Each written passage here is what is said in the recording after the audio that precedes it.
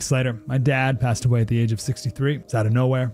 Had a stroke. Super hard, obviously, for the whole family, but my dad had life insurance. This is why I have life insurance for my family, for my wife and 4 kids. And the best place to get life insurance is ethos.com, because you can do it in 10 minutes. And there's no medical exam and no blood test, just a few health questions. Get life insurance in 10 minutes so your family is protected. Ethos, ETHOS, ethos.com/life. Walking into the building for the first time after the shooting, it was crippling, but it had to be preserved. In response to the Pulse nightclub shooting that affected the LGBTQ community, Barbara Poma, owner of Pulse, founded the One Pulse Foundation to honor Pulse victims and survivors. If you're an ally of this community, speak out. There are more of us together than apart. It is the power of love in its rawest form. Join the fight for LGBTQ acceptance. Learn how at lovehasnolabels.com. Brought to you by Love Has No Labels and the Ad Council.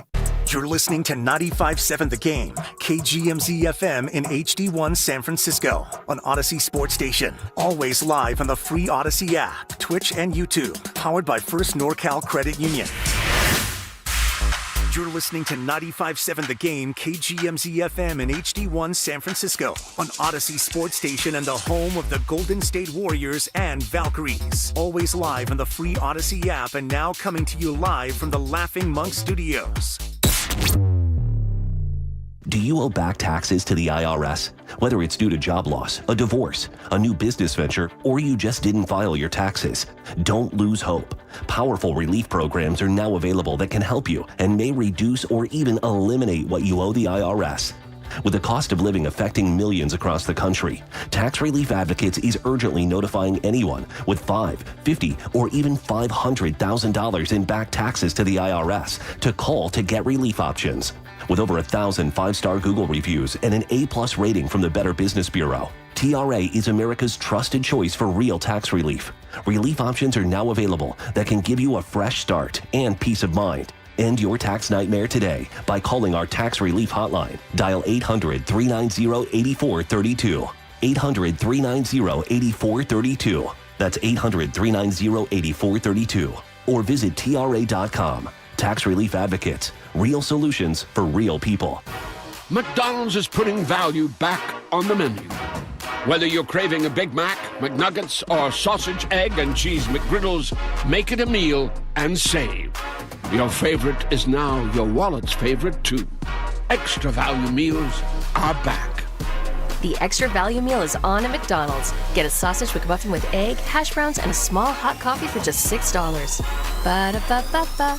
Prices and participation may vary. Promotion pricing may be lower than meal pricing. Running a business means wearing multiple hats. So if you're like me, you probably started out using your personal phone, taking client calls and texts nonstop. As my business grew, I needed something smarter. That's when I switched to Quo, the #1 business phone system. Quo works right on your phone or computer. No carrying 2 phones, no clunky landline, just one easy app you can try for free. Your team can share one number and handle calls and texts together like a shared inbox. Any teammate can jump into the conversation so customers get faster responses. And Quo's AI assistant summarizes your calls and responds to customers 24/7, so you never miss a lead or opportunity. All this starts at just $15 a month. That's basically 2 coffees. You can even keep your current business phone number. Find out why 90,000 businesses trust Quo. No missed calls, no missed customers. Try Quo for free at quo.com/sports. That's quo.com/sports to try Quo free.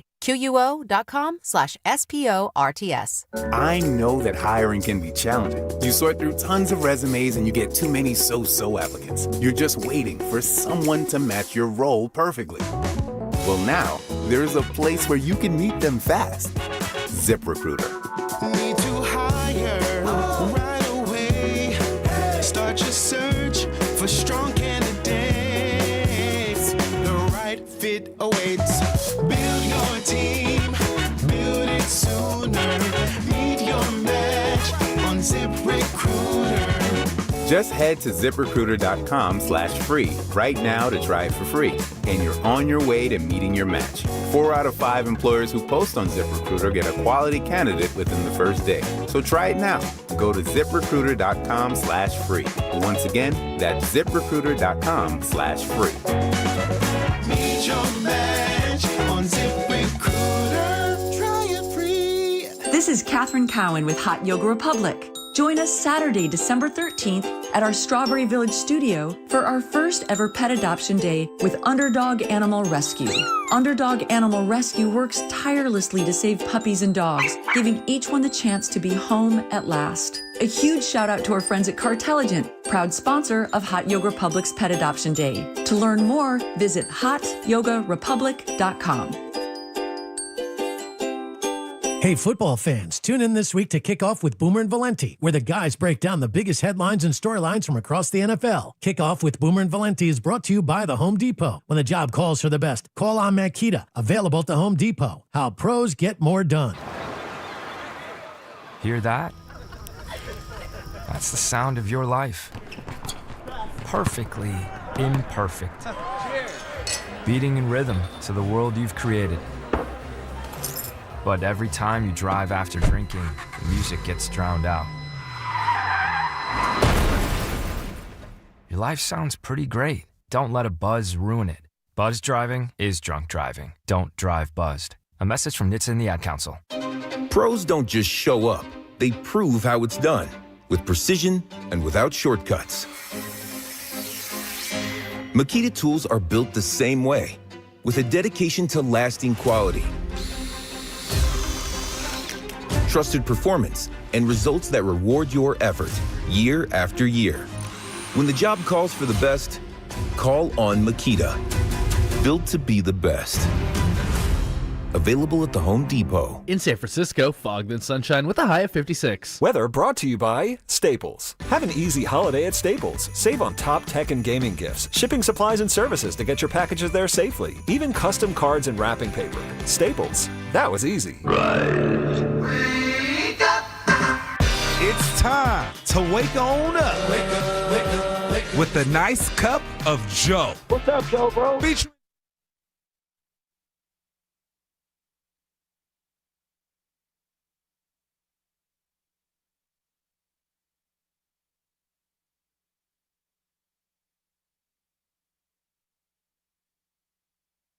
And it all came down to this kick right here. Would it stay inside that left upright? Hit it clean. Hit it great. And through. So the Falcons last year stunned them on a Thursday night in Atlanta, and they stun them again on a Thursday night in Tampa, Florida. Woo, yeah. Man, Al Michaels sure sounds stunned right there. Amazon Prime Video, Al Michaels, Kirk Herbstreit on the call. 29-28 the final from Tampa Bay, Florida. And wouldn't you know it, the Bucs are out of the playoff hunt right now. Technically, they're out of the playoff picture altogether. It's fine. Carolina Panthers at 7-6 are the 4th seed in the NFC. Welcome in, ladies and gentlemen, boys and girls. Spadoni, Shasky. Good morning to all of you just getting off work, getting ready for work, getting ready for the weekend. It's the holiday season. You got shopping to do. You got dates to go on. You got babies to feed, whatever. We're just happy you're here with us. And we got an action-packed show for you today. Last night was kind of crazy. It was the start of fantasy playoffs for a lot of people. I had Bijan Robinson. Just don't want to toot my own horn there. He had 30 points. Could have had more if he didn't fumble the ball, but that's okay. I'm not going to get on that. Kyle Pitts. If you had Kyle Pitts, my God, you probably already won. How many points did he have? Like 48? Oh, my Lord. I saw a tweet, Joe. Kyle Pitts had 7% of his career fantasy production last night in one game. 7% of his career production. I guess that's a kind of a sad sentence because his production's been kind of just a miss, if you will, in Atlanta.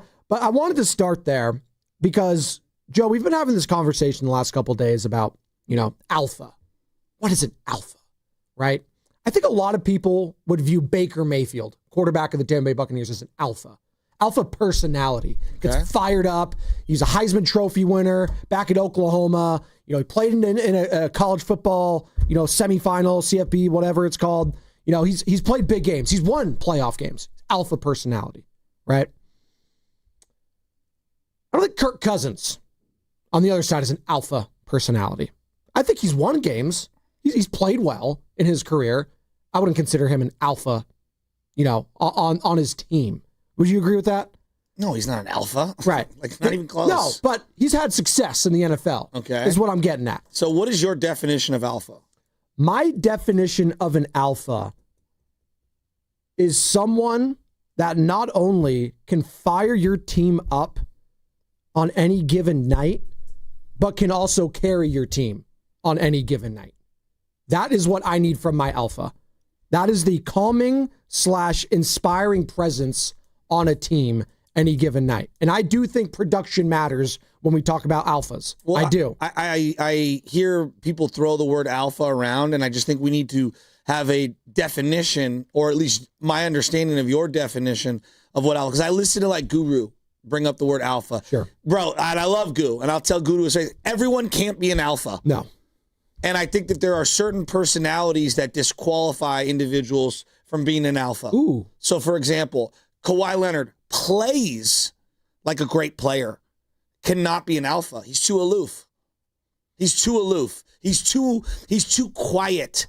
He doesn't stir it up with his teammates enough. Interesting. If I was going to say the quintessential alpha, for me, definition-wise, Kobe Bryant is one of the first names that comes to my mind. And I think some of the attributes that you laid out, like obviously there has to be leadership.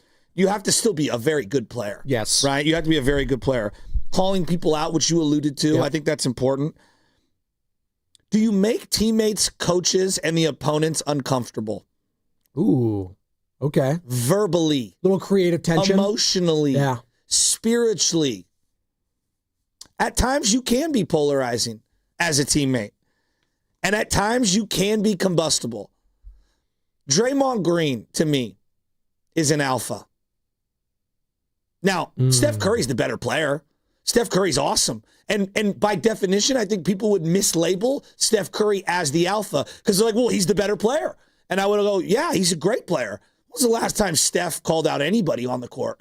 When was the last time? On the court? Ooh, it's probably that 2020 season where he was like yelling at all the people on the bench. Remember that? Yeah, he's a great player. He's an all-time player. By the way, that's not exclusive to him.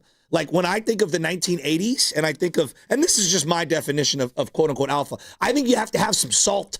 I think you have to have a little bit of salt in you to be an alpha. Shaq was not an alpha. Great player, all-time player. Kobe was the alpha. Yeah. Yeah. Gasol, great player, all-time, not an alpha. Kobe was the alpha. Yes. Joe Montana, all-time player. Ronnie Lott was the alpha on the Niners. Ronnie Lott was the one that would hold people accountable on the field, off the field, etc. That is not a knock on them. Christian McCaffrey is one of my favorite players ever. All-time talent. Doesn't have alpha personality. Again, alpha is not just play style. It's also personality for me. Now, that's my definition. Okay. And I want to know what other people's definition of what an alpha is. And 888-957-9570 is the number. So, for example, Lamar Jackson, great player. Like Kevin Durant, a little too quiet for me when it comes to his teammates in general. A little too, under the radar and undertoned to give off that alpha leadership. Amazing player, all-time player. But I wouldn't consider him alpha. Ray Lewis, alpha. Would you agree? Yes. Fred Warner, alpha. Joe, if you have a dance before you run out of the tunnel, you're an alpha usually. You got it, but you got to be good. You can't be just some Scribini. And I love you, Brock, doing the Dougie. But that Ray Lewis, that dance that he does, gets me fired up thinking about it. Ed Reed, great all-time player. Now, I don't hold him in the same alpha conversation as Ray Lewis. I think he is an alpha, though. I do, of the secondary, I think Ed, the quiet confidence of him. Again, different definitions. Again, that's fine. I'm fine. parsing words here. Okay, no, you're Kevin good. Garnett, alpha. Yes. Ray Allen, great player, all-timer. Not an alpha. No. Paul Pierce was. I think Paul Pierce was. I do. When Kevin Garnett got next to him, who was the main alpha? Paul Pierce was good, though, man. He was really good. He was. I know. Not on KG's level. I know he's on Kevin Garnett's level. He is a Hall of Famer, though. Joe, just like anything in life, I don't want to give him credit. Trust me, I don't want to give him credit. I know. Like Kareem Abdul-Jabbar, all-time great player, rubbed teammates wrong. Wasn't the alpha on those great 1980s Lakers teams, nor was James Worthy. It was Magic. Magic was your alpha. Yeah. Sometimes your alpha can be your head coach. Jim Harbaugh, on almost any team he's ever been on. He's the alpha. Pat Riley. Exactly. Yeah, Pat Riley. Right? Yeah. So I know I love this conversation, and I think about it, long and hard. Like Jimmy Johnson, alpha. I watched him. He was psycho. We watched the doc. He was great. Barry Switzer was not. No. But you know what? And I'll defend Barry because he let the players control themselves. He's like, exactly. I'm not going to be your mom and dad. Exactly. All right? That's not my job. Now, Troy Aikman didn't like that, quarterback at the time. He's like, no, you need to get on these guys like Jimmy Johnson did. 100%. But it still worked in the end because they won a Super Bowl. 100%. Yeah. Nick Bosa does not strike me as an alpha. No. Now, is Nick Bosa a great player? Hell yeah. You know what I mean? Honestly, yeah. His brother Joey is more of that guy. He's more fiery of a personality on the field. That's not Nick's DNA. No. That doesn't mean you can't be an all-time great player. I just referenced Steph Curry. He's one of the greatest players. I'll raise you Steph Curry. I'll say Tim Duncan. Yeah. Was Tim Duncan ever? Not really. What is he? Not really. I would say Tony Parker had more salt in him than Duncan. And now that might sound sacrilegious, and things can evolve over time. Yeah. So, for example, do I think Tom Brady was always alpha Tom Brady? Not really. He had to evolve into it. Yeah. I think until year 8, 9, 10, 11, that's when you really saw alpha Tom Brady for the last 15 years of his career. I think that undefeated season was the first time I saw them shift to an offense, and he had the long hair. Yes. It was him and Randy Moss. That's when I was like, okay, this is his team. Peyton Manning stepped into the league, and after year 1 was an alpha. Yep. Call anyone out at any time. I mean, damn near ran the whole team. Yeah. Right? Say what you want. Chris Paul. Yeah. Chris Paul's got alpha tendencies. He's still out there? Anyone pick him up? No one wants him? Oh. Right? Still got alpha. James Harden, not an alpha. No. Not an alpha. He's not. Great player, right? I mean, even if you're the biggest James Harden fan out there, great player. He's an MVP. Yeah. I personally believe to be a quote-unquote alpha, this conversation that we're having, there has to be a level of salt. Now it gets back to Jimmy Butler, who I've been thinking about long and hard. Football's so different from basketball. Sometimes football, you have two alphas, and it doesn't necessarily work. Keyshawn Johnson, John Gruden. Oh, that's a great call. Right? Yeah. Right? Two alpha personalities. And it just doesn't work, okay? Right now, A.J. Brown and whatever the hell's going on with the Philadelphia Eagles. A.J. is an alpha, but A.J. right now is combustible. Yes. Too many alphas, not enough alphas can be combustible. I think about what's going on right now in the Warrior locker room. And I think about kind of the situations, as an article is written about Jonathan Kaminga this morning. I do not think Jonathan Kaminga is an alpha. Oh, no. I want to make that very clear. Please. Draymond and Jimmy combined and being together. Is that just what the doctor ordered in terms of alphas? Because I do believe Jimmy is an alpha. He's not better than Steph. But I'm talking about the ability to look someone in the eye and call them out in real time and have them respond almost to an uncomfortable level.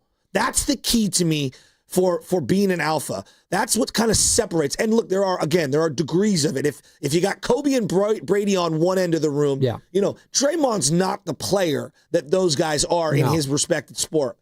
But boy, he really can hold guys accountable. Buster Posey, I believe, was an alpha. Yeah. Red ass. Big time. Yeah. Big time. Johnny Bench was an alpha, right? I don't know if Bonds was an alpha. Bumgarner? I think at times. Yeah. And I think his alpha act wore thin. Yes. Wouldn't you agree? I agree. Is Mookie Betts an alpha? No. I don't get that sense. Shohei Ohtani's the alpha of that team. Right? Now, Paul Skeens is an alpha. Yes. I mean, he just oozes, I'm here. Roger Clemens. Yeah. For right or wrong, whether you love him or hate him, alpha. Mario Rivera was one of the best players ever. Yeah. He wasn't really an alpha. No. Derek Jeter, I think, was an alpha. Yep. And that was the whole dynamic between Jeter and A-Rod. A-Rod, the better player, the leader of that team was Derek Jeter. And I'm glad you're bringing this. There was clearly something off, chemistry-wise, introducing Alex Rodriguez into the mix. Yep. So I ask you, Draymond and Butler right now. Ooh. Is it just what the doctor ordered?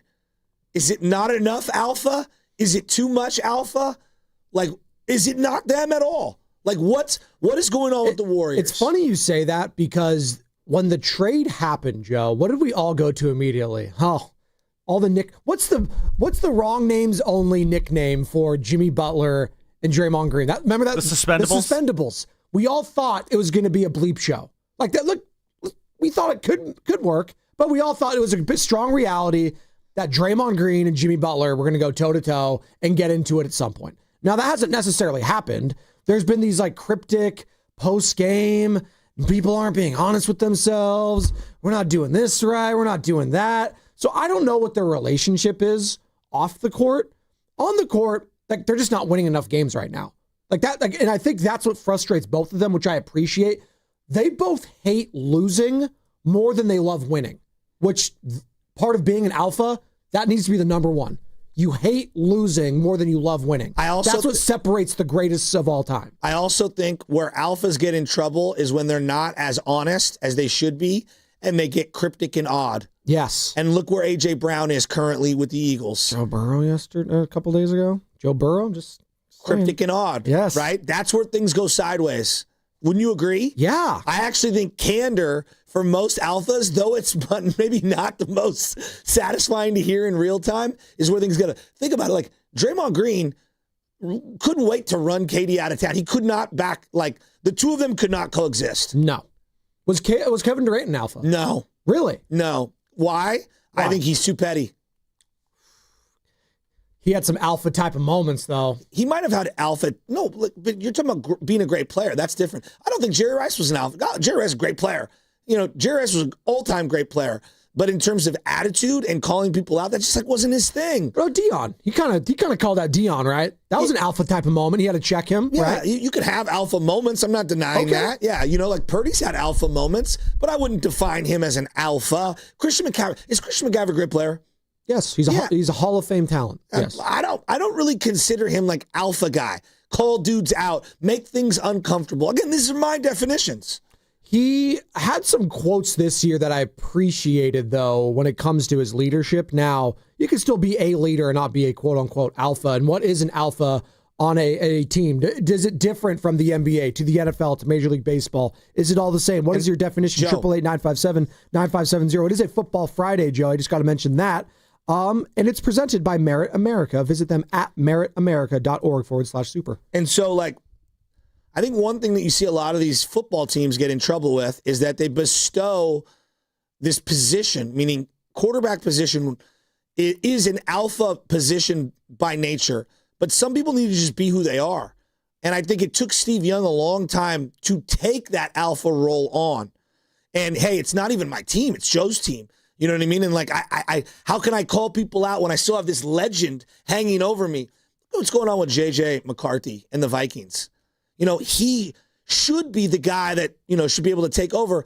But their alpha is not J.J. McCarthy at all, even though he plays an alpha position, even though he's replacing a guy, Sam Darnold, who is the opposite of whatever an alpha is. It's probably Justin Jefferson, you would assume. Is Justin Herbert an alpha? No. It's Jim Harbaugh. What? It's Jim Harbaugh. No, that was my point. No, that's a good point because you see what Jim Harbaugh does with his quarterbacks. He tries to elevate them and almost take on his personality on the field, pump them up. Alex Smith, case in point. Yeah, not an alpha. Never an alpha. No. I just need you to play with more confidence. Yeah. I love that you brought up Pau Gasol. I think Phil Jackson in his own way was an alpha on a lot of he had to be that. You have to have an alpha personality to manage all those egos in a locker room, whether that be the Bulls or the Lakers. He got on Pau a lot because he just needed to see more aggression on the court. He smacked him on the sideline famously. So I'm glad you brought this. This is a fun conversation. So right now, Aaron Judge. I think Aaron Judge is an alpha. If I look in baseball, for example, Aaron Judge, alpha. Yeah. I never thought that Mike Trout was alpha. No. Now, it's like you know it when you see it. Yes. Right? Kind of a thing. It's like porn. Like porn, you know it when you see it. Rafi Devers. He's not an alpha. No. He's a great player. Who's the alpha on the Giants right now? I think that's a great question. I don't know if they necessarily have one. I love Logan Webb. Logan Webb's a really good player. I don't think he's necessarily an alpha. Doesn't mean he can't be a leader. It's hard in baseball because you mentioned some pitchers and you're right, like Roger Clemens. It's hard when you're just pitching once every couple days. 100%. It's very difficult. It's very unique. And there is a separation from the pitchers the bullpen, and then from the everyday players. It's and to separate. be your top dog. Yeah. You know, there's that's why Shohei is so unique. Like and all that. Will Clark, say what you want. Will Clark was alpha to the T. Please. To the T from day one. Was the guy that joined us earlier in the week, Jeff Kenton, alpha? I think he was similar to Kevin Durant. I actually do not. Oh, interesting. I think he was a really, really, really good player Petty King? who had weird tendencies. Almost, I put him more in the enigma than alpha category. I like that. Shout out to those watching on YouTube. You can weigh in there. We are streaming, brought to you by First NorCal Credit Union. For a low rate auto loan, apply online or just ask for First NorCal financing at the dealer. And we are coming live from the Laughing Monk Studios. I want to get Nick Friedell's definition of what an alpha is. His and mine are just so different. He joined us yesterday, and he talked about it, and we're going to play it on the other side. What is your definition of an alpha type of player? NBA, NFL, Major League Baseball. Does it not matter the sport to you? 888-957-9570. Yeah. I also think when you are trying to be an alpha on a team and it's not your time, you're not good enough, it feels inauthentic. You get rejected very quickly by teammates and by fans. And I hate to do this to the guy, but I think part of where Brandon Pajemski is currently right now is he gave off all these alpha tendencies, and everyone's like, you're not there yet. You're not there yet. No. We'll let you know. Like, we know when we see it, and you're not there yet. And I think that's part of the learning process for the young man. And it's brought to you by the California Office of Traffic Safety and Caltrans.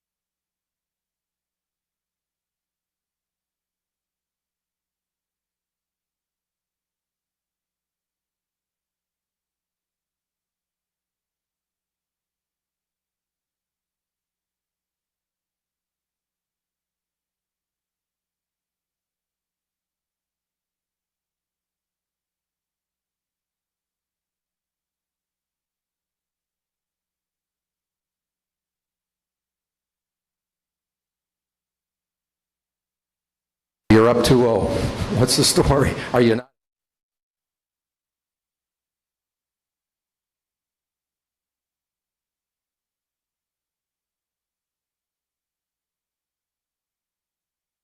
Bay Area is Draymond Green, and you can see us live on YouTube and Twitch right now. Just search 95.7 The Game and make sure to subscribe. You're listening to The Morning Roast with Joe Spadoni and Joe Shasky on 95.7 The Game. What's up, Day-Day? And before that, that was Kobe Bean Bryant. Up 2-0. I believe that was the 09? No, that was 09, okay. I think that was the semis, though. They weren't up 2-0 in the finals. Was Jordan an alpha? Who? Jordan. Poole? Michael. Oh, okay. That was actually game 2 of the NBA Finals. It was game 2. They just went up 2?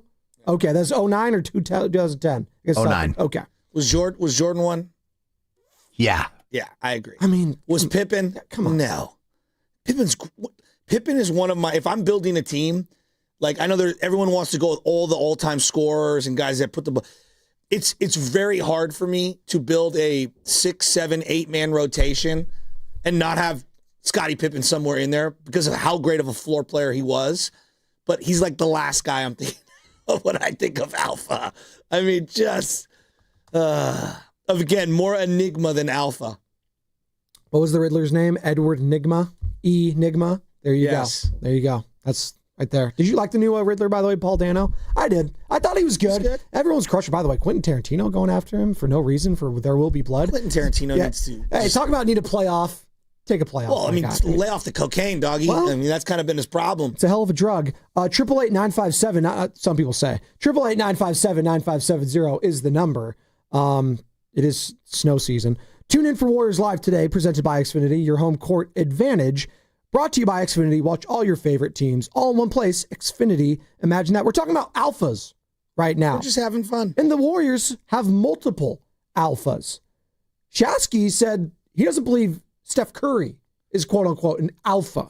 Like his definition. But that also doesn't mean that he can't have alpha-like moments. Okay. Game 7, telling everybody, hey, get on the bus, this and that. I'm just saying overall, he's one of the greatest players I've ever seen, but I wouldn't necessarily put him in that alpha category. Just like I wouldn't put, Joe Montana. Even though Joe Montana, when Joe talked, people listened. But he didn't control that team, play in, play out on the sidelines the way Ronnie Lott did. Ronnie Lott was the alpha. But wasn't he like Steph? He led by example. Yes, and you could be a calming presence that way. And sometimes an alpha does need to, hey guys, hey, I'm here. We're good. What was this famous line? Hey, John Candy's right over there or whatever, right? Wasn't that the famous one? I hear you. Calming everyone down? I just think the leadership has various forms. For me, in my definition, got it. Okay. Quintessential alpha, Kobe, Brady, Ray Lewis. Like I'm giving you some of the names of the people that I think of. Nick Friedel. Here's good. Manny Ramirez, great player, right? Oh, Manny being Manny. The farthest thing from an alpha. And I love Manny. Should be a Hall of Famer. But I agree. He's not the alpha. Of those Red Sox teams, who was it? Of those Red Sox teams? Was it Big Papi? I don't know. Yeah, maybe it was big. I think he evolved. Veritek? What? Jason Veritek. Veritek's a great call. Yeah. That's a great example. Veritek was what, 7 guys down the list before you get there? I think at times Pedro, but I also think at times Pedro was all over. Veritek had the captaincy, though. Kevin Millar. Yeah. There were a lot of guys on that team. I think that's what makes it unique. Like Buster Posey, Will Clark for the Giants were alphas. Bonds was all-time great player, and I think he picked and chose his spots. But I don't. Well, it's funny he conducted himself that way. You bring up that Red Sox team. I think it was Nomar before the trade, right? 100%. It was before Nomar. No, before he got hurt. Really, before the Achilles started flaring up. Right, and it was 100%. And then it Nomar. got contentious. 100% Nomar. I still go back to Kevin Millar. 100%. Kevin Millar getting interviewed by ESPN and saying, "Yeah, if it means getting A-Rod, see you later, Nomar." It's like Thurman Munson. Can you imagine that today? Hey, if it means getting Giannis. They're interviewing Brandon Pajemski. See you later, Draymond. So, the Cincinnati Reds, the Cincinnati Reds of the 70s had 2 alphas, Pete Rose and Johnny Bench. Yeah. And it got combustible. The A's. Reggie Jackson famously, right? Yeah. Dave Winfield was not necessarily an alpha, and him and Thurman Munson was there prior. And there are certain guys who are just like all-time legends, great players. But I don't put them in that alpha category. For me, my definitions doesn't mean that they can't display alpha-like qualities over time.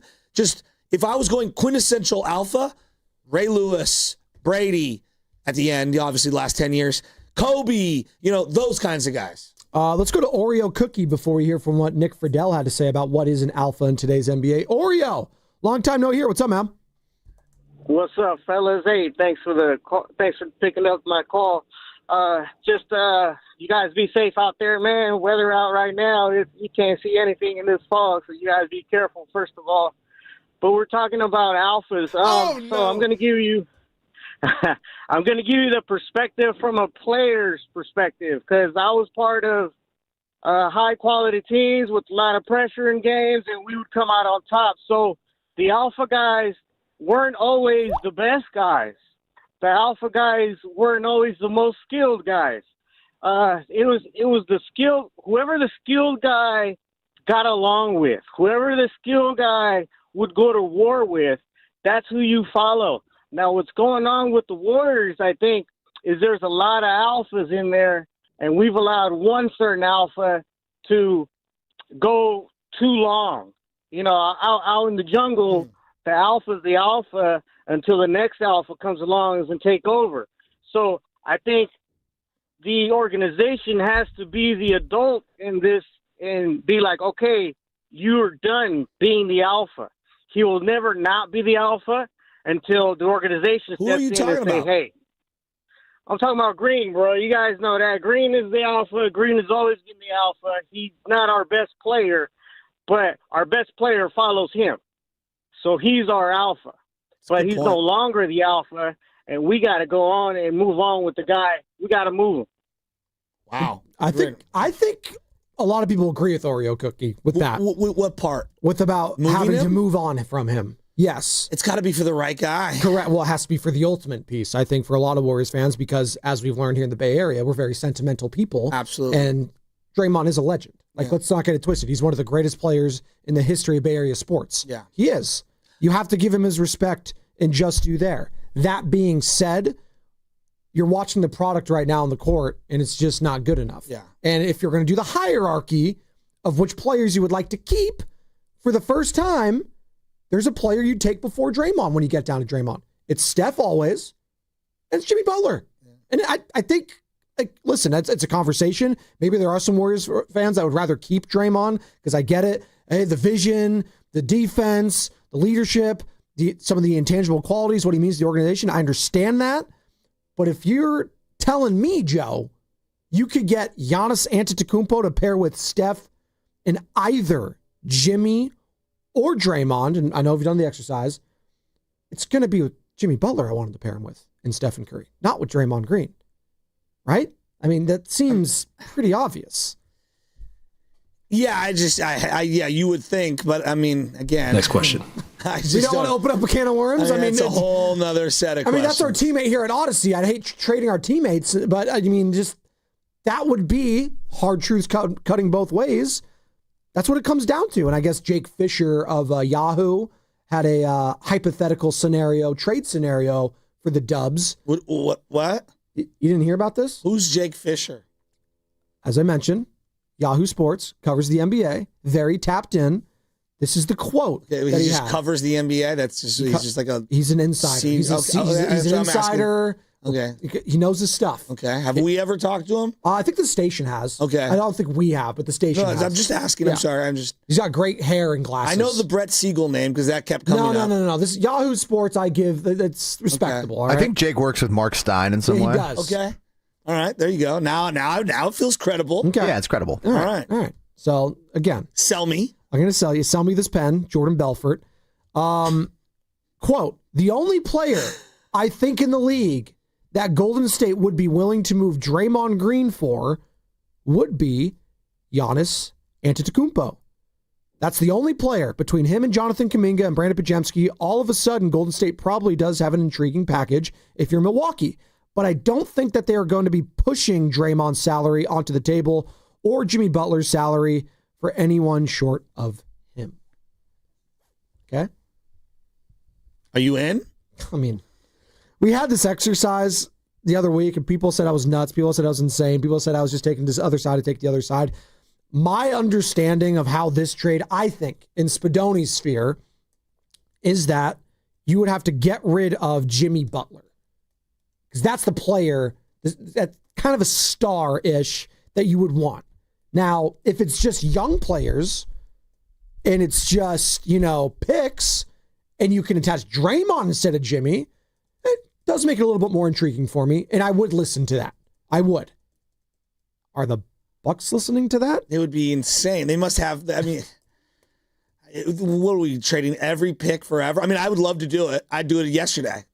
And it would be so bizarre that Draymond would be left out. Let's peel this onion. I can't envision it. Let's peel this onion and the layers in this onion on the other side and what it would take to get Giannis Antetokounmpo here to the Bay Area. Plus, we're going to be talking to a guy that knows Giannis inside and out. His name is Bill Schmid, host of No BS with Billy and Sarian on 97.3 The Game out in Milwaukee. That's all coming up next. Brought to you by Freon Bank. Here for you. Here for good. Excuse me, can you tell me where... I don't know. Those big box stores, they don't know. But Dolan's knows. For 60 years, Dolan's Lumber has been serving the Bay Area with the materials and the knowledge to make your next home improvement project stellar. Lumber, doors, windows, you name it. Dolan's knows exactly what you need. So skip the guessing. Go with the experts. Remember, Dolan's knows. Call now for a quote, 800-9-DOLANS, or visit DolanLumber.com. To 15-year-old Harper, buying an $80 vintage rock t-shirt is a great investment. To Harper's mom, this logic has a few holes in it. So she helped Harper open a Wells Fargo Clear Access banking account. With no overdraft fees and tools to track spending, Harper's learning, one heavy metal tee at a time. However you make money work, Wells Fargo can work with that. Terms apply. Visit wellsfargo.com/deposit disclosures for fees and details. The real estate market feels more uncertain than ever. Homes are sitting longer, prices are falling. Have you inherited a home and want to avoid the stress and hassle? Call Wedgwood Homes first to discuss your options. Inheriting a home can be overwhelming. Probate paperwork, multiple heirs, property taxes, repairs, and maybe even an existing mortgage. With Wedgwood Homes, there's no need to clean or clear out the house, and no repairs or updates. We buy as is and provide a reliable all-cash offer with no commissions, no hassle. The Wedgwood Homes team can guide you through the process with experts in probate, trusts, and shared inheritance. Wedgwood Homes' offer is firm. No last-minute price drops like other cash buyers. Close in as little as 3 days or on your timeline. Let Wedgwood Homes ease the process so you can help your family move forward. Call 415-888-9432 today for your free, no-obligation cash offer. That's 415-888-9432. 415-888-9432 or WedgewoodHomes.com. The Bay Area's trusted home buyer. Hey, it's Willard. You ever study the coaches who win relentlessly? The legends, the dynasties. They're systematic warriors, disciplined, obsessive. They outwork, outthink, and outlast everybody. Pure domination. That's Omar Habas, Tarek Habas, and the Habas Law team. When Habas Law goes up against big insurance companies, they grind them to dust. Habas Law knows every inch of the Bay Area legal playing field, and nothing catches them off guard. If you've been injured and want to win, visit HabasLaw.com. Habas Law, they fight to make it right. McDonald's is putting value back on the menu. Whether you're craving a Big Mac, McNuggets, or sausage, egg, and cheese McGriddles, make it a meal and save. Your favorite is now your wallet's favorite, too. Extra value meals are back. The extra value meal is on at McDonald's. Get a sausage McMuffin with egg, hash browns, and a small hot coffee for just $6. Ba-da-ba-ba-ba. Prices and participation may vary. Promotion pricing may be lower than meal pricing. What if you could have reliable and intelligent Wi-Fi at the same price for 5 years? That's the Xfinity 5-year price guarantee. No annual contracts, no hidden fees, and our best equipment included. Just 5 years of Wi-Fi that boosts speeds to the devices that need them most, that finds and fixes problems before you even notice them, and that keeps you gaming in the fast lane. Lock in your price and unlock the possibilities. Xfinity. Imagine that. Select plans only. Restrictions apply. Dan Daly, the administrator of Lawton Skilled Nursing and Rehabilitation Center, thanks his staff for earning Newsweek's top Bay Area facility recognition. Lawton, in San Francisco's Sunset District, provides top-tier therapies and partners with UCSF Medical Center. With a 5-star rating and Dr. Darby Clayson as medical director, it's also listed among the best by U.S. News. For skilled nursing, call Dan Daly at 415-566-1200. That's 415-566-1200. At Target, great memories start with great prices. Get gingerbread house kits for just $12, plus all the Wondershop baking must-haves. Gather the whole fam, grab some gingerbread kits, and start building sweet moments together. Then keep the joy rolling, baking up tasty treats with Wondershop that'll make the season a blast. Make unforgettable memories with incredible prices on gingerbread kits and Wondershop baking essentials. And step into the holidays, only at Target. Restrictions apply. 250 years ago, a promise was made to connect families and friends near and far. And during the holidays, that promise is more important than ever. That's why USPS is building a better network to meet your needs with timely deliveries, easy and affordable ways to ship, and everything you need to make your season full of holiday cheer. Our purpose is delivering your peace of mind, knowing your love will arrive, bringing joy to all. The United States Postal Service. Learn more at USPS.com/holidays. Hey, nice job, Pete. I like those clean lines. Fellas, do we have anyone that can get to Greenport today? At Corey's Landscaping, the staffing plan is in the weeds. Anthony, we need that leaf blower over here. 3 more new customer requests just came in. Who wants to work some overtime? He needs to dig up quality landscapers and fast. I need Indeed. Indeed you do. When you sponsor a job on Indeed, it's easier for talented candidates to find it, which makes it easier for you to hire them. Visit Indeed.com/credit and get $75 towards your first sponsored job. Terms and conditions apply. Wesley Financial Group is not a law firm. I'm Chuck McDowell, founder of Wesley Financial Group. Did you buy a timeshare because they told you it was a great investment? That's a lie. Most timeshares can be bought online for $1. To find out what your timeshare is worth and to cancel it, call us today and we'll send you our timeshare exit kit free with all your options for cancellation. Call Wesley for your free exit info guide. 800-941-2255. That's 800-941-2255.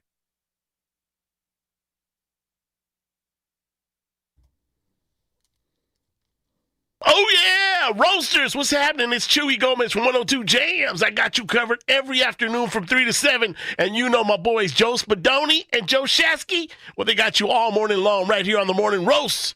Take it away, Spadoni. What's up, Chewy? Let's go. 102 Jams. Crushing it. I love when I walk into the common area. There's bumping all the early 2000s, late 90s rap. Dre, Snoop, Eminem, 50 Cent. I'm not going to name other names, but I'll stick to those guys right now because they're on the topic of a lot of people's minds. We're talking about Giannis Antetokounmpo. Why? Well, he's just the biggest name right now that could be available in the NBA. We talked Joe Burrow yesterday, who could potentially be available. And as soon as we talked about that conversation, guess who else started to talk about it?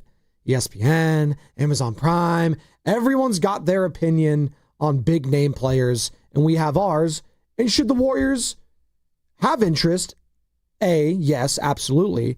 And B, what would a package look like? Jake Fisher, Yahoo Sports Joe, before you jump in here, had this to say. The only player I think in the league that Golden State would be willing to move Draymond Green for would be Giannis Antetokounmpo. That's the only player. Between him and Jonathan Kaminga and Brandon Pajemski, all of a sudden, Golden State probably does have an intriguing package if you're Milwaukee. But I don't think that they are going to be pushing Draymond's salary onto the table or Jimmy Butler's salary for anyone short of him. I don't think they are. I saw in the comment, I don't think they're making Larry Markkinen move either. You know, his contract is so big and that would require you parting ways with Draymond. And I just think Golden State values him too much. And they would not part ways with Draymond Green unless it was for Giannis. And that's really it. Your thoughts, Joe? Jake Fisher, Yahoo Sports. I mean, what thoughts am I supposed to have? Like, dude, you know I'm in on Giannis. Like, you know. But Draymond's, it's a legend. It's Giannis. Okay. All right, it's fine. That's fine. Gone. Some people, what? people hang on to what? Draymond. No, he's a warrior for life. He's a warrior for life. It means something to me. Joe, you know what I've learned? It means something. You know what I've learned over the years? Just because we all started at the same spot doesn't mean we all get to finish at the same spot. Oh. And some people you gotta shed them from your journey. It happens. It's I'm a it's sick natural. individual. What? I mean, screw you. If Michael Jordan could play for the Washington Wizards, I mean, that's the ultimate. If Tom Brady could play for the Tampa Bay Buccaneers. Joe Montana was on the Chiefs. Ronnie Lott played for the Jets. You can make the argument the greatest players ever in all sports played for multiple teams. Yeah. So nothing surprises me. Who's my guy? Wilt Chamberlain, many teams, right? Kareem, many teams. LeBron James, how many teams did he play for? Exactly. P. Diddy. Not 5, not 6. How many teams was he on? Well, we know he was on the blue team. How much we do know. So. Brother. By the way, where is that from? That's a famous meme. I don't know the guy's name, but it's famous. The guy's face is the best part of it, which does not translate on radio. He's just, the look of disgust is all time. By the way, we're going to talk Giannis and Giannis Watch with Bill Schmidt at 9:20. Host of No BS with Billy and Sarian on 97.3 The Game in Milwaukee. So that's 9:20. Bill Schmidt. Also, you know what we're going to ask Bill about? We'll ask him about the NFL and whether or not he would fear the 49ers heading into Lambeau Field or not. Okay. What do you have a fear factor there? Because you remember the last time the Niners were there, what happened, Joey? We won. Hufunga. Well, that was the playoffs. Hufunga. Yeah. Yeah. The playoffs. Yeah, you're right. The playoffs I'm talking about. The playoffs. Because they lost. The regular season, they got popped. I want to clarify. Diddy doesn't just play for the blue team. He plays on all the teams. Oh, okay. All teams. Okay? All in the videos. No, all the teams. Both sides. Everything. Just like Clive Davis. Clive Davis. Google it, kids. 888-957-9570. I'm telling you right now, dude, we're not done with the No, Diddy we're thing. not. We keep getting different layers. What is going on here? I keep getting, now that my algorithm... I'll tell you what's going on. Yeah, what is going on? I'm finding out that 30 years later, I was right all along. I was right all along that Diddy was a horrible person. So hold on, high school Joe was saying this to his friends? Dude, I was West Side till I die. Okay. Of course, just like everybody else out here. Didn't mean I didn't like... Look, I think one of the... I'm being real when I say this. I truly believe one of the greatest hip-hop verses, rap verses of all time. Bone Thugs and Harmony, Biggie, Biggie's first verse, which he did not do the night that they all collaborated. Notorious He took Thugs. the music home, he took the song home, and then came back and did it. All right? That, I think, is truly one of the greatest rap verses of all time. If I was going to go like top 5 verses, that is somewhere in the top 1, 2, 3, 4, 5. That being said, I was always Death Row and Tupac. Not that I didn't like some of the music that Bad Boy did. Like, come on, man. There's a ton of hitters. Diddy, I always side-eyed. Yeah. And some was not right. Yeah. We knew. These Diddy parties, we knew something was off. Come on. Brought to you by Golden State, serving the Bay Area for 3 generations. When you succeed, we succeed. Visit GoldenStateLumber.com. And I just want to make this very clear. 50, you're doing the Lord's work. We love you. Like, 50 has been elevated. 50's elevated. I always liked 50 Cent. I mean, that was from our childhood. I'm saying Sam, Carter, myself. Get Rich or Die Trying. Dude, the music video is still my favorite of all time. Guys, like, he's in the lab, doing the pull-ups, doing the chin-ups. I was like, dude, I want to be 50 Cent when I grow up. Go, shorty. A white square with looking like Harry Potter. Mom, I want to be 50 Cent when I grow up. I always remember this story. What was that you just did? That was myself circa 2001. Mom, I want to be 50 Cent when I grow up. Is that what you said to her? Huh? Yeah. I feel like I'm like Mickey Mouse just made an appearance. That was my Mickey Mouse. Oh boy. I have some pretty good impressions with my kids. I have to keep them entertained. That's what I do. If you're in the front seat, like, and I do this a lot, like, oh, Dad, like Nora will be like, can you do a Mickey Mouse voice? Can you do Donald Duck? Can you do Goofy and all this stuff? I was like, oh God, I have to entertain them in the car, or else they're just going to be yelling and screaming and doing. I want to hear your Goofy. No, hold on. Gosh, there you go. Whoa. Yes. Solid 3.5. It's not bad. Not bad though. All right. It's not bad. That's all I can do. I can't do the voice. Donald, I can't do. Like, it's not bad. That hurts my voice. I just can't do it right now. So what? No, I would be Fitz. It'd be bad. What was I going to say? Oh, fun story about 50 Cent. When I was a kid. Fun story, okay. When I was a kid, as you do back in the early 2000s, we used to read newspapers in the morning. My mom, I was getting up for school. I was having my bowl of cereal. I liked looking at the comics or the sports pages. And my mom was just sitting there reading it, just having her cup of coffee. And she's like, what? No way. Mansion sold for 50 cents? That can't be. 8-year-old me looks at it. I was like, no, Mom. No, that was a mansion sold to 50 cents. It's like, what is that? What does that mean? Like, I'm all about $1. What is 50 cents? The rapper's name. Oh. That was Jay-Z. I don't listen to that crap, as my mom would say. And, well, the rest is history. She was a big diehard Deadhead and, like, rock and roll. She never let me, like, get any Eminem records, any of that stuff. Mind you, I was 8 years old, so my older brother, Sam, who's around your age, would just buy it for me instead. Oh. Yeah, he's a good brother. My pops used to say this thing back when I was like a young man. He was like, I don't know, probably 10, 11, 12. Rap is short for crap. And then eventually, like California Love came out, and he loved California Love. Thought it was a great song, and Nicotina ended up being one of his faves. Well, I smack these. Oh, well, I'm a Filmo VIP. Well, I've had some Joes in my life. There we go. I've never had this Joe before. It's not Joe, by the way. It's another word. This Kaminga article, I know we're talking about Giannis.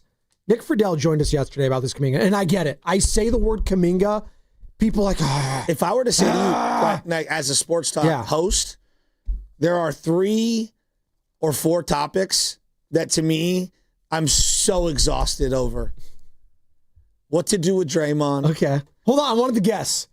Okay. Hold on, let's see. What are you exhausted about? All right. Will Kyle Shanahan ever win the big one? Oh, God. Will he ever win the Super? Yes. Yes. Let's see. Brandon Ayuk. Nah, that's like lower on my tier. Okay, all right, not bad. All right. If we're going Niners, it would be, is Jimmy/Purdy good? Elite. Yeah, are they elite? Yeah, something stupid like that. Are they elite? Will Kyle ever win? What's the Giants related one? Are they spending enough? No, that's not even it. What is it? Are they good? No, that's not even it either. What do they don't even just do something? Just do something. Just do something. Farhan did such Farhan. He did a lot of damage. He did a lot of damage on you. Just Farhan. There's many things I've been wrong on. I've been right on Farhan. I spoke with someone who's very, involved financially with the Giants, and let's just put it this way: Farhan did so much damage to their brand with corporate companies. It's unspeakable. He set them back a decade. Financially, he's that bad. And now he's back with the Dodgers. Winning. He's like running the Lakers or something. Oh, is he? Oh, with whoever that guy is now that owns the Lakers, who owns the Dodgers as well. All right, what other topics? The punch. Yeah, you hate to go Hawaiian. You got to bring up the punch. What topics are we tired of in the Bay Area sports landscape? I don't think. See, the problem is, Joe, I'm so exhausted. No, I know you are. I don't think the people are. Though. Of what? Of talking about it. I think they love talking about it. Joe, before I got on air, it was the tail end of the Colin Kaepernick situation with kneeling. And if I hear about the anthem or kneeling or Kaepernick, I am running to turn it off. Running. I don't want to hear it anymore. And that's how I feel with Kaminga. I am so done talking about it. It's just either play or don't play or don't suit up or do suit up or trade him or keep him. Just like something. I'm so tired of nothing. It's been nothing. It's basically been nothing but talk. And I'm just tired of it. We talk more about the minutes than he gets. Well, we're going to talk about him some more here in a second as you're listening to 95.7 The Game, KGMZ FM and HD1 San Francisco, and Odyssey Sports Station, the home of the Golden State Warriors and Valkyries. Always live in the free Odyssey app, coming live from the Laugh Among Studios. Joe, and it is a Football Friday presented by Merit America. Visit them at meritamerica.org/super. Did you read the latest article from our guy Nick Friedel in The Athletic that covers the team? Steph Curry urges Jonathan Kaminga not to lose your spirit when not playing. That's the latest that dropped. And this is the chef, the greatest athlete in the history of Bay Area sports, most beloved athlete, talking about Jonathan Kaminga. This is what he had to say. Quote, really, the hardest part is whether it's going well or whether it's not, is not losing your spirit. That's been JK's challenge as a young player. Things change so quickly, and there's all these declarations about who he is as a player, and does he fit, and all that type of stuff. End quote. Can't lose your spirit. As we're in the ghost of Christmas past, present, and future. Can't lose your spirit. Kaminga lost his spirit. Is it over? Can you ever get it back? I don't know. I mean, look, he's one of the greatest players to ever play any sport, Steph Curry. And so when he talks, you listen. But yes. There is a level of I kind of don't want to hear it because I watched what the young Warriors had. And look, Steph early on, AC Law was playing ahead of him. He talked about it too. Yeah. But he was still playing. Like, look up his game logs. Just pull up his basketball reference. Oh. Pull it up. Just do it. Just do me a favor. Pull it up. All right, hold on. Pull it up. ESPN. All right. I bet you at no point in his career he's been under 20, 25 minutes a game. All right, let's go early on. Let's go to when he started, 09-10. He averaged like 16 or 17 points a game as a rookie. Steph did. All right, let's get that. All right, he started that season. Let's see here. Oh, yeah. How many minutes a game? Just minutes a game. In the month of, let's do his first full month, 29.1 in December. All right. Yeah. That's as a 22-year-old or whatever November it was. that was. Yeah, November. Right? Remembering of what the real situation was. We're going to have a circle of trust. Bedoni's circle of trust is going to be at some point in this hour. I promise you that. It will be Warriors and 49ers related. Plus, speaking of the 49ers, we're going to have the guy that's going to call the game for Fox Sports, Adam Amin, in the 8 o'clock hour. Can't wait to talk. Adam, he's going to be paired up with Drew Brees, who's also on this year's Hall of Fame ballot. I would expect him to be a first ballot Hall of Famer. So you said in the first month of his career, Steph was averaging 29 minutes a game? Yeah, his first full month, like November, because he played a couple of games in October. Yeah. But Has at any point JK averaged 29 minutes a game? Probably at any not. point his first well, there is another quote here in this article, and we're reacting to I'm not even trying to rip Steph. I'm just saying, can we take a step back and remember you know what this reminds me of? When my dad used to say, I used to walk 4 miles in the snow. What? Dad, we live in San Francisco. You grew up in San Francisco. What are you talking about? What he's comparing it to, though, you live Joe. 3 blocks away from St. John's. Here. Uphill both ways. Right here, the quote. Steph Curry, the second year of my career, it was like, how do you continue to make winning plays, especially down the stretch? Because I didn't get to play much in fourth quarters my second year, and then it was continuing to evolve from there. That was where he was trying to go. Okay. I didn't close games, is basically what he's saying. I didn't get to play in clutch time in the fourth quarter. I would ask him, well, Steph, and I think it's easy for others to tell you how to feel. So, for example, I remember, I had maybe I'm putting too much out there, but I had a deep conversation to, Mark Grandy, right, who does the afternoons and is, working behind the scenes. Yeah, And I'm doing a hell of a job. I'm like, hey, dude, I get it. I worked at nights for a long, long time, and I felt like I deserved an opportunity to be on the everyday lineup. That's easy for me to say when I was doing a night show every day. Yeah. I took a step back and I'm like, he's producing someone else's show every single day, looking through the glass, going, gosh, I wish I could do that. That's a little different. Not only doing that, he's doing the best of the game. He's replaying other people's shows at 6 o'clock. Doing a hell of a job, by the way. Right. Setting us up. So what I went through to try to break through is not what he went through to try to break through, which is not what you, Joe Spadoni, went through, waking up even earlier than everyone, coming in, doing a 1-hour show. And then, if I'm sitting here hey, Joe, this is what you got to do. And it's well, yeah, it's easy for you to say that. Everyone's entry point is different in life. I'm glad you said that.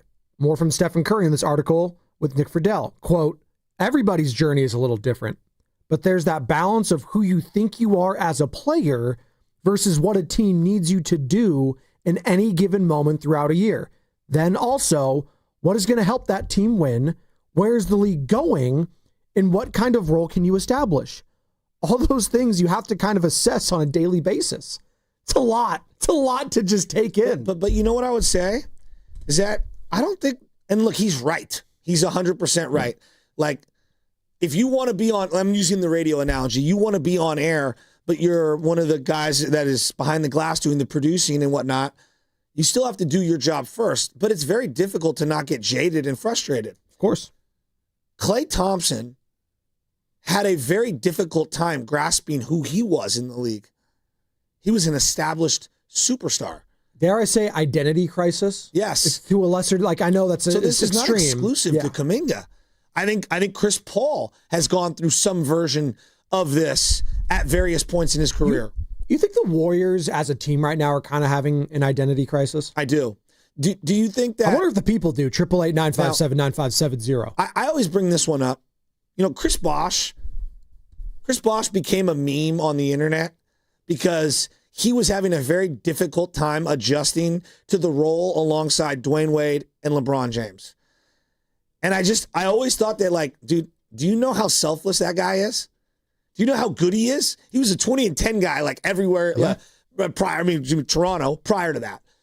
Kevin Love, same thing. Same thing. Thank you. And yeah. I just think that it's always funny when I see people tell you've got to accept where you're at. And look, they're right.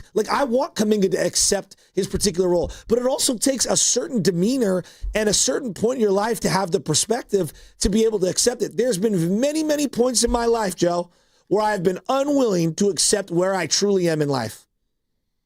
It's hard. Yeah. It's much easier said than done. And I just think that everybody's blasting this guy publicly, and I get it, and I have to. And we got another article telling him what to do. And I don't know if they're telling him. I think it's just Curry's just trying to give him advice. That's all they can do, right? Just this is what I went through. What, Joe? You know what a man told me many years ago? What? Well, I don't sleep with you at the end of the night. You sleep with your wife or your significant other. You got to do what you got to do. You know what I mean? And that there's some realness to that, right? You can't do what others want you to do at every single turn. I get it. Yes, you're part of the team, buy in, blah, blah, blah, blah. But also, you take a step back and you say, those aren't his ambitions. Everyone's got different ambitions. So Steph in this article not only talked about Jonathan Kaminga, he also talked about where the team is at record-wise, saying, quote, nobody's happy with our record. Nobody's feeling like we're a day away from being the best team in the league, but we also know the journey ahead is right there for us. And for us to bounce back the way we did from the Sixers game and end that road trip the way that they did, that speaks volumes to mentally where we are. I don't know where Warriors are at mentally with this, Warriors fans are at mentally with this team right now. And I am curious about who needs to have a better closing to this month going forward. And I know it might sound obvious because where one of these teams' seasons is at, but if I was to ask you, Joe, and the people at 888-957-9570, who needs to have a better closing to this month? The 49ers or the Warriors? 888-957-9570. Remember, the Warriors, they have 14 of their next 20 are at home. And this is their schedule remaining. All right? Starting tonight, Warriors Live, by the way, we'll have that game, 6 o'clock. And then the tip-off at 7 with Tim Roy at Chase Center. T-Wolves are in town. That's today. Sunday, up to Portland. Sneaky Portland team. You don't know what, you've lost to that team a couple times. You got the Suns, and it's a little 2-game set. One in Phoenix, one at Chase, but it's against the Suns twice. Magic, Mavericks, Raptors, Nets, can I just be real? You can be real. I want to get back into Kaminga. I'm not done with it. Now that we've opened the can of worms. Oh, okay, sure. Honestly, I thought you were tired of it. That's why I pivoted. I am. Okay. But what did the Warriors think was going to happen? Why is he still here? Everybody's just stuck. We're all stuck. You knew he didn't want to be here. He had all summer to work out a deal. It takes two to tango. I don't think there was a deal that was to be made though. Sometimes you gotta just cut your losses. There's a real possibility he's here after the trade deadline. I just hope you know that. Yeah, and I would say to you that you as a team, it's the same thing I said about Ayuk, right? Is Ayuk being unprofessional? Probably. Absolutely. I think the proof is in the pudding. That's why he can't fight the voided contract. Sure. Okay. You were with him for 4 years before you gave him a contract. You didn't get an inkling that he would be a little unprofessional? Okay? Jonathan Kaminga has been with you for 4 years. The coach has made it pretty clear what he's looking for, and the players made it pretty clear he's having a hard time adjusting. He just might not be good. Joe, he literally just might not be any good. Yeah. Maybe he is down the way. You couldn't just there needed to be a solution. They needed to figure this out. So, as I look at it today, hey, man, emotionally, I'm kind of done with Kaminga. Right? And I don't think I'm faulting him or whatever. Now I'm looking at the Warriors and I'm you wanted to have your cake and eat it too. You wanted to, like, we have to keep every single asset, and we've got to get something every time. Well, now you got $24 million that isn't even helping you. Like, was that great? Now you got Curry, right? In it, like, talking to, was this Friedel? Is Friedel wrote this? Talking to Friedel about how, like, you can't lose your spirit, kid. Like, how predictable was this in July? Joe, how predictable was this? It seems that way now. 888-957-9570. We'll pick this up on the other side. I'm sorry. I know let's get back into it. I'm just kind of like, let's get back into it. What are we doing? Let's get back into it. Well, what are we doing? We got to wait another month. Joe, it's not even the 15th of December. Even for the window to open up, we got to wait another month. And even then, like you said, he might still be on the team. What? This is honest to God, this entire Kaminga saga, it has borderline. Now I am reaching Kaepernick, national anthem, kneeling convert. Like, I'm exhausted. This is ridiculous. What did we think was going to happen? And shame on me. Sponsored by Crystal Geyser Alpine Spring Water. What makes Crystal Geyser Alpine Spring Water different? We always bottle our Alpine Spring Water less than 1.5 miles from the spring source, and all our bottles are made with 50% recycled plastic from our own recycling plants. Crystal Geyser, bottled at the spring source. Xfinity is the network you can rely on, like a close friend who never lies. The friend who will tell you that new haircut, it's not great. Friends make sure friends get good haircuts. And Xfinity makes sure you get a good deal on Wi-Fi. Xfinity gives you reliable fiber-powered Wi-Fi at our best price. This holiday season through December 21st, get gig speed Wi-Fi for just $50 a month for 5 whole years. No strings, no commitments. Just super fast, reliable gig speed Wi-Fi with our best equipment and unlimited data included. Save yourself from questionable decisions and save over Verizon and AT&T. Xfinity. Imagine that. Restrictions apply. Requires paperless billing and auto pay with stored bank account. Taxes and fees extra. Xfinity Internet powered by fiber and connected to premises by coaxial cable. Actual speeds vary. When businesses thrive, communities score. That's why Bank of America is the official bank of FIFA World Cup here in the Bay Area. And our more than 110 local business specialists are ready to help your business win. What would you like the power to do? Learn more at bankofamerica.com/local business. Bank of America, official bank of FIFA World Cup 2026. Bank of America Corporation, all rights reserved. Hey, it's Dan Dibley. Picture this. It's game night at Chase Center. Instead of sitting in bumper-to-bumper traffic, you're already on your way, cruising up the peninsula on Caltrain. No stress, no parking hunt, just an easy ride straight into San Francisco. You can catch up on scores, chat with friends, or just sit back and enjoy the ride. And when the game is over, Caltrain's ready to take you home safely and comfortably, making getting there part of the fun. Take Caltrain to Chase Center, your ride to what matters. McDonald's is putting value back on the menu. Whether you're craving a Big Mac, McNuggets, or sausage, egg, and cheese McGriddles, make it a meal and save. Your favorite is now your wallet's favorite, too. Extra value meals are back. The extra value meal is on at McDonald's. Get a sausage McMuffin with egg, hash browns, and a small hot coffee for just $6. Ba-da-ba-ba-ba. Prices and participation may vary. Promotion pricing may be lower than meal pricing. With T-Mobile, we don't miss out on any family business. Hola, mija, ¿cómo quedó el mole? It turned out great. This holiday, switch to T-Mobile and stay connected with Los Tuyos. Get 4 Samsung Galaxy S25 phones with no trade-in needed, plus 4 lines for just $25 per line. Visit a store at T-Mobile.com or call 1-800-T-Mobile.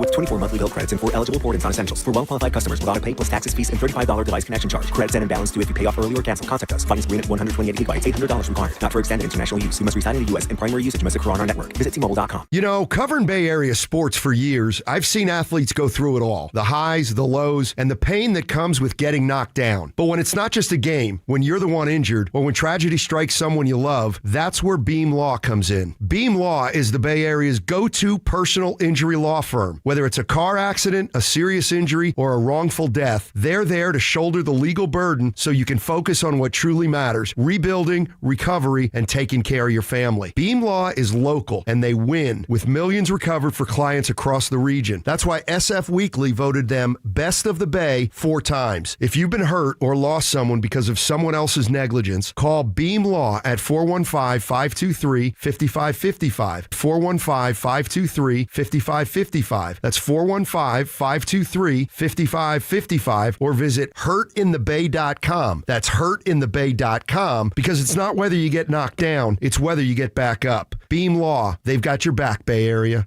Nationwide is so much more than a great insurance company. They're one of America's largest financial services companies. Like how I'm more than Saquon Barkley, the NFL's reigning leading rusher. I'm also the NFL's leading husher. Shh, hush up back there. Wow, I might have just set the hushing record. Well, almost. For your insurance and financial needs, Nationwide is on your side. Nationwide Investment Services Corporation, member FINRA, Columbus, Ohio. Are you like everybody else in the world who has no idea what to get everyone for the holidays? Well, you're in luck. We got you. Hands-free Skechers slip-ins. Because with hands-free Skechers slip-ins, you just step into them and they're on. There's no bending down, no touching, no fuss. Plus, Skechers slip-ins come in everyone's favorite styles and colors. And you can get slip-ins everywhere stylish footwear is sold, including a Skechers store. Or if you're too busy to shop in person, just get them online at Skechers.com, Amazon, and more. You know that Big Bargain detergent jug is 80% water, right? It doesn't clean as well. 80% water? I thought I was getting a better deal because it's so big.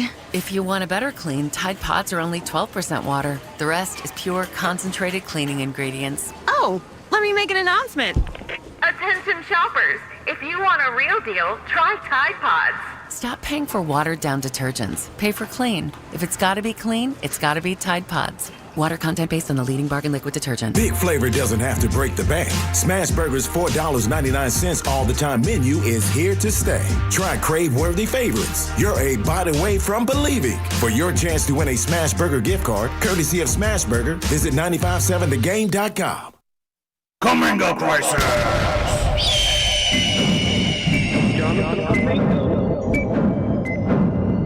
You know, Spadoni and Shasky,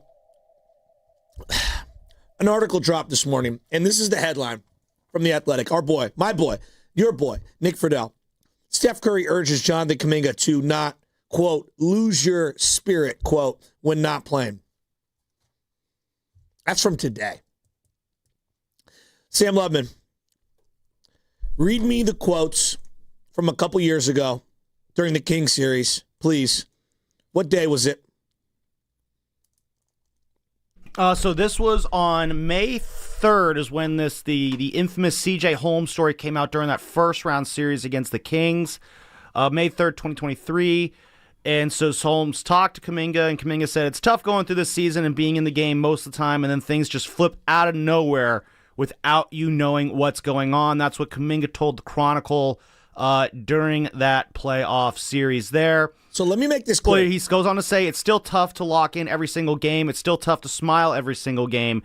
But knowing where I've come from, seeing how many things I've actually been through that a lot of people don't know what that got me to this point, I feel like throughout my career, throughout my life, I've never been given anything. I've seen so many people just get handed stuff. That's never happened to me. That is, again, Jonathan Kaminga talking to C.J. Holmes, May 3rd, 2023, during that first round series against the Kings. Okay. That was May of 2023. Doggy, we are 20 days away from 2026. Oh, my goodness. You had the 23 offseason. Oh, no. The 23-24 season. The 24 deadline. The 24 offseason. 24-25 regular season. 25 trade deadline. 25 offseason. And now we're heading into the 25-26 season. No! And we're in the exact same spot we were multiple years ago. And I want to let's start here. Evan was filling in, I think a week ago, actually. E-Dog came in and he's like, oh, you were on Kaminga. He's right, I was. You guys are going at each other on pods I versus was teasing Kaminga. him. No, but he's so right on this. Shame on me Like, honest to God, shame on me. Shame on me for thinking that there would be progress in one way or the other. Shame on me for believing in Jonathan Kaminga at all, at any point, regarding like his self-awareness, because he clearly has very little. We could talk about the player, but I'm talking about self-awareness. Shame on me for thinking that his representation would be professional and good. Shame on me for thinking that the Warriors were going to either utilize him or move him. Shame on me for thinking 2.5 years later, almost 3 years later, we would be in a different spot with Jonathan Kaminga. We are in the same exact stalemate that we were in 2.5 years ago. Like, honest, I'm an idiot for thinking anything would change. Whether he'd be off the team, on the team, playing well, not playing well, doing something other than the exact same thing we were doing in the Kings series in May in 2023. The exact same thing. So, like, as I get super fired up here, the Warriors deserve criticism. You want to blame the coach, whatever. You want to blame some of the other players, whatever. You want to blame the agent, I'm here for that. You want to blame the front office, I'm here for that. You want to blame Jonathan Kaminga and his lack of self-awareness, I'm here for that. But more importantly, I am so utterly disappointed in myself for thinking something would be different. So as you ask me about topics I'm exhausted in, this is one of them, because I've been a moron at every turn. At every turn for believing it would be better, or it would be different, or it would be resolved, or we would be in a better place today as a team. Because we're not. We're literally in the same exact spot with this guy, this coach, this front office, this team, this agent that we were in May of 2020. May of 2023. My son wasn't even born then. He just had his 2-year-old birthday the other day. He was 6 months away from being born. What are we doing? What is everyone doing? Jonathan Kaminga. And I open up my Twitter and The Athletic, and it's, where's Jonathan Kaminga? What? Where's Jonathan Kaminga? The same spot he was in 2023. We're all idiots, like all of us. I'm an idiot. I'm an idiot for thinking something would be different. God, I'm a moron. I'm so wrong. Joe, you're being too hard on yourself. You're being way too hard on yourself. No, I think. You're being too hard on yourself. I know you are. You're doing what a fan does. You're hoping for the best. You're hoping that somehow, some way, I'm an idiot. It could all work out. No. I'm an idiot. No, you're not. Because you know what? What happened the first 2 weeks of this season? It looked like there was a turning point. It was too small of a sample size. I know. I'm an idiot. But no. But did it? It gave you some hope, didn't it? I know. And it was fake hope. It was. You know what we call that? Hopium. So it's called a mirage. Oh, it's called hopium. But it's called a mirage. When you're searching in the desert waiting for some water. No, but it was a little bit real. You got a little bit of water. You got a little bit of a taste. Is that an oasis? No, that's more sand. That's what we've had for the last 2.5 years. You got a little bit of water. A little bit. You saw what it could have been, and then it wasn't. Joe. I think you're being too hard. I was cruising the Bay Area for the last 3 years, and I just flipped on 95.7 The Game. At any given point, we could be talking about something with Jonathan Kaminga. What are we doing? Like, and I'm not talking about the station, because that's what people want to talk about. Sanchez in there. Like, Aaron Turner. Who's Aaron Turner? He's the agent for Jonathan Kaminga. Oh, okay. If you really, I want to bet on myself, I want out, but then you should have signed the qualifying offer and be done with it. Like, everyone should have just, like, do we not know right now? Like honestly, Joe, we could always talk ourselves into something. We've been wrong every time. Every time we thought this time will be different. This is like the abusive relationship that you see from afar, and you're like, oh yeah, those two are horrible together. Like, yeah, they might go out and have a fun night every now and then, but we know what happens at the end of the night. They hate each other's guts. Yeah, you're in the Uber with them home, and you're like, dear God, they're fighting over Taco Bell and what they're going to order. Like, what are we doing? Yeah. Like, Sam printed out the article, Joe, of this one from 2 years ago. Of it. Where's Jonathan Kaminga, Warriors forward, riding pine in the NBA playoffs? This was 2 years ago. Was that from yesterday? No, this is from the one a couple of years ago. What does it say? I see what you just did there. There's just some funny ones in hindsight. This ahead of Game 1 against the Los Angeles Lakers on Tuesday night at Chase Center, Kerr told reporters that the Western Conference semifinals could potentially be a series where Jonathan Kaminga could have a larger role. And it made sense given Los Angeles is LeBron James is the exact type of larger wing that Kaminga had been used to counter during the regular season. His new nickname. Did he play a second in that series? No. Did he play a second in that series? His new nickname and the whole JK thing, it's not Kaminga Christ, it's woulda, coulda, shoulda. That's what we should call it. Handguns and hand grenades. Hand shoes Woulda, and whatever. coulda, Kaminga. Horseshoes and hand grenades. Horseshoes and hand grenades. There you I'm go. all over the place. Close only counts in horseshoes and hand grenades. There you go. Thank you. Yes. It also counts for Nick in Berkeley, who has a trade idea with Jonathan Kaminga. What's up, Nicky? Yeah, Mr. Dunleavy, can you call the Dallas Mavericks and bring back Klay Thompson? We'll give you JK right now for Klay and bring back the Claymaker. Straight up, because Klay will do way more than he's doing, and I'm sick of the whining. I don't know all the dynamics about why he's butthurt or whatever, or what the Warriors are doing, or how the press is released and all this stuff back and forth. Man, if you are unhappy, bro, kick rocks. Just take the year off. Pull one of these other cats' moves when they're not happy, and they just take their half of the year off. Like, I'm not going to fulfill my contract, whatever. I'll see you on the flip side. Well, see you on the flip side, bro. You're a distraction.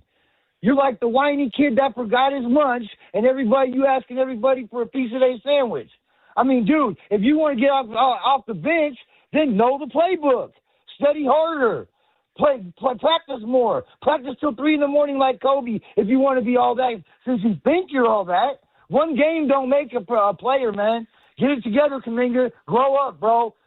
Put your big boy pants on. Make it happen. You're living a blessed life, and there's no reason to complain about anything. Go Niners. Go Niners. That's Nick in Berkeley. I just got to remember, Mark Willard had the line of the year the other week when Nick in Berkeley called into Willard and Tibbs. He said, Nick in Berkeley sounds what I think cocaine feels like. And it was one of the greatest lines I've ever heard. Who said that? Willard said that when Nick in Berkeley called in. And it was all time. I got to give him credit for that one. You want the Claymaker back for JK? Yeah? Speaking of another guy that was disgruntled on his way out of here. Why not? Bring him back. Hey, you know what? In this case, let's bring Jordan Poole back too. Why not? Hey, what's Andrew Bogut doing these days? Well, we did bring Weber back, and it actually sabotaged our chances of getting into the playoffs. 2008. Do you think Klay Thompson also sabotaged the team? Only me and Steiny could go down that rabbit hole. He had come back from microfracture surgery, Chris Weber, and it was the year after We Believe. Like, do you remember this, Carter? And he came back, and then they did this thing, same thing to do with Klay. We're going to start him. He needs to ease himself into the starting role. And it totally threw off all the rhythm and the confidence of everyone on the team, and it was just horrible. And we ended up not making the playoffs by one game. Didn't he retire halfway through the season? He was terrible. And Barron also partied in L.A. or something with Kate Hudson for his birthday and then got benched for the first half against Phoenix. Oh, that year was... We have the most wins ever to not make the playoffs. That was the record. Who could Both blame the Giants and the Niners and the Warriors. Who could blame Barron for that, though, honestly? I would have done the same. Right now, I'm looking at the trade destinations for Klay Thompson. I don't see the Warriors really listed as a top 5 destination. I see the Pistons, Lakers, Magic, Rockets.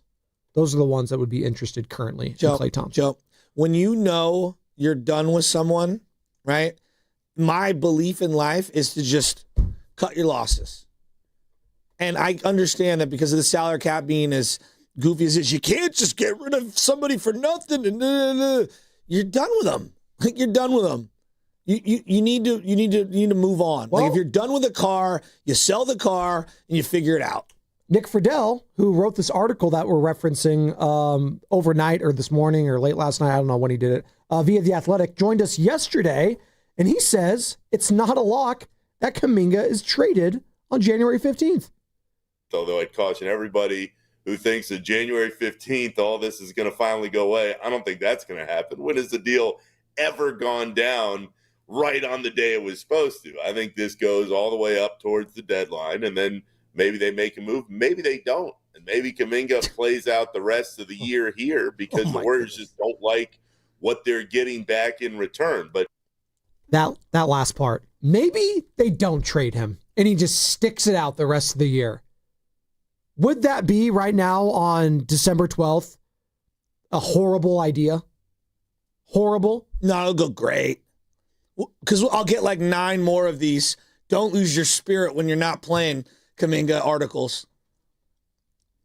They might match up. Or my favorite one. They might match up against the Lakers again, and maybe Kerr will tell me again. I think he can play in this series. Where's Kaminga?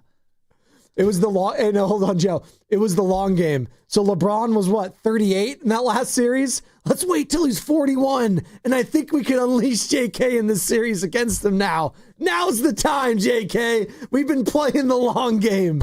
It's our secret weapon. You got to laugh through it. I'm so mad at myself. You have to laugh at the absurdity of this situation, though, a little bit, right? It's so absurd. I'm so mad at myself. No, just don't stop. You're a fan. You're allowed to dream and be hopeful. That's okay. I love that about you. My favorite. You're not Jeff Kent, where he says he's a glass half empty. You're a glass half full guy. Here's my favorite. He's so professional. You're supposed to be. You're making $25 million a year. Well, unfortunately, in today's world, it's not a given. Yeah. Okay. Yeah. Do you have any backbone or pride? Do you have any moral standing in yourself? He's professional. He's not throwing a tantrum. Yeah. Well, he's getting compensated. Like, well, I get it. You could be professionally frustrated, and okay. Like, what are you gonna? He's not pouting. Great. Welcome to the rest of the NBA, where there's a zillion other guys that are frustrated with their roles at any given time, but he's being professional. Like, that's what you're supposed to do.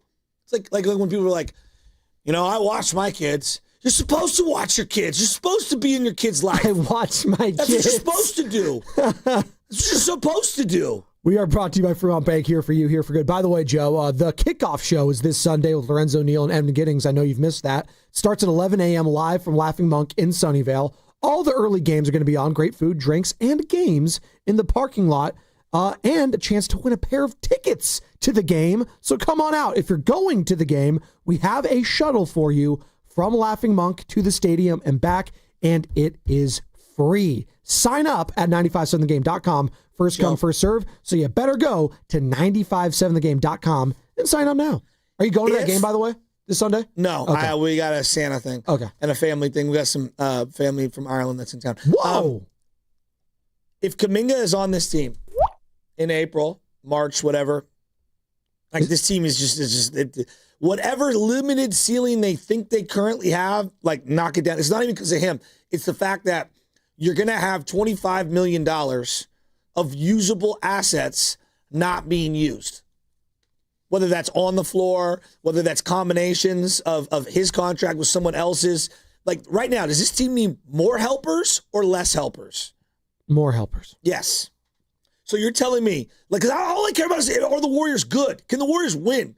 And right now, I don't think they can win with $25 million not helping them. Because the $3 million on Horford, that ain't working. And Seth is in and out of the lineup, and like they need that $25 million to help them win now. Nick Friedel, best for both sides is probably that JK leaves, but the Warriors won't just trade him. I think it would be in everybody's best interest if this whole situation disappeared and he went to a different team. I'm just telling you all right now, I don't see the Warriors just saying, all right, we've got to get him out of here so desperately that we are going to make any deal we can to make it happen. I don't think that's the case. The team's going to have to come in and say, we believe in this young player. We want to trade for him and give you something that you believe is of worth. And whether or not that happens, we'll see. They're not just going to trade him. Like, would you just trade Jonathan Kaminga just to get that negative energy out of here? And it might sound insane, but Joe, we had the same conversation, and I would be a hypocrite if I didn't bring this up, because when I had the 5 a.m. show, the pregame show, I talked ad nauseum about trading Andrew Wiggins away and attaching a pick just to get the dark cloud energy away from the team. Remember those conversations we used to have about Andrew Wiggins? Because he was just such a downer to watch. His energy, it felt like I was watching his energy on the court sapped from the team. Like, take away from it. I'm of the belief, this thing that, like, we've got to get the right trade and the good trade. It's like the guy on eBay that refuses to sell the item that they overvalue. Right. It's like, you got to get, do you want that out of your garage? Or do you just want, like, a certain monetary value attached to it? Once you drove whatever it was off the lot, you're losing the deal. Yeah. Is it it's just addition by subtraction at this point if they were to move off of Jonathan Kaminga? Do you believe that? Is it addition by? Well, like there is an element of like all right, what are you bringing in? But I just think they need to remove this whole conversation. What if it's a pick? You're just going to pick for him. All right. Well, that might help them down the line or whatever. I do believe like addition by subtraction, you're probably right. Like dude, the coach is probably, I'm sick of it. Imagine what the coach is. Imagine what the other players are. They're asked about it all the time. I watched all the Niners get asked about Ayuk yesterday, and they're all like lying about, Ayuk, like, yeah, we need him back. But I'm sure they may believe that a little. But like, imagine that for 3 years. So that's what it's been 3 years. I know. We had all those conversations for years about Wiggins. As soon as he gets traded, no one cares. All those conversations for years about Jordan Poole. He gets traded, no one cares. It's going to be the same thing with Jonathan Kaminga. Look, I love Once he gets traded, we're all going to be like, all right, well, that's done. Now what are we going to talk about? How many times have the names Clay or Looney been uttered on by fans calling into this show since they left? Clay, Looney, Wiggins. I love those guys. We don't talk about them at all. We got one Clay call this morning. Well, trading back for him, though. People still bring up Jordan Poole a lot. Come on. No, they bring up the punch. They don't bring up the player. You don't want the player back. I get calls on it all the time. All the time. Wait, I'm serious. From people here all the time that how much they miss Jordan Poole. On this show. No, Stein Goo. Thank you. This show, no one calls in about Jordan Poole. Klay Thompson, Kevon Looney, Andrew Wiggins.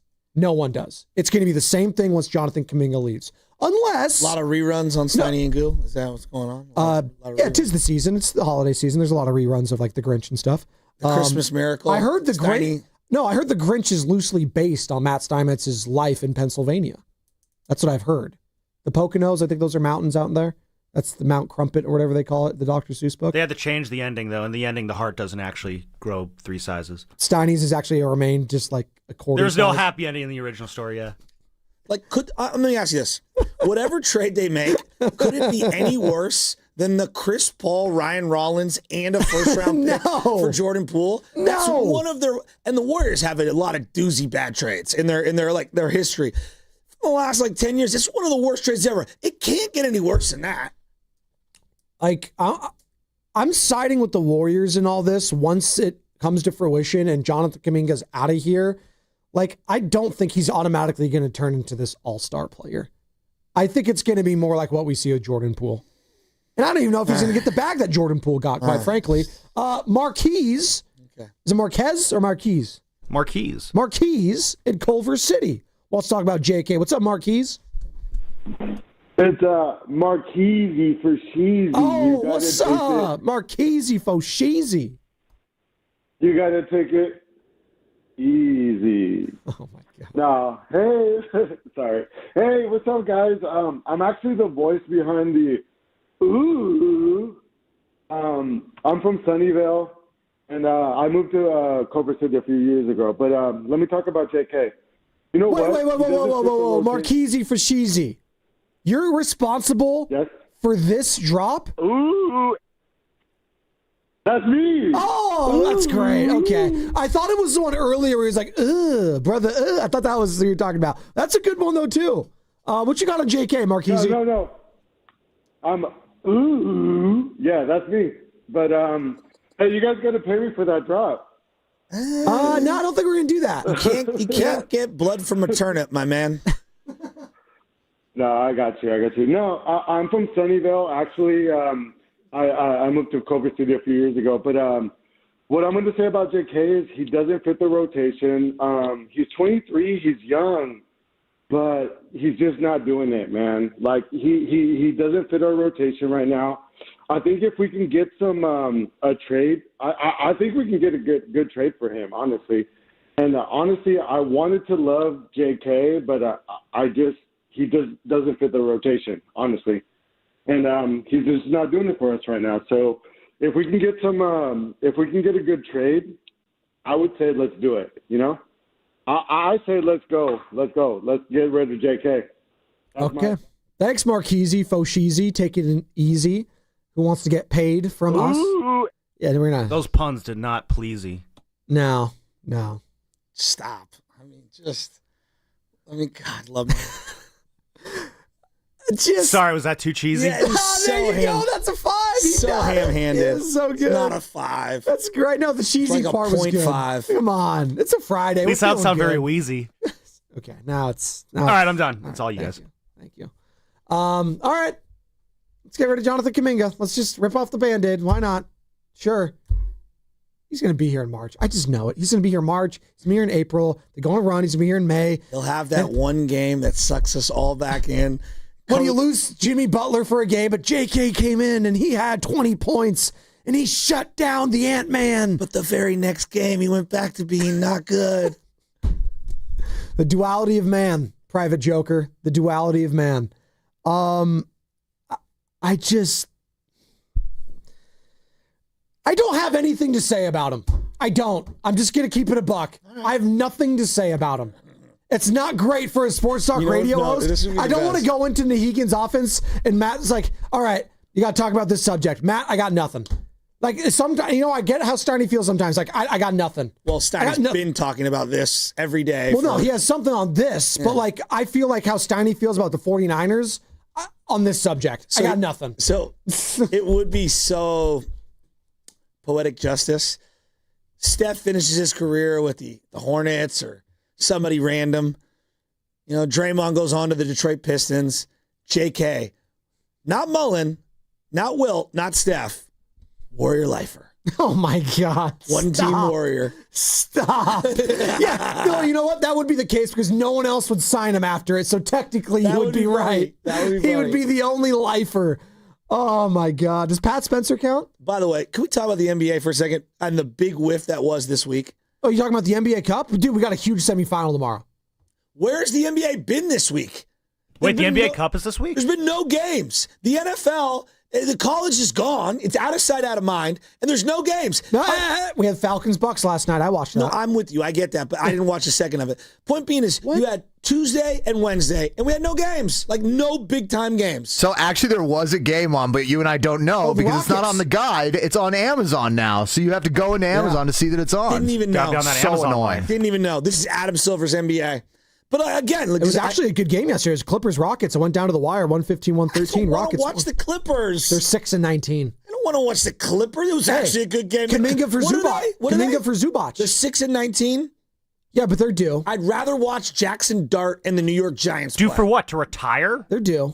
They're due for some wins here. So. Due to go home. Might be the most exciting Clippers game they play all year. That's it for the rest of the year. Clippers are done. Sammy, I know you want Zubac for Kaminga straight up. Oh, hands down. That's what you would do. Would you do that, Joe? Straight up right now? Yeah, sure, of course. Okay. Clippers got to say yes, but just attach a pick. Would you do Kaminga and Pods for Zubac? Kaminga and Pods? Sure, yeah. In a first-round pick. Oh, and I'm giving up a first-round pick? Yeah. What year? How about you do like 2 years from now? No. Okay. Next year, yes. Next year, yes. So Zubac is signed. I'm bringing him up because he's a big man that Warrior fans love. He's 28 years old. I love Zubac. He's signed all the way through the 2027-2028 season. So you'd have years of control with him. Nice. Big body.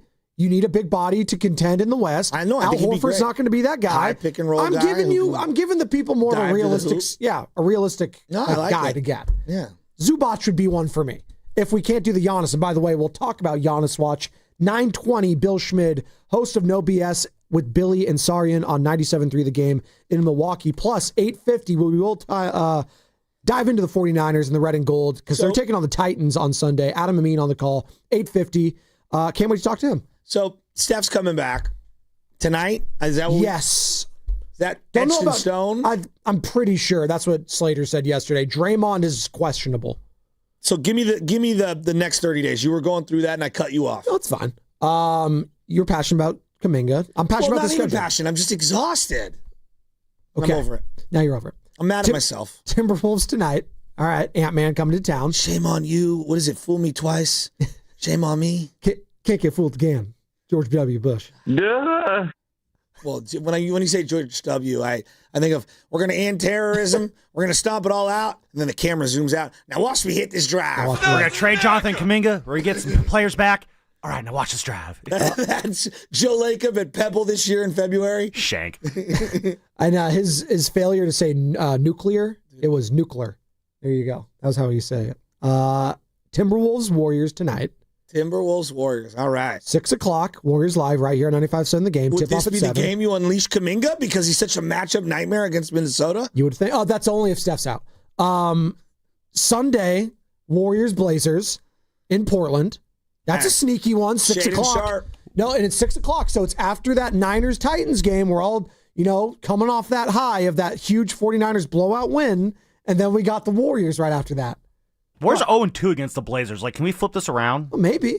Hey. What, Carter? I was going to say, the Blazers feel like what the Warriors felt like to the Mavericks in 2007. Like, it just feels like we cannot beat them. Yeah, 100%. I bet on them every time they just lose. Well, I wouldn't be betting on them because that's the team that loves betting. I've learned. Wow, what's going on with Chauncey? He's in prison. He was arraigned, yeah. Yes. It would be so weak if he does more time than Puffy. Oh, my God. Like, seriously. Well, Cash Patel. Why are you laughing? Cash Patel, dude, your boy. Warriors Suns in Phoenix next Thursday. Oh, so we got a Sunday and then 4-day gap to Thursday? Again, the NBA. Oh, my God.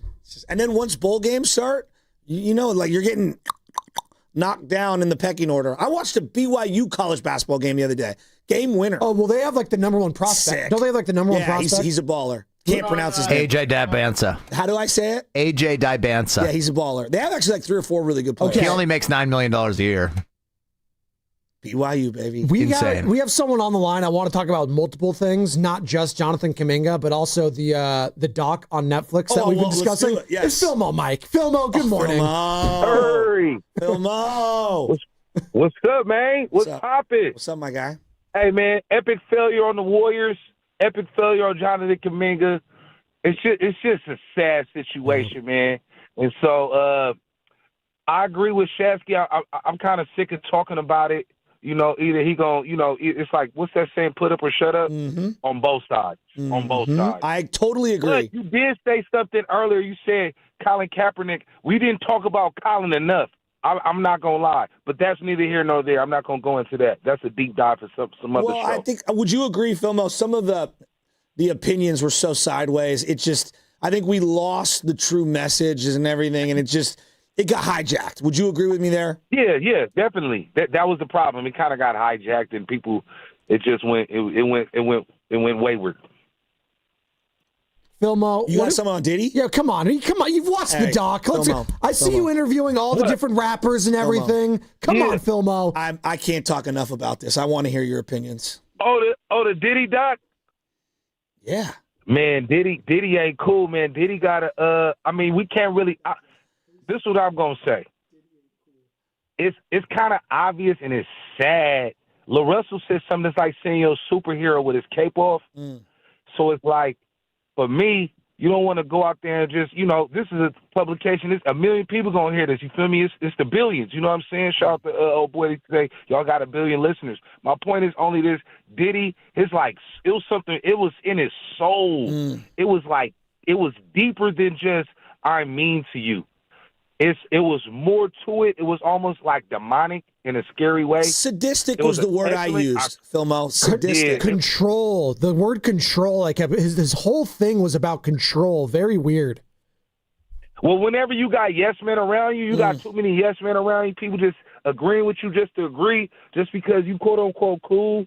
And then when we was living in it, me and Shasky was living in it, and the optics wasn't looking like it is. Like, when you look back, you be like, dang, bro, like, he did have all these instances where he was in trouble with the law, got up out of Dodge, and it's like, man, like, okay, you kind of look back, and then you kind of like, when you relive the history, you see it, and then you see more details. They did an excellent job of, like, pulling out random footage. They did a good job of getting people. Agreed. I heard somebody earlier say they want to hear from Farnsworth Bentley. That was the guy with the umbrella, right? Yeah, I was watching that film. I was like, wait, did he have another assistant that always followed him around with an umbrella? What happened to that guy? Yep. Yeah. Hey, Philmo, last thing on he this. got some stories. Yes, sir. I was saying this. Like, I was more of a Pac guy. Not that I didn't respect Biggie. I did respect Biggie. And I did. Look, there were so many hits that Bad Boy put out. It was impossible to not like them. Flavor in Your Ear and This Is the Remix. Like, so many bangers. But I think a top 5 rap verse all time, and probably a top 5 rap song, Bone Thugs and Biggie's flow at the beginning of that, I think is a top 5 rap verse all time. What say you? Oh my God. It's Bone and Biggie, baby. It's Bone and Biggie, baby. Hey, that go crazy. So hey, that'll get you pumped up for real. Thank you. That'll wake your game up. Armed and Dangerous. Can't no better than oh, I know.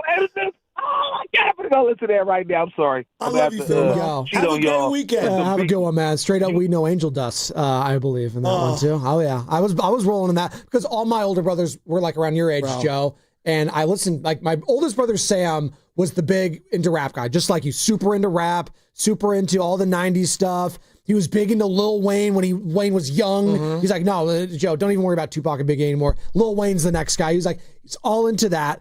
And then my other brothers, Rob, I have so many of them. Rob, Anthony, and Steve were all into like rock, kind of like indie rock, heavy metal, stuff like that. And then Ray, the one's closest to me, he was also into rap. So I got a whole plethora of music knowledge from the mid-90s, early 2000s.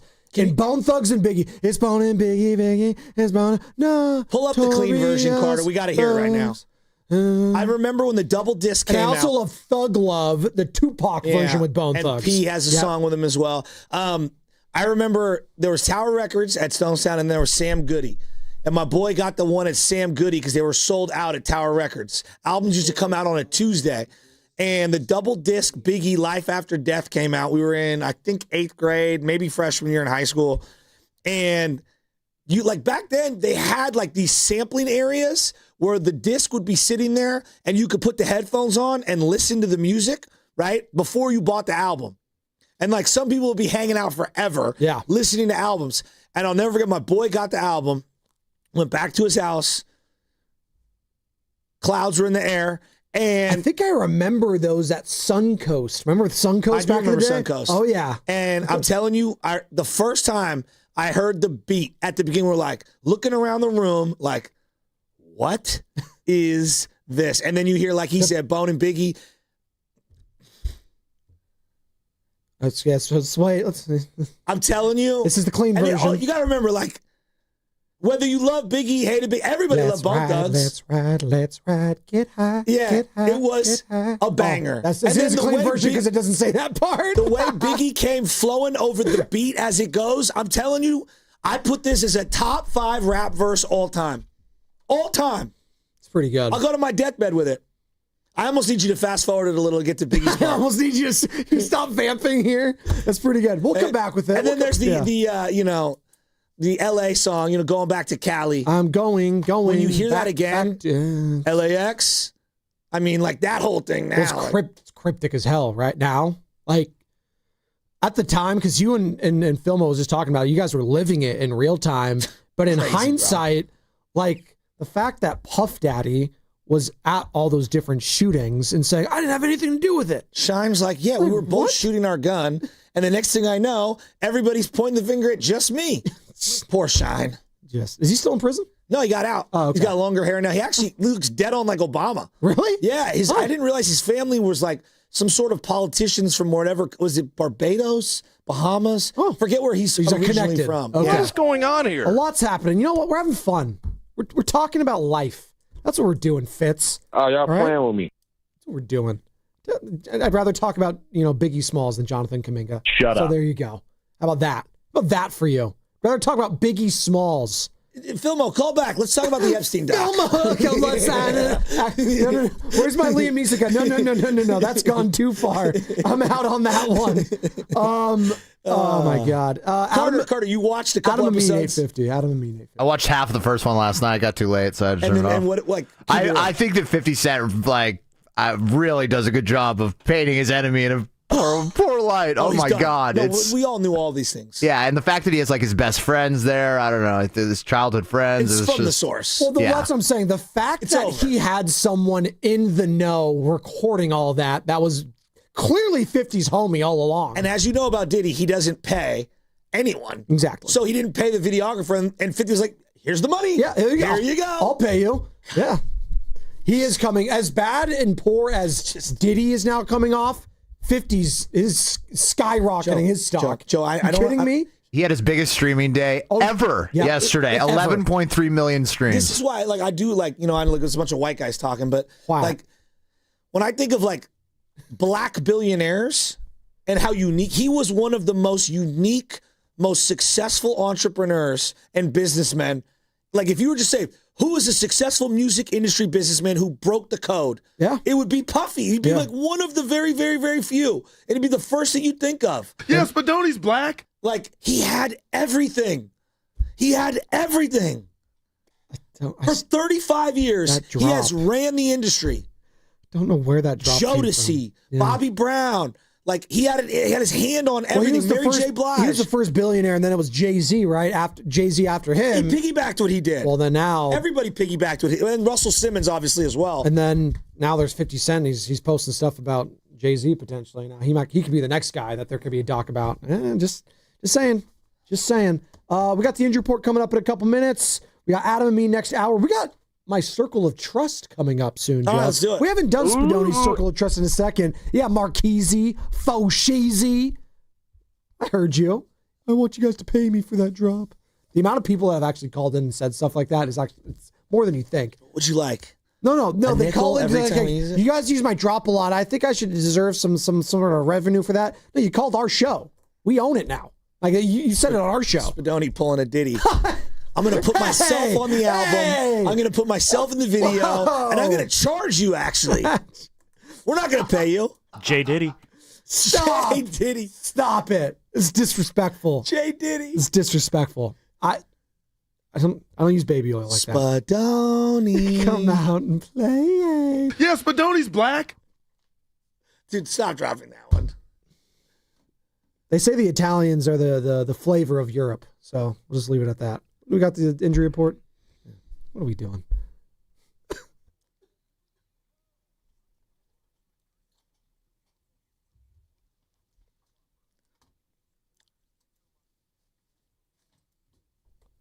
Okay, this is a big one for the Niners, guys. Big one. This is huge. Joe, are you paying attention? The practice window is open for 49ers defensive end Yetur Gross-Matos. He has been dealing with knee issues and then a hamstring injury. The 49ers have 21 days to activate Gross-Matos. General Manager John Lynch said he expects Gross-Matos to contribute for the team in December. What? Stop! You want to add something to that? Nope. The injury report was brought to you by Boxer & Gerson, Northern California's premier workers' compensation law firm, helping injured workers get their lives back for over 40 years. Who makes more of a difference this calendar year? Gerard Encarnacion and what he did with the Giants, or Yetur Gross-Matos? And playing the same number of games. He has been on the injury report more than, 25 times this year? They're calling it's the Boxer and Gerson and Encarnacion injury report now. No! He's a new partner there. And Gross-Matos? So he has 17 career sacks, none this year, and 25. That many? And 25 injury report updates. He's due. He's due. You're listening to 95.7 The Game.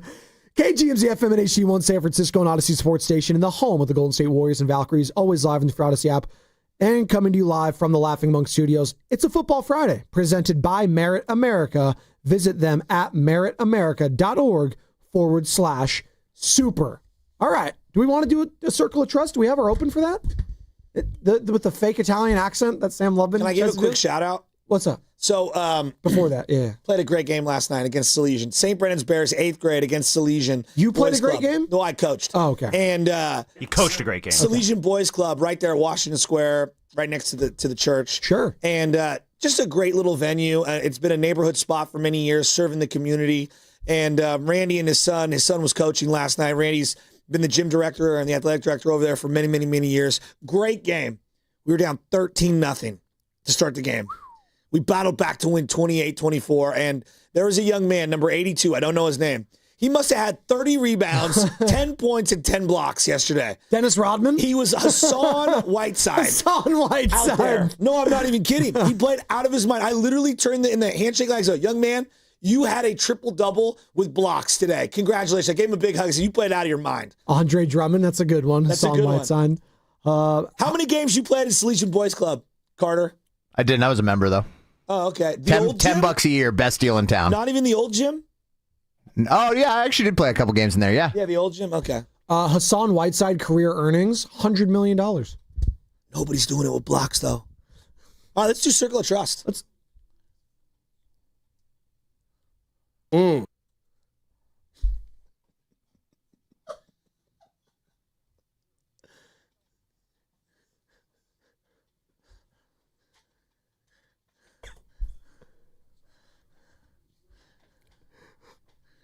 Hey, Sam, are you Richie and Queen's illegitimate son with that accent? Awesome. We should have had him record that intro. That would have been better. You know, it's funny. When I recorded that, I brought Steven Risotto into the studio with me because he's also Italian, has Italian family members. I'm like, all right, here's what I recorded. Tell me if this is offensive or not. And he said it wasn't. So no, the more offensive, the better, quite frankly. And I think it is. So you did a great job. We got the Circle of Trust. You know, all relationships, the foundation is trust, Joe. Sports, wives, husbands, dogs, cats. You sound like a Dick Tracy character in like the 1920s. The way that you say like Circle of Trust. And there's small face and red hair over there. Yeah, who you gonna be trusting here today? Hey, Spadoni, do you trust that Mike Dunleavy's gonna actually get something of value back for Jonathan Kaminga when they do trade him? Then I have no choice but to put you right back outside the circle. No chance. That is outside of my circle of trust when it comes to getting anything of value for one Jonathan Kaminga. If you're Mike Dunleavy, I do not see that happening unless by some miracle the next month and a half he starts playing out of his mind, in which case I still think they might keep him. There's a real possibility, Joe, they get nothing for him. Nothing. He's going to play out this year. Done. Do you trust that Steph, Jimmy, and Draymond can stay healthy the rest of the way? We've already had multiple injuries from multiple guys. You're still in the circle of trust, so I'm going to give you one more chance. I still tentatively feel that they can stay healthy enough to weather this storm that they've been in. And right now, quite frankly, calling it a storm, like they're a game over 500. So it's not like the end of the world for this team, but they're on thin ice right now, Joe, when it comes to health of the big boys. Draymond Green is questionable. Sounds like Steph's going to be back. Jimmy's back. Al Horford, I mean, he's not. You didn't mention him, but Al Horford, I'm not, nothing for him. Like, if you get anything from him, it's gravy. I don't expect much from him.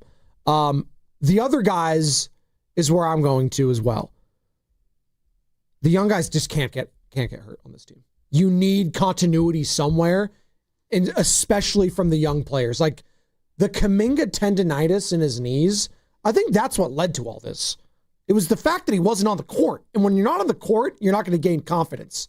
So it starts there. Moses Moody, like there's a reason he didn't contribute in the playoffs at a high level. He was dealing with an injury. That hurt the team exponentially. Brandon Pajemski needs to stay healthy, and he has been for the most part. So, yes, I am still somewhat trusting the health of the big three, but they are on thin ice. Do you trust that Brock Purdy will be the best quarterback on the field the next 4 weeks versus the next 4 opponents? You got this weekend Cam Ward, next weekend potentially Phillip Rivers, Caleb Williams, Sam Darnold. You are now on the inside of what I like to call circle of trust. Yes, I do believe it's a tall task. The 49ers in these next 4 games will have the best quarterback. And thus, I think they will either go 3-1 or 4-0 in these games. Because not always if you have the best quarterback, you win the games. It's just, it doesn't happen. Tom Brady lost Nick Foles and Eli Manning. Like, things happen. But it gives you confidence if you're a 49ers fan, knowing my guy, if the ball's in his hands at the end of the day, could lead me down for a touchdown. So yes, Cam Ward, absolutely. If it is Phillip Rivers next week on Monday Night Football, Joe, unbelievable. That is insane. Unbelievable. Phillip is old enough to be Brock Purdy's dad. Really quick aside here on Circle of Trust. Phillip Rivers, Circle of Trust. Stop. Then I have no choice but to put you right back outside the circle. He was just coaching high school ball. No, I don't trust Phillip Rivers. If he does and this, the most funkiest arm throw motion I've ever seen. If he does this, how many couch potatoes? Like, I could get off the couch and get a base hit. Joe, it's literally Uncle like you. No, it's Uncle Rico. Well, I can. Yeah. It's Uncle Rico Napoleon Dynamite. I'm much younger than Philip. I don't know if you know that. Uncle Rico Napoleon Dynamite. How much you want to throw? I bet I could throw a football over them mountains. No doubt in my mind. No doubt in my mind. You can definitely touch the rim. I can't. Thank you. See, Carter believes me. He's seen me do it actually. Can Philip Rivers touch rim? No, not at this point. You are not touching rim on a 10-foot hoop. No chance. Not a chance. I did. What are you putting your money on? Spadoni touching rim or Lucas touching 95? Come on. I might lean Lucas. No. Have you seen that guy limp? That's a cap and a half right there, Shafty. Stop. I said might lean. Lucas down bad already. I have a 30-point lead against him Can in you fantasy hit foam? playoffs. Foam? What are you talking about? Like a noodle? Like a foam Oh noodle? my God. Dude, Carter. It's like, tell me, like. You're talking about the backboard. I know what you're talking about. It doesn't matter. I can touch rim. So there you go. I don't need to touch the foam when I can touch the rim. You have no idea how high I could fly. Knockout tournament is in March, by the way. Oh, do we have 95-something in knockout tournament? I'm just March, he's saying gonna they come do in have a those- 10-foot rim that you could touch. He's going to go in those space boots for I the said next in high school I 8 could. I don't know weeks, if I could now. Hanging upside down. You got a couple months of practice. You know those shoes that everyone used to wear to like the make their calves shocks, the bigger? shocks ones. Yeah, it has like the built-in. Yeah, there you go. All right, but I don't know where Can we're you ask going. me, like, Circle of trust. do you trust that Joe Spadoni could dunk a basketball? No. You're out of the circle of trust. You are no. now on the inside of what I like to call circle. Joe, thank you. You got one for me, Carter? I do. Spadoni, do you trust that Ricky Pearsall would be a big contributor for the Niners down the stretch of the season here? Then I have no choice but to put you right back outside the circle. God, Can't trust him. My fantasy team needs him so bad. I can't this trust. weekend. Can any of you trust Ricky Pearsall right now? Because Kyle Shanahan trusts this guy. No, you can't. You can't stay healthy. And when he's on the field healthy, he's not contributing, which sucks because he started the season showing flashes of like, wow, this guy can get open. He's got some speed. He's got separation. He didn't get the touchdowns, but he was getting the yardage. I was like, okay, we have something here with Ricky Pearsall. It's not a bust like we talked about in the offseason. But right now, he's leaning on more bust than success due to the lack of production and, quite frankly, lack of being on the field. So, unfortunately, Ricky, you got to prove it to me because right now you are outside of Spadoni's circle of trust. It's not great. It's not. It sucks. And Joe, if they do get like contributions from him, like that does change things for where this team could go potentially. It can't just be Juwan Jennings, right? It's got to be someone else. How many catches and how many yards since the first couple weeks of the season? First couple weeks of the season, he went 108, 56, 117. Since then, what has he done? Oh God, does he have even? That's since week 4. Does he have even more than 10?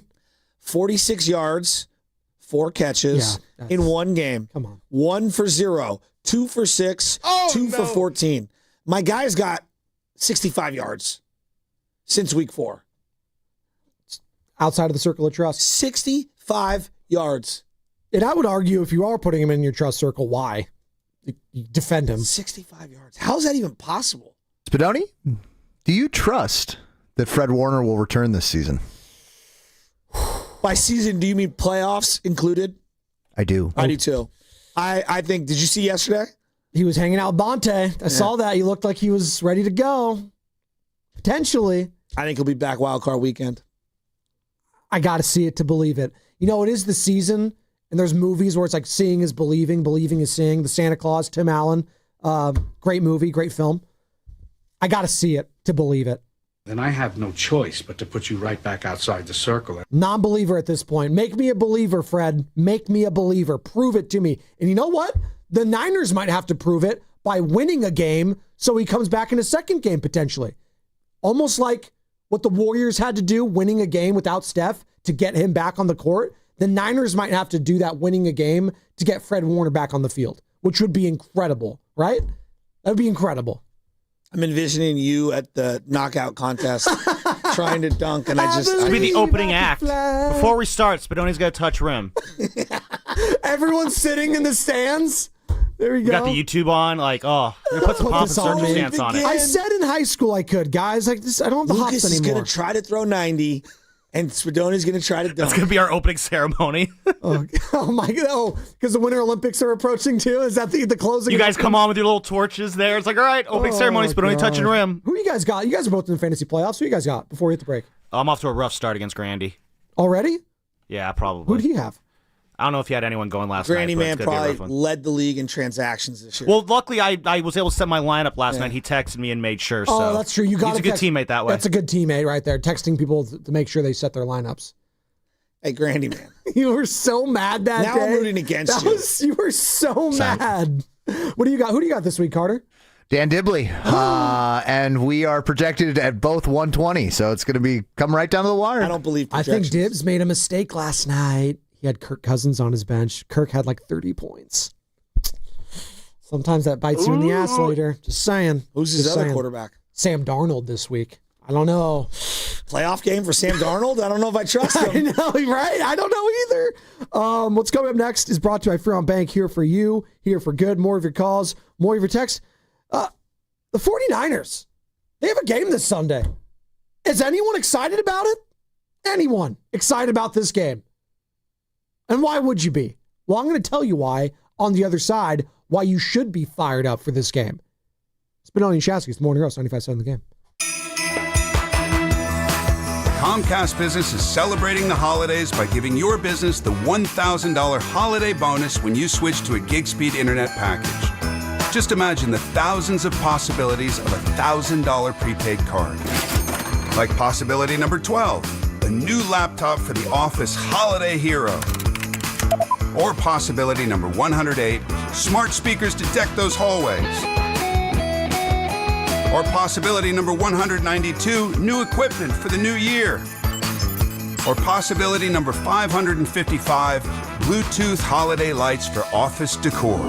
Switch to Comcast Business, designed for 100% reliability with business internet and wireless connect, plus advanced cybersecurity, and now get the $1,000 holiday bonus.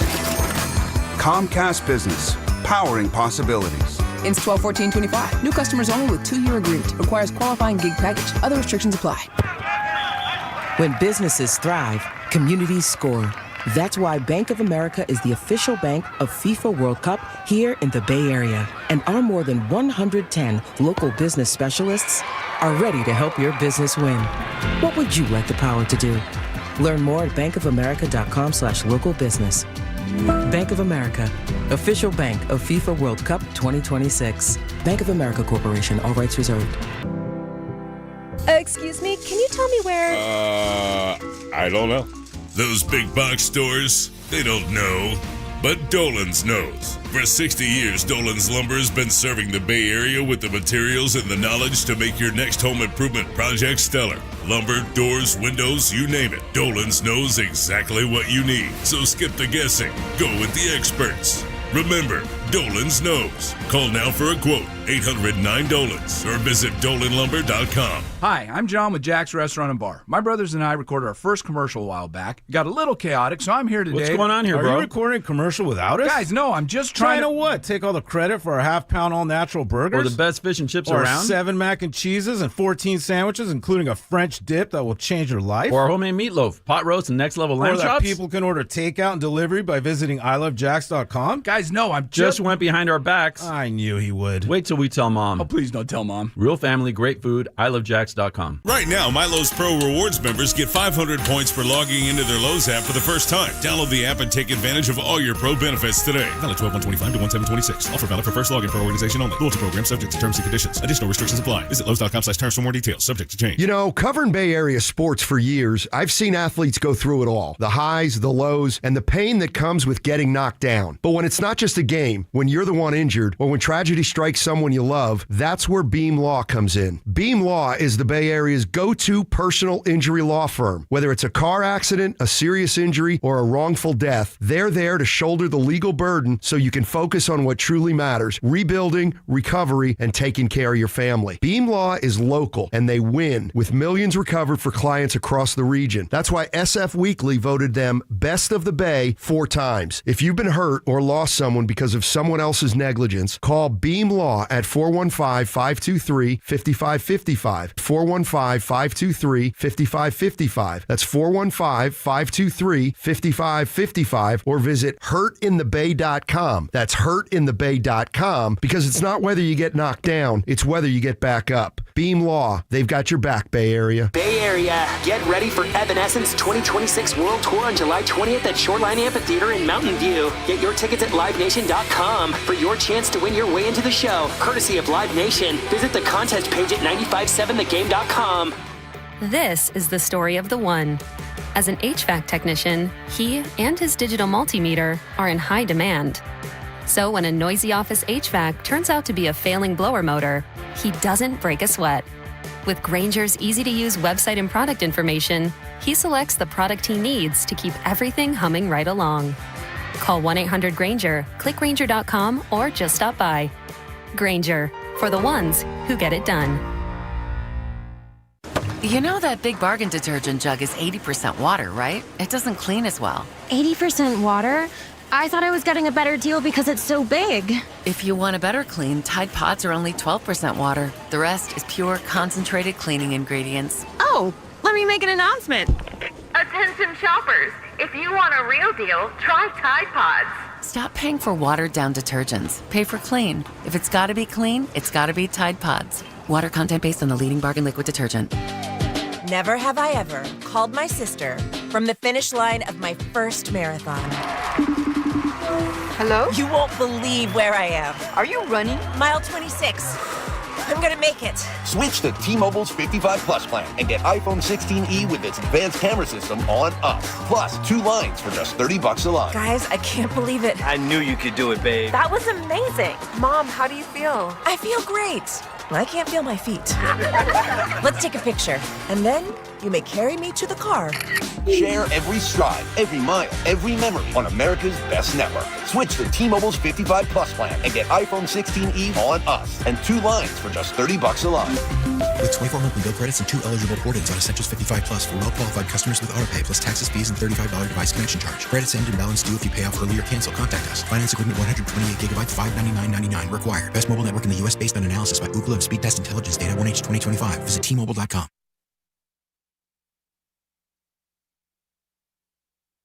Oh, I know, edit this. Oh, my God, I'm going to go listen to that right now. I'm sorry. You can't change me because I'm going to be a roaster for life. That's right, we're roasting, baby. Chestnuts roasting on an open fire. Joe Shasky nipping at your nose. Shut up. It's been the coldest month in the history of California. No, it feels like it. It's been freezing out there, dude. That wind has been no joke. Stay warm, people, please. And apparently it was really foggy this morning. Oreo Cookie was calling in, so hopefully that's dissipated. The sun is shining now downtown San Francisco. And the sun will be shining at Levi's Stadium this Sunday. The bye week's over, people. Niners, Titans. I get it. This is what separates the men from the boys in sports talk radio when a good team plays the worst team in the NFL. Titans suck. Let's just say it right there. The Titans suck. They're 2-11. They had the number 1 overall pick in the draft last year. They took Cam Ward. And outside of him and Tony Pollard, you can't name me 4 other Titans. 3, 2, Arden Key. 4. I'm just saying, because there's a big controversy this week with Arden Key. Oh, what's the controversy? Well, there was, they won a game last week. Yes, they did.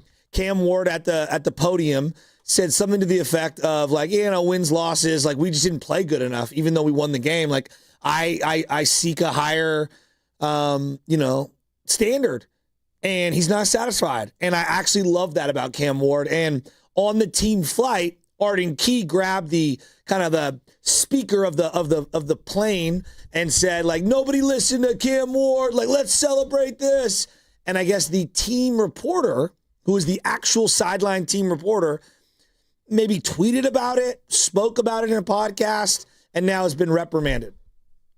Weird. That's a very strange. Yeah. Oh, so not only are they awful, they're dysfunctional too, which goes without saying. So there you go. So you have teammates going at each other, whether on air, off air, behind scenes, closed doors, it doesn't matter. You got them coming into town off a win against the Cleveland Browns, a team that the Niners basically handled, a team that the Niners basically shut down their offense and Shedeur Sanders. They were able to run the ball against the Niners front a little bit, but outside of that, they couldn't throw the ball. All right. You know what the Cleveland Browns did against the Tennessee Titans defense, passing the ball? The Cleveland Browns defense that couldn't pass a lick against Robert Saleh's unit. Shedeur Sanders threw for 364 yards and 3 touchdowns and 1 interception. 364. You know who his leading receiver was? Is that guy Harold Fannin Jr., who we like, but come on. Harold Fannin, like H-back. Come on. 8 receptions, 114 yards and a touchdown. If the Cleveland Browns are able to do that in their passing game, you're telling me the 49ers shouldn't be able to put up 30-plus on that defense of the Tennessee Titans just throwing the ball. Now, I'll credit the Titans here. They shut down the rushing attack of Cleveland. Remember Judkins? He was able to wiggle out a little bit and do some damage in Cleveland against the Niners. Well, he was handled. He had 14 carries for 26 yards. Hell, Shedeur Sanders was the lead rusher, 3 carries, 29 yards. I say all that to say this, Joe. I'm expecting a monster performance from Brock Purdy this Sunday. I think Brock Purdy is going to show out and show up against a team that has a little bit of confidence, but is a bad team overall. And I think he's going to do his thing. He's going to have a vintage Purdy performance. 30 for Purdy is going to happen this Sunday. And I expect the 49ers to roll. I do. And if they don't, does that tell you anything? If he has, as I go the opposite side of the spectrum, if he has a struggle bus performance like he did against the Carolina Panthers a couple weeks ago, I will have major concerns. So I will. No, but like these games are very tricky for me because obviously Tennessee's not good, but you don't want to overlook anyone. It's the end of their year. Maybe they're feeling some kind of way and they're building momentum at the end of the year. Maybe that last week was a one-off. Does a game like Sunday tell you everything about the Niners or nothing about the Niners? If I made you to choose. I think it tells us everything about them because this isn't just some random game. You've had a bye now. You've had a couple weeks to marinate on the season, and good to great teams handle their business against bad teams. We saw that last weekend, and I mentioned this, and people didn't want to give them credit, but I did.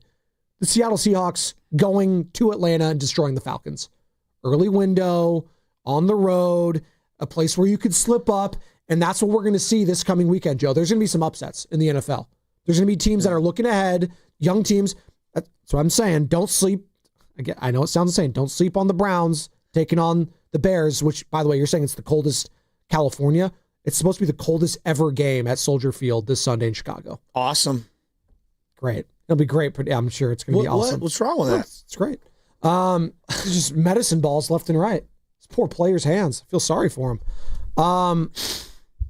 What? I'm just saying. There's going to be some upsets. So, yes, I think this tells us everything about this 49ers team.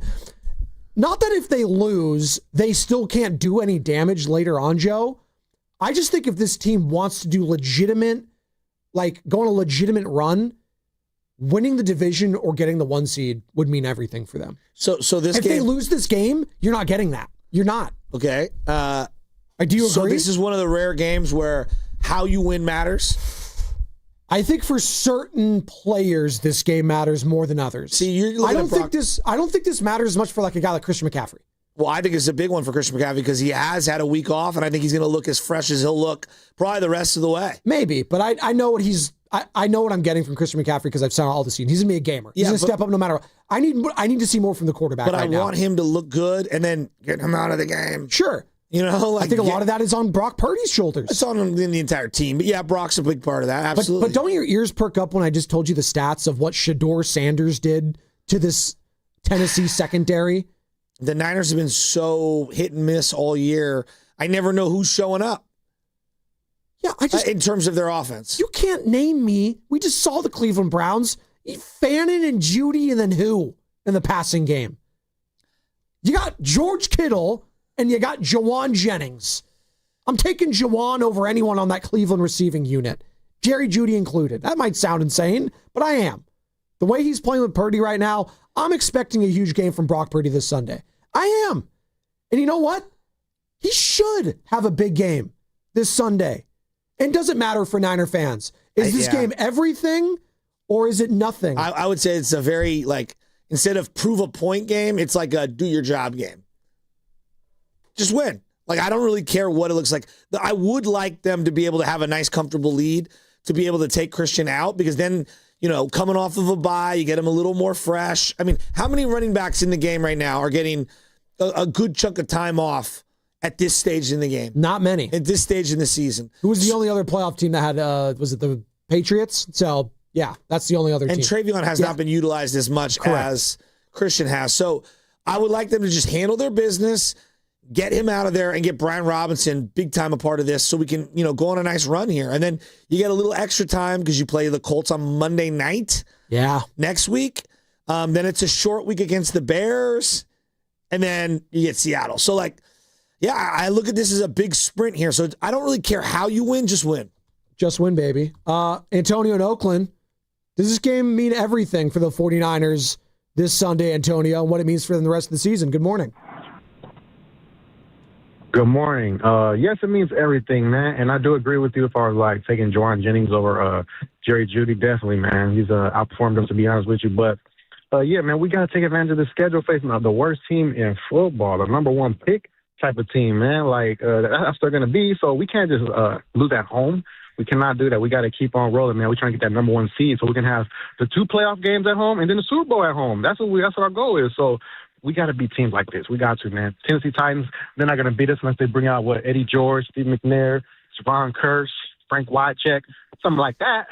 Probably even CJ2K, but other than that, man, we're going to win this game. Brock Purdy, 4 touchdowns, and I can't freaking wait, man. Kittle's going to have 2 touchdowns on the real. I guarantee that. He's going to prove why he's the best tight end of this era over Travis Kelce Swift, and, he's going to keep proving that all the time. And Trey McBride is so foolish for not having him in his top 5 of tight ends. Are you serious? Oh, man, he just jokes. He's never going to make the playoffs with Arizona. But anyway, I love y'all. That's Antonio in Oakland. I just heard Trey McBride. I was like, what? Kyle Shanahan, by the way, I believe in the previous 6 seasons after the bye, 5-1. 5-1. 5-1. That's pretty good. And his record just after, so the games played after buys, overall for the franchise, 45-19. It's pretty incredible. This team plays better after the bye with Kyle Shanahan. So you're saying all the games that they play after the bye? Correct. Interesting. We always give Andy Reid the credit for the, right? He has the ultimate, he's only lost 2 or 3 games after a bye in his career, and I get it. But Kyle Shanahan's been pretty freaking good. So that means he's got these guys focused throughout the entirety. And he said it the other day. He's like, yeah, the season's not over. You have 4 games to go. Snap out of it. Stop resting on your laurels saying we're a playoff team. It's not the case.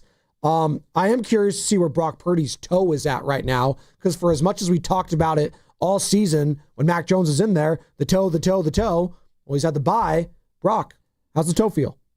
Yeah, no, it feels really good. And, like I said, once I get moving and warmed up and everything and in the game, for me, I just focus on playing ball and, in that case, escaping, not getting caught on keepers and stuff, busting my butt to get outside the edge and all that, just like I have in the past. So that's just where I'm at now. By the way, 20 minutes, Adam Amin, Fox Sports, going to be on the call for Niners Titans alongside Drew Brees. So Adam Amin joining us here in 20 minutes. Have you ever met a real Titans fan? I don't think I have. Ooh, it's a great question. No. You have, Carter? I've never been to I've met one. Okay. In college, one of the guys in my frat was from Tennessee, so he was a Titans fan. Yeah, my first cousins live in Nashville, so. Oh, really? Yeah. Sucks. I heard Nashville's nice. Yeah, I heard Nashville's amazing. Just whatever. Sure. You've been there? No. Don't care. Is it like the the bachelorette party capital of the world or something like that? Well, party. It is. It's people party there. So it just keep music. Pull up the Chris Stapleton. So long, Nashville, Tennessee. You can't have what's left. You don't know what Chris Stapleton? No, I know Chris Stapleton. I thought you were a big rap guy. So. I love all music. Oh, do you? Yeah. My dad was a Deadhead. My mom was into Motown. Okay. I love rap. My brother loves rock. Okay. I love it all. All right. You love it all. That's good. That's Why great. not? Nope. I can't like Luke Combs. You can like whoever you want. I can't like Chicken Fried. You can like whatever you want. No, you can only like one genre of music at a time ever. Why are you pigeonholing me? I never said that. Am I not allowed to diversify my portfolio? You sure can. Do you feel better now? I mean, I feel like a Renaissance man, quite frankly. Just because I love Mexican food doesn't mean I can't like Chinese food. You said Mexican was the GOAT over Italian. It is. And it offended me. Because I love Mexican food too, but come on, dude. When I got back from Vegas, the one thing they can't top us on, burritos. Well, that's this just can't. Which is technically, I believe, invented in the United States of America. Well, technically, it was created in the farms of California so that they could, work the fields and still eat. Actually, Taqueria La Cumbre in the Mission claims that they invented the burrito. They invented the Mission burrito, the Super Mission burrito. It's different. There's many. I've gone down this rabbit hole. Who invented the French fry, the California burrito? Whoever put the French fries in there's the GOAT. Dude, come on. It's pretty. Now, you don't like the California burrito, dude? No, I like just a regular burrito. French fries I like on their own. There's just potatoes in there, basically. You're just adding potatoes, but that crunch that you have from the fries in there with the sour cream and the guac and the rice and beans. It's just filler. Yeah, no, but yes, I like potatoes. Okay. I mean, Aren't you Irish? That's kind of what a burrito is. Yeah, is filler. Correct. No. Because I eat a burrito and I'm very rice full. and beans are the filler too of any burrito. I'm out on French fries in my burrito. Not that it's not You can't handle it anymore. Get a little older. Probably. I'm just out on that. Tell me you can't handle it. It's all right. As the only one who literally grew up a block away from Mission Street my entire life, I think I have the authority on burritos. I'll be honest, if I were to make a list of all things that you would just not be in on, French fries and the burritos, I don't think it would be on that list. So this is a surprising new fact I learned about you, Shasta. French fries are, to me, a standalone item. So you don't put them like a sandwich either, like the fat sandwiches? No. Oh, I don't do that's that. reserved for maybe an onion ring from time to time.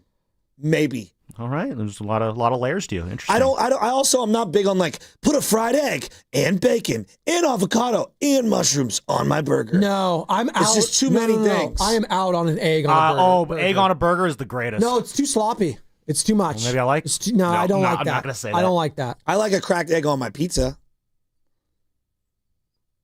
You guys ain't never been to. I like that too. I'm not even you just came so out of left field on I'm just that gonna one. not even acknowledge that one. Delfina was the first place I had. Fire. Yes, thank you, Carter. Some sort of Italian you are, Carter. Brock Purdy, how would you evaluate your play through the bye week? Yeah, I think there's been moments where I gotta, in the past, where like I've said, drive the ball mechanically. I want to continue to strive for just my accuracy and stuff. I feel like there's been moments where I can be better with that. As a whole, this whole year, it's really just been about my toe and getting healthy and feeling like myself again. So, having a week to rest up and then coming back this week and having a couple practices under my belt just feels good and feel fresh. But, more than anything, it's continuing to play with the chip on my shoulder and going back and watching the situational football moments that we were in the games that I've been in so far. And, I think for me, it's in the end of the stretch here, 4 games, regular season, how can I be better? And I thought, the last game in Cleveland was a pretty good test for me to, take care of the ball, be smart with it, throw it away, and then stay on the field when we can. So last week he was very measured. I need to see him let it rip this weekend. That is something I do want to see. Dude, just freaking let it go. The secondary sucks for the Titans. They stink. We'll hear from Greg Cosell, who talked about, he watches all the film, Shasky, about even with the bad teams. He'll tell you how stinky this team is. There's a player I'm looking at on defense, and I want to get back into another question that you just brought up. I want to get a poll ready. Is Jair Brown the guy who's been awesome the last 3 weeks, or the guy at the first 5 weeks when he played was just all over the place, missing tackles, not being able to cover anyone? Has he taken a big step forward? He has. Him and Malik Mustafa created some sort of synergy. That is a big question for me, but not as big of a question as put it on the poll. Put it on the poll. It's simple. It's very easy. What offends you more? Pineapple on pizza, fries in a burrito? I think that's going to be a landslide for the pineapple. It's not even. Or do we just go yes or no? Fries in my burrito. I think it's a no for me. I like that. Okay. It's a no for you, dog. That's okay. My phone is blowing up from a variety of people. Is it Guido? Other hosts at other places. White Mike. Who have big channels. Was it police officers. White Mike? Firefighters. Where's White Mike at? Electricians. Would you stop with the White Mike? You don't need to name names. I'm curious what some of these comments are sounding like. They're just say the comments. You're just saying all these people. It's just total overkill. French fries are French fries, and burritos are burritos. See, I'm from Frisco. In Frisco, I grew up in Excelsior. I believe the California a block away burrito from the home of the Mission burrito. Yeah. You don't need French fries in your burrito. They do it in Tijuana. I just think it's crazy. They do it in Tijuana. You guys want to do that's fine. I'm talking about Mission Street burritos, like what we have. I'm not saying that for a breakfast burrito, you can't have some seasoned cubes or whatever in there. That's a total different entree for me. I'm talking about French fries in a burrito. Like Senor Sisig does do that for theirs. That is Filipino fusion cuisine. Sure. It's different. It's unique. Yeah. I'm talking about the OG La Corneta, La Taqueria, Guadalajara, El Farolito. Those burritos, no French fries. I'm out. Okay, that's fine. Out. Sometimes I feel like a California burrito. That's fine. You never do because your tummy can't handle it. It's all right. No, none of my homies when we would get burritos on the late night, it was like, get me the French fry burrito. You know what, Joe? It's because you guys are a little older. You just don't understand. It's a generational gap, and you know what? It's okay. It's all right. Fries in the burritos? Yeah, it's very normal. Very normal. It's honestly fire. It is. Tijuana, they call it. Now it's called a California burrito. Now I have a question. Hold on. Are you a Gordo's guy? Hold on. I like Gordo's. I like Gordo's, but is it like your top dog? No, La Taqueria. Good. Thank you. Because everybody been from the Sunset and the Richmond's like, Gordo's. And Gordo's is good, but it can't mess with La Corneta, La Taqueria, Guadalajara, El Farolito. I think La Taqueria would be my death row meal, in fact. La Taqueria? Like, that would be the last thing I'd eat. Yeah. I love that. What a death row meal. It originated. What's your go-to? My go-to. What's your go-to burrito spot in Oakland? Ooh. Because I know they got... There's a couple. Hold on. I want to talk about one, a pupusa spot I just went to recently. Different cuisine. It is different. It's El Salvadorian, but I want to give him the shout out because I talked to the person that owns it, Rosa, and I want to make sure I get. No, she was amazing. I want to make sure I give her the credit that is due here. I believe it's Los Cocos in Oakland. Yes. All right. Los Cocos in Oakland. You can find it over there off Fruitvale. The greatest pupusas I have ever had in my entire life, El Salvadorian food. I had the pork one, Joe, and I got to tell you, she made it all from scratch right in front of me. I got the fried plantains on the side with the refried beans in the crema. And the sauce thing on top. I don't know what it's called. The cabbage, the pickled cabbage they have. Best pupusas I've ever had. Los Cocos in Oakland. Go there. Rosa, I love you. You're amazing. There's a couple spots, but one next to Deanda's, next to La Taqueria, literally on the corner, was the spot we used to go to back in the day. Now I'll give you a couple spots I like in Oakland. Fruitvale has fire Mexican food over there. Guadalajara, they have huge, I'm talking fat, good quality too. Double, so it's basically a double. It feels like tortilla. They call it a super burrito. That just feels like Superman's burrito because it's huge. And also Mi Gruyense, I believe it's called, also near Fruitvale. Delicious burritos. Those are my spots over in Oakland. And if people have spots they love in the Bay Area, 888-957-9570. Jose in Vallejo. Jose. Okay. Spanish name. All right. I mean, Jose, fries in a burrito. Is it okay? Hey, can you guys hear me? How's it going? What's going, man? What's up, Jose? Hip, hip, Jose. Hey, so I grew up in the Bay, so I never really had fries in the burrito, but then I moved to SoCal. And I lived there for like 8 years, and like that's their thing. Like they really eat them. It was invented in California as well, and they're actually really good. Like for me, I'll say they'll go, but traditionally not. Like I didn't grow up eating burritos.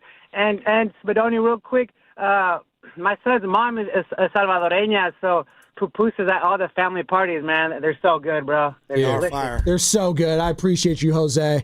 Los Cocos, Salvadoran restaurant, Oakland. Check it out. Love them. And we're talking about fries in a burrito, fair or foul. 888-957-9570. It's a San Diego origin. I believe. Okay. But they adopted California burrito. So all the other states are like, I want the California one, which is not only the avocado guacamole, but the fries inside of it as well. So it's basically a super burrito with fries on top of it. So as of right now in the YouTube poll, are you in on fries in your burrito? No is out to a lead, 59% to 41%. Ooh, close. Only 60 votes so far, so it's very early in the polling. Ludman, if I made you choose, in or out? On fries in the burrito? Oh, yeah, I'm all in. It's good. Yes, stuff me up with that stuff. Are you saying you have to be permanent in? Stuff him in. It's simple. It's just in or out. Like I'm not saying I wouldn't eat one. What I'm saying is I don't even think about French fries. I'm happy with fries in the burrito. I'm not though. Like I'm not like, hey, I want carne asada. I want whatever the salsa verde. The French fries, please. Put the French fries in there too. So I'm out on that. I'll tell you this: that is not my go-to burrito order. I'm just saying, first and foremost, I love fries in my burrito. Fries and burrito, guys. That's pretty good. That's pretty good. Mine is the go-to spot. I think you guys went there when I told you in Pacific Grove, Michael's Grill and Taqueria. Really killer. So I grew up at that restaurant, and they have a couple spots over in the 831. And I know what you're thinking. Michael's, like, it's a white guy's name. Well, that was the owner. He doesn't own it anymore, but they kept the name. It's all run by first, second, third generation Mexican Americans. And they have something called the house burrito, and it's wet. So people either like the wet burrito or not. But yeah, I go back and forth. If I'm at a sit-down place, I have no problem with the wet burrito. That's what it is. Yeah, you can go sit down, or I take it to go, and I bring it at home. Like Celia's has the wet burrito, and it's fine. I love it, And they have the tomatillo, the green salsa on top of it. That's the wet.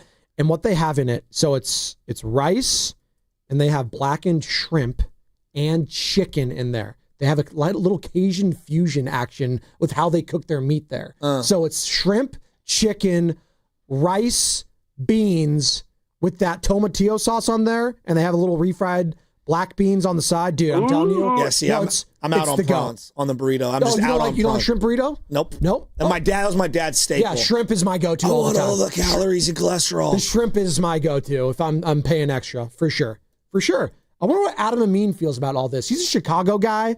I don't know if they do Mexican food great out of Chicago. They do their Italian beef. They do their deep dish. They got good stuff in Chicago. Let's ask Adam if they do Mexican food out there, because he's on the call for Niners, Titans for Fox this Sunday alongside Drew Brees. We'll talk to Adam next, brought to you by the Super Bowl Experience presented by Jersey Mike's. The NFL is taking over the Bay Area. Experience football like never before with Super Bowl Experience presented by Jersey Mike's, February 3rd through 7th at the Moscone Center. Tickets start at just $40 and kids 12 and under attend for free. Visit superbowl.com to buy your tickets today. Elevate your kitchen at the Mila Innovation Center at Friedman's Appliance in Pleasant Hill. Out of your dreams and into your kitchen. Select the qualifying built-in kitchen appliance package that is right for you. With unrivaled technology and luxury-grade quality, when you bring home a Mila, you're bringing home true innovation. Now, for a limited time, save up to 10% with the purchase of a qualifying Mila kitchen package. Visit the Mila Innovation Center at Friedman's Appliance in Pleasant Hill or at friedmansappliance.com. With T-Mobile, we don't miss out on any family business. Hola, mija, ¿cómo quedó el mole? It turned out great. This holiday, switch to T-Mobile and stay connected with los tuyos. Get 4 Samsung Galaxy S25 phones with no trade-in needed, plus 4 lines for just $25 per line. Visit a store at T-Mobile.com or call 1-800-T-Mobile. With 24 monthly bill credits and 4 eligible port-ins on essentials. For well-qualified customers with auto pay plus taxes, fees, and $35 device connection charge. Credits and imbalance due if you pay off early or cancel. Contact us. Finance agreement 128 gigabytes, $800 required. Not for extended international use. You must reside in the U.S. and primary usage must occur on our network. Visit T-Mobile.com. McDonald's is putting value back on the menu. Whether you're craving a Big Mac, McNuggets, or sausage, egg, and cheese McGriddles, make it a meal and save. Your favorite is now your wallet's favorite, too. Extra value meals are back. The extra value meal is on at McDonald's. Get a sausage McMuffin with egg, hash browns, and a small hot coffee for just $6. Ba-da-ba-ba-ba. Prices and participation may vary. Promotion pricing may be lower than meal pricing. Makita's built for the pros who show up early, who don't do shortcuts, only precise cuts. With tools built to last, job after job, year after year. Performance that pays off, because when the job calls for the best, you answer. And when you need the best, you call on Makita. Built to be the best. Available at the Home Depot. Tired of hearing scary radio ads about the IRS? Tax Relief Advocates is different. TRA is here to tell you that if you owe money to the IRS, whether it's $5,000 or $500,000, we have a solution. TRA can eliminate or reduce what you owe to the IRS with zero risk to you. We have over 1,000 5-star reviews on Google and an A+ with a BBB. End your tax nightmare today by visiting TRA.com or call 800-275-2027. That's 800-275-2027. This is the story of the one. As an HVAC technician, he and his digital multimeter are in high demand. So when a noisy office HVAC turns out to be a failing blower motor, he doesn't break a sweat.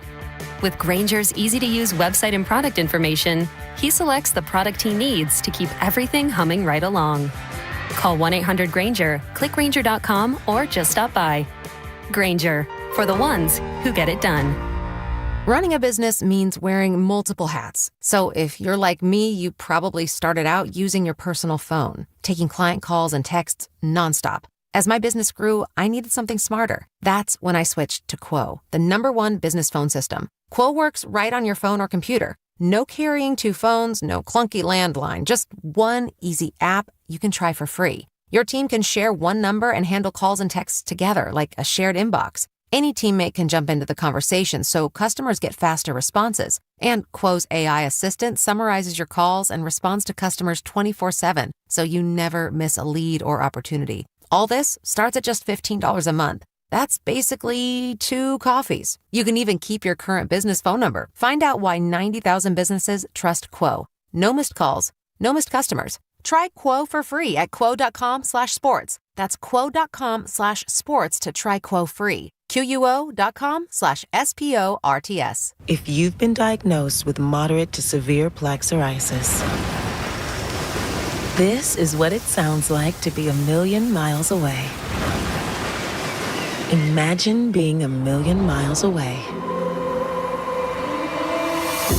Tremfya guselkumab, taken by injection, is a prescription medicine for adults with moderate to severe plaque psoriasis who may benefit from taking injections or pills or phototherapy. With Tremfya, clearer skin is possible. In clinical trials, at least 70% of patients saw at least 90% clearer skin at 16 weeks. Results may vary. Tremfya is also indicated for adults with active psoriatic arthritis. Serious allergic reactions and increased risk of infections and liver problems may occur. Before treatment, your doctor should check you for infections and tuberculosis. Tell your doctor if you have an infection, flu-like symptoms, or if you need a vaccine. Ask your doctor about Tremfya. Call 1-800-526-7736 or visit Tremfya.com.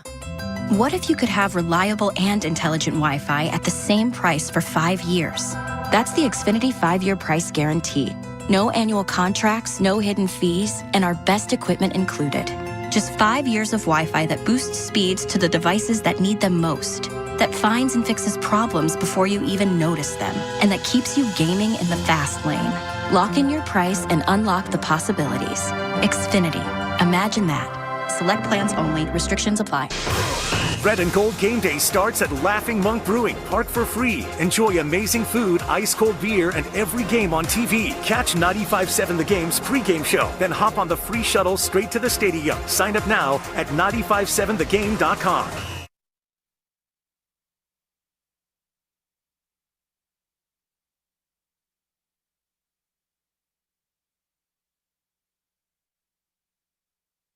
Yes, to your point, Joe, too. Now, back to the morning roast. Want to talk about basketball? With Joe Spadoni. Anything about the game? And Joe Shasky on 95.7 The Game. What are you laughing at, Joe? We're laughing at a lot. We're having fun. We got Adam Amin joining us momentarily. He's on the call for Fox Sports 49ers Titans alongside, maybe, he will be, first ballot, soon to be first ballot Hall of Famer Drew Brees. And we got our guy, Adam Amin, joins us now. Again, as mentioned, on the call for 49ers Titans for Fox Sports. Does it there. He also does it on the Bulls broadcast as well for NBC Chicago. Adam, good morning. Joining us now on the River Islands guest line, Joe Spadoni, alongside Joe Shasky. We were just having a debate on, Mexican food and whether or not... Is he in town already? He might be. Are you in San Francisco right now? No, I'm actually in Charlotte, believe it or not. I've got a Bulls Hornets flying back to Chicago tonight, 10 a.m. flight tomorrow, Chicago to San Francisco. So I'll be there tomorrow. Bulls, Hornets, Niners, Titans, cream of the crop. Hey, he's got the Niners are good. Hey, Niners are good. Adam doesn't want to poke fun at that. But hey, the Bulls started out promising. I do actually have yeah.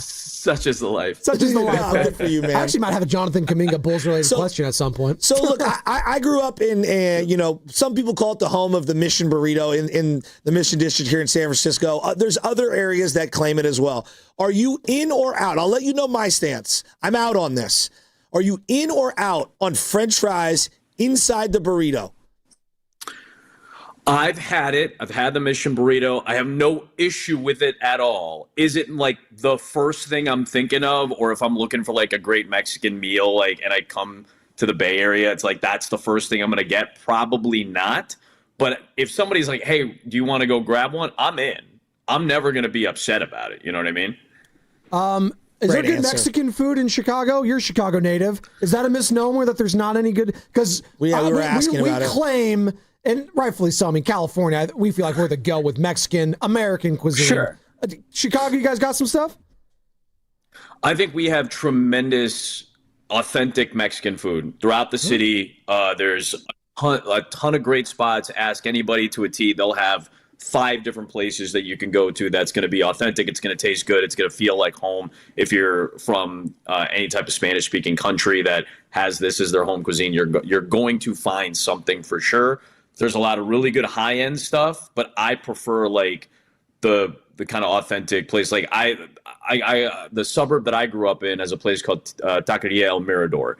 Like every town in Chicago, suburbs or urban or otherwise, has a place in their neighborhood like that. That was mine growing up. We had El Burrito. I think there's a million El Burritos in Chicago too, but like the El Burrito in my town was like the one that I like to go to. I still go there because my mom lives down by there. So when I'm back in town to go see her, oftentimes I'll stop into El Burrito just to eat, a quick meal and then get out of there. So I'm a staunch defender of Mexican food in the city of Chicago. All right, so let's start with the game this weekend, Niners-Titans, and I look at this as a huge contrast. Contrast in organizational stability, contrast in draft status. You have the number 1 overall pick at quarterback on one side. You have the Mr. Irrelevant on the other side, making a boatload of money now. What are your big storylines, or maybe the big storyline heading into this game for you? I'm flipping through some of my notes, and I know San Francisco obviously is like the playoff chase is the biggest thing. That's the thing we lock into. We're in the last month of the season. Bears are playing in the early window. They're right there. What are the Eagles doing? What are the Lions doing? Lions are playing at the same time. Seattle's playing at the same time. So it's like one of those kind of fun, it's a double header weekend. So the Fox affiliate and the CBS affiliate both have 2 games. So it's like you get a full day of football to, get the final month of the season going. And all these games and all these windows have like some kind of impact, and especially in a late window because LA's playing Detroit. Both of those teams are directly involved with the potential of San Francisco getting a spot or, getting a seed. Seattle's playing at the same time against Indianapolis, a team that San Francisco is going to see very shortly here. And what are they going to look like if Phillip Rivers is under center taking the snaps for that offense? I think that the Bears will play early. There's a lot of stuff going on. So just tracking all of that and kind of seeing just after the early window where the Niners are at. So what kind of weight do we have on this game? When we go into some of the deeper dive stuff, who wins field position in this game? The Niners have been winning field position a lot. Their special teams has been significantly better in the last, month, basically. What does the pass game look like? I feel like, I don't know if this is, I wrote this down and I was going to ask Kyle about it today when we talked with him. Do you guys feel like that the run game has given way to the pass game for this offense? Because I felt that early in the season when we saw him a couple times and just kind of watching on TV the last few weeks and then kind of really studying up this last week. It feels like the run game has kind of given way to, some of the short passing game, but it's been a lot of Brock Purdy since he's been back in the saddle. Adam Amin joining us here on the Morning Roast on the call for Fox Sports 49ers Titans this Sunday at Levi Stadium. Do you think the job that Kyle Shanahan is doing this year is flying under the radar nationally? I do. I think that the fact that you lose Warner and Bosa so early, Purdy's in and out, Pearsall's in and out. You don't have Ayuk all season. I do think that you have to scheme into it, and you have to help out. And that's not diminishing the talent of the players you've drafted or diminishing the talent of the quarterback that's taken the snaps when Brock's out of there. I thought Mac Jones did a heck of a job for the most part, and won some games that maybe people weren't expecting him to and played pretty well overall. And I think Kyle deserves a lot of credit for that because, again, you do have to play to the strengths. You do have to adjust some of the offensive mindset and how you're sequencing. Not only are the plays that we work on during the week, which is obviously, where the chunk of the good stuff is going to come from, but how are you sequencing it? Because you've gotten used to a very specific way of, I think we do this on first down, this on second down. Let's hope we're in our best position third down, and here's our package of plays that we're going to use to stay on the field. And they've been able to do that through multiple quarterbacks, through multiple receivers. Kittle's been in and out, obviously, as sometimes is the case. So the fact that they've been in the position that they're in, not just to make the playoffs. Like, it's one thing if you're only fighting for a wild card spot. That's a damn good division. The Rams have played great football this year. I give a lot of credit to how Seattle's done this season with a new quarterback. So the fact that they're right in the mix for the division is a really big accomplishment. And I've always had appreciation for Kyle. I think most people who watch the Niners over the last 6 years have an appreciation in some form or fashion for what he's done and how he's been able to do it with multiple quarterbacks, et cetera. But I think he deserves a lot of credit. I think Robert Saleh deserves a lot of credit. I don't know what this offseason is going to look like coaching-wise in terms of the landscape, but I do wonder if maybe Robert's a year ahead of schedule in terms of maybe trying to get back into the head coaching ranks if that's something that he desires to do. I figured it was going to be 2 good years in San Francisco. That'll almost guarantee you a spot, but with some of the way things are shaping out, I'll be curious to see what it looks like in a couple months. I hope not. I hope he doesn't leave because, sure. I mean, like, you cover these games, and look, I follow this team religiously and have for my whole life. I can barely have any comprehension of who's coming on the field at any given time on defense. It's a bunch of no-namers. No, it really is. And no-namers isn't even accurate. It's literal practice squad players. I know what you mean. And they're down to their third string middle linebacker. They're down to defensive linemen that they picked off of practice squads. As someone who prepares for these games, how unique is this thing that Robert's doing on defense with these guys that no one's ever heard of?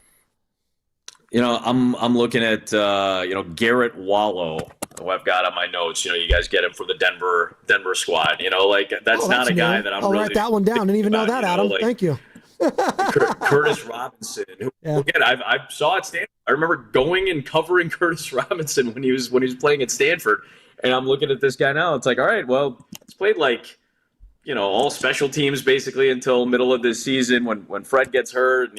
He's barely played in his 4 years. Played something like 18 games in his first 3 seasons or something like that. So it's like, all right, this guy barely sees the field. He's jumping on the field, and now here he is playing key minutes. Tatum Bethune, a guy who comes in out of the 7th round. He's had to play. I think he's hurt this week, but you're looking at a lot of guys that have had to play key snaps over the course of the season, and you're bringing Cleveland Ferrell back, and you're giving Keon White some opportunities. So I'm very impressed. And listen, the scheme has to change. We just talked about it with Kyle. Give credit to Robert Saleh too. The last 3 weeks, they've decided it is a much better option for us to watch you make a mistake on offense because we're going to force you to drive down the field. You are not beating us over the top. We're playing quarters. You're not going to get a big play against our defense in a pass situation. If our 4-man rush can give you any type of push, we get you into any second or third and long, awesome. We're going to get the ball back. We're going to win field position. Again, we just mentioned the special teams, how much better they've been over the last 2 months, basically, and winning the field position battle for both the offense and the defense. I think this is it is complementary football. By the way, the Titans are coming off a game where they finally played complementary football. It's a formula that works. Everybody plays into everything else. This sport has as much of a domino effect from top to bottom, from section to section, from unit to unit. There is more of a domino effect in this sport than there is in just about anything we watch in North America. A pitcher can dominate an offense. One hitter can change the course of the game with a couple of great swings.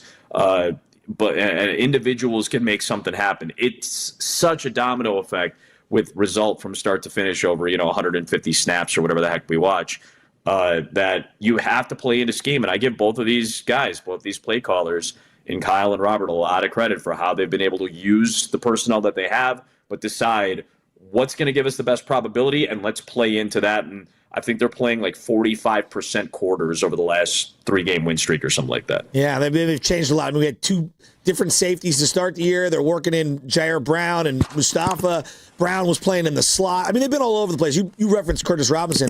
He's been cut 7 or 8 times from the team. I mean, it's crazy to see him make plays. Take me behind the scenes. You said you're going to talk to Kyle Shanahan today at some point.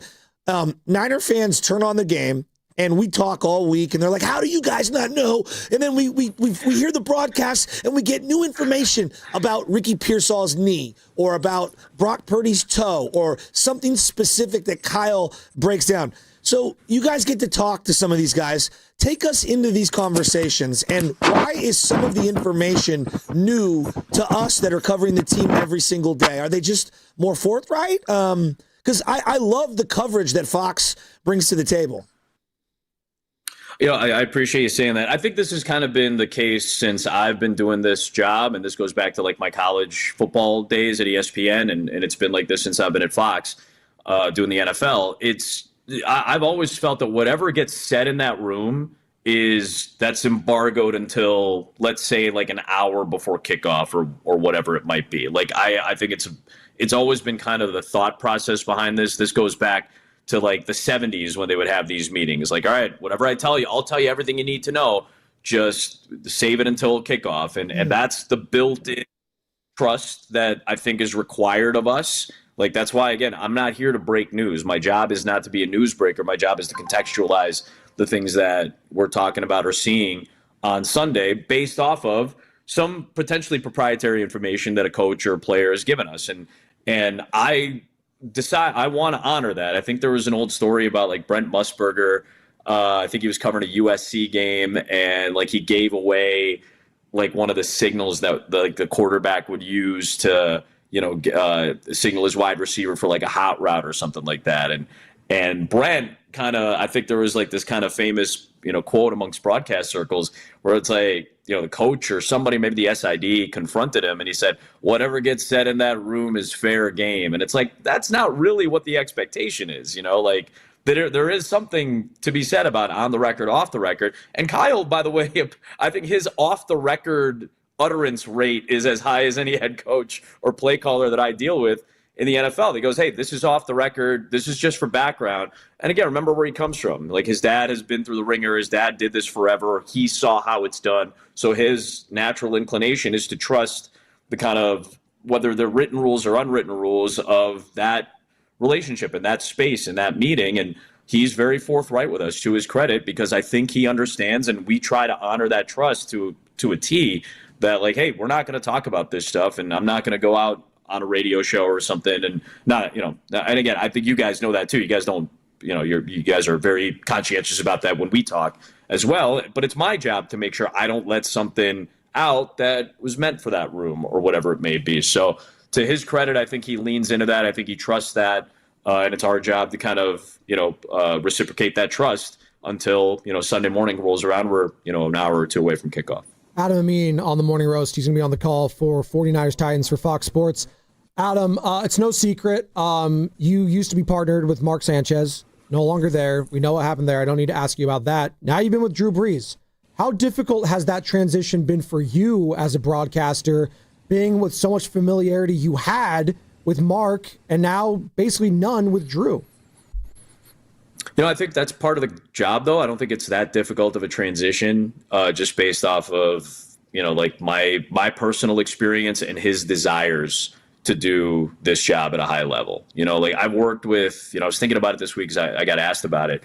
I've worked with something like 150 to 170 people, I think, maybe more, maybe less, maybe more. Like but it's a large number of people that in the 15 years that I've been doing this job, I've worked with a lot of folks, and a lot of people that do this in different ways, that have different personalities, that come from different walks of life. Just in football, they played different positions, because I've worked with Mark Schlereth, Mark Sanchez, Moose Johnston, Kurt Warner, Greg Olson, now Drew Brees. Like, I've worked with a myriad of people, and they all have different sensibilities, and they all have different backgrounds. And my job is to just get to know them, and bring out what's best in them. I watch, Ian Eagle and JJ Watt, they're a brand new crew, but I know Ian. He's a mentor of mine. I don't know JJ at all personally, but I would guarantee you that knowing Ian and then assuming about JJ that they're both guys that like to make connections with people and like to, create bonds and forge friendships. And I think that's fairly obvious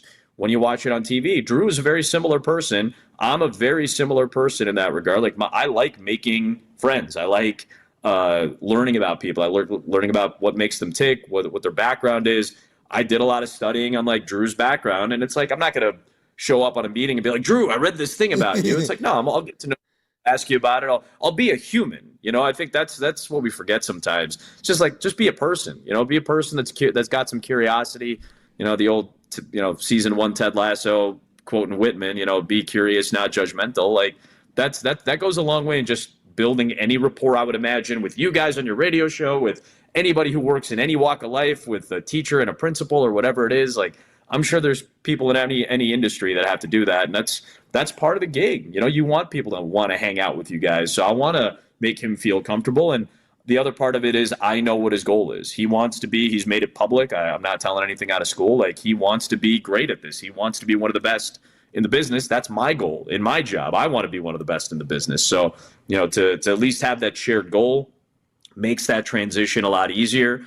And it's nice when you work with, people that are willing to have that same level of curiosity as you. Yeah, it's fascinating. Everyone sees the game through their prism. Kurt Warner, we have him on the station a lot, and he sees the game through, hey, everybody overlooked me, and I'm a pocket quarterback, and I'm toughness, and I see things on film you don't see because I see it through my eyes. Brady has kind of knocked Purdy over the years. He's not big enough. He sees things through his prism. How does Drew view Purdy? I don't want you to speak on his behalf, but, I'm sure you have opinions on Brock Purdy. And I just wonder if you've had any conversations with Drew on how he views Brock Purdy's game. Because people do like, hey, he's short, he's accurate. Even though their game's very, very different, we do this thing, short quarterback, doesn't have the biggest arm, super accurate. They link them together. I wonder what Drew sees in Brock Purdy. That's something we want to explore for sure on air, because I do want people to hear what his thought process is behind it. And for me, just being with Drew for the last month and kind of seeing where he does evaluate, like we've seen some young QBs. Like we just had Bryce Young a couple of weeks ago when they beat Los Angeles. Obviously, the Panthers are in first place. The Niners just saw him a couple of weeks ago. I really wanted to know like what Drew thought, right? Because that's a really similar comparison. Like short QB, what does it take to be at the level that Drew was for as long as he was? And, literally second greatest statistical quarterback of all time, you can make the argument behind Brady. So, there's longevity there. He adjusted his game. Drew, kind of went to more of a shorter and intermediate passing game as he got further along in his career and seeing deep balls for, a couple fewer times in a game. He said footwork and mechanics have to be immaculate. When you are not as big, when you are a little bit shorter, your footwork and timing has to be mechanical and consistent. And I think that's something we can say about Brock. Like his mechanics, especially for a guy that's had an elbow injury, like he's had to make adjustments, and he has to be on it when it comes to how he approaches playing the position. He has to be very sharp.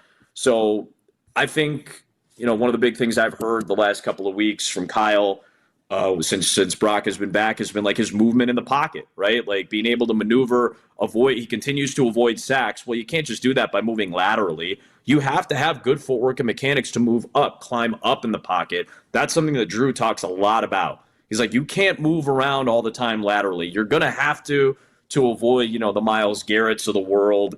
You're playing a pretty good guy, Jeffrey Simmons, this week. I think Jeffrey gets a little overlooked sometimes because, again, he plays for a 2-win team, and it's not been a lot of success the last couple of years. I think we forget that dude's a dude, right? Mm-hmm. So you're going to have to move around a little bit laterally, but more often than not, your best results are going to come when you're climbing in the pocket, climbing up in the pocket through some of the traffic. So your footwork in all of those situations has to be really good.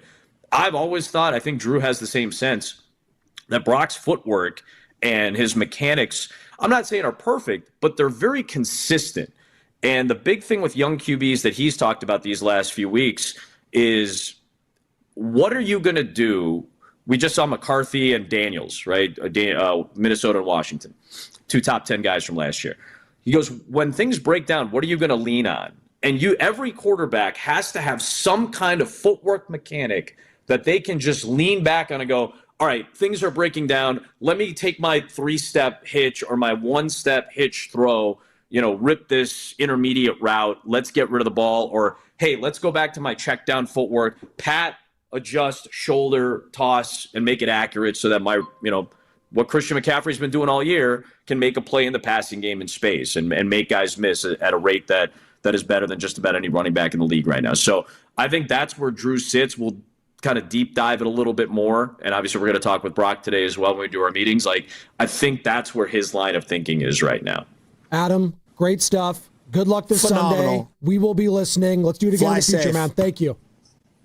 Anytime, boys. Appreciate you. That was great. There he goes. You're listening to 95.7 The Game, KGMZ FM Nation 1 San Francisco, and Odyssey Sports Station, and the home of the Golden State Warriors and Valkyries. It's time now for the Ghost Report, brought to you by Ghostwood, your neighborhood brew pub in Redwood City. Let's go. All right, my pick for who the Tennessee Titans should be fearing this week, I already said it. It's my guy, Brock Purdy. I think he's going to throw for over 300 yards and at least 2 touchdowns in this game. At least. I think Brock's going to ball out this Sunday, Levi Stadium, fresh off a bye. The toe has to be feeling a lot better. And I like the Niners to roll, Joe. Who should the Titans fear? I'm going to say the defensive line of the 49ers. Ooh. I like Cleve Farrell and Keon White to get multiple fourth-quarter sacks as a duo. And that is who I think that the Tennessee Titans should fear, absolutely. That was the Ghost Report, brought to you by Ghostwood, your neighborhood brew pub specializing in quality craft beers and cocktails, plus great fresh food, ice cream, sundaes with a cherry on top. We're going to try to put a cherry on top of this show on the other side, because we're going from Niners to Dubs. Bill Schmid, host of No BS with Billy and Saryan on 97.3 The Game in Milwaukee. Who's Bill Schmid? Well, he just knows everything in Milwaukee sports. And that means Giannis Antetokounmpo.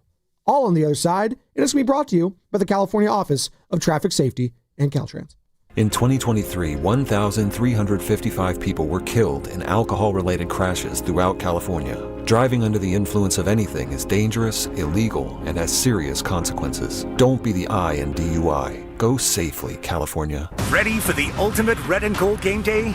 Laughing Monk Brewing is the place to park, party, and ride. Skip the traffic. Forget the expensive parking. Park for free and dive into an epic tailgate with mouth-watering food, ice-cold Laughing Monk beer, and every game on TV. Catch 95.7 The Game's pregame show with Lorenzo Neal and Evan Giddings. Then hop on the free shuttle minutes away from the stadium. Shuttles are first come, first served. So head to 957thegame.com to sign up and join the party.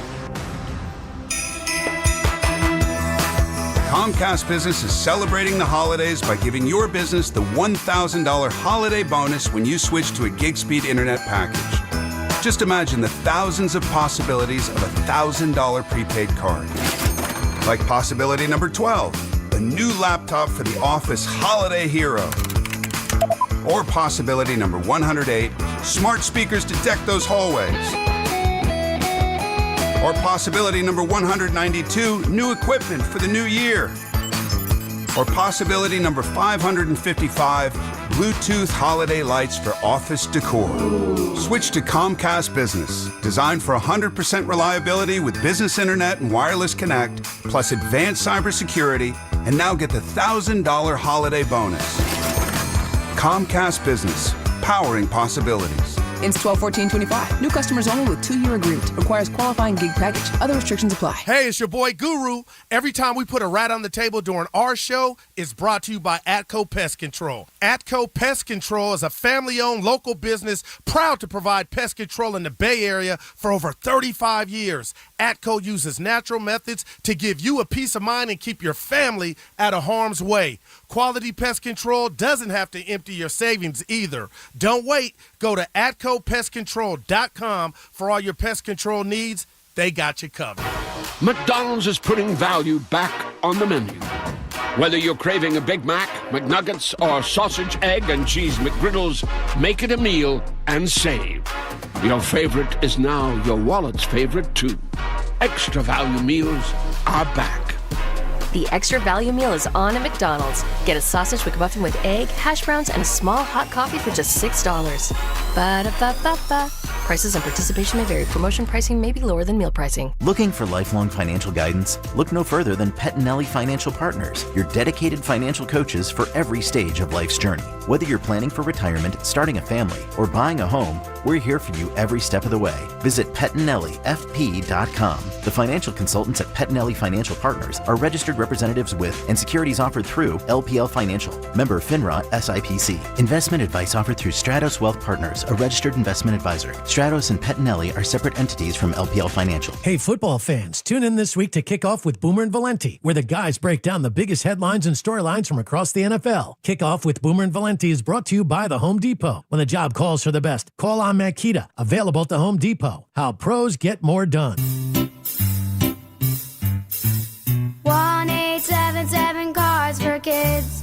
KARS Cards for Kids. 1-877 Cards for Kids. Donate your card today. 1-877 Cars for Kids. KARS Cars for Kids. 1-877 Cars for Kids. Donate your car today. Ready to get rid of that old car? Donate it to Cars for Kids. Call 1-877-CARS-FOR-KIDS to reach a friendly live agent. Donation's super easy, and your car can be picked up as soon as tomorrow. Call us now, 1-877-CARS-FOR-KIDS. That's Cars with a K to donate your car today. 1-877 Cars for Kids. Donate your car today. Hurry! It's your last chance to donate for 2025. Last chance! Donate now for a 2025 tax deduction. Honey, that flu keeping you up? Did you take NyQuil Intense Flu? Nah, I got this. Okay, I don't got this. Yeah, you need NyQuil Intense Flu. Undo your flu with NyQuil Intense Flu. NyQuil Intense Flu provides powerful relief of your flu symptoms so you can sleep. You do got this. NyQuil Intense Flu. The nighttime sniffling, aching fever. Best sleep with the flu medicine. Use as directed. Keep out of reach of children. Too many tools, too much stress, and way too many bills. Odoo replaces it all. One connected platform for every part of your business, so you can work faster, smarter, and for less. Odoo, the only software you'll ever need. Try it free today at odoo.com. That's ODOO.com.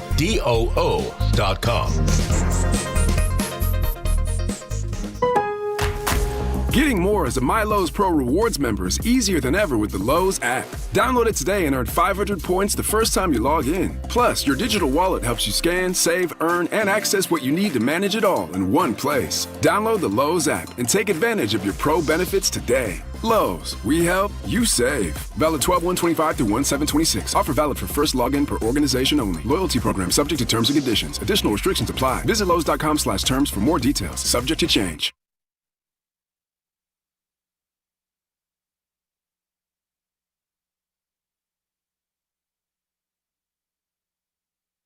What's up, roasters? It's Sam from Laughing Monk Brewing, and you're listening to the Morning Roast with my guys, Spadoni and Shasky. Shasky, stop picking the lobster out of the linguine. Oh, he's not going to do that. Although I did learn he doesn't like shrimp in his burritos. I think that's a hot take. I'm out on that. That's fine. I'm very, shrimp has to be at a good, high-end place. Okay, there are high-end Mexican places that do shrimp very well. No, I'm not saying they don't. To me, shrimp has to be prepared a certain way. That's fine. We are coming to you live from the Laughing Monk Studios, as we mentioned, and it is a Football Friday presented by Merit America. Visit them at meritamerica.org/super. And now joining us on the River Islands guest line to talk all things basketball and football related when it comes to the Bucks and Giannis Antetokounmpo, and maybe even some Green Bay Packers and where they might fall into the hierarchy of the NFC along with the Niners. Bill Schmid, host of Billy, and I hope I'm saying this name right, Saryan on 97.3 The Game in Milwaukee. Am I pronouncing that other name correctly, Bill? You knocked it out of the park, and frankly, who cares? He's not on here, so if you butcher his name, it's all good. Appreciate you guys for having me. All right, so break this down to me. I mean, Giannis, is he out or is he in Milwaukee? What does it feel like? Because Warrior fans have had a love connection with him for what feels like 5 years.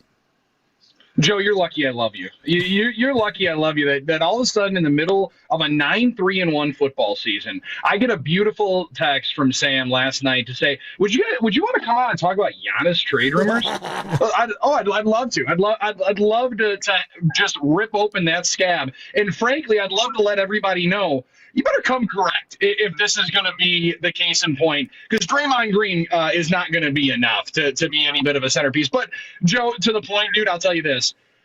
It is to a hotter simmer than I ever anticipated, with people kind of being done with the story. And I think I'm probably hotter on that than anybody on the air right now, because at some point I'm kind of tired of trying to lose 20 pounds, right? I'm tired of, after we get into a fight, having to go buy a new car, right? You're done with, at some point, the relationship should mean enough where you don't always have to be changing and elevating to a different status. The Milwaukee Bucks have done everything possible to win while Giannis has been on the team. And I think that they are in a position where, whether it's him or I think his agents are definitely maneuvering and doing their due diligence to have and drum up enough conversation.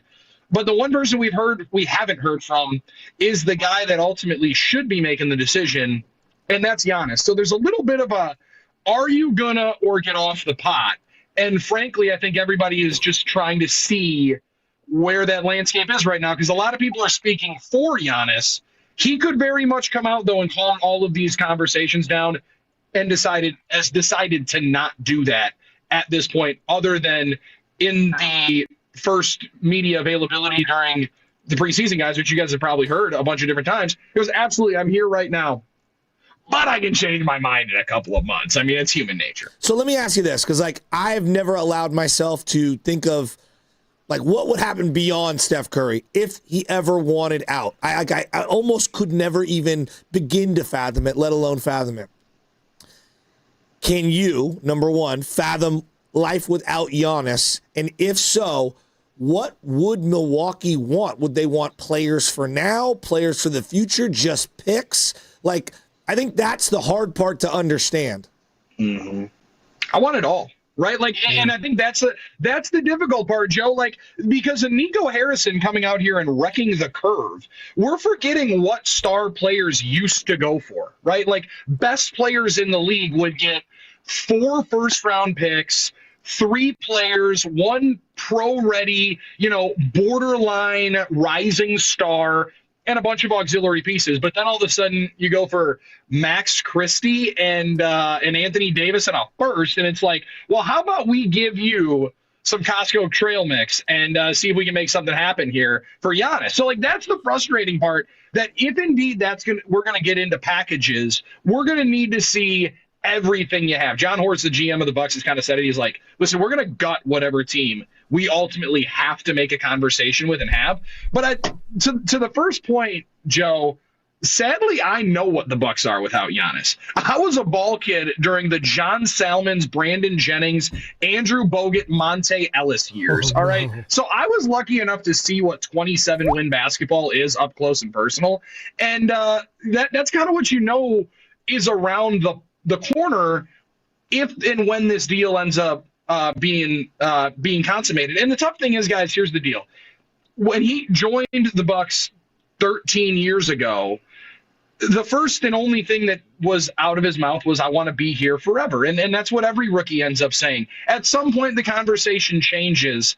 And I think that's where there's a lot of people, whether begrudgingly, Joe, or, some people want to be aggressive, and there's a lot of armchair GMs, and everybody plays 2K, and I could craft this, that, and the third, and I know this guy is going to be a generational superstar because I got his superstar trait. My man is a 94 overall already in year 3. So there's people that have already put together a little bit of a wish list, but the majority of Bucks fans are still trying to get themselves to a place where they'd be okay if that move ended up being made.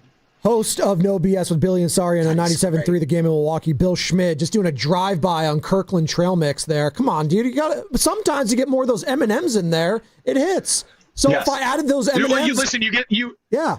Best thing is you actually get peanut M&Ms in those. And listen, I'm fat, so I'm over 300 pounds, so you got to make sure you know exactly which one you're getting. Well, you need to have a little, like, for all those blizzards and, like, cold weather games, you need to have a store a little bit more this winter, Bill, so I'm with you here. It's actually the coldest in California historically. Yeah. I mean, it's like 50 degrees here with wind. We're really struggling. I know. I know it's, like, sunny out. There's no snow or ice, but the wind, I got to tell you, it's tough. Bill, so Draymond Green, Brandon Pajemski, Jonathan Kaminga, and a couple first rounders. You'll do that, right? Come on. No. Again, that's where we got to get. You guys got a lot of work to do to build up something that is going to be appealing enough.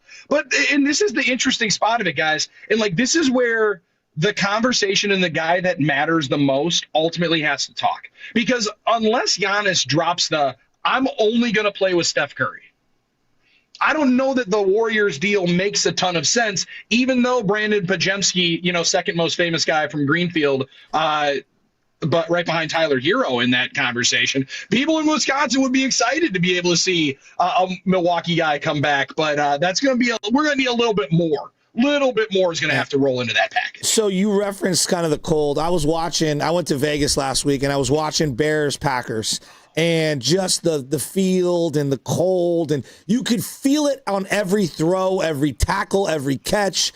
I mean, it was an unbelievable sight. Your Packer team this year, is it different than iterations of years past? Because I'm looking at my Niner team, and if they don't win the division, they're probably going to be on the road, either to Tampa or Carolina or to Philly or to Green Bay. So is the Green Bay team different this year? Because Micah looks incredible. So, Joe, they're so much different than the team you guys played in 2021 in the playoffs. And I think that's the one that has really stuck in the craw of Packers management. After that game where, by hook or crook, they were the best team in football that year. And they ultimately get beat because the Niners came in and punched them in the mouth after the first piece of adversity when Mercedes Lewis fumbles. That game was about to be 14-0 in the first quarter and arguably wraps, because I don't know how anybody was going to throw to win in that second half once the snow started flying. But the Packers were not the more physical team. They were a finesse-built operation, a little bit more of an indoor operation playing in frigid Lambeau Field for, let's be honest, like the better part of the last 30 years. Since Mike Vick came in the first playoff memory of my lifetime is Michael Vick 27-7 drumming the Green Bay Packers and breaking the mystique of what Lambeau Field had been in the cold when he's a second-year player with Atlanta. And then the 49ers just dump trucked it in 2021 when I was there. So that day, they started making a build, I think, Joe, to this right now, where they are a physical football team. They are a punishing team. And frankly, LaFleur, his 1 year as an offensive coordinator before he came to Green Bay, he was calling plays for Derrick Henry. So he wants to run the ball. They want to be more physical, and it's been built in a different image. And it is a much different football team than when out in 2023, they were a very young group. This one that most likely faces the Niners in 2025, because I've already got myself there. I already know that we're going to have to go through a number of different places to ultimately get to your spot and enjoy that 50-degree heat that you guys have in February for the Super Bowl. You got to go most likely through San Francisco or Seattle. I believe in you guys still a little bit more than the Seahawks. Los Angeles, who LaFleur has never lost to Sean McVay, and beaten Kyle Shanahan, hadn't lost to Sean McVay. So a fascinating back and forth there to then hopefully get to Santa Clara for that Super Bowl 60. That's so funny. So he's actually never lost to McVay. Wow, I find that very fascinating. Jordan Love feels very different now than when the Niners played him in that playoff game. And Purdy feels a lot different now than that game, even though he had the game-winning drive at the end. How are Packer fans feeling about Jordan Love currently, and how do they view Brock Purdy currently? Well, I get yelled at on my show that I'm mean to Brock Purdy. So I guess I have to be nicer. Now, I don't like anything about the state of Iowa. So that also has something to do with the fact, because he went to Iowa State. I'll start with Jordan, and then I'll get to Brock. Jordan is in such a unique circumstance where you either Brett Favre was beloved by just about every human being in the state of Wisconsin. There were more Bretts named in my lifetime than probably ever before in the state. And then Aaron comes in, and as the former president of the team said, he's a complicated fella. People liked him. People loved what he did on the field. Didn't love him all away from the microphone, for a decade plus. He didn't talk to his parents. That rubbed a lot of people the wrong way in Wisconsin. Very family-oriented, Midwest values, did not like that. So there was a split there and a little bit of a diversion. And then Jordan comes in, and he's about the quietest, nicest, calmest guy you could meet. He comes from a really, really nice family. Now, sadly, he had some really, really tough trials when his father passed away at kind of a younger age. So lived with his mom, very close to his mom. And he's a quiet guy. He's a confident guy, but he's really understated. And I think Packers fans are still kind of figuring out how to feel about it, because you had such big personalities. Like Brett's dad, Joe, was on the postgame show on the network for like a decade plus when he was the starting quarterback. So like Herb Favre was on the Packers postgame show. So like that just shows the blend in the family love that there was for Brett Favre. Then there's this guy doesn't drink milk, doesn't eat cheese, and doesn't talk to his parents. We don't necessarily know that we like him, but he's throwing 40 touchdowns a year, so we're not going to be mad at it and taking us to the NFC title games. And then Jordan comes in. He doesn't do exactly what either of those guys did, a little bit of combination of them both. And there's a lot more Packers fans now that are yelling at our own fan base to say, you guys better figure it out, because he is the real deal. He's one of the top 7 to 8 guys, I think, in the league on a given week. And he is starting to crack that upper tier as to probably one of the guys that you can win because of, but you got to prove that, right? Like that's the only way that you reach that level, is doing it. In terms of Purdy, I was the biggest detractor of him in 2023. I was pounding the table. I don't know how you're paying this cat $50 million. I don't get it. I don't know how you're spending this kind of money. And then they do, because I think the team was awesome.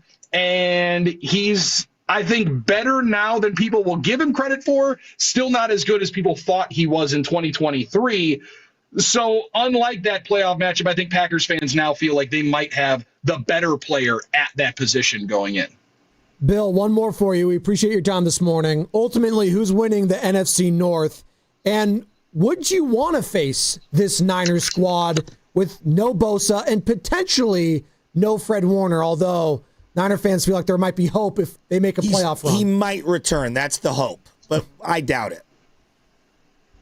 I got no interest in playing San Francisco. I have no interest in playing the 49ers. All stars run right from the nightmares. Don't care. Even though this is how it lines up, Joe, right? 2019, you and I are talking trash in front of Ross Tucker. Then in 21, they go to the playoffs and play. 23, they got to go to the playoffs and play. So 2025, they're going to have to play in the playoffs. And most likely it's going to be at our place. And that's fine. The Packers are going to win the NFC North. I feel pretty confident in it. I've been saying it since April, most importantly because I thought that they were going to do exactly what they did, which was sweep the Detroit Lions. And that team ultimately gets kicked down into where the Motor City Kitties are supposed to be, which is about third in the NFC North. And I don't know the Bears are quite yet there. That game next week, though, on Saturday night, you can miss me with Oregon and James Madison. That Bears-Packers game is one to be able to watch. I'm with you. If the Niners and Packers play each other and it's in Lambeau, I'm coming. I'm gonna be out there. Are you really? Yeah, I'm gonna go. I'm gonna spend the ticket. I'm gonna go. So I'll hit you up on the side and figure out where I need to stay and what I need to do. But if that happens, I have to go. Wow. It is a pilgrimage I have to make. You got to be there. You got to have as many warm brats as possible and enough cold Miller Lights to keep you warm, Joe. There you go. Hey, Bill, I love it. Great stuff this morning. We really appreciate it. Let's do it again soon, man. Appreciate you, boys. You're the best, Billy. There he goes. Bill Schmid, host of No BS with Billy and Sarian on 97.3 The Game in Milwaukee. That was very interesting, that last little piece. Packers fans want nothing to do with the San Francisco 49ers in the playoffs. Well, that's how I felt all through the 90s, though, about them. Oh, interesting. I wanted no part of them, right? Like, they were the thorn in our side. It's flipped. Like the whole thing is flipped. Did you know that LaFleur McVay thing? I did not know that. Bill does a lot of the pre and post game shows for the Packers. He's great. We've had him on in the freaking past. awesome. Yeah. Played college football. Just a diehard Milwaukee guy, and just a great dude. And he's funny. Like he's really There's funny. so many nuggets in there. The fact that Tyler Hero and Pajemski are from the same. It's just the chef's kiss. The same arrogant white boys in the NBA are from the same town. It's incredible. You couldn't write that. Oh my God. It's crazy. But him saying that they want no part of the Niners makes me want to go. Carter gets in my ear as I'm saying it to him, like, hey, I'm going to go to that game. And Carter, what did you say? I will be there with you. 100%. Let's go. Have fun. Let's go. Absolutely. Have fun. No, I'm dead serious. Yeah. I want to go. I want to bring my son to Lambeau one day. It's too young now. No, not in right the cold. now. But like, I definitely want to bring him at some point. He's got to be at least like 6 or 7. You know, I'm thinking. Yeah. About God, that. I didn't. Dude, it's so hard to get to. I tried to go to that 2019 game. Oh my God, it's hard to get to. Well, that's why I told Bill, I like let it be known, like I'm hitting you up on the side. We got to work something out here. Man, can you imagine that? Like, they're afraid to face the Niners. Whereas the Niners are like, we're just happy to be. A lot of Niner fans, anyways, they're just feeling like, oh, just going to be happy to be there. Dude, but come on. Carter, how many brats would you put down in that parking lot? Like 11 brats and 27 beers. How many Miller Lights? There you go. You said Well, the cold. I am the big sausage man. You know what? Sausage guy. Excuse me. Miller Lights are fine. They're fine. I like them on the golf course. They're fine. So where would we have to fly into? Fly into Milwaukee and drive? Yeah, that's the easiest way. My niece goes to Marquette. Dude, I might have to hit up Uncle Danny. This might be an Uncle Danny trip. To Green Bay. Hey, look at Carter. Carter's like, I'm feeling that. You met Uncle Danny. Get the trash cans and the tents in the parking lot. Oh, yeah. Well, there's an Airbnb. They have a Green Bay airport. So there is an airport there. And if you want very hard to fly into. Maybe we ask the King and Carter to use one of their private jets to fly into that airport. Carter will probably come through there. I couldn't figure it out last time, so no. There's in 6 hours, there's a flight, one-stop flight from SFO to Green Bay, $842. So there you go. So how far is it from Milwaukee? How long of a drive? Milwaukee to Green Bay. Or is it quicker to go to Chicago and then drive? Here we go. Hour 45. That's not bad. That's not bad at all. Yeah. But is that snow? That's Do you have Guru's drive chains on the halfway every day. tires? Is there a blizzard happening? Remember, it's right over the lake right over there, Joey. There's the lake. So you got all that Are you still going to want to go if there's snow, Spadoni? No, I'm not going. I'm enjoying my heated snow apartment. would make it so amazing. Please. Could you imagine snow flurries in Lambeau? I just hope that would be something I would talk about for the rest of my life. I just hope it's not going to rain for Brock. No sleet. We just need snow. Snow's fine. Jimmy can win a playoff game with no touch. He's right, by the way. Mercedes Lewis fumbled that game. They were going to be 14-0. Jaquaski Tart ran down someone before halftime. You remember that Jimmy interception? Remember that play? Yeah. Well, they were going to go up with a touchdown in the slowest, most telegraphed pass to George Kittle. Got picked, and I think we were all saying, "That's going to be a pick 6." It looked like the angle I thought it was going to be. It was awful. It was the greatest man in motion with Trent Williams in motion on 3rd and 7, and Debo with his arm like hanging off the elbow because the flesh was so torn up from the Dallas game, and he ran for a first down to be able to put them in position to kick the field goal. It's just chef's kiss. That was the game. Also, where Uncle Danny fired the hat at the television, and I hadn't seen that since the 1920s. Fast 5? You ready for it, Carter? Wow, you're just not ready. Just not locked in on a Friday. Imagine that. Stop it.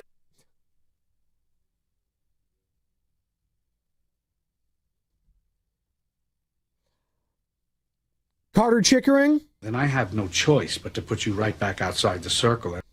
Outside the circle of Spadoni's trust right now. Shut up. Just when it comes to playing sound.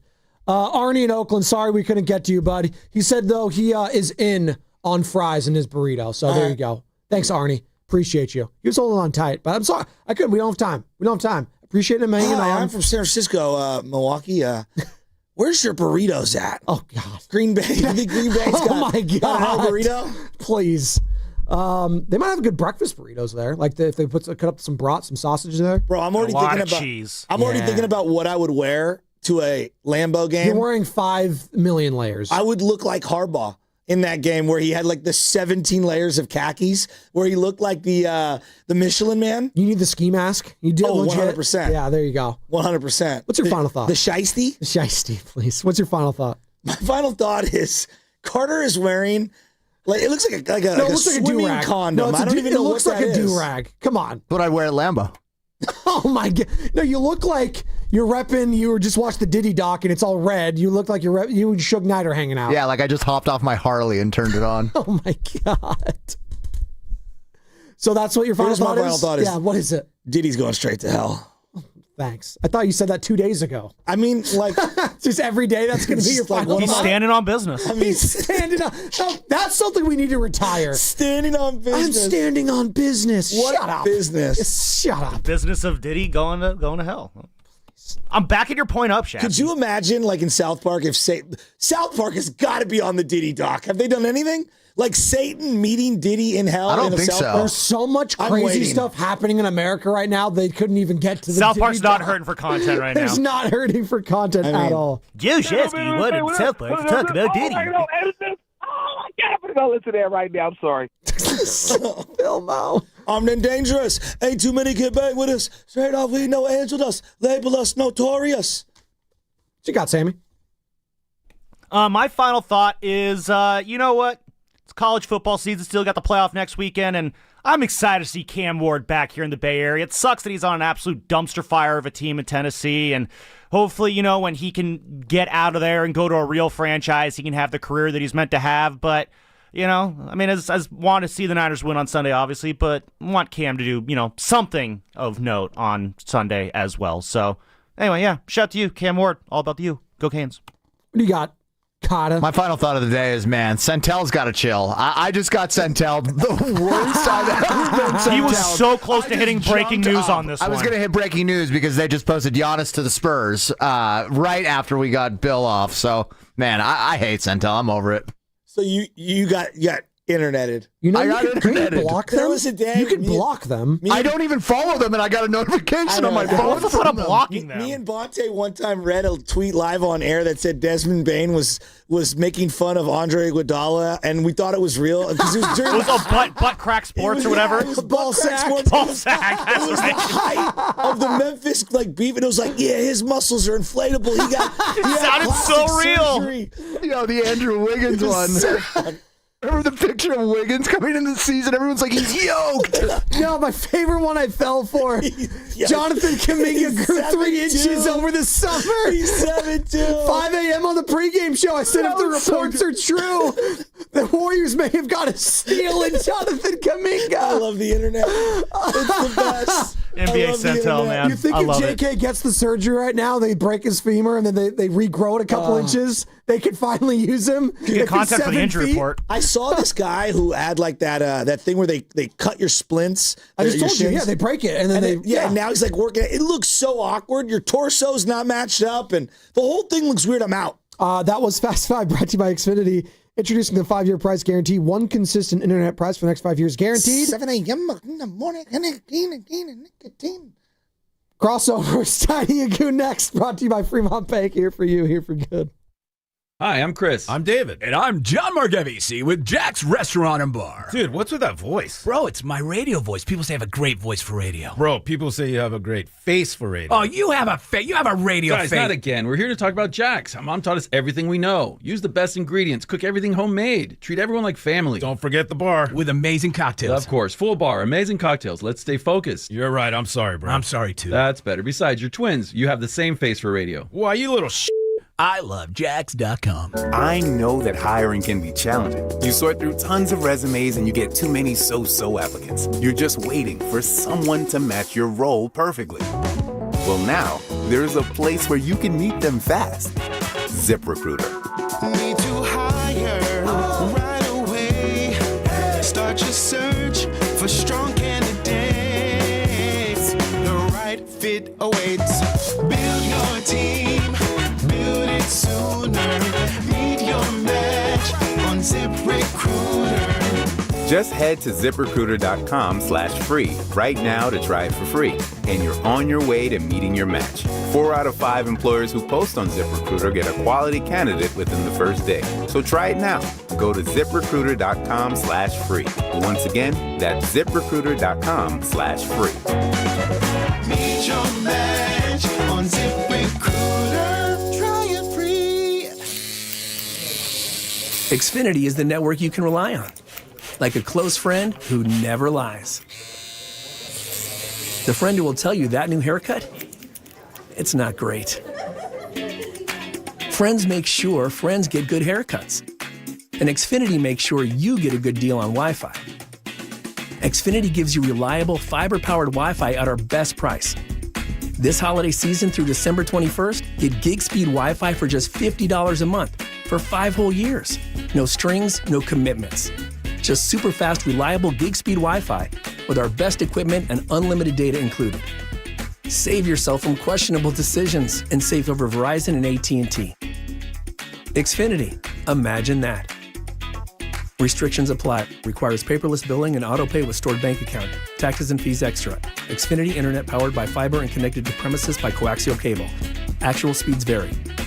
Hey, Dan Dibley here for Golden State Lumber and Showroom. Consider their Stockton Yard as the go-to resource for building professionals in San Joaquin County. With over 40 acres of premium building materials available to the public. For bigger jobs, you can count on Golden State's large fleet of trucks for timely delivery. It's their goal to keep your project on time and on budget. Building a better Bay Area for over 70 years. Golden State Lumber and Showroom. When you succeed, we succeed. We all hear the radio ads about the IRS. They tell you to be afraid, to be scared, and they try to frighten you into calling. I'm not here to do that. Tax Relief Advocates is different. TRA is here to tell you that if you owe money to the IRS, whether it's $5,000, $50,000, or $500,000, we have a solution. It doesn't matter if you're sitting in your car, at work, or with your kids. No matter where you are, call now. 800-575-6986. Don't lose hope. TRA can eliminate or reduce what you owe to the IRS. Generous programs are now available that can give you a fresh start. Our passion is taxes and helping individuals fix their IRS problems. We have over 1,000 5-star reviews on Google and an A+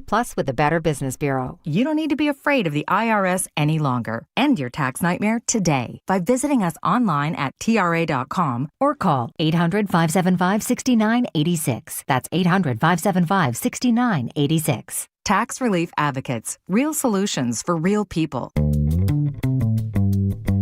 It's time to get away to Cache Creek Casino Resort during our Frosty Fortunes drawings going on now until December 21st. Celebrate the holiday season with hourly cash prizes every Sunday from 1 to 6 p.m. And don't miss the grand prize drawing at 7 p.m. where you could win up to $25,000 cash. Get away today and cash in at Cache Creek Casino Resort.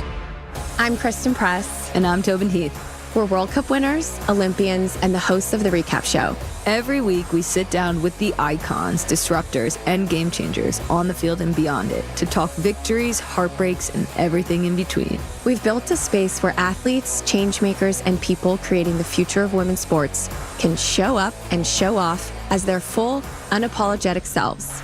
Follow and listen to The Recap Show wherever you get your podcasts. Great news, Nick. Legacy boxes are still in stock. With Christmas just around the corner, there's still time to buy the best Christmas gift ever. Legacy Box. That's right, Adam. Order today and Legacy Box ships immediately. It'll arrive ready to wrap and place under the tree. Gather the family together this Christmas and collect all your old VHS and camcorder tapes, slides, pictures, and film reels. Then you can binge on the good old days. From fading over time to risks like fire and water damage, your memories aren't protected unless they're on a digital format. Legacy Box helps you replay those great moments from the past, from Christmas morning to your wedding day. Legacy Box is the world's largest digitizer of home movies and photos.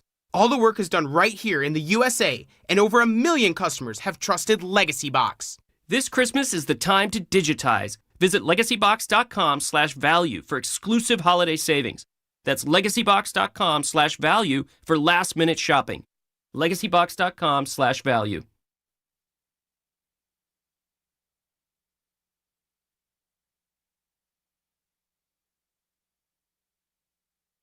It's Union City's finest, Daryl the Guru Johnson, and I'm listening to my guy Joe Spadoni and my brother from another mother, Excelsior's finest, Butcher Boy Joe Shasky. Take it away, guys. I love no, hold on. That rejoin, it offends me a little bit, Gil. You gave me a mic. The sound quality wasn't on point. No. It was more. It was more of the Steiny. This is my guy Spadoni. But let me tell you about Butcher Boy Joe Shasky. I'll give him a bunch of nicknames, and I love him. My brother from another mother. Hey, Joe, oh my God. I'm going to do a retake. You don't go to House of Prime Rib for the cream spinach. Please. You come from the King Cut. Oh, really? I'm waiting for mine. The bet. You're not in on the bet. Oh, we have the sound. Hey, Sam, you have that sound? Uh-oh. Sammy, you have that sound for the House of Prime Rib? Do we want to unload that now? Do it. Maybe next week. Next Tuesday, then we will. Yeah. Turn your mic on. Gift certificate? I've got plenty of them. Do you really? Yeah, he's going to hand them out to me and Sam Lubman. As I look at Joe, Steiny, I'd like to take you to House of Prime Rib one day. I'm sure you would. He's your best friend. Shasky, I haven't been there in about 3 decades. I haven't been there in years. Last time I went, you're not in Frank this, Joe. Gore was there. Come on, Butch. Frank Gore was there. Did you say hello? Of course I did. Of course I did. Did you embarrass yourself? No. Okay. No, I didn't do. Hey, Frank, can I have a selfie? I said. I walked over. I go, yo, Frank. Big fan. Big fan. No, seriously. Big fan. Love you. Your brothers used to burn trees with us on the ramp out at Candlestick. And he goes, oh, yeah. I swear to God. You think I'm joking? No, he's incredible. Frank gets not enough love. I He believe wasn't that. out there. No, his brother. buddy. Yeah, I got you. His brother. Yeah, well, his brothers, and this is the best. One of my boys, White Mike. Oh, White Mike. He goes, my God. you're not That's a Frank tight Gore's name. brother? He goes, yes, I am. Pulled out the card and said Coral Gables on his ID. My boy Mike goes, all right, you are Frank Gore's brother. Here, you can hit this. That's tight. The kickoff show, boys, is this Sunday with Lorenzo Neal. I know you know that. And Evan Giddings. It starts at 11 a.m. live from Laughing Monk in Sunnyvale. All the early games going to be on. Great food, drinks, and games in the parking lot. Plus, your chance to win a pair of tickets to the game. And if you're going to the game, there's a free shuttle to and from the stadium. That's right, free. Sign up at 957thegame.com. Steiny, you got a little upset at me earlier. You sent me a text even. That's why I know I triggered you. What's new? Well, I compared. Are you guys okay? What? No, we're great. Well, that turtleneck looks amazing. Yeah, I love your what we do turtleneck. on Fridays. Well, he got mad, Goo. I don't know if you know this. He got mad because I compared, the Grinch, the Christmas movie. I said that was loosely based on Steiny's life. On air? Yeah, on air. It's not that funny, bro. It was pretty good. You know your personality is Grinch-like. He actually told me he loved the movie The Grinch till the ending. That's what he said. When the heart grew 3 sizes, he didn't like that part. Dude. That was the part that was unrealistic. Oh, God. That's what I said. There you go. Happy birthday, Lupman. That's right. Happy birthday. Thank you, Guru. Shares it with Joe Burrow. Did you know that? Butch, how does he have a get-together and we don't get invites? I'm good off that. Hurt. I'm good off that. That hurt a little bit. My calendar's busy. Okay. Wow. So I would have keeping it real. Wait, Sam, did you only invite a certain amount of people from the station to your birthday? Apparently. Oh, wow. Right. Where was it at? I don't think he wants to talk about this. I don't think he wants to rip open this Band-Aid, so it's okay. What already happened? So, we're all adults. What happened? What'd you do? Oh, we had some people. We ate food. We bowled cake. There we go. That's tight. You had cake? Ice cream cake, actually. I would have pulled from that. Baskin Robbins. Oh, I do love Dude, Baskin those are Robbins great. ice cream cake. I haven't had ice cream cake since what's your flavor? 2001. Mine's orange sherbet. Cookies and cream. Love cookies. What? Mint chocolate chip, doggy. Look at Steiny. Come on. I like cookies and cream. Thank you. It's a Cookies and cream? Yeah. What's my boy Burner? Cookies. Oh, yeah. Oh, yeah. Speaking of rap, let me ask you this one, Bill. I'm excited. I've been going down the Diddy Doc timeline after watching it. Man. You and I could do 17 hours straight. 20. Yeah, exactly. Top 5 rap verses in the history of hip-hop or rap. I think Biggie's Notorious Thugs, Armed and Dangerous, is a top 5 rap verse. Do you agree with me? Yes, I do. But the number one is Jay-Z when he was on the Go Crazy remix with Jeezy, and he said, get this, keep up, Steiny, I'm the Mariano of the Marriott. Forget a relief pitcher, I'm the closer. Get it? It's pretty good. So he was at the hotel. I get it. If Jay-Z gets... talk to me, baby. Jay-Z might be next in this investigation, by the way, just to let you know. Do you like rap, Steiny? You know. Your daughters do. That's a drop. His daughters do. Just that whole thing. His daughters do. Well, because you're on my mom's age, and she used to hate rap when I grew up. So my brothers would have to buy me the albums, like Marshall Mathers LP. My older brother had to buy me it. Because she said, "Oh, Eminem, what he says about that woman Kim is just so disgusting." Oh, wow. I'd like the the hip hop guys to just broaden their time out. broaden what they sing about. You know what I'm saying? It's coded. I mean, not everything needs to be about a woman. So country is the same as rap because I listen to a lot of country. They at least sing about alcohol and beer. Alcohol, women, trucks, Jesus, loneliness. Wow. And there it is. That's rap. That's 4 more things than rappers. The blues. sing about. Stop. You're listening to You're the wrong losing rap. your cookout pass. Jesus walks Yeah. with Oh, me. Okay, come on. Kanye? Jesus walks. What beat. about him? Well, that was old Kanye. The good Kanye That was was old incredible. Kanye. Yeah. Well, as we've learned in the Diddy doc, is there old and new, and maybe it's all just Kanye has a verse. She was insecure, so she named her daughter Alexis. Yeah. I don't think he wrote that verse. You don't think he wrote it? No. Yeah. Knowing what I know now. Hey, Sonny, what are you guys going to talk about today? That's a good question. No, I have a lot on my list. I've got check it twice. I've got a concrete and decking issue. Oh, I think boy. we've got some Wait, wood deck or fake wood? Well, no, it's a regular wood deck, and then I got my basketball court, and like half the court for whatever Golden reason is not State. drying. What do you mean? It's wet. It's been wet for a few From the days. dew or whatever? Yeah, and I guess the sun doesn't hit it, but I'm a little concerned that we may have an issue coming up from underneath. Yeah, getting Have it you up not is an been to issue the at that Steinmetz age. compound? Taking that little, I've been there. Okay. Taking that little 12-foot jumper in where Nash beat you in the waters. backyard. Nash said he beat you in a solid. You are. He loves to do it. Wow. Phoenix Nash? Yeah. Oh, boy, that was a long time ago. And he said he got you, and you were a couple of years deep. I got him, too. Hey, Stein, you're going to love this. We have a super chat. I know you love your super chats on YouTube. What's his name? Mellow Gus is his name. Who's on your wish list for free agent signings for the San Francisco Giants? $5 and trades. Johnny Peralta. No. Paul Skeens, right? Come on. What about him? Gotta be come on. Sonny, let me ask you. Let's keep Eldridge. No. Let me ask you this. Eldridge is going to hit 211 in 3 years, so we don't want to get a good picture. I'm glad you bring this up. You can only have one. What makes each team better? Giannis or Paul Skeens? Skeens. I agree with you. Paul Skeens. I agree. Because you're going to have to who are you going to lose for Skeens? Probably prospects, right? So he's just going to jump on the team. Giannis is going to take some players with him. They're going to have to send some players to Milwaukee. Skeensy. Now, I'd rather have Scooble. But most fans don't really know Scooble. No, they don't. You know what I mean? Like, Skeens is the hot commodity. I heard you yesterday, though, but somehow if they could pick Lindor from New York. I would do that yesterday. But you had me lightweight juice. But I'm like, that's not going to happen, right? Well, you never know with the Mets but right that now. type of player. They just lost Alonso. Yeah. They might want a first baseman in return. Man. And Soto's such a big I love him. enigma. Yeah. No, he's a great player. We were actually having this conversation. I was listening to you and Steiny talk, and I'm driving in the car. And Was he yelling? Well, you were talking about alphas. And I think your definition of alpha is different from my definition. Give, and I'm give not me saying, yours, yeah. Yes, I'm not saying that you're wrong. I'm just saying that the definitions are different. I think Joe Montana is one of the greatest players ever. No doubt. I don't think he was the alpha on the Niners. I'm totally with you. I think it was Ronnie Lott. He didn't want to be. Exactly. McCaffrey is a great player. I don't think he's the alpha on the Niners. Great call, man. I think it's Fred. I think part of what, now it's a little different for everyone. Part of what makes you an alpha is you got to be a little salty. Yeah, you got to be vocal. You got to be a leader. You got to be willing to make people uncomfortable. Steph Curry may not be a alpha in that sense of what I'm describing, but at times will demonstrate alpha qualities. Draymond's kind of been their alpha. I mean, super duper Right, on steroids. and I don't think that's a knock. No one's saying Draymond's better than him. Yeah. A.J. Brown is an alpha, but too much of A.J. Brown is actually a bad thing. Yeah. Sometimes your coach can be your alpha. I don't think Herbert's an alpha.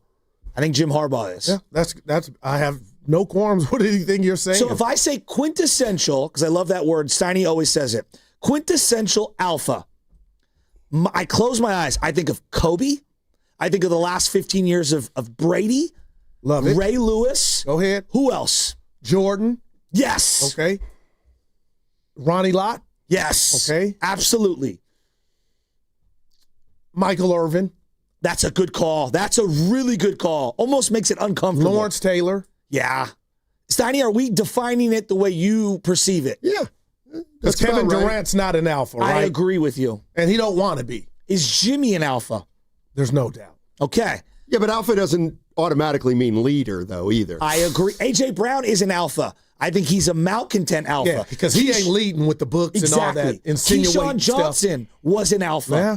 And Only him the and damn Gruden, ball. who's also an alpha, didn't mix. Do you like that? I love it. I'm trying to think what warrior outside of Durant. Give me another warrior from a different era that was an alpha. Well, I think Jared Jack for a period of time. Was he good enough? No. But I think at that time, he might have been their alpha till other guys emerged. Sprewell was an alpha. Yes, oh my God. But also the kind that could burn you, right? Right, and Steiny? go get a 2x4. He became an alpha kind of little after early in his career. Yeah. I was thinking Tim Hardaway. Okay, I thought Tim Hardaway was a dog. What about Mullen? More understated. Okay. He More was more CMC. punch the clock. Yes, CMC. exactly. More CMC. Absolutely like Great CMC. player. Great player. I'm not trying to knock these guys. No doubt. Will Clark is an alpha. Not sure if Bonds was an alpha. When you get dressed by yourself and you're away from your That's team, what I'm saying. you're an alpha. Okay. Because you're a Richard, and you know you're a Richard to your teammates, and you don't care. I think Buster was an alpha. I think behind the scenes, he was in your face. All right, so I don't know what went on. I don't know, but yeah, we got to go there, Butch. Do you meet the criteria behind the scenes? That's what I'm saying. Was Barron an alpha? Sonny, Yes. you covered them. Yes, he was an alpha. He was also a diva. He was also a diva. But he was an alpha for sure. Yes. Well, when you're the best player on the team, you can be anything you want to be. Hope he was. No, there's no doubt. You're listening to 95.7 The Game, KGMZ FM and HD1 San Francisco and Odyssey Station. Always live on the free Odyssey app now, broadcasting from the Laughing Monk Studios. I want to say something because forget my allies and where we work, but we can't. And your team is the San Francisco 49ers, the Bays team. Love them. And I am so fixated because in my mind, the NFL playoffs have already started. I saw Tampa Bay just wet the bed last night. We got into a big fight. It wasn't even a fight months ago about this season for the Niners shaping up to be one of Kyle's best. I'm looking at all these teams. I'm looking at all these so-called dudes, and they're the Niners sit at 9-4, 48 hours from taking on Tennessee to get to number 10.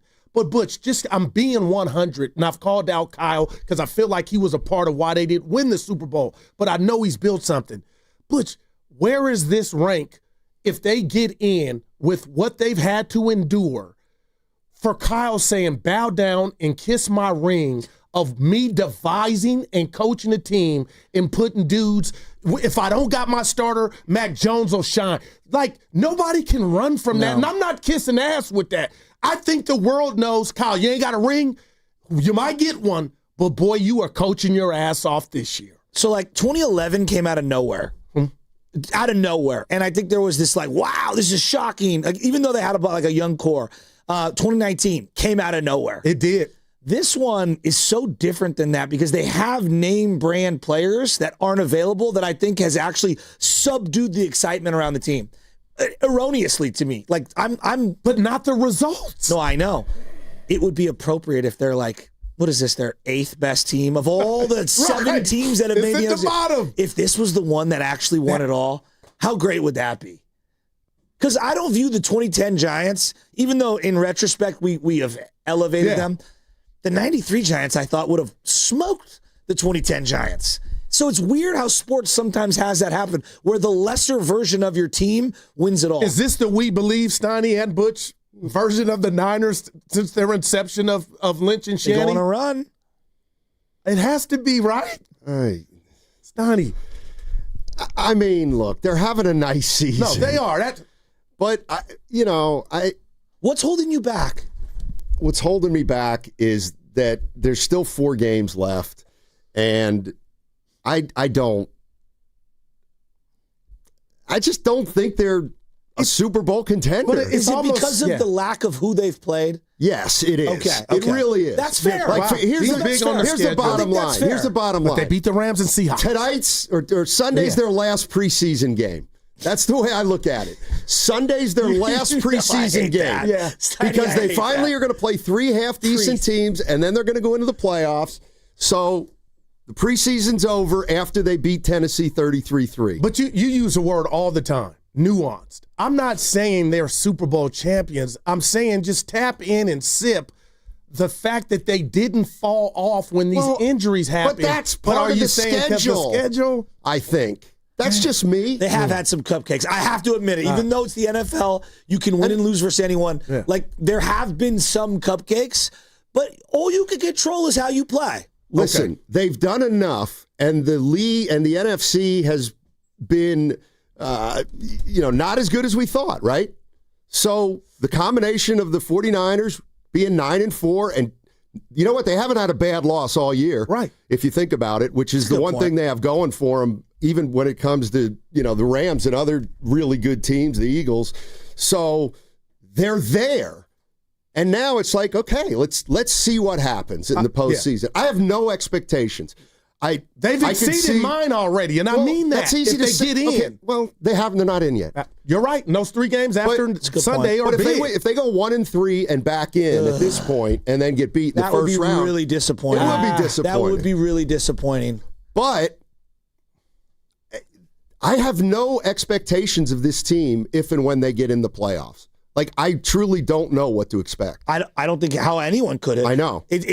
So that part's fun. Even in 2021, where they randomly got in at the end of the year, last game of the year, in overtime against the Rams. Against the Rams. But Debo was having such a, get on my back type of a season. Like, you could feel the momentum kind of building. Right. And Bosa was coming back from the ACL injury, and he was outstanding. And this is just so different. Guys, I'm a diehard Niner fan. I can barely name 5 starters on defense. And I do this for a living. Doesn't that add to it at the end? Sometimes I know you want the big names, random. but it's random. You know what? This is going to be a bad analogy. Well, I'm here for that. This reminds me more, the fervor around the team by the area reminds me more of the 2021 Giants than it does any version of the Niners making the playoffs. The 107? Because we're looking at them with a side eye, like, yeah, but no, I get that. Darren Ruff, I don't know. I got you. Right? Yeah. And that felt so unfair. Can I give you real. Can I give you to a Guru original? I'm not Cosell. I'm not Baldinger. You mentioned Debo. And I was on his tail saying he fell off and he's slow and he got a little football fat.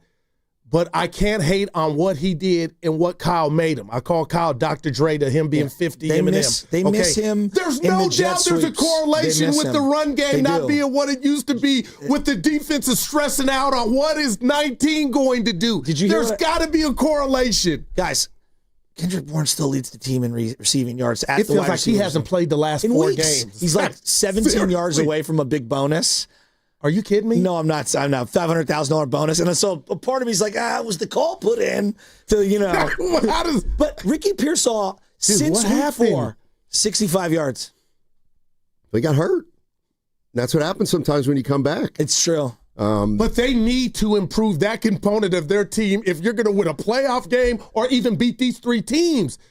I know. And you've been playing, I'll give it to you, substandard teams, the Cleveland. But they've handled them. But you got, man. It's hard. See, like games against the Titans, for example. I have a hard time, we win convincingly. I hear you. You did what you're supposed to do. I don't want to lose my mind, but that is a good win. But, looking back 3 weeks ago, did we learn anything? Seriously, did we learn anything from the Arizona Cardinal win? No, I mean, it was a good win. It was a really good win. And they kind of ran the ball. They put up numbers, but it was in trash time. But if the game's close tomorrow and the Niners, or on Sunday, and the Niners win, did I learn much about the Niners? I'm not sure. And that sounds like I'm being a hater, but I feel like the Colts game and the Bears game and the Seahawks game will tell us more. But you got to handle this business against the Titans. No doubt. There's nothing wrong, whether you're a 49er fan or not, looking at this team and saying, they're 9-4. Yeah, you know what? It's a different kind of 9-4. Yeah. We'd all acknowledge that. Okay, so Steiny, do you think the Niners are really that good? I don't know. I don't think they're that good. But they're going to make the playoffs, so let's see. Yeah. They're going to have to earn it to make it. These 3 games a gauntlet. The last time they lost they prior to the Tennessee Sunday. Yeah, no, after the last 3. After. Right. And they'll have 10 wins at Tennessee. But you're going to need 11 to get in. Well, that's what you think, and you might be right, but there's other, Phillip Rivers to Indy. Lions, Rams. Somebody's losing this week. This weekend. Who do you want to win? Well, the Lions aren't in right now. I know, and I fear them, but I also want them to win against the Rams. I'm conflicted. No doubt you want them to. I don't want Detroit in the dance, but I also still want the number 1 seed. Is the Dan? Well, then you want the Lions. I know. Yeah, which is a contradiction. No.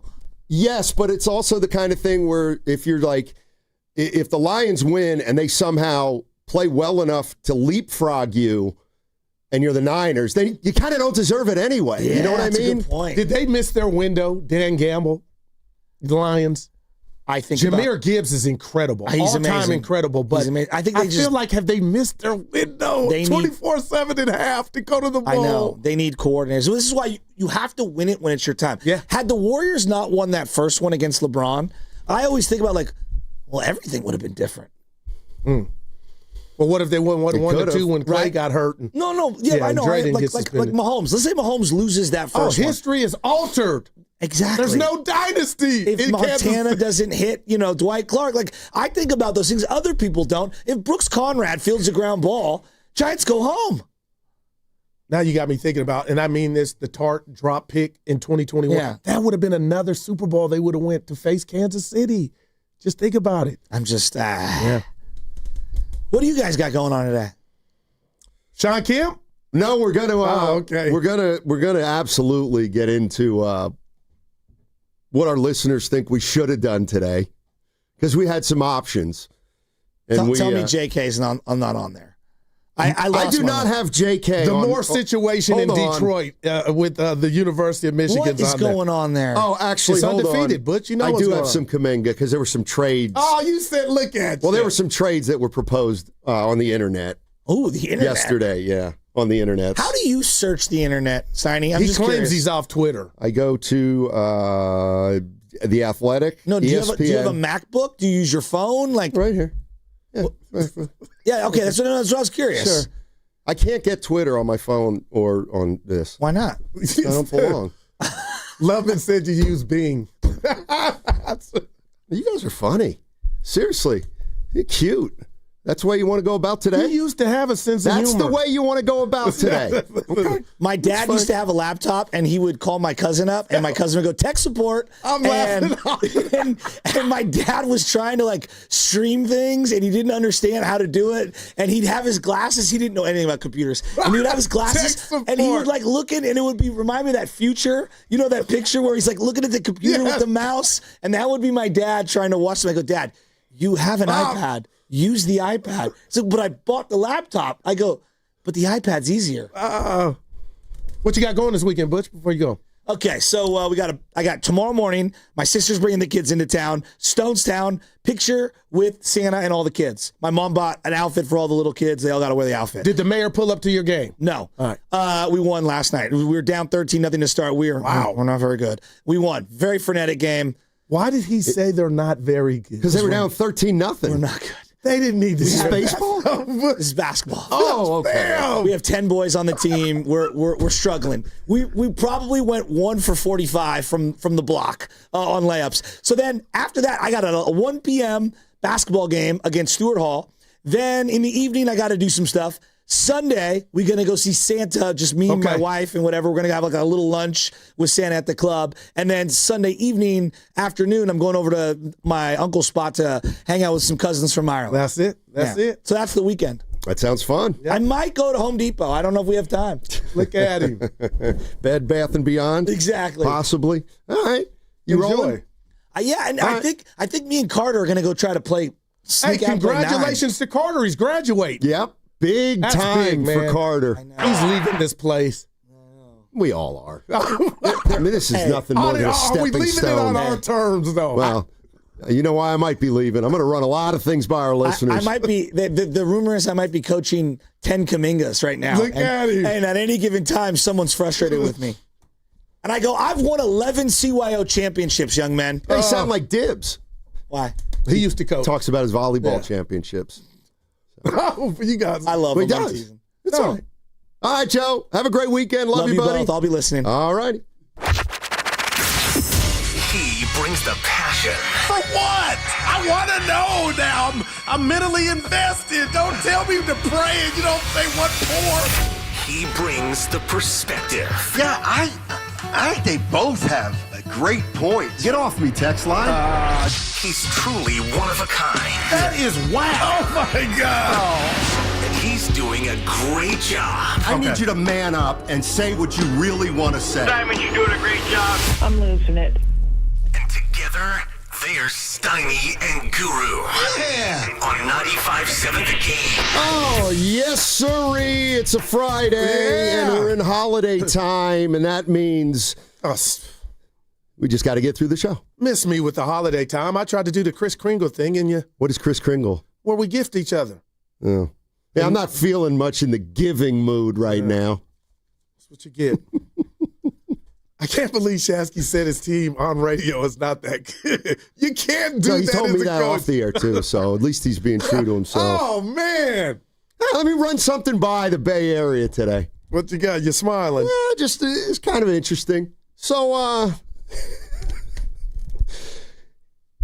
always like to figure out what our audience wants. Yeah. What do they want? So, last week, the great Sean Kemp, S-Fly, we used to call him in the U. Seattle Supersonic. He was in the Bay Area to do a card show, autograph show. Yeah. And the boss was like, hey, what do you think about getting Sean Kemp? S-Fly. Okay, sure. Set it up. Of course, I guess Sean didn't quite make it on time once or twice. And so we got a text last night and it said, Sean Kemp at 11, 10:20, 10:20, glasses. And you go to the boss and hey, Sean Kemp 10:20. He goes, no, Sean Kemp at 10:20. And so I thought we're interviewing him. He goes, no, that's too late. He was here last week. He's got no connection anymore. So we're not going to have Sean Kemp. But I'm wondering, should we have? Oh, I thought we weren't having him because of the quote-unquote he's fine. the legal problems. No, he doesn't have any legal problems now. I didn't know. Yeah, no. Okay. I didn't know if the FCC was going to come down on us. Yeah, so no. he's good to go. Legally. Yeah, legally, I think I he's didn't know all that. right. I thought that's why we scratched him. Are we not going to talk about my turtleneck? Dude, this is a new look for me. You are I'm like in the digging it. middle of the Sahara Desert. You are thirsty. Oh, well, I'm going to give you a 3. Oh, my God. Evan said he liked it. Okay, sure. Let's talk about your collared turtleneck. First time on air, I wore it. It's actually not true, Goo. You wore it before. This is This new. is the second time you wore it, Mouth. It's new. It's the second time It's you've new worn it. now. You know why I know it's the second time you wore it? You hating Because already. I saw it before. You ain't never seen it because I've I just seen got it. No, you didn't. Don't tell me. I'll tell you right now, you're wrong. And you're going to be wrong I'm a going to throw lot. this baseball across the room. I dare you. I need my job. I need my job. Yeah, do it. I done got dibs already this week. This is going to be a You don't want to doozy. be number 2 on my list. It's going to be a problem for a doozy month. this week. Oh, by the way, we're going to have Mick Cronin sound hopefully today. What you excited about? Warriors tonight. What am I excited about? No, seriously. Well, here's what I did. We got everything on the docket. Well, here's what I thought in the hours leading up to the show, because I don't know what you think about in the hours leading up to the show. I tend to think about the show. The Warriors, the Warriors, Goo, play Minnesota tonight at Chase Center. You going? I haven't decided. As you can tell, I'm in a collared shirt, so I can always get over there if I want. We'll see. All right. We'll see. And then the Niners play Tennessee. And here's what I feel like. I feel like we're getting started. All right, we're finally getting started. Both the 49ers and the Warriors. Niners are 9-4. They got to 9-4, however they got there, whether you think the schedule was this, that, or the other thing. Big deal. They're 9-4. They got Tennessee here. They can get their 10th win, and then we're going to really start getting into the high-stakes portion of the 49ers Let's season. go. Prime time games. The Warriors, this is absolutely, positively a pivot point. I'm looking at some things, and you can tell something's changed with the Golden State Warriors. I'm looking at a story on NBC Sports Bay Area, and it was about Buddy Hield. And Buddy Hield basically is saying, oh, yeah, it's People are coming for people's minutes. People are coming for people's minutes. It's really simple. And the cream rises to the top.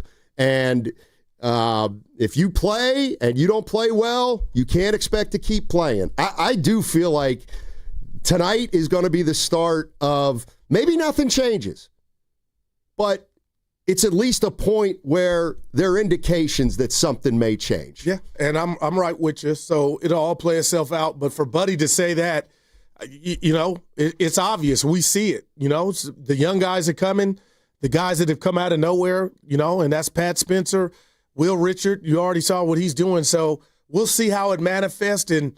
And I guess, Donnie, at the end of the day, do I dare say there's 2 scoreboards starting tonight with the Golden State Warriors for some certain players in regard to you play how you play. I mean, you play how you perform, but that's what it's based on. So, I mean, Buddy, can't we say he's been off thus far this season? He's got to pick it up.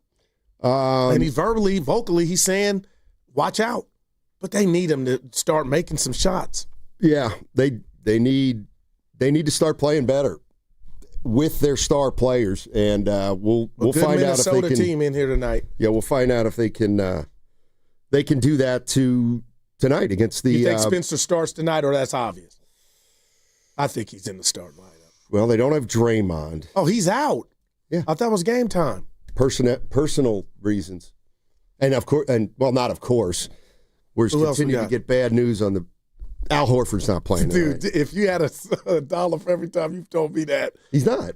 Shocker. And we'll have to figure out how to, make a stand without him. Here's the thing, real quick. Okay, let's go to the 49ers. So they play Tennessee. The rest of the teams that are ahead of them all have, or most of them have games that are also winnable. Well, not the Rams. Well, that's the only game. The Lions at Rams is the one game where somebody's going to probably lose that game. But the Seahawks, they get the Colts with a quarterback issue. The Cowboys, they get the Vikings at home. Even the Panthers, who still have a little bit of life. Tampa Bay blew it. They play out the Saints. The Bears, they're at home against the Browns. Yeah. And then lastly, the Eagles, who are peripherally involved probably with the 49ers. But it'll be Kenny Pickett. Play the Raiders. Play the Raiders. So the Niners, this is the one you don't want to lose. No obviously. doubt. And we're going to come in here, and Butch just talked about it, and it's been your theme. I'll give you some love for it. But let's just say they win 50-10. We're going to come in here now, and it's going to be just like what you said about the Warriors and Buddy, is go time in regards to some minutes, because that's when the gauntlet starts. So it's just one of those games you got to go out and you dare. Like, Sonny, what if they win by a field goal? They still win 10, but we would be, to be honest, and put it right on the table, brought to you by Echo Pest Control, I don't think that would bode any confidence moving forward, right, if somehow they struggle with the lowly Titans, right, at home. I mean, I know it's not college. They just have to avoid losing the game. Yeah. They just can't lose the game. If they win 16-10, you got the win. And then you move on to the most important part of the schedule. So we'll see.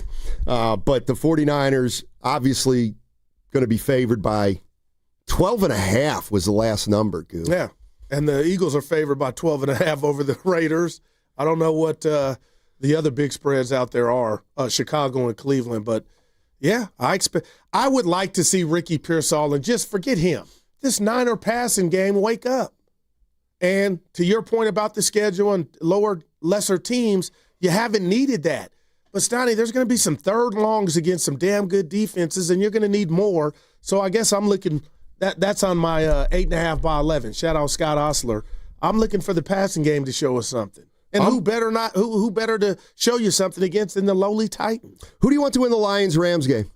The Lions, for sure. Because then that way I'd have action at the division. Yes, but then the Lions would be closer to you. But if I handle my business, I'm going up on the elevator so Detroit can do what they want to do, but we're going to win out and try to get that number 1 seed or the division. Okay. Do you think there's am I looking at it wrong? Anybody else saying they would like the Rams to beat the Lions? Well, I could see some 49er fans wanting the Rams to win that game to kind of put the Lions behind the 8 ball. And I mean, look, the 49ers now are about two things. Can they move up, and then can they hold the teams below them to continue to be below them? But if you leave them by keep winning and get that gift of Detroit beating the Rams, then you got your sights set on the clouds. Yeah, if you beat the Tennessee and the Rams end up losing, then the number one is in play. But you know who else is back in play? Probably are the Detroit Lions, because they'll be 9-5, and then the San Francisco 49ers, assuming they beat Tennessee, are going to have to. I know we're up against win at least another game or two, maybe. You kind of made a joke about the Colts as if they're going to be walkovers, and there's no part of you that's giving Phillip Rivers a chance to help this team or be better than Daniel Jones. I do, Stoney. I don't. He's smarter. We know that. Well, I don't. I just am very skeptical. Wow. Very skeptical of a guy who hasn't played in 5 years. 5 years. He's 45, right? 44. 44. Let me tell you what two things I think are going to happen with Phillip Rivers. Tell me. I mean, I think there's going to be a play where he's going to be in the pocket, and he's going to have to make a quick move to get out of it, and he's going to stumble and lose his balance. That's what happens to older guys when they try to move too fast. Hoop. And then I think what we're going to see is a lack of zip on the ball. Reports have he's had some mustard on his throat. And those were in what, practice? Yeah. Thank you. Thank you very much. I can't wait to text you when they play. I'm not going to be available. I'll send the text. Don't stop me from sending it. You know what? I'm going to block. I think I'm going to block. I don't care. Okay, well then don't send it. Text Evan on the side like you're doing. Yeah. I'm talking to Evan. He ain't even listening. Never listened. Dude, that's terrible. All right, 888-957-9570 is the number. Let's get into the Warriors on the other side. Minnesota Timberwolves are in town, and things are changing for Golden State. That segment was brought to you by Bay Area Fast Track. On January 1st, tolls will go up on all bridges except the Golden Gate. These funds will be used to maintain and rehabilitate the Bay Area's 7 state-owned bridges. Learn more at bayareafasttrack.org. Are you like everybody else in the world who has no idea what to get everyone for the holidays? Well, you're in luck. We got you. Hands-free Skechers slip-ins. Because with hands-free Skechers slip-ins, you just step into them and they're on. There's no bending down, no touching, no fuss. Plus, Skechers slip-ins come in everyone's favorite styles and colors. And you can get slip-ins everywhere stylish footwear is sold, including a Skechers store. Or if you're too busy to shop in person, just get them online at Skechers.com, Amazon, and more.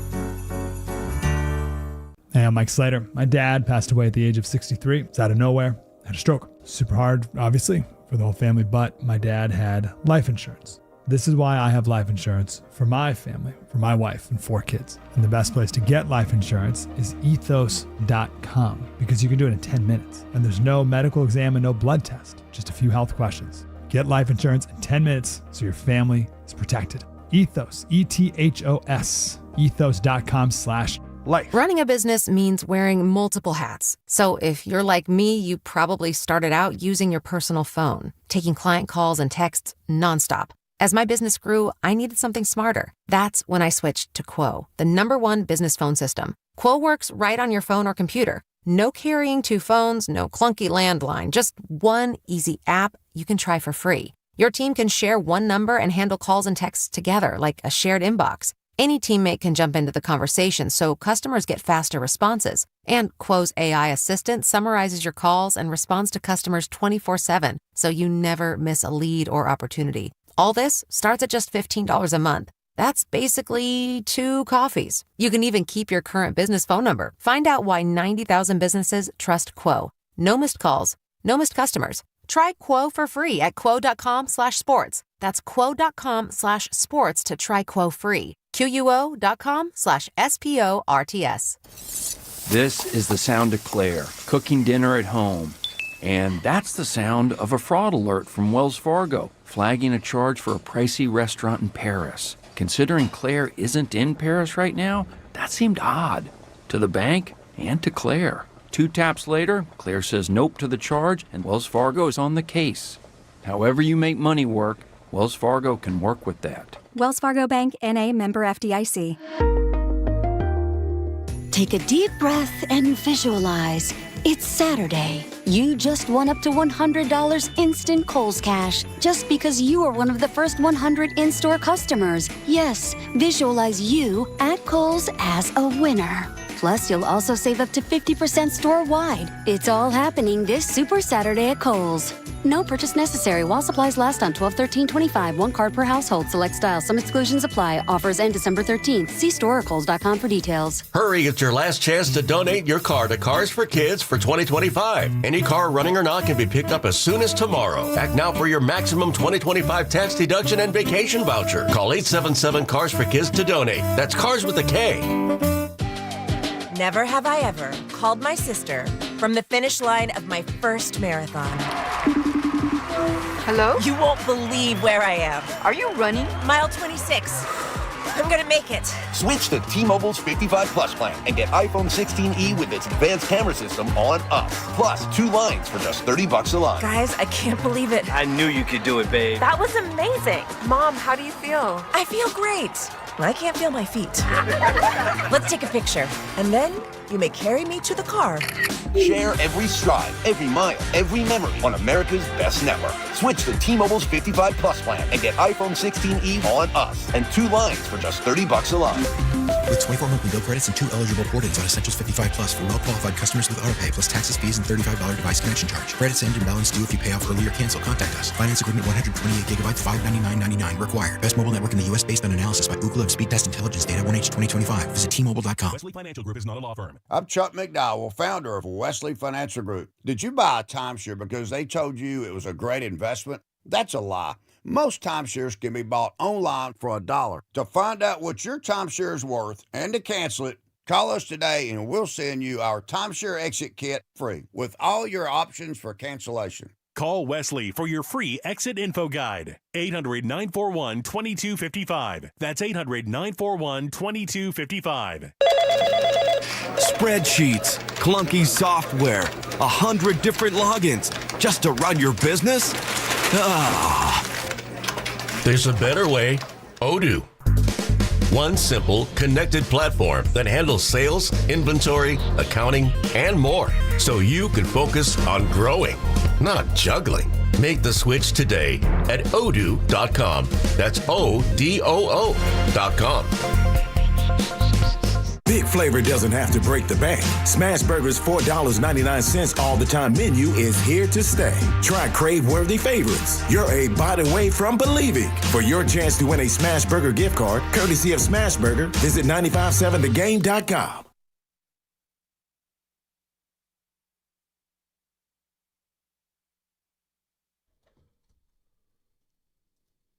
We all agree on one thing. The whoopee. I got a big ass. Now, back to Steiny and Guru on 95.7 The Game. What's up, Goo? You want to know for real? Yes. At 9:45, it whooped me. We got on earlier than we normally do. And we're going to stay till 2:12. Yeah, gotcha. I had to catch my breath. No, we do 4.5 hours on a Friday. Yeah, dude, man. It's fine. Yeah. I'm just telling you, I was a little winded. Wouldn't have it any other way, for sure. No. By the way, too far. Okay, let me start this way on this segment. I made a mistake. And I let you down because I didn't catch it. Go ahead. You wouldn't have. It would have involved you having to do pre-show research. That didn't even bother me. Go ahead.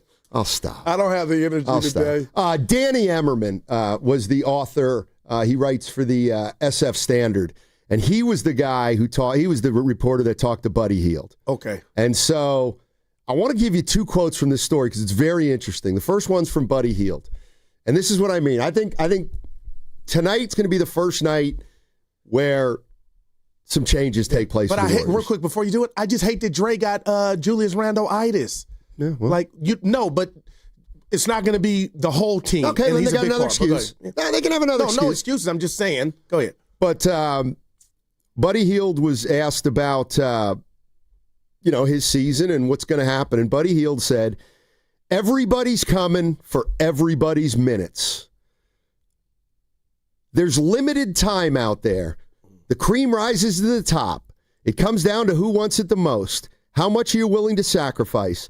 How much are you willing to give the extra effort? How much are you willing to battle for loose balls? How much are you going to crash for other possessions? Not everybody.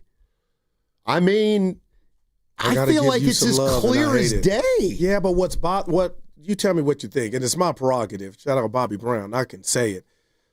But Steiny, he's basically saying what you talked about. All their other players are equal. And I thought Buddy was a guy that could avoid the fray. You were the Klay Thompson for this team. We've seen you hit, but he's admitting I haven't had the best season, and now I'm in the boat of the others fighting for minutes. Yep. And I didn't have that on the bingo card. I thought he would be steady Freddie, but, he's keeping it real with himself. And here we go. It starts tonight. And then Steve Kerr was asked about, with things starting tonight, how he's going to handle it. And he said, a lot of guys who can play. We have a lot of guys who can play. And the thing that I like about it is it creates competition. What Buddy has done over the last 5 or 6 games, Buddy's a guy who understands the league. Yeah. Okay. And so that's why I was a little disappointed that he's involved. This is my second point. When I hear that, then I need to see if Steve Kerr really is committed to this, which is playing the guys who are playing the hardest. Because when I hear him say Buddy's a guy who understands the league, because he plays hard, I hear Steve Kerr saying Buddy Hield's a veteran. He knows what's going on, and if there's any question about who I'm going to go to, I'm going to go with the guy who understands the league. And that's what I want to see tonight. And I know it's not all going to come into fruition tonight. Right. But I want to see who he plays and who he doesn't, and then find out why he didn't play a guy or he did. Do you have a problem with me trusting Coach Kerr to where when I watch this iteration of the Warriors, I'm going to trust that the guys that are moving and grooving will be out on the court? Like the rotations will be predicated on who's balling. Yeah.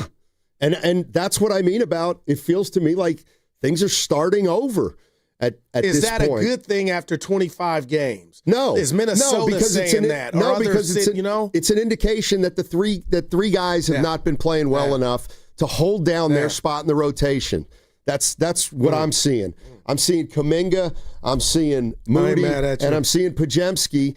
They're getting caught up to. Yeah. And I think it's gotten to the point after this road trip where Steve Kerr is now saying, we're starting over. And I'm going to go, I'm starting right now with playing the guys who have been giving me the most energy. And obviously, where does Pat Spencer fit in there? This is Nick Friedel. All right. He was on yesterday with the Morning Roast. Yep. I think there's a world where seemingly anything can be possible with the way things are going with Pat right now and the way he's gotten the offense going. Now, who the full-time starters are going to be, who knows? The only 3 that I would bank on always are Steph, Draymond, and Jim. Then we'll see. But I think Kerr has made it clear, and in the lineups we've seen, the difference is everybody's kind of like, it's going to change game to game. I think he'd like to have 5 starters that he put out there every time. He'd like to have 5 or 6 guys off the bench, the same guys every time, but it's going to change. There's Nick Friedel of The Athletic. I'll say this, it's my opinion, but in regard to who I'm disappointed more in regard to, guys getting caught with the trifecta of Pods, JK, and Moody, it's definitely, and you know this, Steiny, it's JK. I thought he would be further along. The first 5 games, I thought, watch out. There may not even be a trade coming. I'll leave that there. And then Moody. I really thought Moody had, I didn't know his inability to put it on the floor and create was, needed some fertilization like it does. That he's catch and shoot. But it just felt like I trusted him with his handle to get his shot off, and he's just, to me, been lost. He's just been out there. I'm not going to say playing terrible, but not up to his standards. So that's been shocking, and he hasn't figured it out. And then Pods. So if you ask me who you have more confidence in out of those 3, what if I double back and told you Pods coming not just because of the last game, but because I feel like he knows what he's hearing and he's taking the same thing that Buddy's saying, reading the room, and just be efficient and don't try to do too much. And it looks like Pods, I don't think Steiny will be starting, and maybe for a guy like him, it'll be greater for him to watch the game and then come jump, watch people swim and then come get in the pool. Yeah, I mean, let me ask you, Goo. Yeah. So, I'm just looking at the course of this Warrior season. I know Draymond's not going to be coming back tonight, but because of the Curry injury and Draymond was out and Butler was out for a little bit, the numbers changed and the rotations changed, and then they went on the road trip. They played Oklahoma City tough. They had a good road trip with different types of players. Do you? Because it sounds like I don't know that we're going to see something drastically different tonight. But what I do expect tonight is for it to be the first game where Steve Kerr implements a different kind of strategy, which to me is everybody's on a shorter leash among the younger type players. I'm with you, but call me Bob, because I'm hoping like all outdoors that this jump starts the team. But if I've ever given you all an analogy to where I felt like it should be in the Radio Hall of Fame, it was yesterday. And it was the one that I talked about. My wife's making goulash, but she's changing some of the ingredient, but I'm expecting a different taste or a different meal. And I just don't think you adding a little pepper, subtracting this, cayenne pepper. Steiny, I guess I'm a little skeptical because when it's all said and done, you are who you are.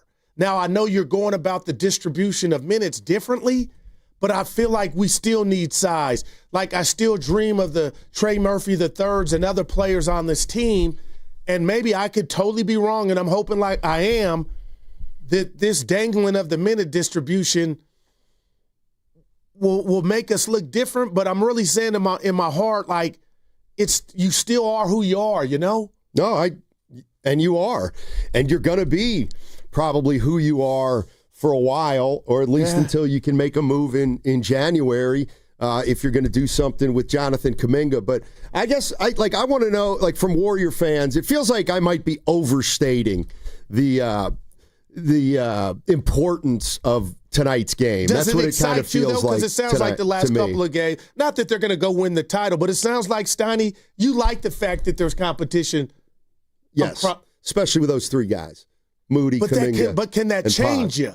The fortune of this, how far they can go if I ask you to look through that prism. I don't think so. Well, they can certainly be better if they play harder, those three guys. But listen to what we're talking about, harder. Right. Like effort. That's the point. That's what has made this change to my way of thinking, is we've looked now at Pods, Moody, and Kaminga for 20 games and been like, They're not playing with urgency. They're not playing great. I guess they're playing hard. And then the three guys who played for them, and then the three guys who played for them, they just go out there and boom, they execute and they play hard, and they're not intimidated, and they don't mope, and they're not thinking about their own games.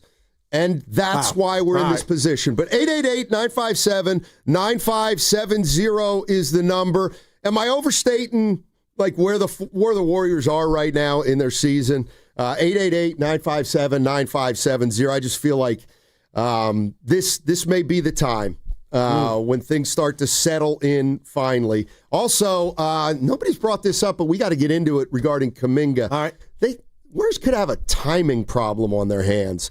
I'll tell you what that's about on the other side. 888-957-9570. That segment was brought to you by the California Office of Traffic Safety and Caltrans.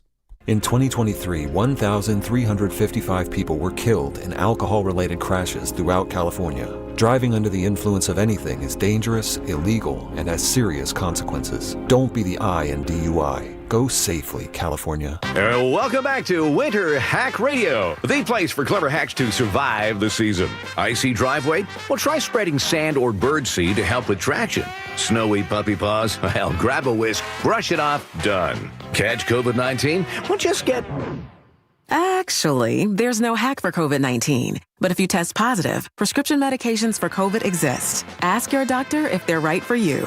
Visit PfizerForAll.com to learn more. Sponsored by Pfizer. Ready for the ultimate red and gold game day? Laughing Monk Brewing is the place to park, party, and ride. Skip the traffic. Forget the expensive parking. Park for free and dive into an epic tailgate with mouth-watering food, ice-cold Laughing Monk beer, and every game on TV. Catch 95.7 The Game's pregame show with Lorenzo Neal and Evan Giddings. Then hop on the free shuttle minutes away from the stadium. Shuttles are first come, first serve. So head to 957thegame.com to sign up and join the party. Xfinity is the network you can rely on, like a close friend who never lies. The friend who will tell you that new haircut, it's not great. Friends make sure friends get good haircuts. And Xfinity makes sure you get a good deal on Wi-Fi. Xfinity gives you reliable fiber-powered Wi-Fi at our best price. This holiday season through December 21st, get gig speed Wi-Fi for just $50 a month for 5 whole years. No strings, no commitments. Just super fast, reliable gig speed Wi-Fi with our best equipment and unlimited data included. Save yourself from questionable decisions and save over Verizon and AT&T. Xfinity, imagine that. Restrictions apply. Requires paperless billing and auto-pay with stored bank account. Taxes and fees extra. Xfinity Internet powered by fiber and connected to premises by coaxial cable. Actual speeds vary. This is the story of the one. As the purchasing manager at a manufacturing plant, she knows the only thing more important than having the right safety gear is having it there when you need it. That's why she partners with Grainger for auto reordering, so her team members can count on her to have cut-resistant gloves on hand, and each shift can run safely and efficiently. Call 1-800-GRAINGER, click Grainger.com, or just stop by. Grainger, for the ones who get it done. When businesses thrive, communities score. That's why Bank of America is the official bank of FIFA World Cup here in the Bay Area. And our more than 110 local business specialists are ready to help your business win. What would you like the power to do? Learn more at bankofamerica.com/local business. Bank of America, official bank of FIFA World Cup 2026. Bank of America Corporation, all rights reserved. I know that hiring can be challenging. You sort through tons of resumes and you get too many so-so applicants. You're just waiting for someone to match your role perfectly. Well, now, there's a place where you can meet them fast. ZipRecruiter. Need to hire right away. Start your search for strong candidates. The right fit awaits. Build your team. Build it sooner. Meet your match on ZipRecruiter. Just head to ZipRecruiter.com/free right now to try it for free. And you're on your way to meeting your match. 4 out of 5 employers who post on ZipRecruiter get a quality candidate within the first day. So try it now. Go to ZipRecruiter.com/free. Once again, that's ZipRecruiter.com/free. Meet your match on ZipRecruiter. Try it free. What's up? It's Draymond Green. I'm back for my 14th NBA season, and my podcast, The Draymond Green Show, is back too. This season, I'm breaking down games, reacting to the biggest NBA stories, and sitting down with teammates, rivals, and culture shapers. And trust me, I'm not holding back, on the court or on the mic. 2 new episodes every week. New segments, big conversations, real basketball talk for the real hoop heads. Listen to and follow The Draymond Green Show wherever you get your podcasts. We're back, we're better, let's get it. Every now and then I rinse it out, and I need Johnny Rinse tonight. And I need it more. My kids must have been, and the smell never leaves. I don't know what to do. I'm always in the dark. The smoking dead short smells like a dog park. And Johnny Rinse it tonight. Downy Rinse fights stubborn odors in just one wash. When impossible odors get stuck in, Rinse it out. Welcome back to Winter Hack Radio, the place for clever hacks to survive the season. Icy driveway? Well, try spreading sand or birdseed to help with traction. Snowy puppy paws? Well, grab a whisk, brush it off, done. Catch COVID-19? Well, just get Actually, there's no hack for COVID-19. But if you test positive, prescription medications for COVID exist. Ask your doctor if they're right for you. Visit PfizerForAll.com to learn more. Sponsored by Pfizer. Red and Gold Game Day starts at Laughing Monk Brewing. Park for free. Enjoy amazing food, ice-cold beer, and every game on TV. Catch 95.7 The Game's pregame show. Then hop on the free shuttle straight to the stadium. Sign up now at 957thegame.com.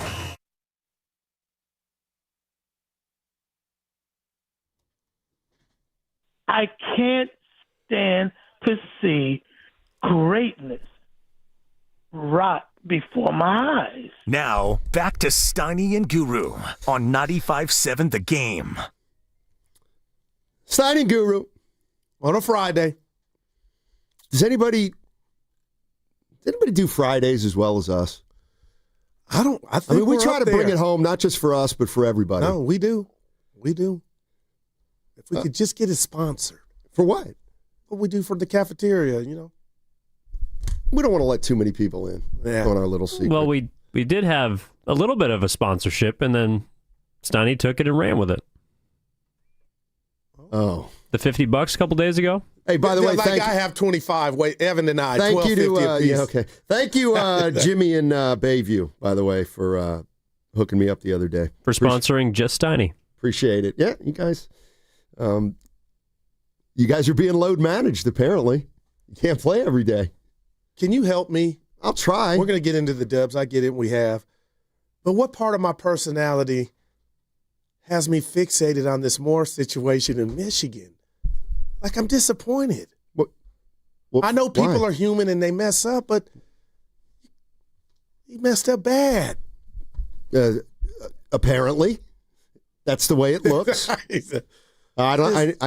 is life I don't like just to good speak enough to- for you not to go do stuff and be greedy? And not that I'm perfect.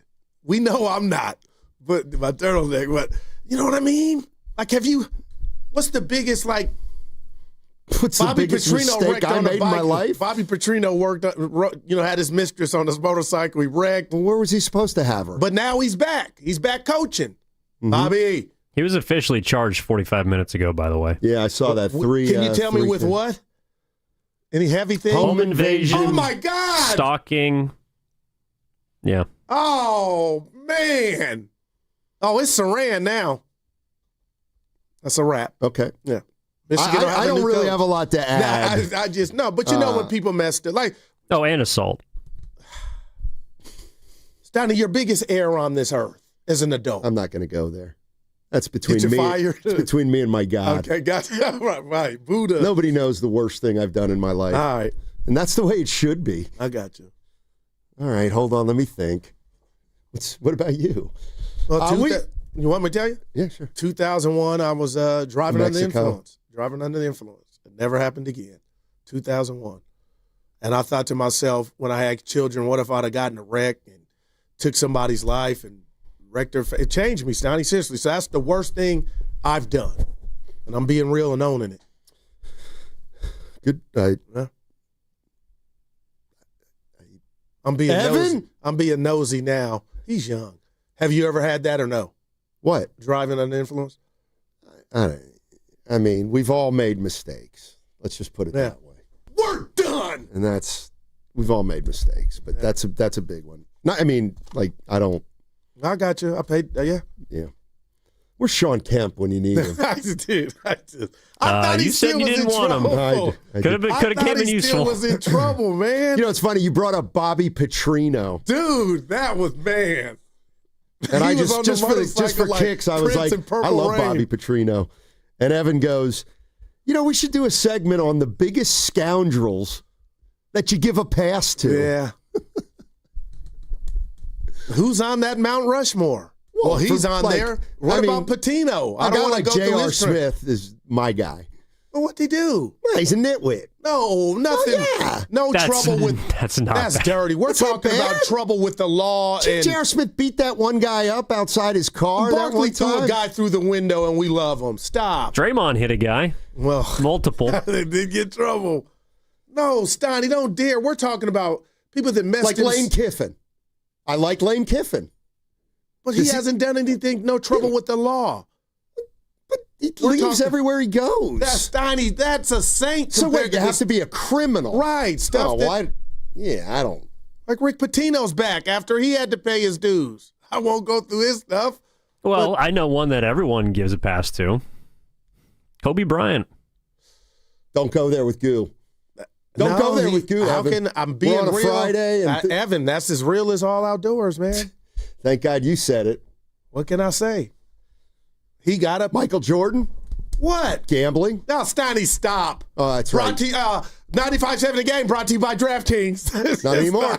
Well, you know what I mean. Any other? Come on. Don't play. I'm just like, man, those guys I think come to mind. He's right, Kobe. How about a guy like Brett Favre? Now, what ended up happening with it? Because that was terrible. I don't think people give him a pass anymore. No, Evan, but he's still able to kind of live his life in a bubble. No without doubt. Really, no doubt. No scrutiny, Steiny. Yeah. And we don't know what ended up happening with the thing. Like, what did he miss? Wow. Oh, you're talking about the gym? Funds. Yeah. No, the misappropriate use of the funds. He stole money. Allegedly, see? Anyway. All right. Hey, let me start out with Jonathan in the city. Jay. Get us started on some Warrior talk, and then I got some news for you. Hey, Jonathan, what's up, buddy? Good morning. Hey, good morning, Matt, and good morning, Guru, and the rest of 95.7 The Game crew over there. Hey. I just want to say, man, it's a super hard lesson that the Warriors are learning now. You know, they totally blew it. 2 high draft picks, number 2 and number 7. Instead of selecting someone who's played and has film, they selected 2 guys based on potential.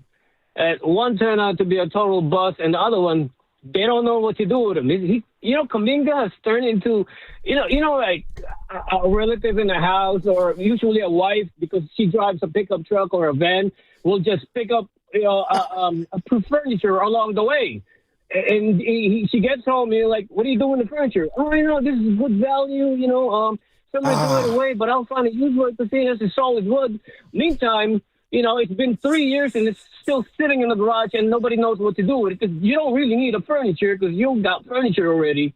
So that's Jonathan Kaminga, a furniture sitting in the garage for 3 years and nobody knows what to do with them. And I cannot believe what we know now, that Steve Kerr says, hey, I'm from the old school. I'm OG. I come from the era where players, hey, we come ready. We played. The training, it already happened. So I can't believe that nobody ran it by Steve Kerr. Like, hey, Steve, man, we're going to draft Wiseman. He could be like a KD. And after that, we're selecting, this Jonathan Kaminga. I mean, he's physical specimen, 6'8", jump ball. He's got a lot of hops, but he just learned how to play basketball 2 weeks ago. I mean, what happened here, man? This is so weird. This is a situation, and to say that they're stuck between a hard place and a rock, it's kind of like an understatement. Thanks. Appreciate it, Jonathan. Wow. Kaminga's like that old kitchen table. No, he's young. He's 23, so he's young, though, Jonathan. I thought of something today and thought I hadn't heard it before, so I was feeling pretty good about myself. And then Evan did what he does, and he took it to another level, which was even another good thought. How about this, Goo? Do you realize that Monday is a big day in the NBA? Okay. No, I didn't. Yeah. Monday's a big day in the NBA. It's when a lot of players can be traded. December 15th. In fact, as of Monday, 90% of the league can be traded. But Kaminga's not a part of that. That's correct. That bothers me. See ya. Wow, that's wow. Why is that? What if the trade season gets off to a fast and furious start on December 15th, and just like the summer, when the Warriors didn't and couldn't do anything because of Jonathan Kaminga, that would be that they have to sit tight man. From December 15th to January 15th, missing out Oh, that possible deals that's a that nightmare. could have included it. That's such a nightmare that the Guru computer just spit out, and I don't know if you and Evan have it, and I know each year is its own entity. Could I ask you how many trades popped off right away last year? That's a good question. When this day came and passed us? Dennis Schroeder. Damn. Oh, that's right. He came here. Oh, boy. Dude. Yeah, that one worked out. Man. And I still like him. That's bothersome. It should be. And what mechanism went into that to where you got to wait 30 days? Well, it's there's two separate dates on December 15th. Guys can be traded who were who in July were dealing with stuff, and I don't know. Kaminga's January 15th. First he can be traded. I'll say this. You got me thinking, and I've been saying it all week. That is, oh my gosh. There's something about my wish list that has, Giannis is on there. Trey Murphy III. Stop it. Only because he's less gettable than Giannis. But what if they're really, truly trying to blow it up and, hey, you know what? Hey, Trey, it's been great, but see ya. See ya. Okay. Let me guess. Here's when you say you think they'll take Kaminga for him. Right. Yeah, sure. They'll take a guy who's established nothing in his career. I'm ready for to a attach budding a pick. star. I'm ready to attach a pick and another player. What other player? And stop with Buddy Hield. No, it's got to be a young player. Dub Nation, this is Moses Moody. Like, would you do that? No. If I'm Pelicans, Dub no. Nation, this is Brandon Pajemski. If I'm the Pelicans and Trey Murphy, the Warriors don't have anything that I want. Damn. They don't have one player they're Dub willing Nation, to give this up. Is Quentin Post. This is great. You on fire. Who's better than Murphy? Damn, Stoney, stop, Dub Nation, man. this is Will Richards. Now, what if it was Will Kaminga, a pick? But you think Will Richard is like he's turning trades in favor of the Warriors? Get Trey Murphy to third, and that's the problem. Hey, it's Ryan Rollins. And what if they were trying to shed salary? Stop, knock it off. What if they were trying to shed salary? Who? The Pelicans, and we could give us something to wear. Well, then I think they'd probably part with Zion. Man, yeah.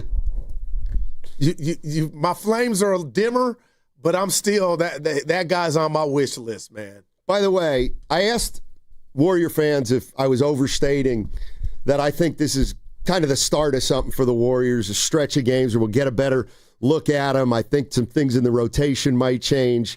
And I said, am I overstating it? Nobody's called, so they know I'm right, the fans. We do got one call. But Nick Friedel agrees with me. Nick Friedel agrees with me. Hold on, Goo. Wait, I'm waiting. It's not like you've been doing it for 8 years. Do you think this is yes or no with Friedel? Are you with Friedel here? Because I haven't heard this, but I think I know what he's going to say. Right. And if it is what I think, I didn't know Nick was a partier. I think the Warriors still are the third best team potentially in the West. Because the only two teams, as I look at in a series, that I feel confident that they would lose to in the West are still the Thunder and the Nuggets because of Jokic. After that, depending on where they got paired up and depending if they were healthy, I still believe that this team, because of the faith I have still in Steph Curry, even though he's about to turn 38, can make something happen. I'm going to send him a text during our next break because that's my brother. And Steiny, who signs his checks? The Athletic. Well, you're right. But I'm a lover, man. And who do you have? OKC and who else? Denver. Okay, let me add a couple. Lakers, Rockets, Spurs, Minnesota. Well, we would have beaten Minnesota last year, though, with Steph. Had he not got hurt, but that's what it is. Hey, Mick, I love it. But come on. And I'll say this to Nikki. It's 25 games.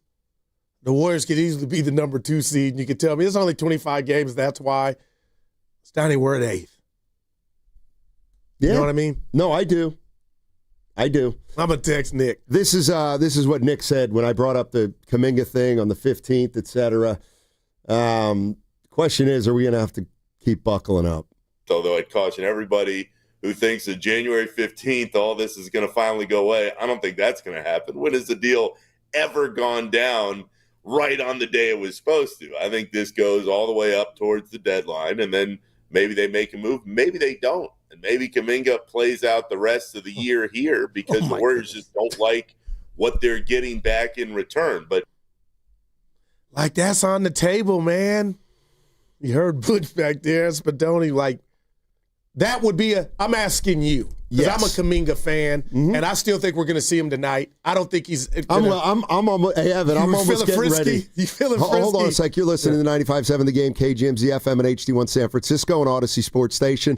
Always live on the free Odyssey app, now broadcasting from the Laughing Monk Studios.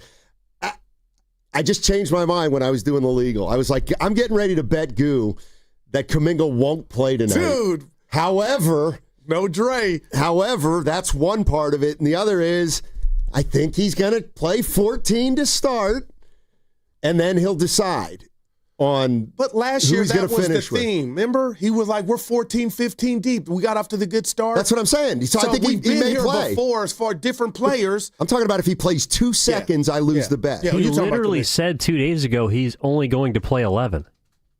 Right. But I think he's not that. Yes. But my understanding of that was he's got to figure out who the 11 will be, So it's not tryouts. necessarily 11 a night from this point on. It's tryouts, like I said last year. I mean, the fact that Kaminga got DMP CD'd in a game without Steph or Draymond is No, that is bad. that's not good for him. What Like if Willard last didn't year, just- well, during the Minnesota series, Steph didn't play and he played. Do you think his success against Minnie, and you guys can be honest, you always are, has anything to do with him playing or not? I don't. Evan, you hit hey, I'm gonna text you, that both would be when he that would be checks like in. saying, Like the you know, front mark. that would be Who's like gonna? I mean, that'd be like saying like, no, never mind. who's gonna check Randall to start? Like, I'm just being serious. With no Dre, this is when you need Dre, Well, and we he- saw what he did with the Grizzly Bear last Dub year. Nation, this is Quentin Post. Yeah, he's gonna try. He's gonna need Who's help. the Grizzly Bear? Randall. Dre. He was a Grizzly Bear to Dre last Right. year. It'll probably be Jimmy to start. Kaminga. He's playing tonight. Make that bet, babe. Think about it. Okay, Look at 415. You've said it 9 times. I'll repeat it on the Boxer and Gerson Work Injury Attorneys text line. He wants to know if Draymond's personal reasons are Julius Randle. I said that Julius Randle That's because flew. I got to give him credit Yeah. on the 415. Dude, Dre, where you at? I wanted him back tonight. No.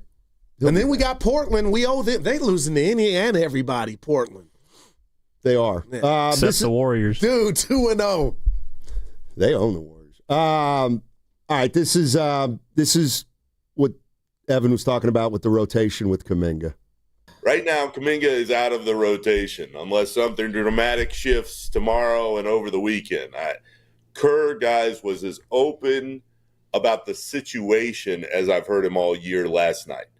And he was on with Willard and Dibbs, and I think that started the conversation. And Steve said, look, he's got to just handle what is going on right now. I think he has. I think he knows the current situation, that it could change if somebody gets hurt.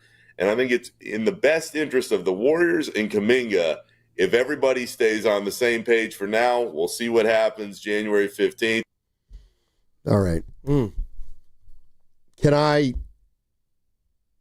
put a rat on the table? Go ahead. Brought to you by Echo. Now, after hearing Nick, I am ready to bet now. That he won't play. That he won't play. I'm here. Willard and Dibbs going to be like, Goo, don't do it. He's playing tonight, E.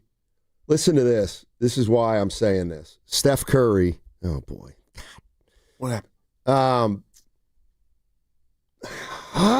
He's not the only one who's out, but he is out of the rotation. Correct. Hold on. Oh, man. Okay. I'm flustered. Yeah, I'm lost. Okay. I'm flustered. Tell me what I can do. Because Steph Curry said something that I wanted to repeat, and of course now I can't find it. But it was interesting, and it was about Jonathan Kaminga. Oh, you gotta find it. I will. Yeah.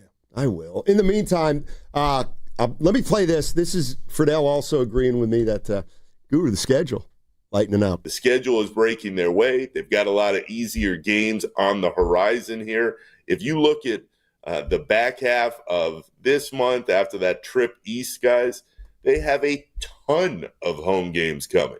They have time to get healthy. They have time to set their rotations. They have time to figure out whatever the hell is going to happen with Kaminga or any other move.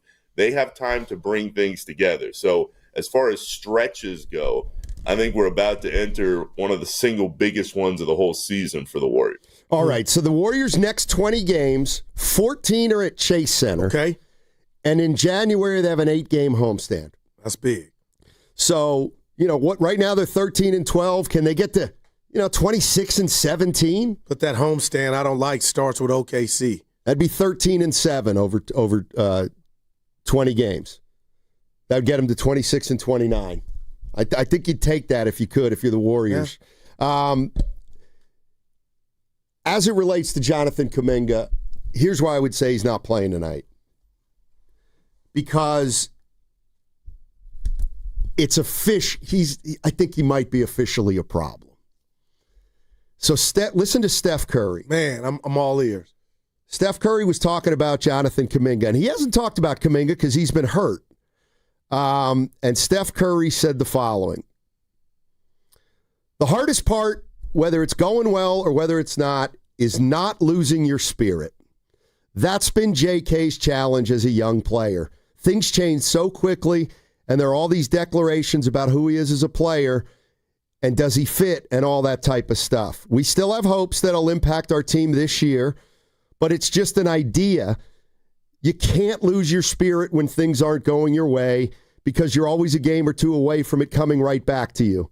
And if you've checked out or if you're still not engaged in the learning process, then you may miss your moment on the back end. So it's a back and forth, and it's the responsibility of both sides. As a team, it's our job to support him, etc. That wasn't cryptic to me. No, he's checked out. That's what I've heard.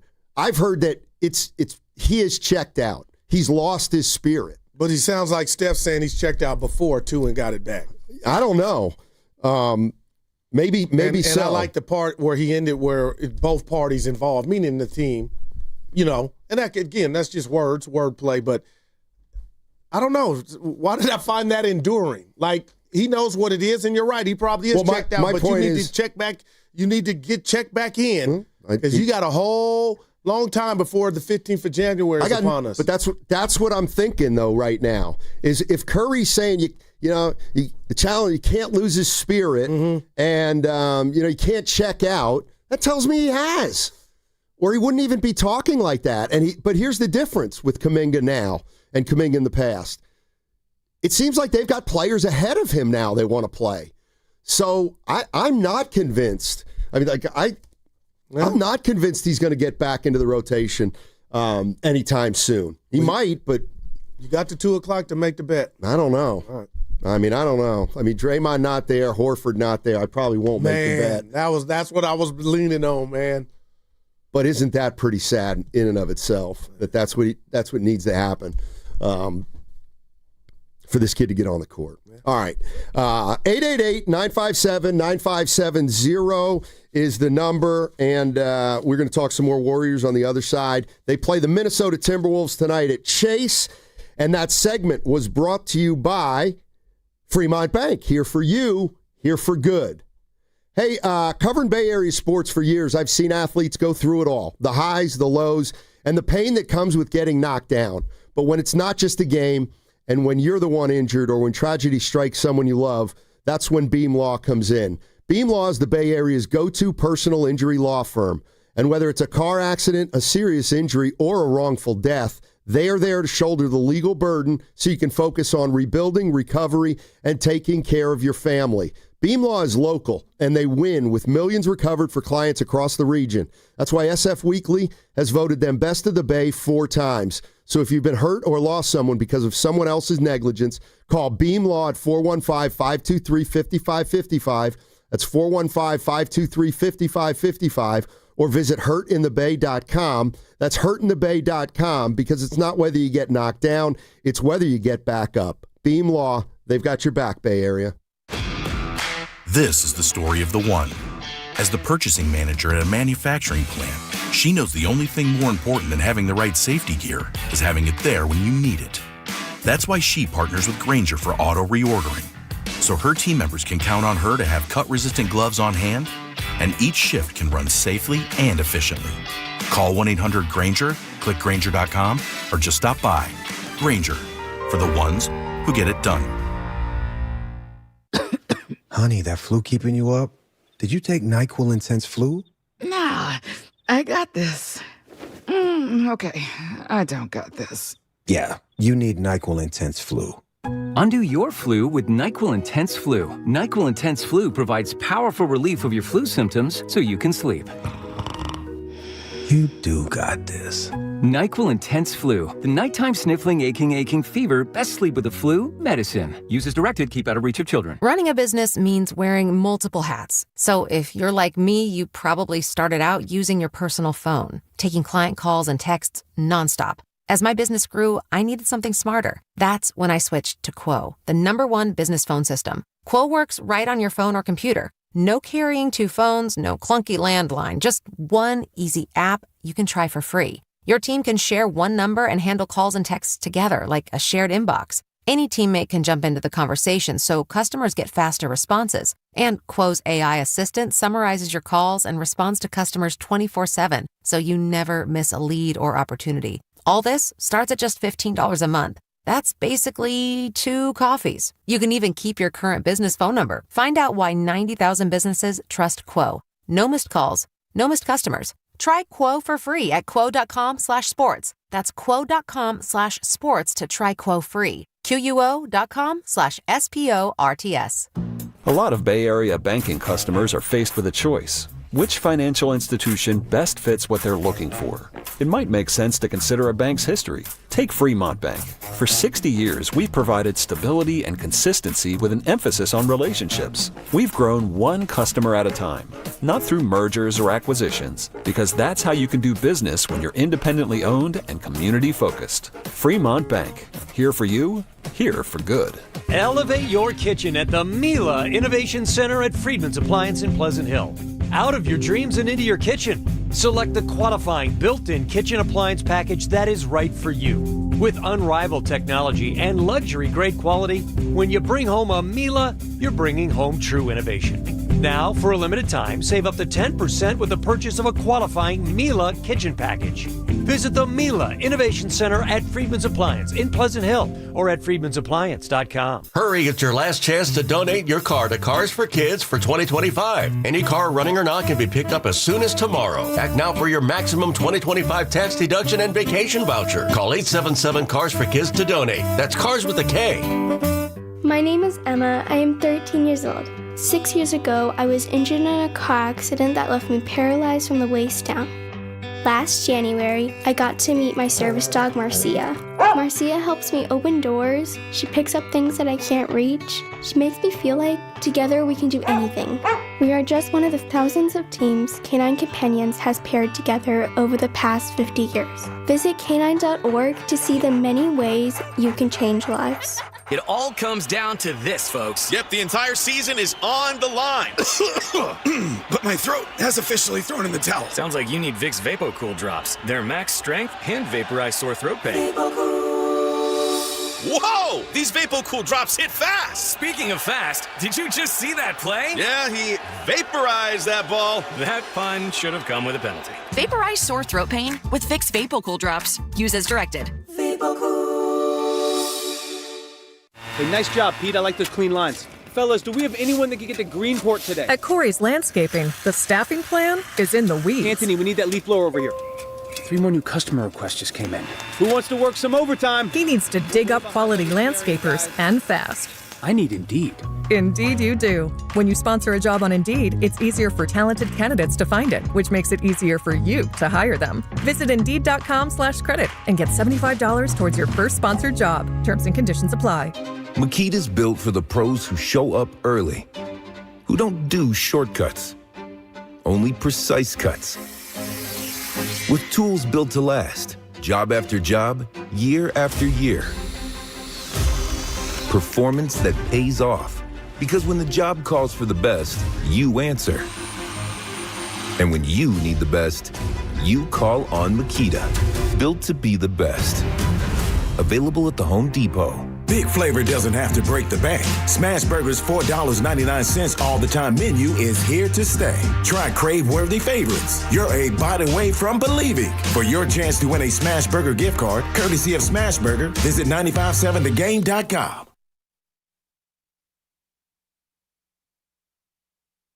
Everyone has a personal agenda. Are you saying that because I'm inexperienced? Hey, it's Ryan Rollins with the Golden State Warriors. Now back to Steiny and Guru. Oh, thank you, Ryan. Appreciate that. I'm a little down. Why, Goo? Because Norm has this phrase, you got to be the smartest, dumbest dude I know for admitting that you got that transgression in 2000. I'm just being honest. We're family. Wait. Yeah, he's listening, and I said, so you got a DUI? Yeah, back in 2000. Well, now what? I actually thought you were driving impaired, got away with it, and was like, never again. No. All right, yeah. Now you're judging me. No. Let's move on. Yeah. Yeah, let's move on. Yeah. You know what I was thinking about tonight? So, I don't know if you know this. Al Horford's not playing tonight. That is hilarious. Al Horford and Draymond aren't playing tonight. And so this is what I was just thinking, because we're at this funky point of the season. Right. I'll bet you nobody can guess what the starting lineup's going to be tonight. I gave it to you. And it's pretty easy if you follow the tea leaves. Okay. I agree. Yeah, Spencer. Oh, Evan. Okay. Give me the plus if you agree and to when you don't. You know, the buzz, he likes to. Don't tell me what I like. So Spencer. He's not going to start tonight. You think Pat's not starting? All I know is. Okay, you said buzzer. He's in his part. Steph. Jimmy. Quentin Post. And that's my 5. There's one more you need. I had Spencer. I'm not backing Spencer, off of Curry, it. Butler, Post. Yeah, you have 4 right now. One more. I can give you some ideas. No, it ain't Kaminga. Moody. I'm just a brain fart right now. So you got Spencer and Curry in the backcourt. Okay, got you. Jimmy. Post at center. Yeah, Jimmy Post. Butler at small I need or one power more. forward. I'm going pods. I'm going pods. Okay.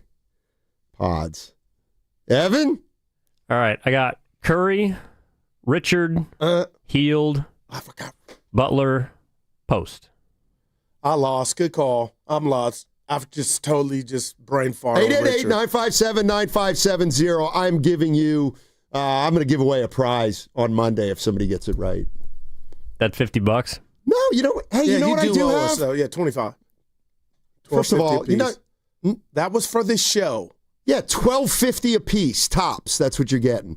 I know what I'll give away, and I'm serious. I said we have one laying around our house, and guys like this apparently. I got one of those Buddy Heald Jimmy Butler bobbleheads. Oh, that's dope. So if somebody calls in and gets the right starting lineup, I'll give it to them on Monday. I ain't mad at you. Somebody will want that. 888-957-9570. All right. So Evan's got Richard. Curry, Richard. I messed up. Heald, Butler, Post. Well, I ain't mad at that. I'm going with Pods, Curry, Jimmy, Spencer. Now look at him. Hold on. No, that's not who I had. I'm sorry. Okay, this is the one I got. Pods. Anytime. Curry, Richard, Butler, Post.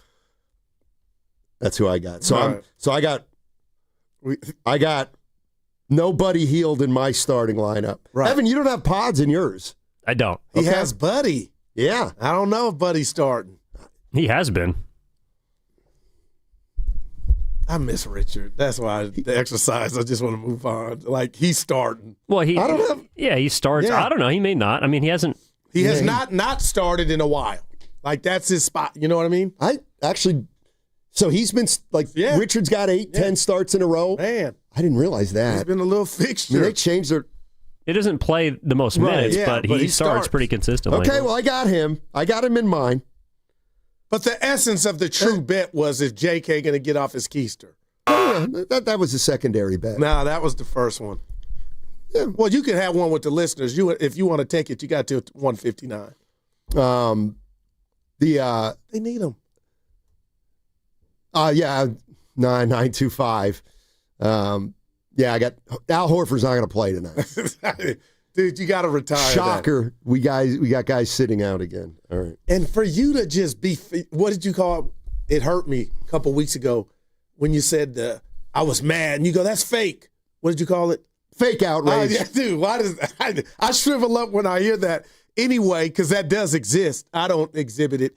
But all week long, you've yelled and screamed at Evan and I. And all you really, truly, I don't know if you know, for 5 days this week have been fixated. And this morning, same thing. You can't stop talking about Kaminga.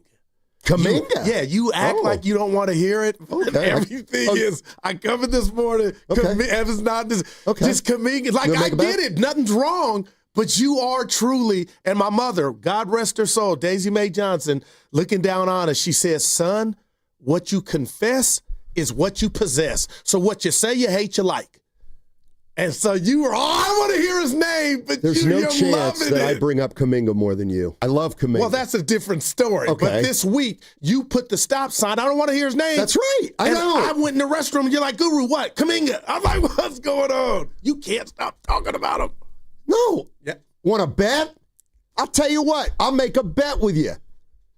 First guy who mentions his name, Evan included, loses the bet.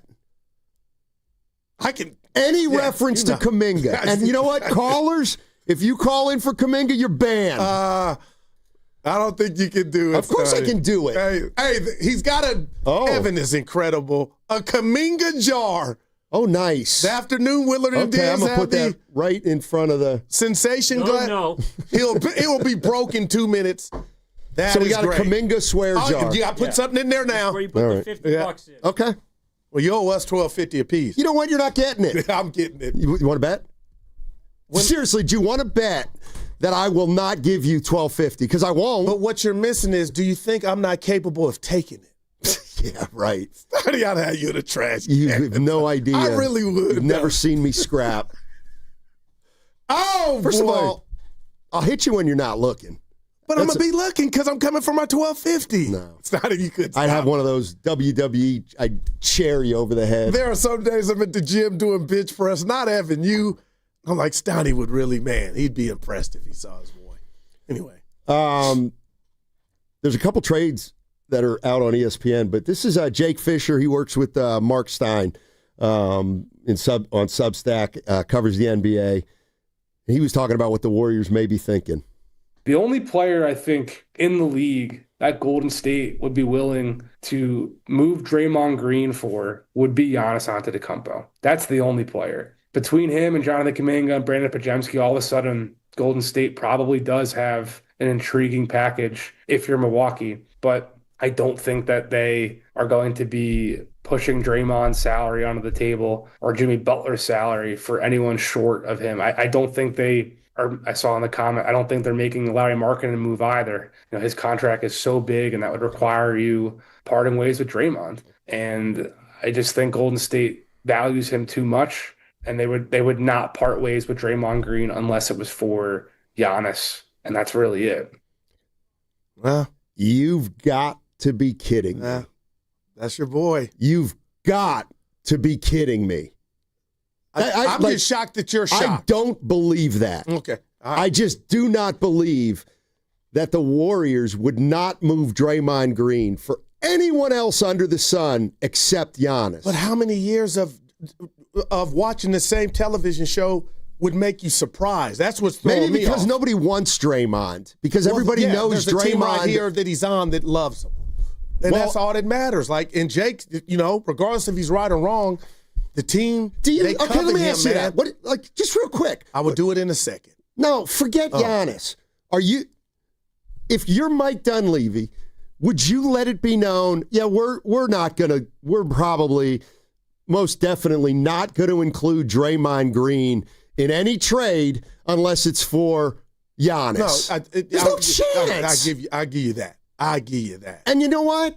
If that's the way they view, you can turn your cards over and let everybody see them. Then, if that's the case, if that's the way they view Draymond, but would you? I guess the $1 million question is: are you surprised if that's how they did view him? Because I'm not. Yes, do you realize how much of so like you mentioned Anthony Davis? I'm not crazy about Anthony Davis. I am, but so you wouldn't give up Draymond Green in a Texas second? Yes, exactly. And I think the Warriors would too. All right. I got you. But Steph has a way of manifesting or coming out, just like allegedly marketing was off limits or the Warriors wouldn't put in pods. Remember, that wasn't true. Has anybody stopped to think that one of the reasons the Warriors haven't traded Draymond or probably won't trade Draymond is because nobody wants him? Well. Because let's not say most teams don't want Draymond Green because he doesn't fit. Most teams. There's probably about 4 teams that would be interested in him. You're not going to move him to those 4 teams just because they're not Giannis? There's no way that's true. I can't believe it. That's one of those things where it's like, if Draymond Green is untouchable, it's like, well, you deserve everything you get from this point on. And I don't want to hate on Dre, and you're saying how you feel. Not, I got you. Hold on. This has nothing to do with me hating him. No, I was about to. So now we got 2 players we can't trade? Well, how are we getting better? And the reason I said that is because I'm setting it up for this. How are you so flabbergasted when the guy hit a teammate and did get punished? So that'll never be erased from my memory, but that's a starting point of what else do you need to see to get to the answer of, you know what, most likely the answer is yes, Donnie. Well, I think he's untouchable. Well, one of the reasons he's untouchable is because nobody's going to give up much for Draymond Green because every general manager in the league But if Giannis was at the end of that, then we would really find out what if who else is out there? So if you could get John Morant, but it included Draymond Green, you'd say no? That's crazy to me. If you could get Trae Young, but they want Draymond Green, you'd say no? Well, I'm not crazy about either of those guys, but like at some point you've got to give up something. But my bigger point, Goo, is I'm not convinced one of the reasons they haven't traded him is because there's no value for him outside the Warriors. All right, and I hear you. Like, I'm not saying the Lakers might not want him or some team that's right there on the cusp of competing. And because that's where he would be super duper valuable. But I think what you're omitting, and I mean this, is the Steph Curry factor. I mean, that's his guy. And Steph is God to this organization. He is the Golden State Warriors. He built this dynasty. That's his dude. And if they know that that's his dude, that carries major weight. And to me, that's why when you bring up Dre, yeah, you're bringing up DG, and he's destined for the Hall of Fame. And hey, I get it. He's a big part. But the fact that Steph is his guy, that's just something as invaluable, Stoney. And why I think he's Elliott Ness untouchable. Okay. Shame on the Warriors then. Seriously. It's a theory I have. Shame on the Warriors for... But we've never heard, real quick, shame on the Warriors about that, though. Yeah, shame on the Warriors for not examining every possible way. Like, when they're like, okay, here's what I'm saying. They don't want to move Draymond? Well, then, you know what? Don't ever say you've done your due diligence. Well, that was Don't ever say it. Because you haven't. Let me ask you this. Fact. Do you think they moved Dre if that was contingent on them getting Jimmy?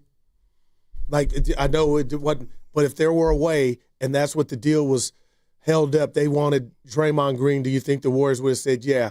That's a great question. I know if I were the Warriors, I still would have done the deal for Butler involving Draymond Green. So would I. But I don't think they would have. You might be right. You might be right. I'm not sure. I'm not sure. Warriors play the Timberwolves tonight. Thank God we got a Warrior game. Damn, 2. When I see you, we'll have 2 games to react to and a Niner game. Listen, I know we've been over this a million times, but I got to tell you, when you say, well, the chef wants Draymond, so Draymond can't go anywhere. It's corporate 101. I don't know. That rankles the S out of me. I got it. I got you. It really does. Because, again, you don't like that. So you're basically like, I'll give Draymond credit. He's still a good player. Well, you're not going to get a good player unless you give up a good player. Nobody wants Kaminga. Well, nobody wants Kaminga. I don't think Giannis has been this realistic to the Warriors since we've been talking about him back in 2018. So if that day does come and we do find out, that it's contingent on them parting with Dre, I really do wonder if what I believe to be true, if somehow the chef would say, this is where we just crossed the, you know what I mean? This is where we part ways. Because they would go to Steph and ask him, us getting Giannis is going to cost you Dre. What you think? Seriously, like, tell me if I'm dreaming. Okay, and then if Steph goes, nope, got to keep Draymond. Then what do you do? No, I think Dre's at a point in his career to where he probably would understand it. I could hear him on his pod saying, hey, I get it. Like, that's how much I respect Dre. Like, I need to be crystal clear because people don't get it. I'm not saying the Warriors should trade Draymond Green, and I'm not saying they should trade Steph Curry. But when you say we will never trade them, then you are leaving opportunity on the table. You may not want it, but you're leaving it on the table. It's poker. So yesterday, how about this one? What did I throw you guys yesterday? And both you guys were like, no. I was at the gym. You guys both were like, no. And I'm like, really? Yeah, no, this one. Hold on, let me get it. But I was doing the bench press. And I'm not like, this is what you guys don't understand. When I do this, I'm not saying, oh, they got to do this. But I'm gauging where we're at with how people feel about guys. Okay, so I said to you guys, did I send it to? I sent it to the whole group. Yeah. Guru, help me. Help me. I hate your reading it, but go ahead. Evan, I was like, so I had 4 hours of you, too much. I know. Sorry. All right, you got it. Okay. Oh, sorry, I missed this. I think this was 2 minutes ago. Stoney, you have to put a buck in the jar. There it is. I said this. You owe $1. I said this. Hey, shut up. I'm putting it in. That's my man. At least I got money in my wallet. Yeah, that's right. Who you talking to? Oh, you don't worry about who I'm talking to. Big Buck Goo?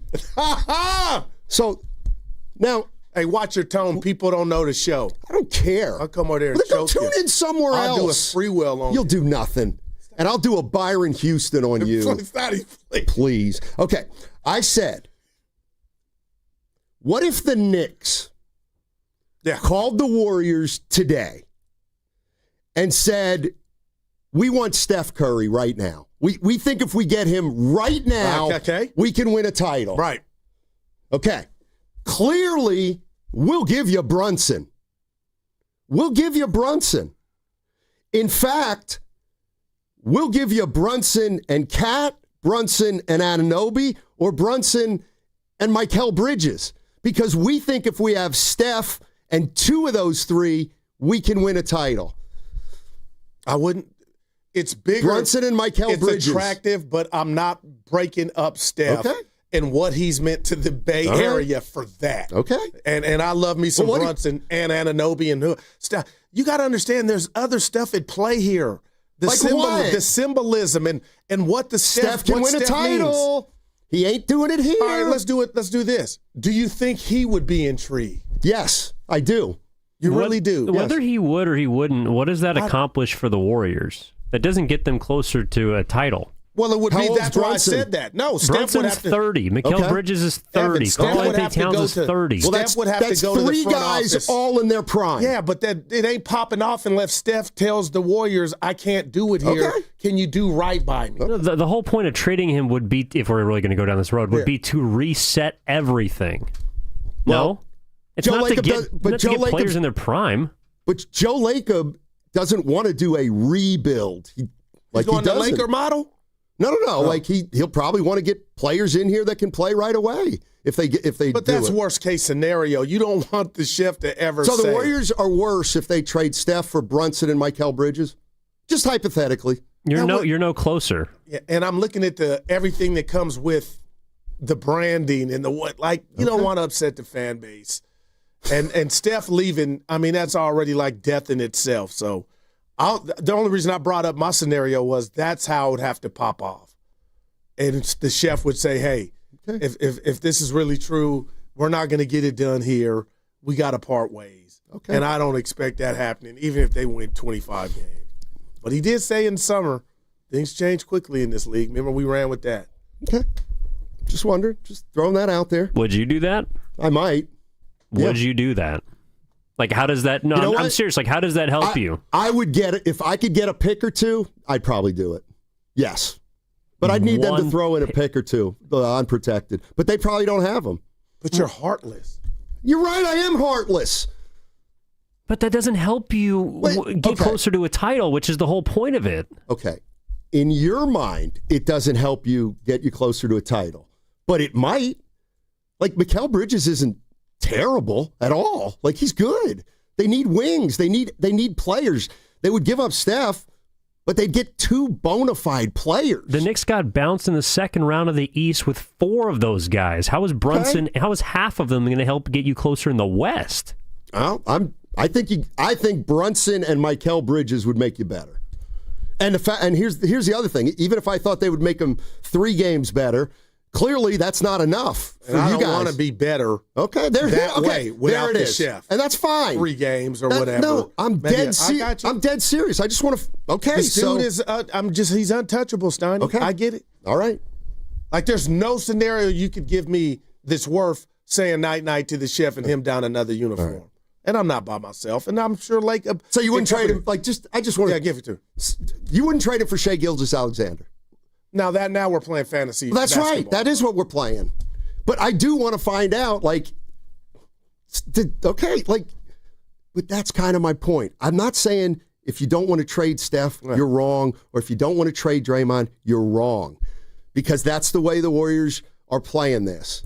However, I just don't know what's out there if you're not willing to take a big chance right now. Well, or a chance, let's say. The mantra right now was everything for Steph, not everything including Steph. So the title of the jam is how will you get better around him. Okay. So if the Knicks called for Steph, you just hang up. If anybody called for Steph, you would just hang up. I swear. Okay. Now tell me if the season's just falling off and we look like we're not going to make it. We're a month from now. And we're I'm gonna stay true. 18 and 24. Dude's everything, man. Okay. Yeah. And you know I'm not by myself with that. No, I know you're not. And I think the organization's thinking the same thing. Yeah, I know. Wouldn't the whole point be to try to find the SGA trade? The one that the OKC Thunder made with the Clippers? That would be, yes. That would so be you'd ideal. be looking at players under the age of 25. But nobody would do that. Nobody would trade Steph for 5 unprotected firsts. What? Wait, what? If Steph Curry were the big boy going out and the Warriors... If someone thought that they could win a championship with Curry, I think someone would be willing to give up a lot. I'm looking at it the other way. If the Warriors, if the team wants Curry, they're going to have to give the Warriors multiple... Yes. And I don't think the Warriors would be interested in that, is what I'm saying. Oh, I think if there was a player, like if, in your hypothetical world, if they're 18 and 24 and he says, I want out of here. Okay. That's different. Then why would the Warriors say no to that? No. What I'm saying is if Curry's involved in a trade, you're going to be the team that did what the Thunder did. They're going to pay the price and grow over 3 years, let's say. I don't know who the player coming back is for Steph, but what I'm saying is I don't think they want to do that. Like, I don't think the Warriors want to do the Oklahoma City model, even if they could. But what's this model we have now? Operation Play-In? That's a fair point. What's coming up on the game is brought to you by Fremont Bank. Here for you, here for good. The kickoff show this Sunday with Lorenzo Neal and Evan Giddings starts at 11 a.m. live from Laughing Monk Studio. Actually, it's the brewery, ladies and gentlemen. We're in the studio. The brewery's in Sunnyvale. That's where the party is. All early games are going to be on. Great food, great drinks, great games in the parking lot, as well as your chance to win a pair of tickets to the game. So come on out. And if you're going to the game, you know we have that free shuttle for you from Laughing Monk to the stadium. Free shuttle. Sign up at 957thegame.com. First come, first served. So go to 957 The Game right now. Head to Safeway this week for amazing deals for members. Signature Select Chicken Leg Quarters, Drumsticks, or Thighs Value Pack. Buy one, get one free of equal or lesser value. Check out your weekly mailer or ad, or visit Safeway.com for more details. Do you often worry you left the garage door open? With a LiftMaster garage door opener powered by MyQ, you'll never worry again. You can control, secure, and monitor your garage from your smartphone anytime, from anywhere through the MyQ app. As an authorized LiftMaster dealer, Ace's Garage Door Repair and Installation has smart openers designed for your needs, including belt drive motors for ultra-quiet operation, integrated camera for live video, streaming, and battery backup to let you in when the power is out. Trust Ace's Garage Door Repair and Installation for top-notch service and unbeatable reliability. Whether you need a quick fix, a complete replacement, or a brand new installation for your garage door or garage door opener, our skilled technicians are here to get the job done right. With competitive prices, a commitment to quality, and diamond certification, Aces has you covered. Call today at 855-588-2237 or visit acegd.com. That's acegd.com. Aces Garage Door Repair and Installation, where your garage door is our priority. Xfinity is the network you can rely on, like a close friend who never lies. The friend who will tell you that new haircut, it's not great. Friends make sure friends get good haircuts. And Xfinity makes sure you get a good deal on Wi-Fi. Xfinity gives you reliable, fiber-powered Wi-Fi at our best price. This holiday season through December 21st, get gig speed Wi-Fi for just $50 a month for 5 whole years.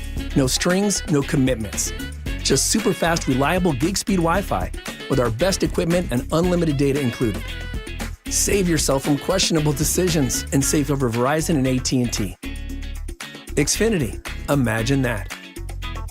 Restrictions apply. Requires paperless billing and autopay with stored bank account. Taxes and fees extra. Xfinity Internet powered by fiber and connected to premises by coaxial cable. Actual speeds vary. Hey, it's Willard. You ever study the coaches who win relentlessly? The legends, the dynasties. They're systematic warriors. Disciplined, obsessive. They outwork, outthink, and outlast everybody. Pure domination. That's Omar Habas, Tarek Habas, and the Habas Law team. When Habas Law goes up against big insurance companies, they grind them to dust. Habas Law knows every inch of the Bay Area legal playing field, and nothing catches them off guard. If you've been injured and want to win, visit habaslaw.com. Habas Law, they fight to make it right. Guys, thanks for helping me carry my Christmas tree. Zoe, this thing weighs a ton. Drewski, lift with your legs, man. Santa! Did you get my letter? He's talking to you, Bridges. I'm not that. Of course he did. Right, Santa? You know, my elf Drewski here, he handles the nice list. An elf? I'm 6'3". What everyone wants is iPhone 17. And at T-Mobile, you can get it on them. That center stage front camera is amazing for group selfies. Right, Mrs. Claus? I'm Mrs. Claus's much younger sister. And at T-Mobile, there's no trade-in needed when you switch. So you can keep your old phone. Or give it as a gift. And the best part, you can make the switch to T-Mobile from your phone in just 15 minutes. Guys, my side of the tree is slipping. Timber! The holidays are better at T-Mobile. Switch in just 15 minutes and get iPhone 17 on us with no trade-in needed. With 24 monthly bill credits for well-qualified customers plus tax and $35 device connection charge. Credits end and balance due if you pay off earlier. Cancel. Finance agreement 256 gigs, $830. Eligible port in a new line. $100 plus a month plan with autopay plus taxes and fees required. Check out in 15 minutes or less per line. Visit T-Mobile.com. Calling all basketball fans. Make your game day experience unforgettable with a stay at Hotel Via. Just steps away from the action.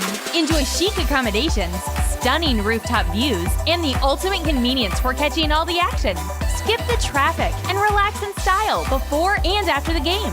Whether you're celebrating a big win or just want a perfect night out in San Francisco, Hotel Via is your MVP choice. Book now at hotelviasf.com and make your game day a slam dunk at Hotel Via. If you've been diagnosed with moderate to severe plaque psoriasis, this is what it sounds like to be 1,000,000 miles away.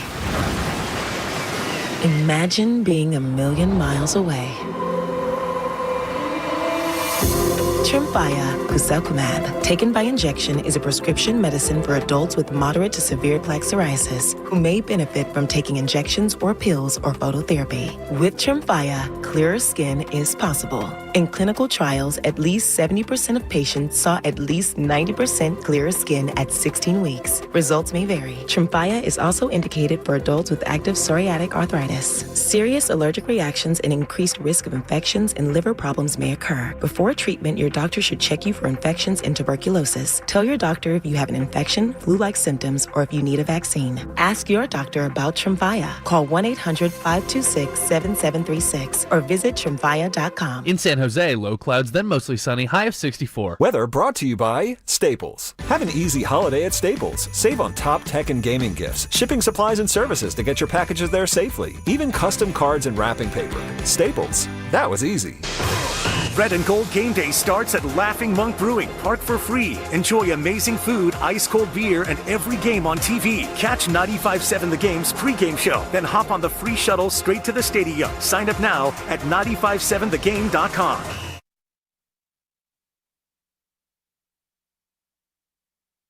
It's the Guru Steiny show. Let's go. I'll tell you what, I love, let me tell you what I love. I love clarification.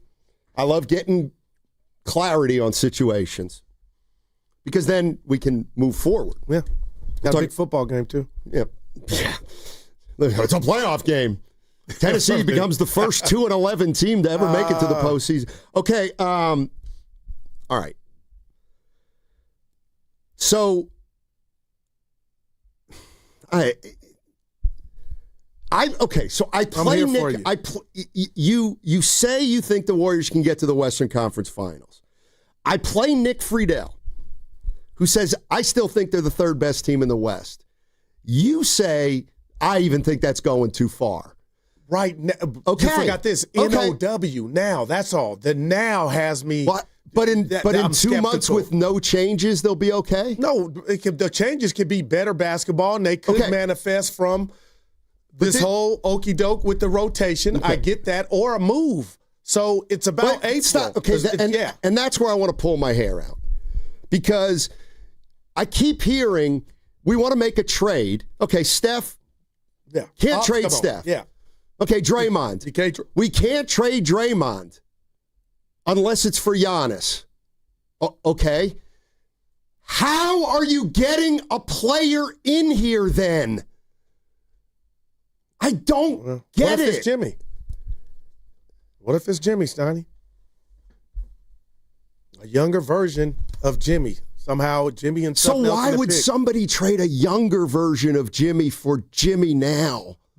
Like, there's no urgency to have an answer now. Like, we don't need an. You're asking me, but everybody's saying this is a crucial stretch for the Warriors. They're 13-12, and they got a month till Kaminga can be traded, and they've got to see who they're keeping and who they might see become expendable. Like I thought, like that's kind of where they're at right now. They're trying to figure it out, like what the rotation is. What I'm and just what saying they're to doing you moving is forward. trying to convey is I don't have their path or their intel on what they're trying to do on who's available, who's not, who they're willing to trade, who they want to hold on to. I'm just giving you my thoughts. But, yeah, 25 games in, it needs to be better. Can you do that without making a move? Because Nick said there's a possibility that could pop off. But we'll see. And I told you earlier this week I'm excited because I think the energy has been such to where now the guys even know, and Buddy said it. You know, I won't call Buddy a made man, but he was in the rotation. He's got to fight and scrap for just what he could take for granted. So we'll see if that produces better basketball. Like that's what I'm looking for. But as far as Steiny, who's I'm just telling you, I think Dre's untouchable. I don't think that's the right choice if that's how they feel. So he's off limits. So maybe I have been sharing my thoughts inaccurately. While I'm very encouraged by the last 4 games and what Spencer's done and the way the third stringers, for lack of a better term, have come onto the scene and forced Steve Kerr to reevaluate. Okay. it doesn't make me more optimistic about their long-term future. It just doesn't. I'm taking it day by day and game by game. They might be marginally better, and that's not anything to scoff at. But I don't all of a sudden say, well, the future's taken care of. And I'm not saying other people have. So, like, this enthusiasm right now, I don't expect it to carry him the rest of the season. In fact, it might have only carried him as far as you can carry him if they stop playing well sooner rather than later. Yeah, and I'll say this to that. That's why my Dauber was down, and it was down because I came into this season thinking, just like Pac-Man when he gets one of the pellets, like that was something to look forward to if the Kaminga thing had to happen. And then he played so bad that now I'm thinking, and I've been told by the people in the know sitting across from me and the people that cover and just my estimation, now what you thought you might get from Kaminga might not be out there if this thing doesn't improve. And then I'm also, Stoney, sitting on the fence of where he might still be on the team. But how do you – and I said it yesterday, you didn't like it, and you weren't the only one, but some agreed, okay, so now I'm looking within. Can Jimmy give me more? That's probably highly unlikely. We'll see. But, man, if Nick's right and they go on a run, let's see. But other than that, what can you really do, Stoney, to avoid pulling your gray hair out? What you can't do is want things to happen that are unrealistic. And the idea that there's a Kaminga trade out there that's going to remake the team, to me, is about as ridiculous as that part I don't see. Right. And before you grab the phone, you can say what you want about me, but I am the most optimistic fan in the world.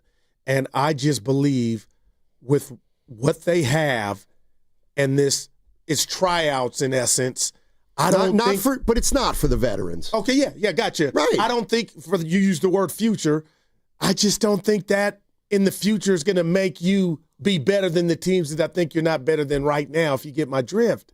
Say it one more time. Like, you talked about the future. Yeah. I don't think this, and it's exciting. No, you might be right. As it is, you still are who you are when you go up against said good teams, Unless we change our DNA and get something. If somebody was traded here and, man, I'll say this. Did you really see last year, December, what was it? Did you see Schroeder coming? I didn't. I thought that was a nice move. It didn't work out. But what if a guy like that in a bigger body is coming to town this year? I don't have a name. I'm just, what if the equivalent of a Dennis Schroeder comes in, they get no better. Because that player is not significantly better than the guys they have in here. Well, Schroeder was. He was? He just didn't fit. Oh, come on, man. We got to put some respect on Schroeder, man. He's better and could defend than Moody, Pods, Spencer. Okay, so then why it just didn't – him with Curry, it didn't work. I get it, and Jim, it didn't work. But if we got a big, a taller a wing like that, who knows? That's just me. Coach in Vallejo. What's up, man, Coach? How you doing, man? About him. Coach. Hey, guys. Merry Christmas to you. At you. Same to you. I want to start off first with my lineup. Okay. You're going to go with DeAnthony Melton tonight. Okay. Steph Curry. Okay. All and right. He and Kaminga are probably the only two that got a chance against Edwards. So I would go Post, Curry, DeAnthony Melton, Butler, and Richard. Okay? And I think Kerr is probably thinking that way. Okay? Now, I'm kind of with Steiny. The Warriors aren't going to get any better because they'd have to give up quality to get quality, and you're still in the same place. They need to add to what they have, not lose some of their better players. The part that I'm kind of sad about with the Warriors is that these older players, Steph, Butler, Draymond, they're going to be in and out the lineup all season, okay? And that's going to hurt their positioning. This is not going to be the last time Steph is going to be out the lineup. It's not the last time Draymond's going to be out the lineup. Butler's going to be in and out the lineup. Al Horford has never even really been in the lineup. So that's the problem with older guys, and you guys aren't older. I'm much older than you guys, but when you get a certain age, you could get out the bed wrong and pull a muscle. you could turn your head. I turned my head on the pillow the other night and had a strained neck, okay? This happens to older players, okay? And that's my biggest concern with the Warriors is that these guys, those three guys, it's going to be rare to get all three of them on the court at the same time for any stretch of time, and their record's going to reflect it. I don't see them being no higher than a 5th or 6th seed. Coach, can I give you this? Coach, can I give you this and you get a rebuttal real quick here? Do you have a problem? Okay. It's Warriors on mine all day, every day. But this whole thing with the rotation and things up in the air in minutes, I get it. But do you have a problem with me saying you still are who you are? Like, that's not enough for me. Where are you at with this? You know, Steiny's kind of excited to see who's going to get the minutes and not, but you still are who you are, right? You're absolutely correct. And more to the point, Kerr is still who he thinks who he is. Kerr will cut off his nose to spite his face, okay? Because in a game like this, you know you need a Jonathan Kaminga to go against the Randall and the Nas Reed and people like that. He know he needs that. And to not play him tonight will be cutting off his nose to spite his face, okay? Kaminga is not such a bad player that he can't get on the court. Now, he played well first couple of weeks, and he has a couple of bad weeks, and all of a sudden we forget about the good play. Who says he can't turn it around again and be the player he was the first 2 weeks? I think he can, okay? But I think he wants his coach to have confidence in him. I think he has a confidence in himself, but he wants Kerr. He wants to be loved by Kerr, okay? As simple as that. If he knows Kerr has his back, I think you're going to get the best out of Jonathan Kaminga because he showed us that he could do it. He did it the first couple of weeks of the season, leading the team in rebounds, had 4 or 5 assists a game. That Kaminga is still there. So let's not give up on this kid, okay? All right, appreciate it. Happy holiday. You're listening to 95.7 The Game, KGMZ FM and HD1 San Francisco, an Odyssey sports station, always live on the free Odyssey app, and now broadcasting from the Laughing Monk Studios, from the Boxer and Gerson Work Injury Attorneys text line. Steiny, did you see the mock trade posted by NBC Sports Bay Area? Oh. The Warriors get Anthony Davis and Mason Plumlee. The Mavericks get Draymond Green, Jonathan Kaminga, and the Warriors' 2026 first-round pick, and the Lakers would get Buddy Hield. I saw that, and I was super intrigued. Okay. But I don't want to have to take Anthony Davis. I just want Plumlee. Just give me Plumlee. We got in a fight one of my over favorite him. players. Yeah, we got in a fight over it. Dude, Steiny, that's it. But we just did 30 minutes in the hour on. They're not trading Draymond for Anthony Davis. We shared our thoughts. And you said you would know. We don't know. We're sharing our thoughts. But, man, that's it to me right there, man. Now you go to a gunfight with a gun. Oh, my, man. Evan, talk to me, E. Don't let me down.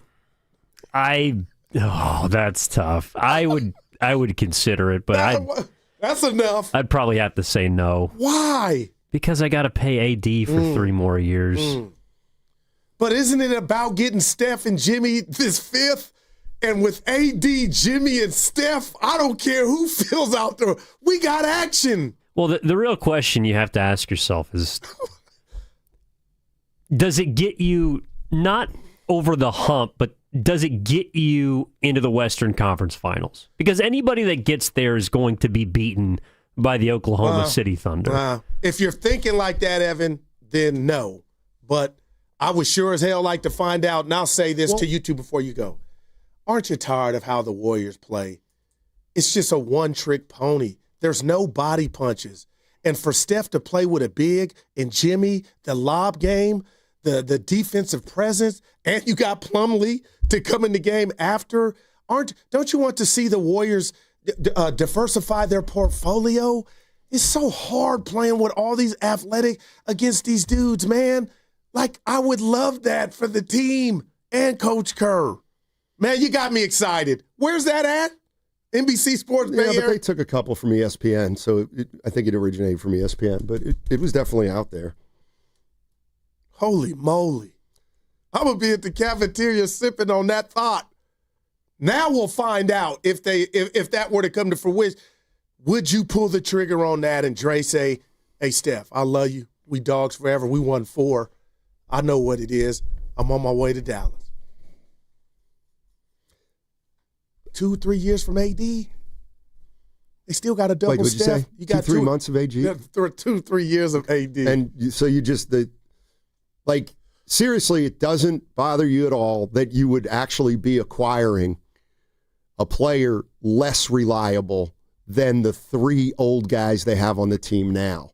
In other words, you have Draymond, Steph, and Butler, and you trade Green. Now you get Davis, but he doesn't play as much as Green. But what if now you're going to laugh, since young LeBron and they went and won it, does easier basketball help him? You know what I mean? Being around, playing with Jimmy and Steph. I don't know that makes it more readily available or stay healthy. But that's one component of it all, Stoney, you can't control. But the to Dibbs' point yesterday, AD's Carfax report is rather long. Let's go to Ben in Oakland. Hey, Ben, what's going on, man? Oh, I need some help, apparently. Not much. Yeah, I've noticed over the years that you used to play the role of the curmudgeon-y old angry man, but now I think you actually are the curmudgeon-y old angry man.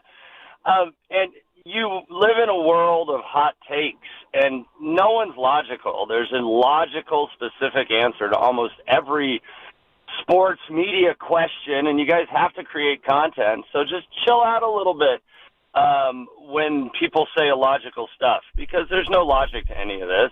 And they're trolling you by giving you Guru is the most fanatic fan, flip-flop. Sorry, Guru, I love you. You're my favorite, but I love you are too. who you are. So just no one's logical, no one's specific. Kaminga, we talk about it for hours and hours and hours. He doesn't fit our system. He's not going to, and he doesn't want to. So why do we need to keep talking about it? It's not changing. What has it been, 4 years? So, like with this Kaminga thing, every big thing everybody talks about, there's always a very simple, logical answer. You are a simple, logical guy, but you have to have content. So you got to deal with the, gurus of the world in order to have a show. So I feel you. You're from Oakland. I'm from Oakland. Just have a good holiday. It's never going to change. Thanks, man. Appreciate it. Man. Was that the Grinch? He tried to steal. He can't take it. Hey, I don't cut people off. That's crazy. He said I was his favorite. It didn't sound like. That shook me. What part? That wasn't. Come on. Yeah, he was up to something. On the Richter scale. He was up to something. Yeah. He didn't really have anything to offer. Yeah, it's called entertainment, and we talk about no subject is unapproachable. You know what I mean? Well, some are. I think I started the show with one, but other than that, relax. He also clearly doesn't listen to the show. You're not from Oakland, Steiny. Yeah. What do you mean? He said you're from Oakland. You live in Oakland. You ain't from no. So if I lived there 20 years, it doesn't count? Remember, we did this show before. When someone asks, where are you from, what do you say? Well, now I say Oakland. I've lived there for 20 years. Where are you originally from? Reading, Pennsylvania. So we call that fronting. You got to say Reading, PA. And then they say, well, I live in Oakland. Like, I can't claim Oakland. I'm from the Union. I say Union City. You're from Sac. I'm not from Hey, I get it. Somebody tell Nahegan I'm losing my energy in here. Dude, that's what Dibbs used to do to you. No, he didn't. When we had the show. Be honest. He used to get to you. I was there every game. You want to take two on, was it Tuesday, Goo? Take two on. My little brother getting a little. I don't know what he means. I thought I did something, but obviously you guys thought it was a little softer than my intent. So that's what he was talking about. Gotcha. Stoney, bounce back. Number one show in the market. Tell that dude we're the number one show in the market. That's what you should have did. Take that for data. And this is where I'm going to channel my John Sumrall. There must be some bad radio going on in the Bay Area then. See, I didn't, like seriously, that you're having fun. Honestly, I'm we're Michael average. Irvin. We're average. I listened to a show today. We're average. I listened to, hey, we are not average. You know what we are? Real. You're who you are. Sunday, Evan's who he is. Get it up. I can help you with that. Carter's who he is. Congratulations on the graduation. And I am who I am. and that caller is who he is. Hey, should I let? I'm gonna do it. There you go. I'm gonna do it because I don't care anymore. Yeah. I love telling people about inside baseball here. Oh, be careful now. NDAs. No, I'm fine. NDAs. No, I'm fine. I'm fine. So, my boy Gerard texts me. I got a buddy back east who loves the golf like I love the golf, and he called me a month or so ago, and he said, "Hey, going on a little vacation." I'm like, "Where?" He goes, "Well, we're coming out to the Bay, and we're coming to the Super Bowl." Let's go. He's like, "I got you a ticket." I'm like, "Cool, all right. I've never been to a Super Bowl. I'll go just as a ticket." You didn't tell me that part. And he goes, "Yeah, and the week before, we're playing golf 5 days." Dude, wow. Pebble Beach, Cypress, Pasatiempo, Spyglass, and one other one. That's ritzy. So I'd have to take Super Bowl week off. Which I thought you had. Boss said no. Yeah. He kept you after the meeting. He did. What do you think about that? I thought it was evident. You left out the other part. We're going to be at Radio Row all week, which I can't wait for. And that would have been the week you were out. And I love you, partner, but I thought it was E and I because I assumed you were out. I thought he was going to let me go. Do you know why that's why you were held back after the meeting? That is why I was held back. Okay, no, I got that, but did you know? Yeah, okay. I did. How did it go? I mean, I said to him, "What?" And he goes, "What's going on? What are you really?" And I said, "Look, he's coming out here. He wants me to go golfing with him at the nicest courses in the world, and he likes me. He wants, that sounds like a dope trip, but Dibs would have killed. He would have fried you. What do you mean? Had you not been around Super Bowl, even if the Niners aren't in it, just the Dibs we know, he would have filet mignon. That's why I wanted to do it. Evan, I thought it was you and I. All right, man, I thought it was you and I at Radio Row and Low Deal. So, like the great negotiator Nahigian is, maybe I'll get to take a day off that week. So did you tell your boys? I did, and he's not happy. Well, you'll be at the game, though. Yeah, I guess. Yeah. Dude, but would you have fun knowing where at Radio Row? Wow. Hey, I mean, Dibs would have fried you. He was saying if it was Shafty might even got in on it. Like, where's Steiny? People love you, bud. Yeah, Except well, I'll be there. Caller. I'll be there. And you know what? The beauty about me, I'll be there in a good mood, in a good frame of mind. Hopefully we can get Cassius Marsh on. Oh, man. And we'll do it there. It was horrible. Slates. All right. Hey, let's talk some Niners on the other side. Brock Purdy talked to the media yesterday and talked about his injury and how he's coming along. So we'll get into some Brock Purdy, and then hopefully we'll catch up with Sean Kemp. Dude, I didn't know he was cleared. I'm not sure he was. I gotta go. I gotta go Google it. Yeah. Sean, what you holding these days? All right. Yeah. Let's see. What do we got? Oh, don't forget Sunday. Sunday's the kickoff show with Lorenzo Neal and Evan Giddings. Starts at 11 o'clock, live from Laughing Monk in Sunnyvale. All the early games they're going to be on. They start at 10 o'clock. Great food, great drinks. There'll be games in the parking lot. And you're also going to get a chance to win 2 tickets to the game. So that's a little new feature we got down there at Laughing Monk. And, of course, we have the shuttle that you can sign up for. A shuttle will take you from Laughing Monk all the way to Levi Stadium and then back after the game. It's free, which makes it the best shuttle in town. And all you got to do is go to 957thegame.com and sign up there. It's based on a first-come, first-served situation. So if you go there right now, you can sign up for the shuttle. 957thegame.com. Go sign up now. We'll talk some Niners on the other side. We all hear the radio ads about the IRS. They tell you to be afraid, to be scared, and they try to frighten you into calling. I'm not here to do that. Tax Relief Advocates is different. TRA is here to tell you that if you owe money to the IRS, whether it's $5,000, $50,000, or $500,000, we have a solution. It doesn't matter if you're sitting in your car, at work, or with your kids. No matter where you are, call now. 800-575-9834. Don't lose hope. TRA can eliminate or reduce what you owe to the IRS. Generous programs are now available that can give you a fresh start. Our passion is taxes and helping individuals fix their IRS problems. We have over 1,000 5-star reviews on Google and an A+ with the Better Business Bureau. You don't need to be afraid of the IRS any longer. End your tax nightmare today by visiting us online at TRA.com or call 800-575-9834. That's 800-575-9834.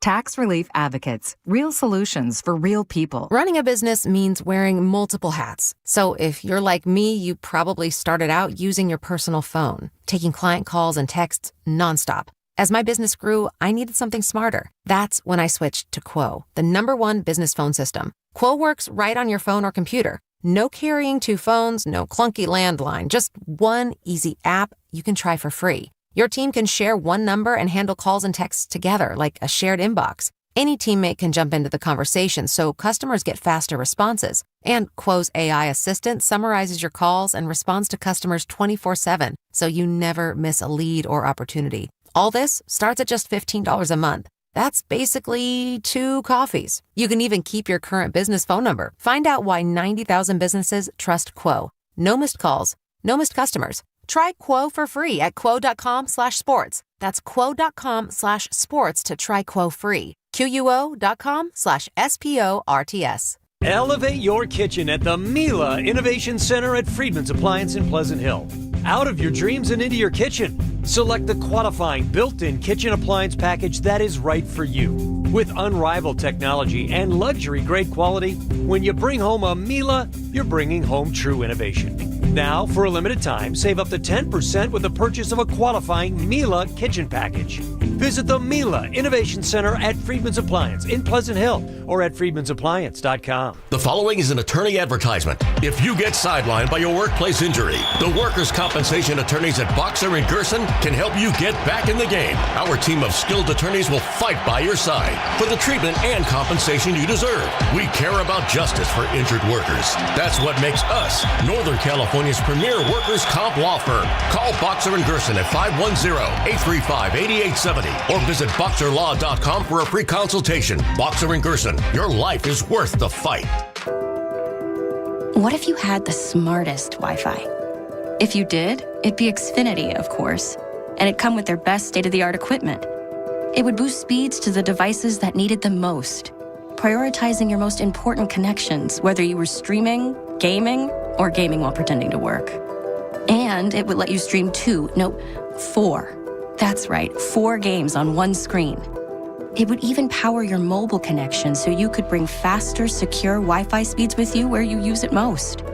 It would be proactive and fix problems before you knew you had them. Impressive, right? And it would have security features that protect you from threats at home and online. Kinda like a force field for your life. If you had the smartest Wi-Fi, well, everything would work together seamlessly to keep you connected, no matter what. Xfinity. Imagine that. Restrictions apply. This is the story of the one. As the purchasing manager at a manufacturing plant, she knows the only thing more important than having the right safety gear is having it there when you need it. That's why she partners with Grainger for auto reordering, so her team members can count on her to have cut-resistant gloves on hand, and each shift can run safely and efficiently. Call 1-800-GRAINGER, click Grainger.com, or just stop by. Grainger, for the ones who get it done. Oh, how's that flu, babe? Did you take DayQuil Intense Flu yet? Nah, I got this. Ugh, okay, I don't got this. You stay on the couch, and I'll grab the DayQuil. Undo your flu symptoms with DayQuil Intense Flu. DayQuil Intense Flu provides powerful relief of your flu symptoms. I'm ready for that to-do list. Wow, you do got this.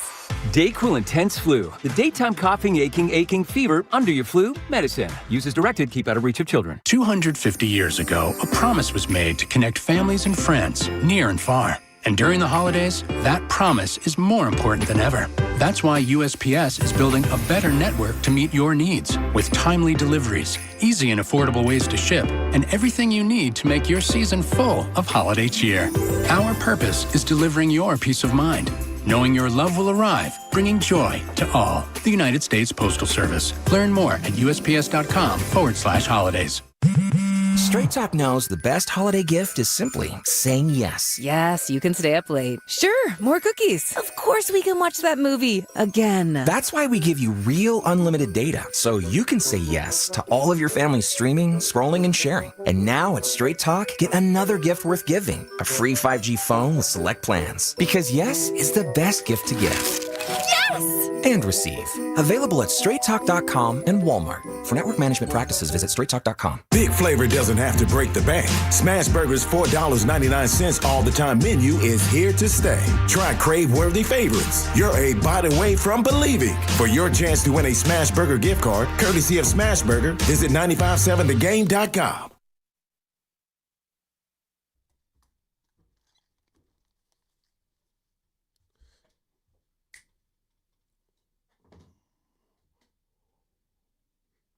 Man, who the hell is Harry, man?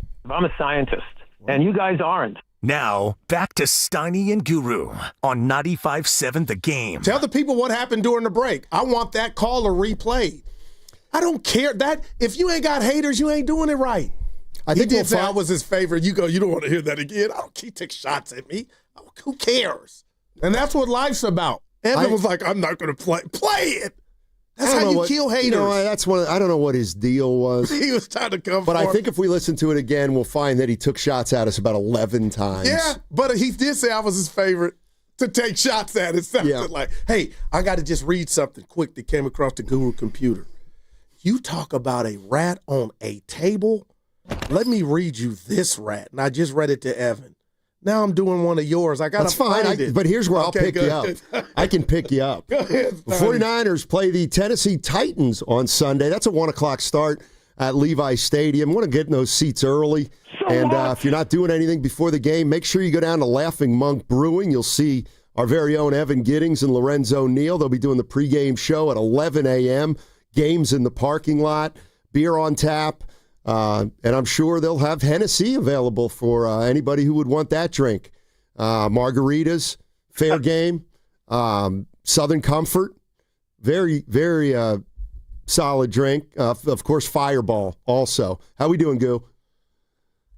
I forget what I was about to get. This Hennessy thing's Donnie. Well, they have Hennessy there, I'm sure, right? Most bars have Hennessy. But why do you like saying it? Hennessy. It's just, boy, oh boy. You threw in Fireball, but boys. And Southern Comfort. You're a mess. No, this. Remember that Laker bet we have that I said is looking real good? Yeah. All right, so they were one of the top defensive teams, the Lakers, without LeBron.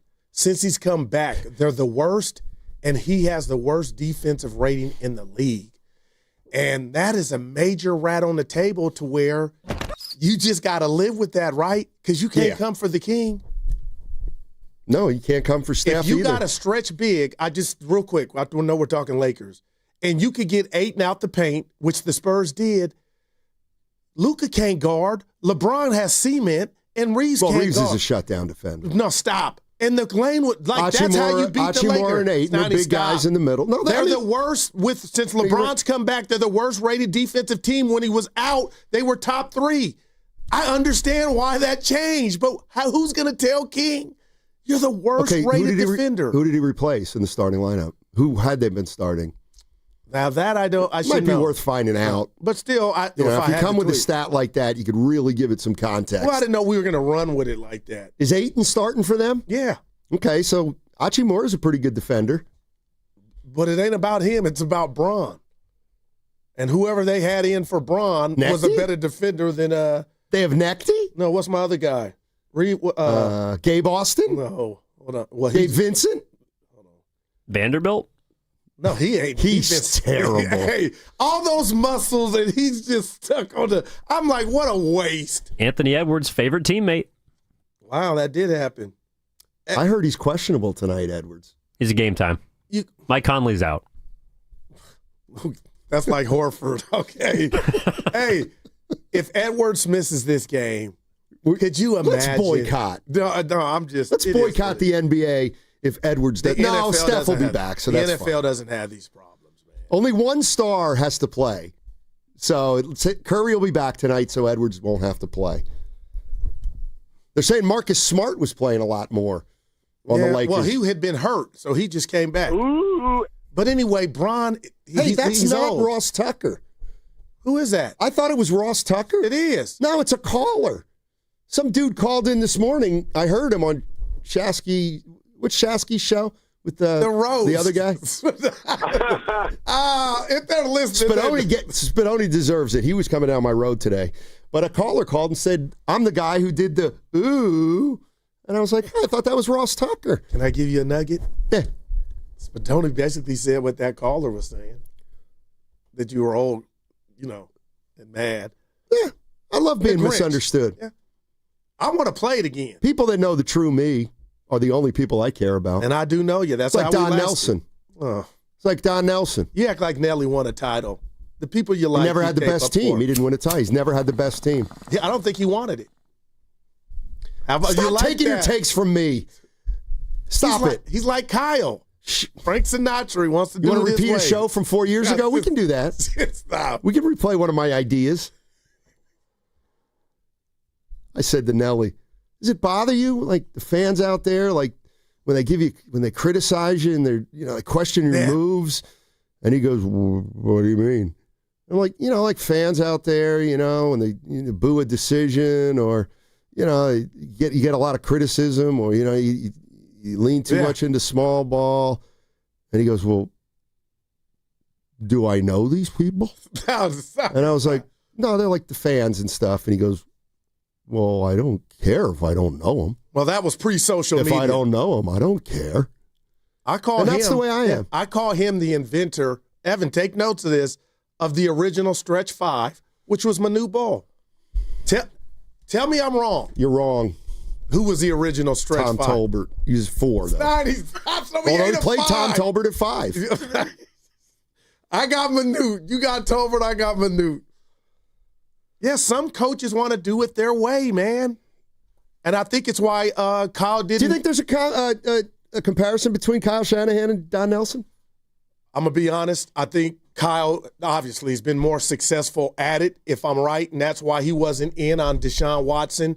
He didn't even go see him throw. He didn't want that tie. Wait, hold on, real quick. He's been to 2 Super Bowls. Did you say Shanahan's more successful than Nelly? Yeah. Don Nelson's got more wins than anybody in the history of the game. How many Western Conference Finals? That's the point. Don Nelson coached for 30 years. How many finals in Western Conference Finals? But those are like, you got mad at who? We were talking about the Hall of Fame with Jeff Kent. Those are great. The wins. So he coached the Milwaukee Bucks in the Celtics era. I remember. And they didn't get to the final. Okay. So in your mind, Shanahan's resume is better than Don Nelson's? In the postseason. Yeah, I would definitely. Oh, my God. It's not for real. Is that a true oh my God, or are you just like... I mean, we are talking... I think Popovich passed him last year. Is that right? Popovich passed him last year.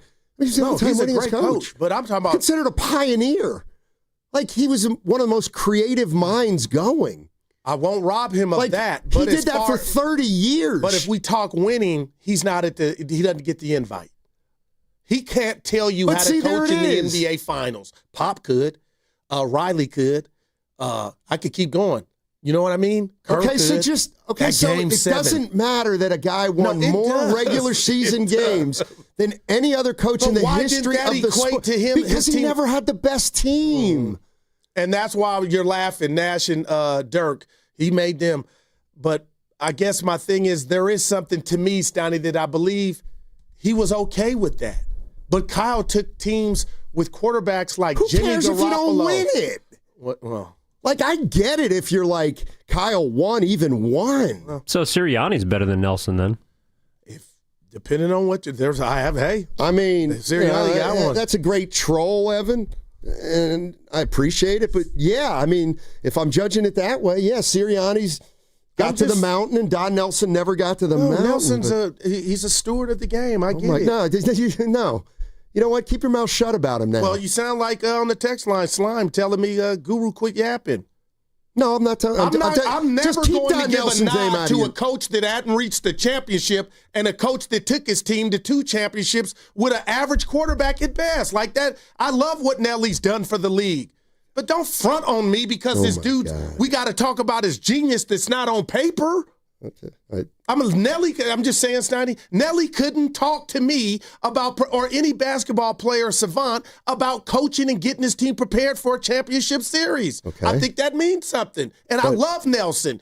Kyle Shanahan can tell you how I'm just saying, I'm not saying he's my favorite coach of all time. Does it matter that Don Nelson had a team that was an 8 seed that beat one of the winningest teams in basketball history? That's a great. Does it matter when the Warriors beat the Seattle Supersonics when they were a lower seed? So Steiny, if I asked you Popovich or Nelson, who would get the nod? But the difference is Don Nelson coached for 30 years and accumulated an incredible resume. Not in the postseason. Okay, so fine. Kyle Shanahan has coached 8 seasons, missed the playoffs 4, had 2 runs to get 9 years. No, I'm just asking you. Forget the names, like the championships. I would not put Kyle Shanahan in Don Nelson's class. What about Doc Rivers, who's won won a finals? He hasn't coached long enough. We're talking about guys who've been coaching for decades. I'm not saying Kyle Shanahan's not off to and I know you're not off to a great start. A couple of days ago, you told me Evan and I were having this discussion, and you guys talked about the winning component of guys' resume to get in the Hall of Fame. I said, that's not fair. I said, sometimes it's about, being the best on your team. What about that? And you fought me on that. But here, I feel like the roles are reversed. But Nelly, a guy like Nelly or a coach like Nelly, that's done a lot. Come on now. He's accomplished so much more than Kyle. But the non-championship part of his resume is no demerit, it sounds like, from you. Well, what's on Shanahan's resume? Taking his team to 2 Super Bowls? Okay, winning none. Okay, so Shanahan has a worse record in the Super Bowl than Nelson has in the finals. I'm just saying, longevity means no. Shanahan's accomplished in 9 years what Nelly accomplished in 30. No, I'm just telling you how I put respect on getting to the final game, or even I'm going not even finals, Western Conference Finals, Donnie. That's where I feel like Nelly is light. But then you give me the we believe. You give me. Well, I'm giving you when did Don when the 49ers, when they made their 2 Super Bowl runs, they were one of the top 5 teams in the league. That he built. Don Nelson never coached a top 5 team in the league. I don't think. And when you had the chance to, you ran the center off that you drafted. Who? Weber. Oh. Warriors were going to be a problem. But that's not part of coaching to me. I'm talking about, No, I love this. Don Nelson's more creative than Kyle Shanahan.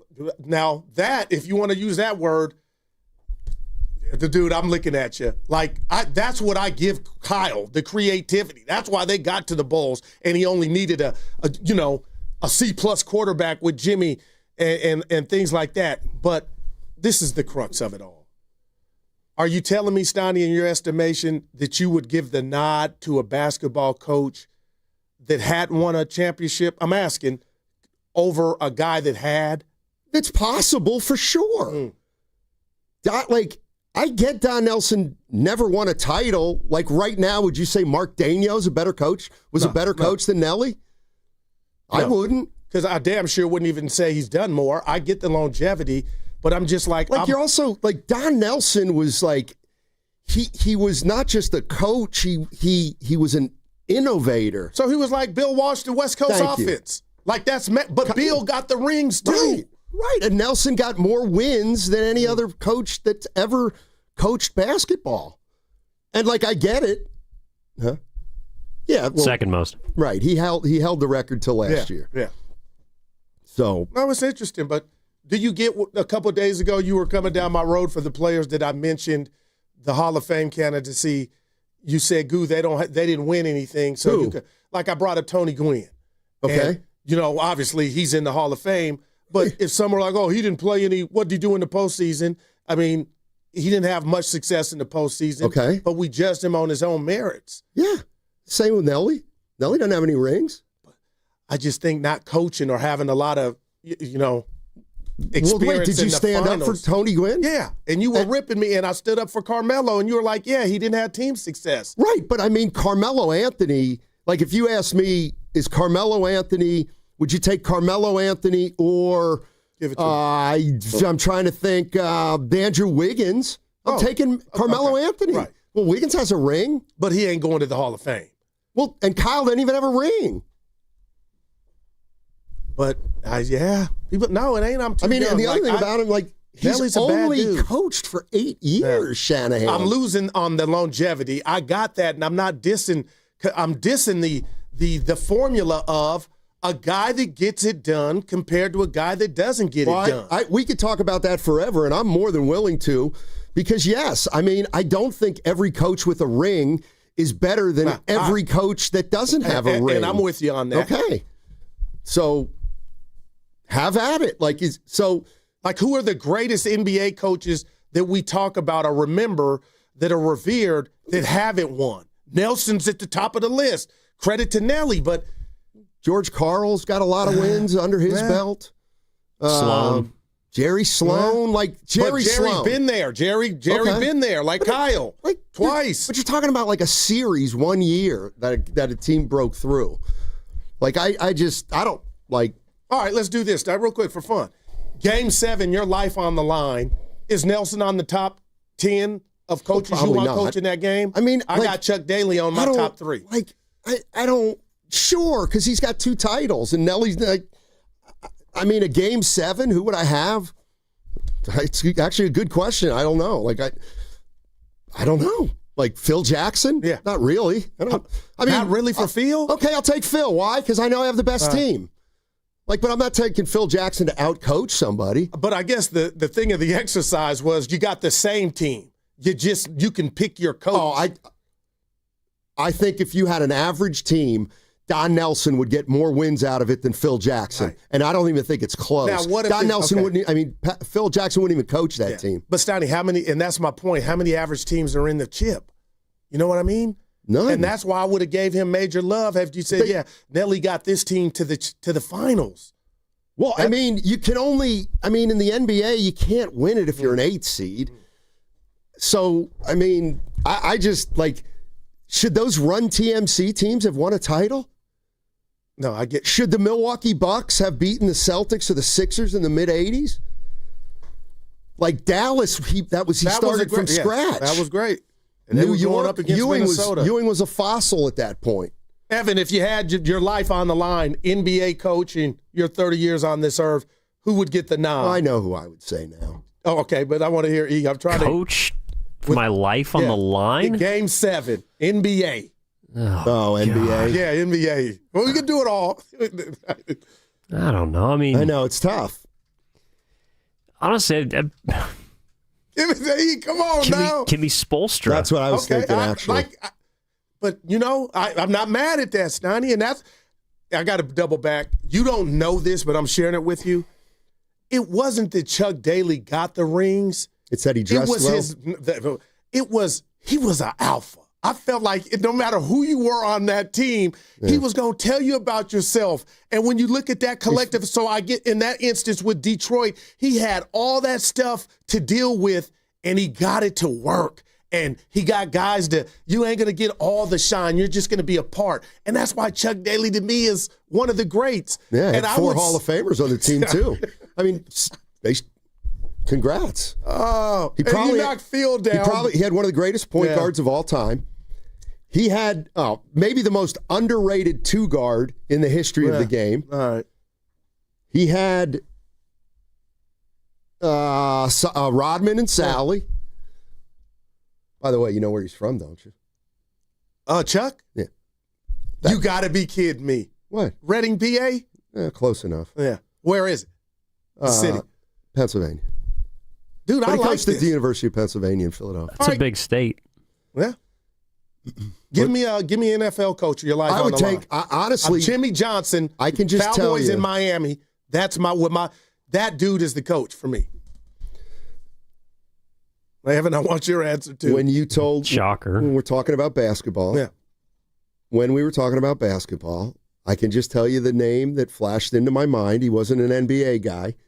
There were two guys, boom, boom, like that. John Wooden, obviously. All right. But then the other guy, because I was thinking college basketball, you got one game in college basketball. And you know who I would take? Mick Cronin. No. I know where you're going to go. No, you don't. I'll bet you don't. I'll bet you don't. You were raving about this guy not too long ago. Calipari. No. I might take Tom Izzo. Got to win one game. I'm surprised everybody's not going, that's an idiotic take, Steiny. No, I'm not. He can coach. It's off the beaten path, but he's got he has a lot of Sweet 16s and Elite 8s. Yeah, he does. He'll get you there. How good of a coach was Denny Crum? I thought he was a great coach. He brought a lot of John Wooden's philosophy. He was an assistant coach for John Wooden at UCLA. Denny Crum. He was a very good coach. Evan, college outside of Randy Bennett. I was going to say outside of Randy. Evan, before you go, I'm a guess. I don't know why I'm saying this to you, but Coach K, I feel like it's going to be your answer. No. Oh God. Probably. I'm going to butcher this. Who is the original UConn head coach? Calhoun. Jim Calhoun. Jim Calhoun. Yeah, Jim Calhoun. That guy won so many games with so many teams that were different, and they were never always considered the best. Who thought this would even come up today's show, but Calhoun reference? I can't stand Bobby Knight, but he would be on my list. I'd have to put him on my list. I got Jay Wright on my list, too. Nova. Okay. Yeah. I was trying to think of something disparaging to say, but I couldn't. And I wasn't dissing Nelly. Yeah. He is a quitter. But you hate Saban. Quit. You hate Patino Saban. Quit. Yeah, so it's Saban, and you rip them both. Calipari but Jay quit Wright too. can just walk away. You guys. But Jay Wright can just walk away, and that's okay. Let's do football, though, next. All right. I kind of like that. See what's going on here. Not Sirianni. But he's got a ring, guys, and he's been there twice. Yeah, his quarterback also has one, too, but they wanted to fire him this week. Where are you at? We hadn't. You think he's getting a raw deal? You know what? I got to touch base with my Philly guys. All right, seriously. I mean, doesn't a win in the bowl the year before by Jalen Hurts sometime, who I used to hate Bought him week one. Evan, he's playing bad, but I can't believe they are done with him. What's a guy to do? I'd be surprised, too. But they're defending champs. You know what? I'll tell you what. He's not going anywhere. Okay, well, yeah. Who? Jalen Hurts? Well, let me talk to my people in Philly. I'm surprised they hadn't reached out already. They don't panic. Can you imagine if the Niners play Philly in the offs? It could happen. You got to understand these aren't fans like the guy said I was. They're not like Antonio in Oakland. These guys positive. Like they think they have the worst team in football. They hate every player on the team right now. I believe it. They do know they won the Super Bowl, though, right? Here's 9 months ago. That's incredible. This is a great one from the 415 on the Boxer and Gerson Work Injury Attorneys text line. And we interviewed this guy once. He would be on my list, absolutely. Cassius Marsh. Larry Brown. Oh, no, man. Larry Brown. 415. That's a great one.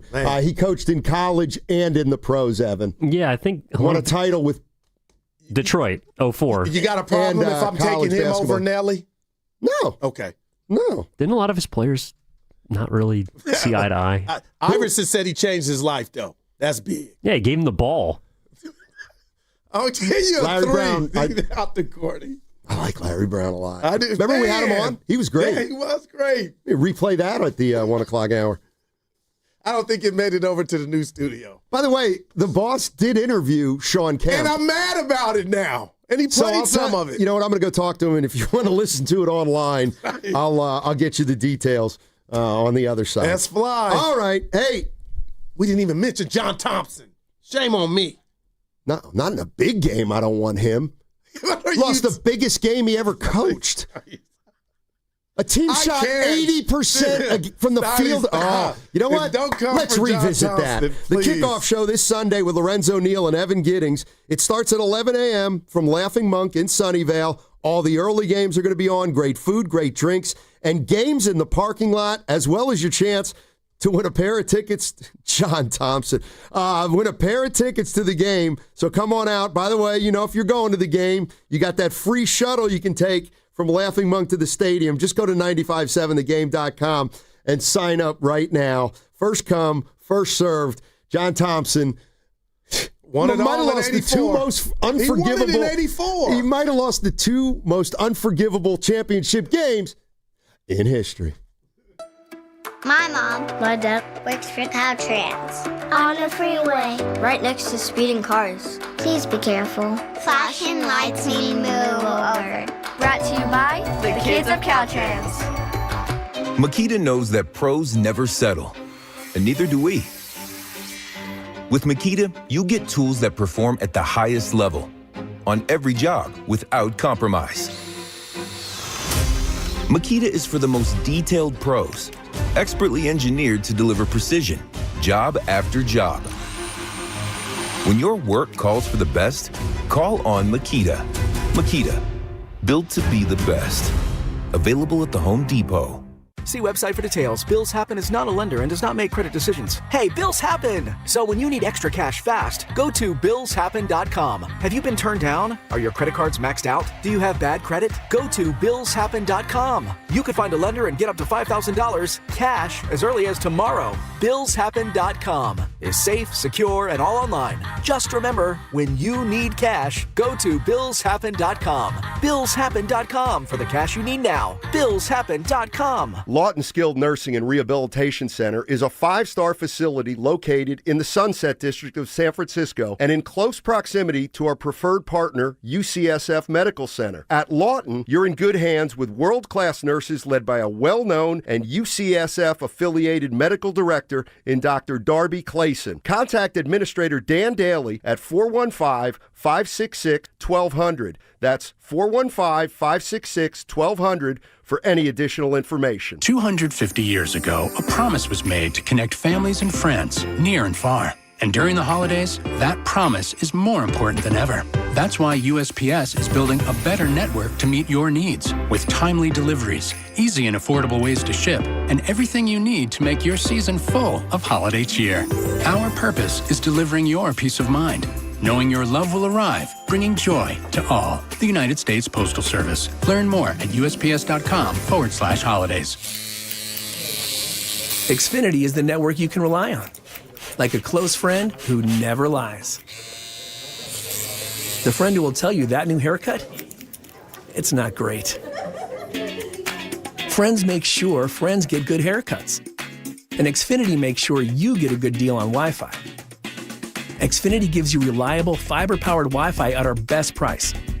This holiday season through December 21st, get gig speed Wi-Fi for just $50 a month for 5 whole years. No strings, no commitments. Just super fast, reliable gig speed Wi-Fi with our best equipment and unlimited data included.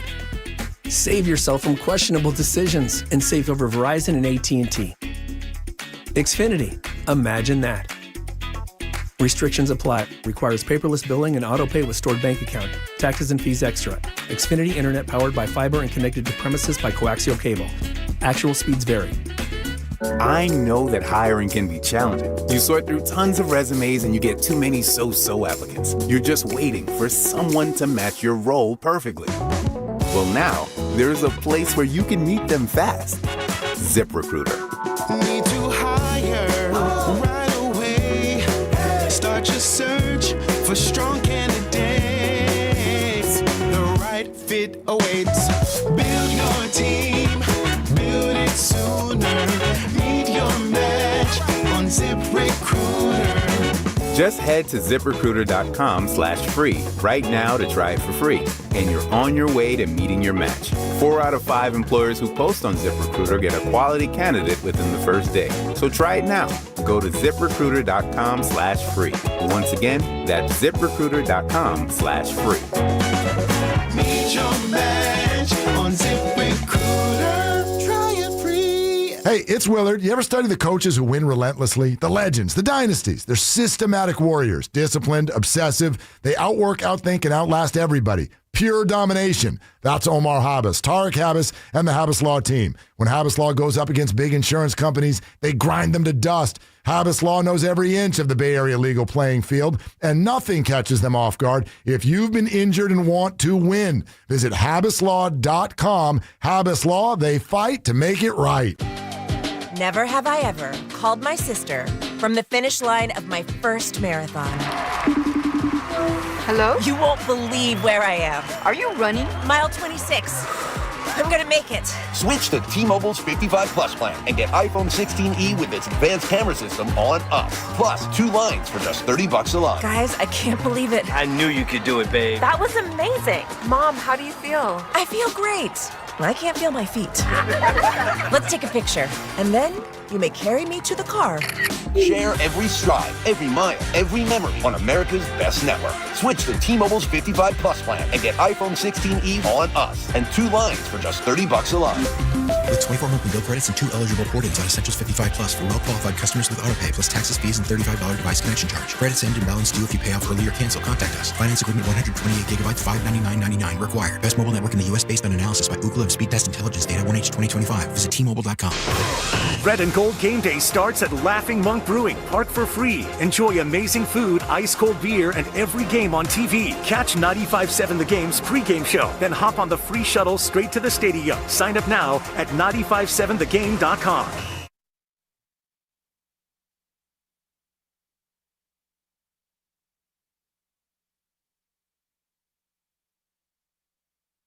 God, I love Rose Steiny. Lamar Jackson stinks. This is Tim Roy, and you're listening to Steiny and Guru on 95.7 The Game. You want to talk about a take that's aged well? Lamar Jackson stinks. I was the first one to it. Man, I wonder if his window is closing. His hammy's done, but he ain't even running like the what's the Wild Coyote? Gazelle? No, what was the Roadrunner? Yeah, John Thompson. 1-84 against the Houston Cougars.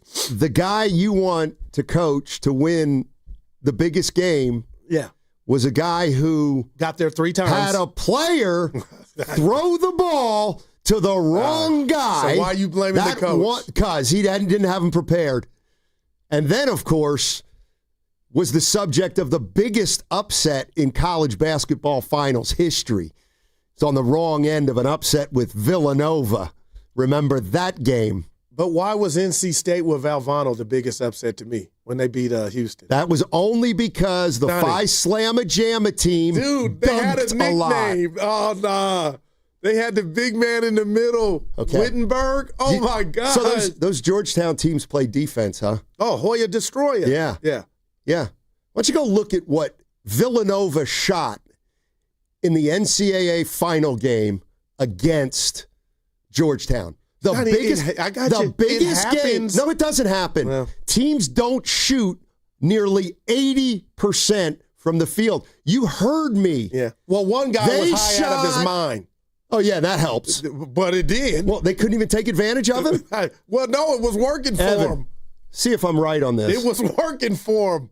I'm pretty sure Villanova shot 76% from the field. That's incredible. Remember the year? 86. Before or after Nam? 86. Oh, hey. 86, mouth. My man said, I want that call. So the guy you picked to win the biggest game went 1 and 2 in his biggest games. No, I had my Mount. I'm stealing from Dibs my Mount Rushmore. So you won't just take him off. No, please. Come on. You know what he meant for the young black 19 man? for 25, Evan? Dude, John Thompson's presidential. Well, actually, this is pretty impressive. It's unbelievable, Evan. It is unbelievable. And I think now that I think about it, they might have been 22 for 28 from the field. They were. But what's more impressive is they only lost the game by 2 points. I cannot believe that they gave up 80% shooting from the floor and almost still won. That's pretty good coaching. Man. Come on, man. But that was a big upset, but it's still NC State. 22 for 28 from the field. That's a zone. And Georgetown's defense was great. Man. They had Wingate. They had it. Reggie Williams, Patrick Ewing, Look at it. Wingate. They might have had that nasty Graham. Ernest Graham might have been on that team. No, he was on the championship team then a couple years before. MJ. Oh, there was a Michael Jackson on that team for sure. Broadnax? Was there a Broadnax? He came off the bench. Okay. Bill Martin. Billy Martin, Wingate. David Wingate, Reggie Williams, Patrick Ewing. God, they used to play Carolina. Stoney, my boy Reg loved Carolina. Evan, did you ever dial those games up? Did you ever regret not living in the greatest era of sports when you were growing up like we did? No, because there was a lot else wrong with the world when you guys were growing up. Actually, there was nothing wrong with the world. There was no... we drank out of the hose. Yeah, no catfishing. We didn't lock our doors. No, what's cybercrime? Nobody stealing stuff on the internet. I'd be on, look, hey, Mary, have you seen little Maddie? Oh, he's either at the Grafes or the Hex or the Smiths across the street. You preaching now, baby. You know, I told you I want to go back. Just open the front door and go, Maddie. Yeah. He'll come home. It was a simpler time. No social media. Such a simple time. People talked, Evan. You'll never get it back either. No, we won't. You guys harbored really positive thoughts about all people, all creeds, all genders, all races. No, those are sectors of the world, Evan. Who are you taking football? Belichick. Jimmy Johnson. That's an obvious one. Let me Bill think. Walsh. And who did I have as my fourth? Tom Landry. I tell you who I'm probably taking. Chuck Noll. Yeah. Okay, I'm mad. Dude, he gets him and Bradshaw. If I can have his defense, I'll take Chuck Noll. Man, Steel Curtain. I mean, honestly, you can name 15 guys on that team. Mel Blount. Rocky Blyer. Wow. Franco. Go ahead, keep going. Franco. Terry Bradshaw. John Stallworth. Lynn Swan. Mean. I was just going, yeah. Mean Joe Green. L.C. Greenwood. What's my other buddy? Jack Ham. I'll take the backup quarterback, Terry Hanratty. Mel Blount. James Harris. Wasn't he on that team? Wasn't he a backup? No. Franco? They had a black backup. The Pittsburgh Steelers had a black backup quarterback. It was supposed to be better than he had. What's his name? Yeah, what is his name? It's coming, Evan. You should know. Though. I got it. Oh, my God. Give me his initials. Hold on, man. I don't know what you guys are talking about. The Pittsburgh Steelers had a black backup quarterback to Bradshaw. It was bad. And he got in some trouble off the... Not Cordell Stewart. No. I'll let you down. I'm losing my black card. Hold on. Just go ahead, Stoney. I got it. Let me do it. Go ahead. All right, I'll let you look it up. You ever see Lombardi? Now we were having fun. This guy's such a D. Those teams are pretty good. Jack Lambert. Gillingham. Is it something Gillingham? Gilliam. Look at him. Gilliam. You got it. Herm Gilliam. No, Joe Gilliam. Joe Gilliam. Yeah, Stoney. See, I could do this all day. Joe Gilliam. I thought you were a Jim Thorpe guy. He was bad. You want me to talk about Jim Thorpe? I'll talk about Jim Thorpe. Yeah, Jim Thorpe grew up in Pennsylvania. Okay? Yeah. He grew up in a town called Mock Chunk, which later became Jim Thorpe. They named the town after him in Pennsylvania. But it was originally named Mock Chunk, which was a Native American name. And Jim Thorpe, of course, was a Native American. Coach is saying Michael Graham. You're wrong. Oh, yeah, I said Ernest. Ernest Graham played for the Maryland Terrapins. Yeah, look at you. I tell you what. But you got Joe Stump the Schwab. You can't. You can't. I'm the Schwab. Guru. No, you've been stumped. Guru. Guru, if we had... You got to get him right away. Okay. All right. If we had a 95-7 the game sports trivia contest... We did weekly, and you never won. You nutted up. Palms got sweaty. Okay. It was called Jock I'll say it again. Bonte and Dibbs were the winners. 95-7 the game has a sports knowledge trivia contest that encapsulates all sports for 6 decades. Yes. I will win. Pre-2000.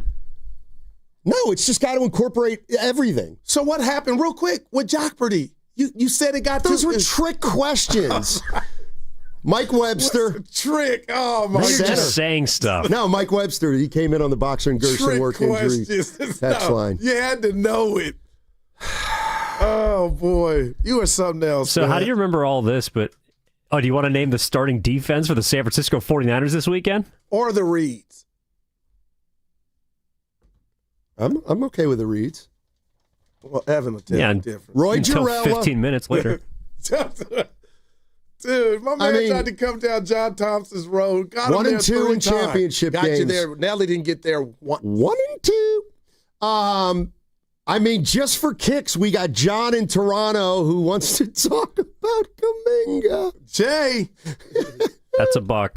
John, what's going on? Yeah, you're going to get your $12.50 in this glass by the end of the show. What's up, John? How you doing? Like Kaminga, he didn't show up. I lied. That's nice. Yeah. I ain't down on Kaminga like that.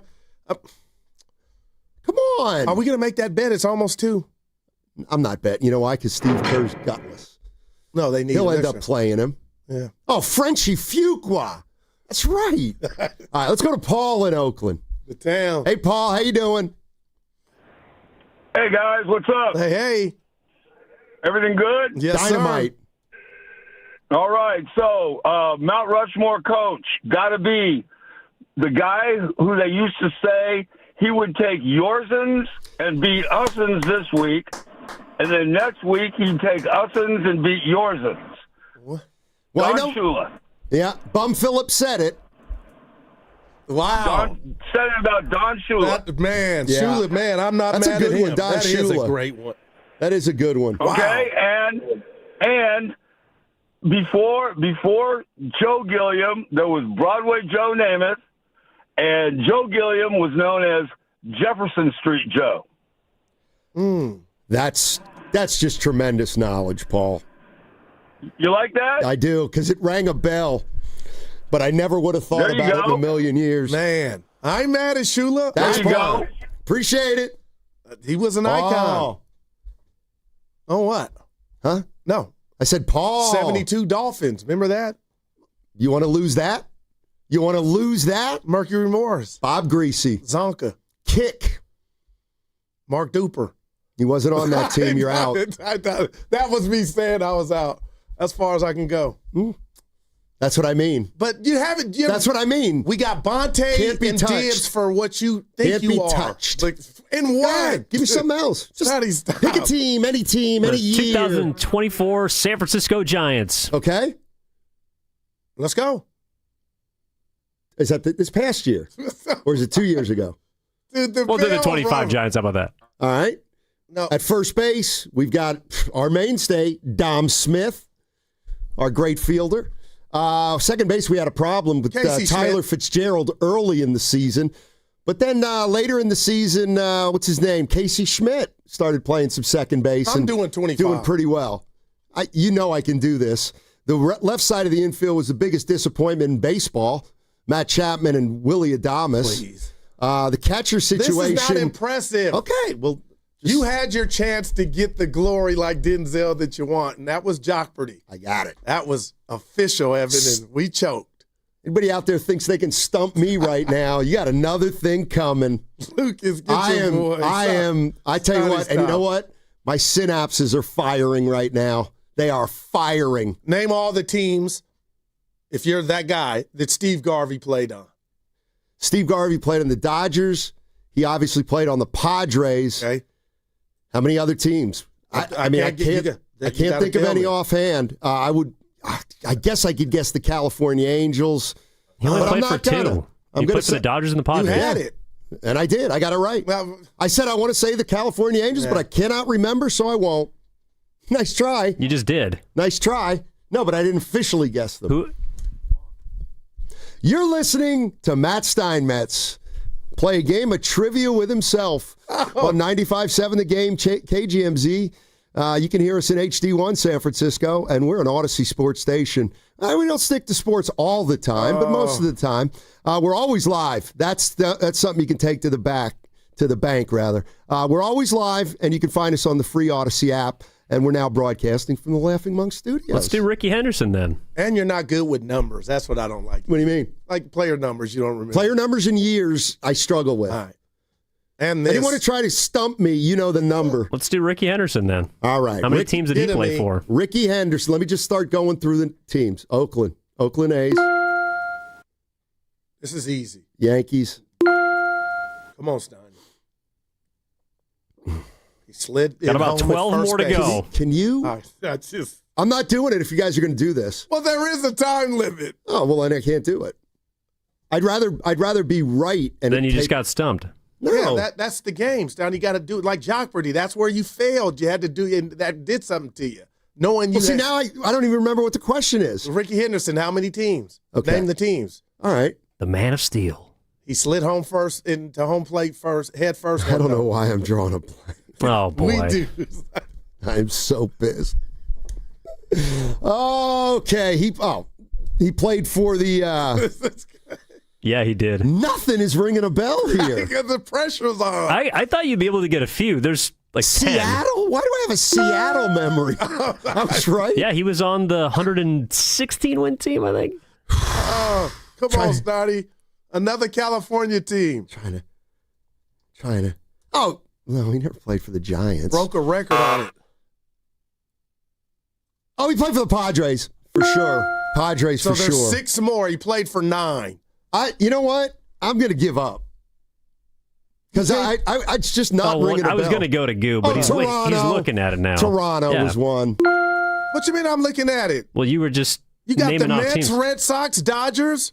Go give me them all again. Oakland, New York, Oakland again. Yeah. Toronto, Oakland again. San Diego, Anaheim, Oakland again. Mets, Mariners. I don't remember the Mets at all. You don't remember? I do not remember the Mets at all. Padres, Red Sox. I don't remember the Red Sox. Dude, I'm getting a blur on Ricky with the Red Sox. Well, he was on the Blue Jays team that won the World Series, the Joe Carter one. He was on the Mets team that I think made it to, I don't know if he was on the World Series team, but the 99 team. I want to say he wasn't. He was on the Padres team before they went to the World Series. And, well, he got traded back to the A's in 89 when they won the World Series. He wasn't on the team the whole year. Boy, there's a couple teams. You remember him on the Boston Red Sox? No, I don't. That's a blur to me. How many games did he play for him? With the Red Sox? Yeah. 72. And his last year was with the Dodgers. Man. Did he ever play for, speaking of the Blue Jays, let's go talk to John in Toronto. Hey, John, how you doing? I'm good. How are you guys doing? Hey. Doing well. Do you remember when Ricky Henderson was a Blue Jay? No, I don't really watch baseball. I'm a basketball guy. I got you. All right. All right, so I just wanted to talk about Jonathan Kaminga again. All right. Okay, so when you guys get mad at him for getting DMPs, it's not his choice. That's the coach's choice. Okay, another part. Yep. JK leads the team in rebounds and also third in scoring, and not top 5 in minutes. You can't name one single basketball player in the history of the NBA that led his team in rebounds, was third in scoring, and came off the bench and wasn't top 5 in minutes. That's one. And against Philly, JK got subbed out in the third quarter when they were up 18 points. The lead dropped all the way down to 5 by the end of the third. And in the fourth quarter, he went on the court. They were up 11 points. He got subbed out. The lead went down to 3 points, and he was upset. And that's when Draymond was talking to him because he walked off the bench. Right. Okay? So for Steve Kerr, doesn't play the best players on the court, on the team. He plays his favorite players. And that's why GP2 gets minutes. Without the Warriors, GP2 would be out of the league. That's just facts. And it doesn't matter who we trade for, who we get. As long as Steve Kerr is the coach, nothing is going to change. We've been a playing team the last 3 years, and we're still going to be a playing team after the trades. All right, couple things. Rumors go. John, he's feeling this. Two things. He's feeling it. In fairness, 2 out of the last 3 years, they've gotten to the second round of the playoffs. In fairness. And then 2, what should he do? Who? Steve you play Kerr. The best players on the team. You play the best players on the team. What about That's the guys? What you should do. You play the best players on the team. What about the the players who are playing the hardest. You don't lead the team in rebounds if you're not playing hard. That's facts. You cannot lead the team in rebounds if you're not playing hard.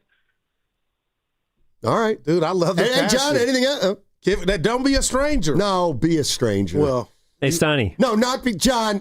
I love you, but I appreciate the call, John. Hey, Steiny, what do you got on Roy Tarpley? Oh my God. Thrown out of the NBA. The Maverick. Went to Michigan.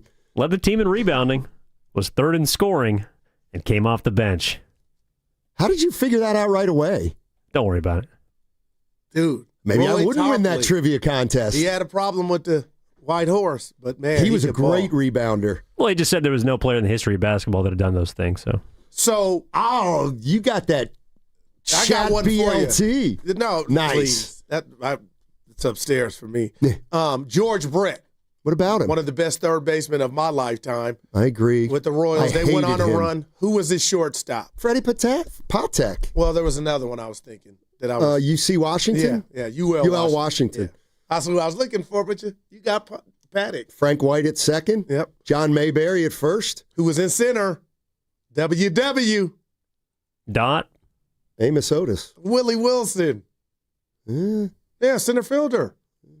Okay. Remember they had the Missouri World Series? Evan wasn't here yet. yeah, it wasn't a twinkle in the eye. You missing out. We didn't say Carnesecca. I know. Mullen's listening. Well, he'd he's never probably be won a mad. title. Well, he's like Nelly. Molly's back tonight. Is he back Allegedly. Allegedly. Molly. Oh, they're going to have a ball. They always have a ball. Was he waiting for Curry? A lot of people are. You know what? Maybe we got Fitz and Tim Roy definitely timing their retirement Gotcha. with Curry. Yeah. We need to get Molly on. I can't last that long. I can't last as long as Curry. You know what we forgot to talk about? I'd leave when he leaves. No, seriously, we should try to get a weekly with him. You got his With who? number. I'll call Bonte. Steph with Curry? Mullen. Because we can't get Ferdale. Good God, the guy can't even go to the grocery store. How many? Can we ever? We forgot to bring that up in the meeting. Dude, Evan, can we get Ferdale? He's our guy. Came to the cafeteria with us. We're like, boy. You know what? He's underpaid, man. We actually haven't heard a Nick Friedel soundbite in Nicky, one come segment. home, baby. So, Nick, let's just hear from Nick about 3 alphas. Why not? Wade was no longer an alpha with his play. He was cooked. Wade Dwayne. was an alpha grandfathered in, and that was Talk about such a big problem back on that year in Chicago because Wade wanted to be treated like an alpha, but he wasn't practicing the same way. He wasn't putting up the same numbers. Then he's calling out the younger guys. Rondo, who still wanted to be perceived at that level, then was calling out Wade and Butler. It was a mess. That is not the case here. On this Warriors team, it is very clearly the whole totem pole of where everybody stands. Steph is the man because Steph is one of the very greatest players anybody's ever seen. Draymond is the emotional leader and engine of that group. Draymond sets the tone. The rest of those guys follow, or they kind of are like, okay, what's going on? And Draymond, I'll give him this always. As far as honesty goes, he's the one that said a few weeks ago, he's like, I'm not going to keep everybody's spirits up. I'm going to MF these guys when needed. When Draymond is engaged, that is when teams are at their best.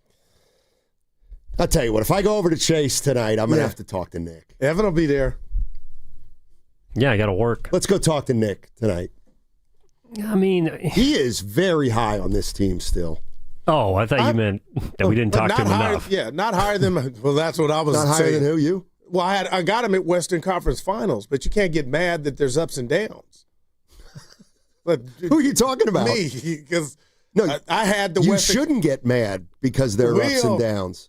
You're the one who said, "Well, that's nasty." Well, dude, you got it. Such a dumb word.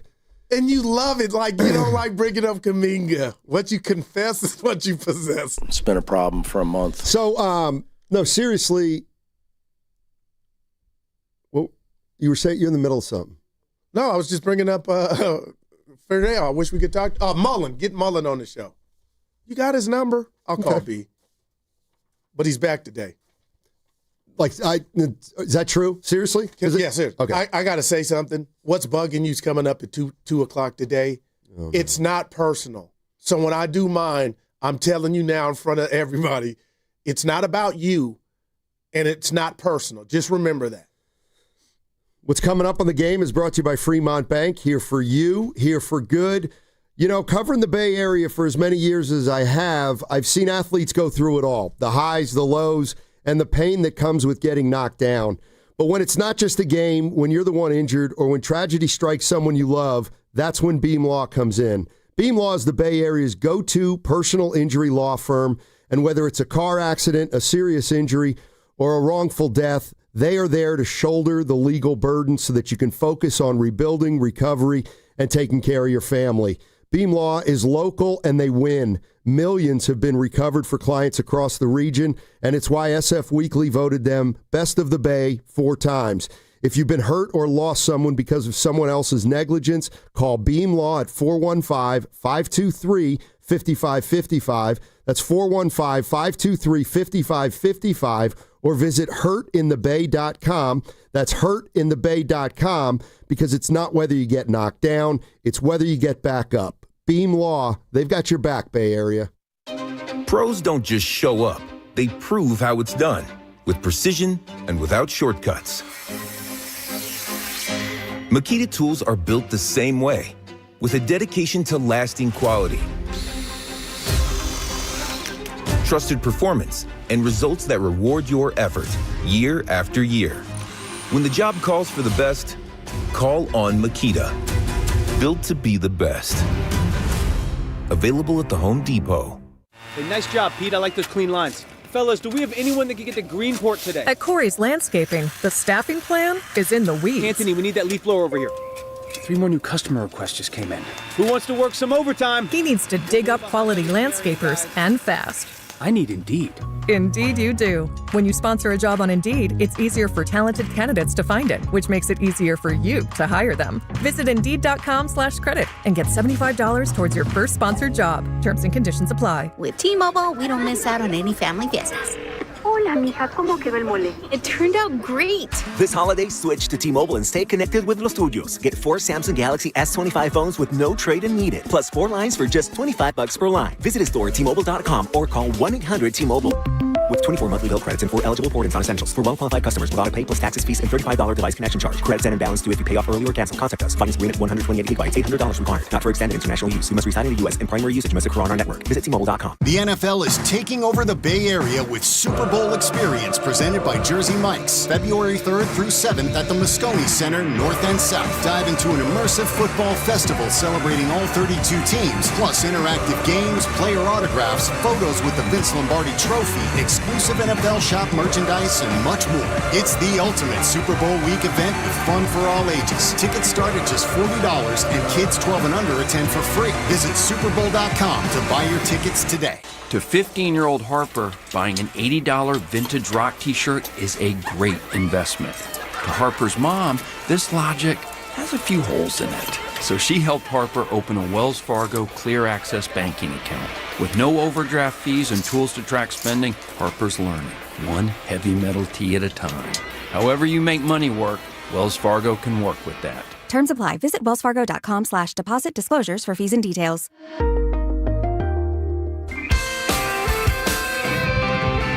1-877 Cars for Kids. KARS Cars for Kids. 1-877 Cars for Kids. Donate your car today.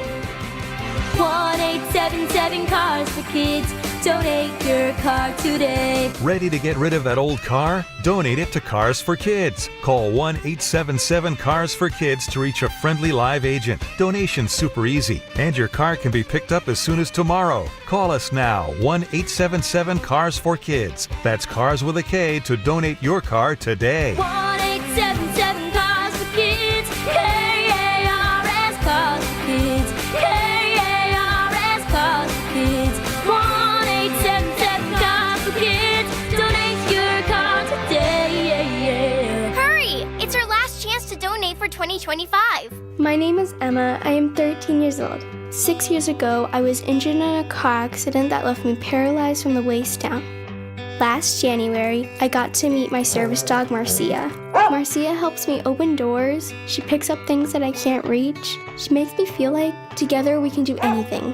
We are just one of the thousands of teams Canine Companions has paired together over the past 50 years. Visit canine.org to see the many ways you can change lives. Diabetes, high blood pressure, anxiety meds, everyone's on them. If you're a 50-year-old male, maybe a bit porky, and you may even have type 2 diabetes, $1 million of term insurance may only cost you about $200 a month. Call Term Provider. Speak with Big Lou at 800-830-4914. Big Lou will find a term life policy for you even if you have type 2 diabetes, are overweight, or have high blood pressure. Term Provider has helped thousands of people like you who think they can't afford term life insurance. To buy $1 million of affordable term life for you, all you need to do is call Big Lou at 800-830-4914. Lou will make sure the scales are tipped in your favor. Call 800-830-4914. Big Lou will answer your call and work to fit you into a term life policy that you can afford. Remember, Big Lou's like you. He's on meds too. Call 800-830-4914. That's 800-830-4914. Big flavor doesn't have to break the bank. Smash Burger's $4.99 all the time menu is here to stay. Try crave-worthy favorites. You're a bite away from believing. For your chance to win a Smash Burger gift card, courtesy of Smash Burger, visit 957thegame.com.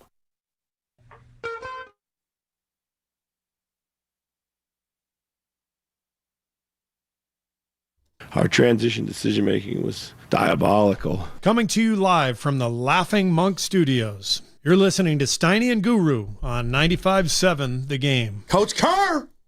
All righty. Hey, was there a St. Mary's basketball player who turned famous actor that you know of? Yeah, Mahershala Ali. He's from Hayward. Went to Mount Eden High School. Yeah, I forget what his name was before he changed his name. Before he changed it, but he's a great-ass actor. What's he been in? Just some great movies. Do they have titles? One's on Apple TV where there were two of him. He's playing two people. So I'm looking at the same for a title time. that says Apple TV, two of him? No, I'm going to go get it, but yeah, he's a great actor. Give me something, Evan. he won the Academy Award for Moonlight. That ain't it. All right. And I believe the other one was for The Green Book.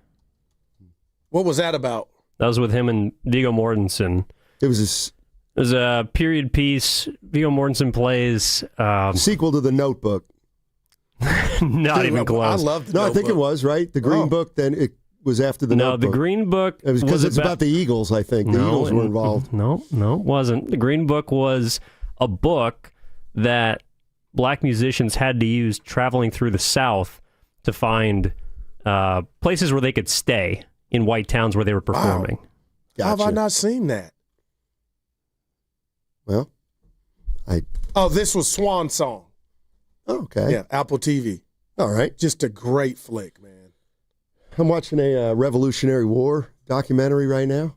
Ken Burns. I'm not being smart. What do you get out of it? And then what do you do with what you get out of it? Like, you're always learning. Where do you go share that? I can do it right now. Well, I'm all ears, but Let me tell you, I want to hear it. Okay. Let me tell you. There may have been a document more important to our country than the Declaration of Independence. Which would be what? Thomas Paine's Common Sense. It kind of jump-started the revolution. It was a pamphlet. It was a pamphlet. That's pretty. But they had short good. attention spans back then. My man said a pamphlet. Oh, my goodness. It wasn't very long. But he was very economical with his words, but they were he was like Hemingway in a way. He would come later. Oh, my God. Who was the name? Real quick, the caller about Kaminga. That was passion. He needs some common sense. Dude, he was like, I just want somebody to love me like he loves Kaminga. You know what? Can I share something with our listeners about how good of a guy one of our mates is? I hope it's me, but go ahead. I don't remember the guy who got put through. Oh, yeah. I don't know what his name was. I got it. Hold on. I got a text over, but go ahead. We got a text from Carter Chickering, who was screening calls at the time. offering a sincere apology for letting that guy on the air. Ben in Oakland. Ben. I was his favorite. I'm like, come on, Carter. Appreciate you, Carter. If you don't It's I fine. mean what I'm saying to you. You need to understand that I'm shaking you from here with my long arms. Who are you talking to? You. If you don't have haters, you ain't doing it right. And Ben I was his favorite, but he was hating. It's okay. Let's go to James in the stack. James. What's up, James? How you doing, man? What's up, guys? Hey. What's up, Steiny and Go? You got it, baby. Yes, sir. Hey, Go. Me and you, we know a lot of the same cats like Frank J. 47. Come on, man. That's about to come Frankie J. Come Big Mamas. Yes, hold sir. on. Yes, sir. James, you know Relaford? No, I don't know Relic, How but about I know Reg. How about Sil Basie? Yeah, that's Reg. Silk Basie is Reg. How about the trucker? How about the truck driver? We know a lot of the same people like Chico Green. Like we know a lot CeeLo of Green. Chico is Spice One. Yeah. Chico. Yeah. Spice One. Let's go, baby. Yeah, I'll start packing Craig, up. my boy. That's a small world. I want to I want to comment on Mahershala Ali. His real name is Herschel Gilmore, right? He started at Mount Eden. Okay. Came to Harrod High. We played hoop together and baseball. We played JV baseball. We played JV basketball. Wow. And dude, just to see him grow, like he grew when he went to St. Mary's and balled. I mean, he didn't ball out, but he was a good role player. And then turn into what he's turned into. Incredible. I just had to comment on that, like small world stuff. Did you know that part of his? Did you know that part, like that artistic part, that talent for acting back then, or no? Dude, no, dude. I never would have ever suspected he went that route. Like he was a smart guy though. He was always a smart guy, but I never suspected he would go that route. And I used to see him on TV like, that's my dude. Like, what the heck? I'm sitting on my couch, as a grown man. I'm like, oh my God, like that's incredible. Just small world stuff. I just had to call. Yeah. You know what I mean? Because hey, that's love, man. Happy holidays to you. I got to tell the folks we know the same people, man. Yeah, appreciate the call, James. So James it's not Daly texted me too, saying he knows Ali. Yeah. So Good it's not guy. too late if I wanted to get into acting. No, I don't think it is at all. And we got the big wig coming next week that used to be, what did the boss say, with movies? Yeah, you didn't get that in the meeting yesterday. Remember I said there's still a chance. I got the hair. You know what I would advise?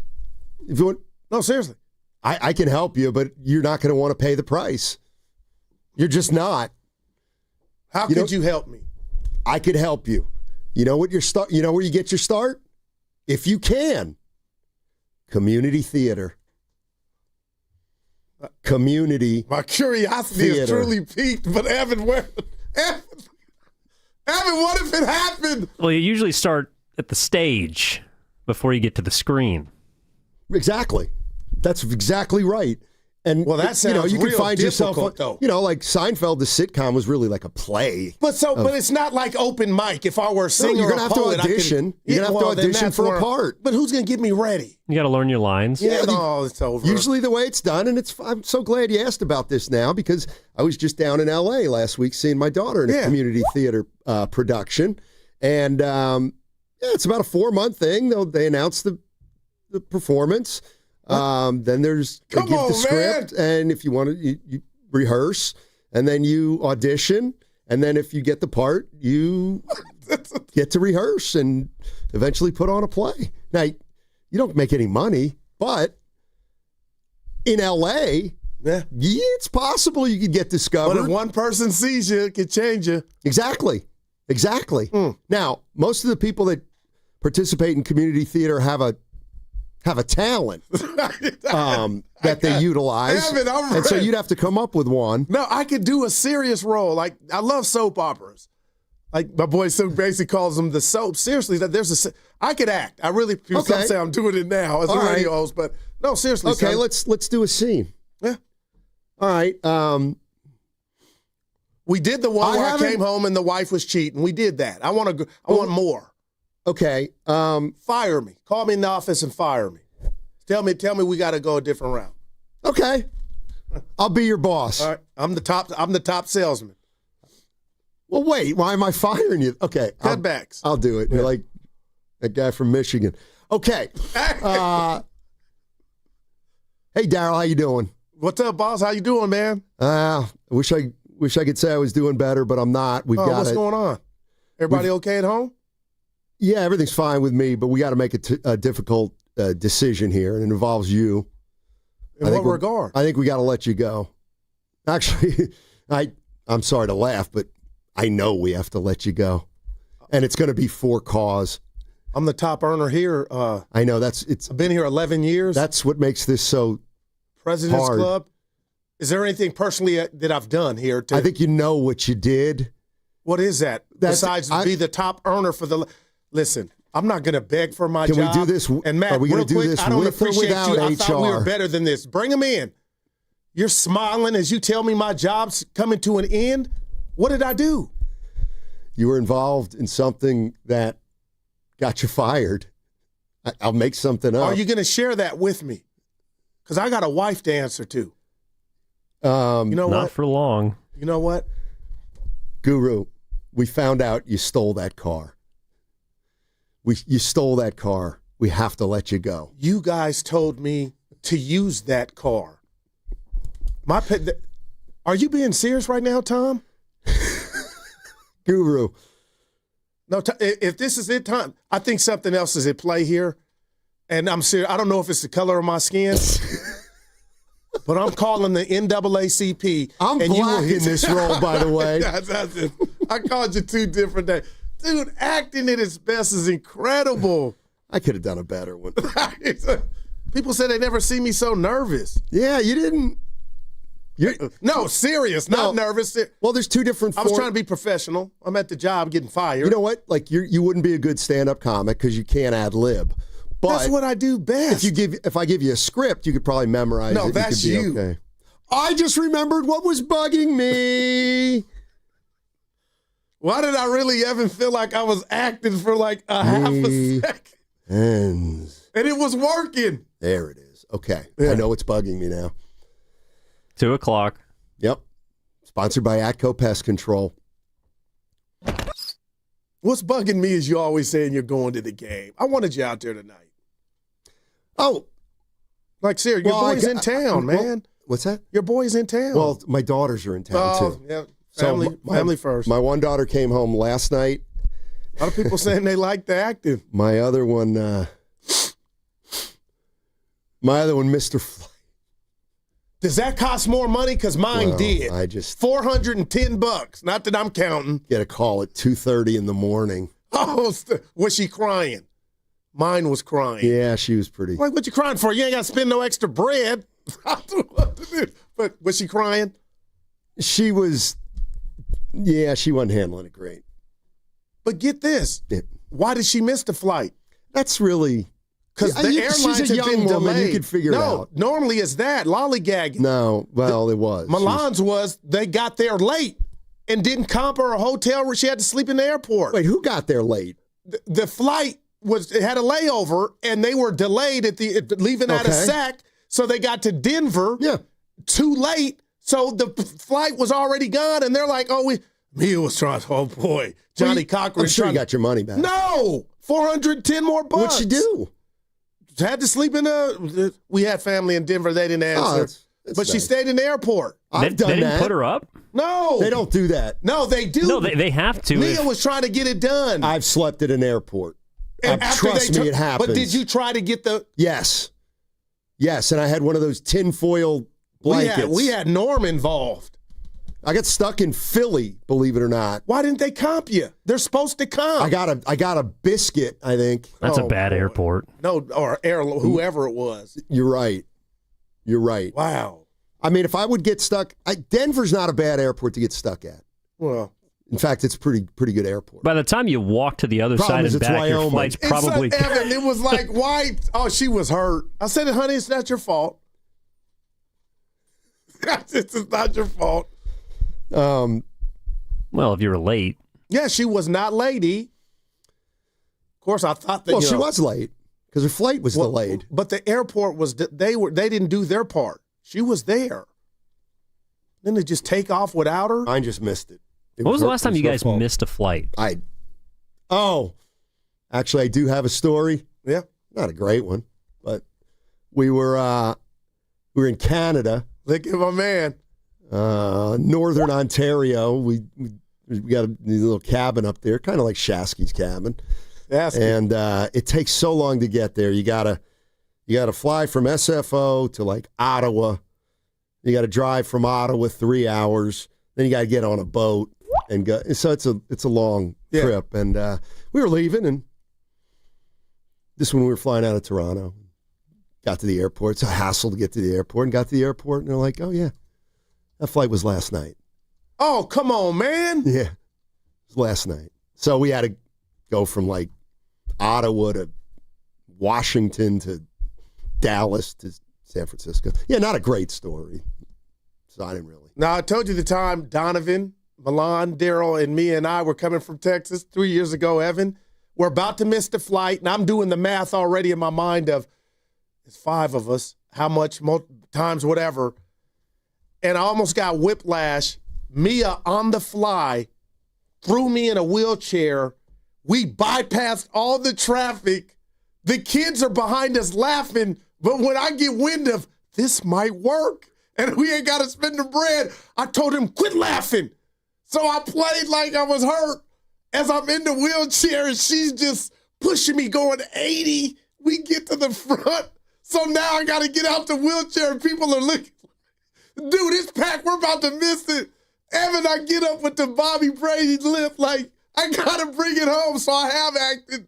And they were looking like, that dude ain't hurt. And they put us on first on the. It's one of the greatest moments of my marriage. That we talked about it was wrong thing to do, but we were going to miss it. And I'm in the wheelchair going 90, and the kids are laughing. But then I got to get up and finish and deliver. You did the Paul Pierce? Yeah, I had the Paul Pierce lip like, and we went right in. It's the greatest thing ever. That's brilliant. I do give her credit for that. I could see how it'd be a bonding moment. I had to get up and fake. That was Evan. It was so they're looking. I can't believe you did that. I wouldn't have done that for $1 million. Kirk Gibson limp. I had the Kirk Gibson limp. Oh my gosh. Hey, it worked though. It did. Dude, saved a whole lot of cash, man. Seriously. So you're like the guy at Disneyland. Well, she just threw me in there. I had no choice. I go, what's going on? Wheelchair going 90. I mean, if you didn't hurt anybody else, did you really like what? They had to wait an extra minute, somebody? We weren't going to get through. We went TSA. We got the special TSA because of the wheelchair study, so that helped us. And we were just. I'm going to allow it. I know it's an upset, but I'm going to allow it. It's really just to get through security. After that, you could have ditched it. Oh, my gosh, man. The feeling I had when I go, boy, you better act right now. I had the limp. Oh, boy. We got on, though. We got to get Lil D on for some of these. He was embarrassed. Yeah, we need him. We need his A game, though. Remember, he struggled his debut a couple years back for his birthday. That's because he was talking about pods. That's right. He did not want to talk about Leave pods. my kids alone, man. Pink Floyd.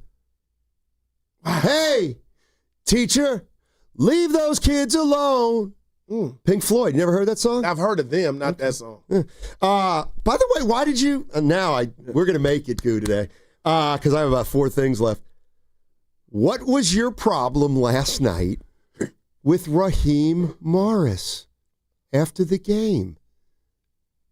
I had none. You sent me a video. No, that was the coach for the Tampa Bay, the other black coach. No, I think that. Well, which one? You sent the F-bombs. I sent the one about Todd Bowles, which we can't play. Yeah, that's which one he's talking about. You sent a video about Raheem Morris. Oh yeah, kissing Andrew Whitworth on. So wait, you just accused me of racism? Yeah, my bad. But I did get the right guy. Hey, flagrant old goo. You're totally right. I guess he went up at halftime and kissed his former player on the cheek while they were doing their set, and people were just like. Falcon fans, that's why my team's 4-9. Get your ass in the locker room. Could you imagine Kyle taking a detour? You're down, or they were up. But you know what I mean? Come on, man. That was before the game. Oh. Was that before the game? Yeah, they were just playing it back at halftime. It was a bad look originally, though. So the guy that did, you heard the audio, he had a funny voice. The Atlanta fan, this is why we 4-9 is halftime. Well, I don't think he liked the fact that he was smooching up the TV commentators. No, see, I listened to it and I laughed. He thought that was halftime. There was a lot that went wrong on that set last night. Are you enjoying the prime with Blake Griffin and Steve Nash and the lovely, and when I say lovely, Taylor Rooks? Stoney, pull the plug. There's only one Barkley. There's only one Kenny. Evan, I'm not even mad at everybody. They're trying. This ain't it. What they had at TNT is the standard. No doubt. It's on ESPN. I mean, I like ESPN. When's the last time we seen Barkley, Chuck, and Jack? It's been forever. It's been months. I don't get it. Do they still work? Like, what is Ernie Johnson? Like, I don't get it. Maybe they only had a certain amount of shows. Is that it? They did say that they were going to be on for a few shows, and then they'd take a hiatus. When did they come back? E26? Like Christmas. All right. I don't know. Yeah, I haven't seen them. Well, hey, I owe you an apology. I thought you had bowls and most. You know what? We wanted to play the play the Todd Bowles, but Evan couldn't get through it and get enough beeps. He called them out. How many people have you heard swear that much in 20 seconds without raising their voice? Dude, and his message was real. What were they doing? Hey, Baker Mayfield's turning in the glass slipper. The clock looks like it's striking. He threw a horrendous interception, had multiple receivers open on certain plays.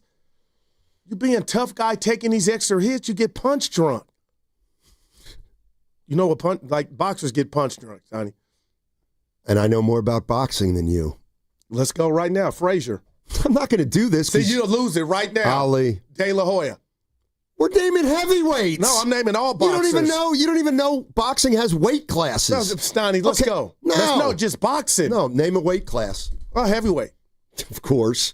What do you want from me? Because I'll go bantamweight and put you down early. I just boxing and give everybody their glory. Do you know what pound class bantamweight is? And there we go. I do. Share with us, Einstein. The bottom line is... I think it's 135. What is heavyweight? It's got to be what? It's like two something and over. Mm. But go ahead, you were saying if it's anything like Tuesday, we knew he was going to pull his punches. Well, next week maybe. That was pretty bad. I can let it go. Delivered, man. Yeah, you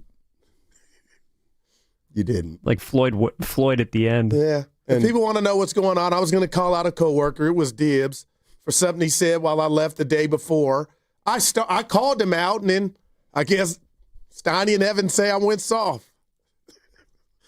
Dude, he asked about my ear before, so that took all the thunder out of everything. You do realize that Evan, I'm telling you something you don't know now.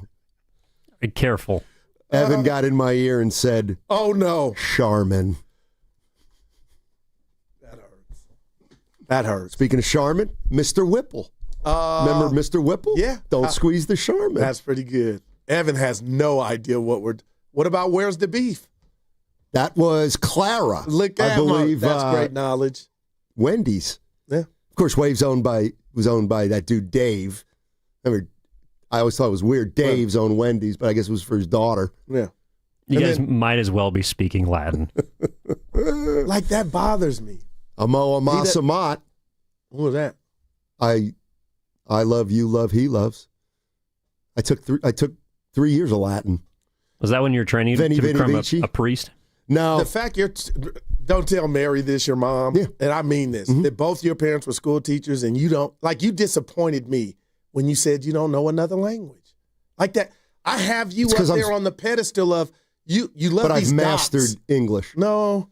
But why wouldn't you take on, how can you not know Spanish? Now, I know for me. I mean, but look, for you, Guru. Mr. Word Guy. Guru. And challenges. Chris Paul II. Get me to Mexico City for 1 month and I'll be able to speak Spanish, and I'm serious. It's too late now. I just would need to get immersed. It's too late now. Like, that shocks me. I would, when I see moms, it's my mom's fault, quite frankly. And we talk, you know what? You actually have stumbled upon something that is a real family issue for us. Seriously. It's been an issue with our kids, me, my sister. Brother doesn't matter. But my sister and I, my mom was fluent in Italian, and she never spoke it when we were growing up. Wow. I told you that. Imagine if I knew Italian. A game changer. Hey, Kobe did. Game changer. Man. Spent half the year in the Bay, half the year in Ascoli Piceno doing a show about soccer. Still time. Yeah. Guys Crossover next. What? I don't know.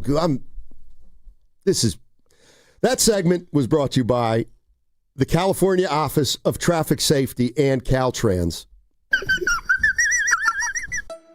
My mom, my dad, works for Caltrans. On the freeway, right next to speeding cars. Please be careful. Flashing lights mean move over.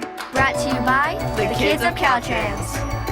Running a business means wearing multiple hats. So if you're like me, you probably started out using your personal phone, taking client calls and texts nonstop. As my business grew, I needed something smarter. That's when I switched to Quo, the #1 business phone system. Quo works right on your phone or computer. No carrying 2 phones, no clunky landline, just one easy app you can try for free. Your team can share one number and handle calls and texts together like a shared inbox. Any teammate can jump into the conversation so customers get faster responses. And Quo's AI assistant summarizes your calls and responds to customers 24/7, so you never miss a lead or opportunity. All this starts at just $15 a month. That's basically 2 coffees. You can even keep your current business phone number. Find out why 90,000 businesses trust Quo. No missed calls, no missed customers. Try Quo for free at quo.com/sports. That's quo.com/sports to try Quo free.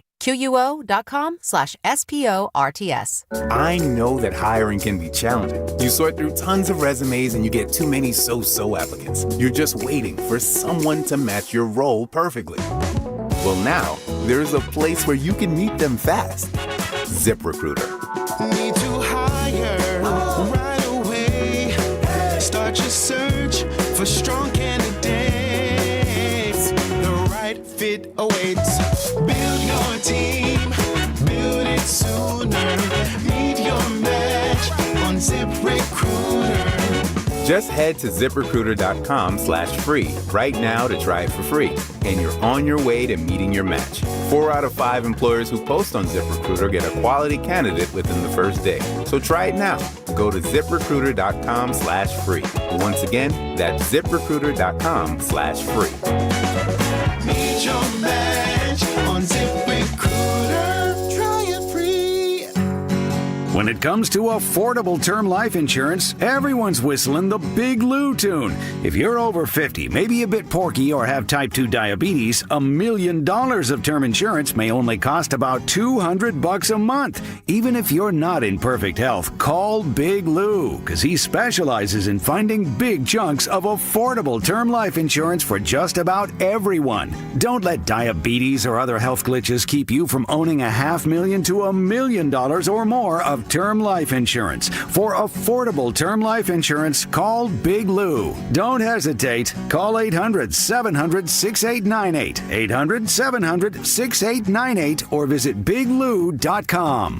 Call Big Lou, don't hesitate. 800-700-6898. Call Big Lou, don't hesitate. 800-700-6898. Visit biglou.com.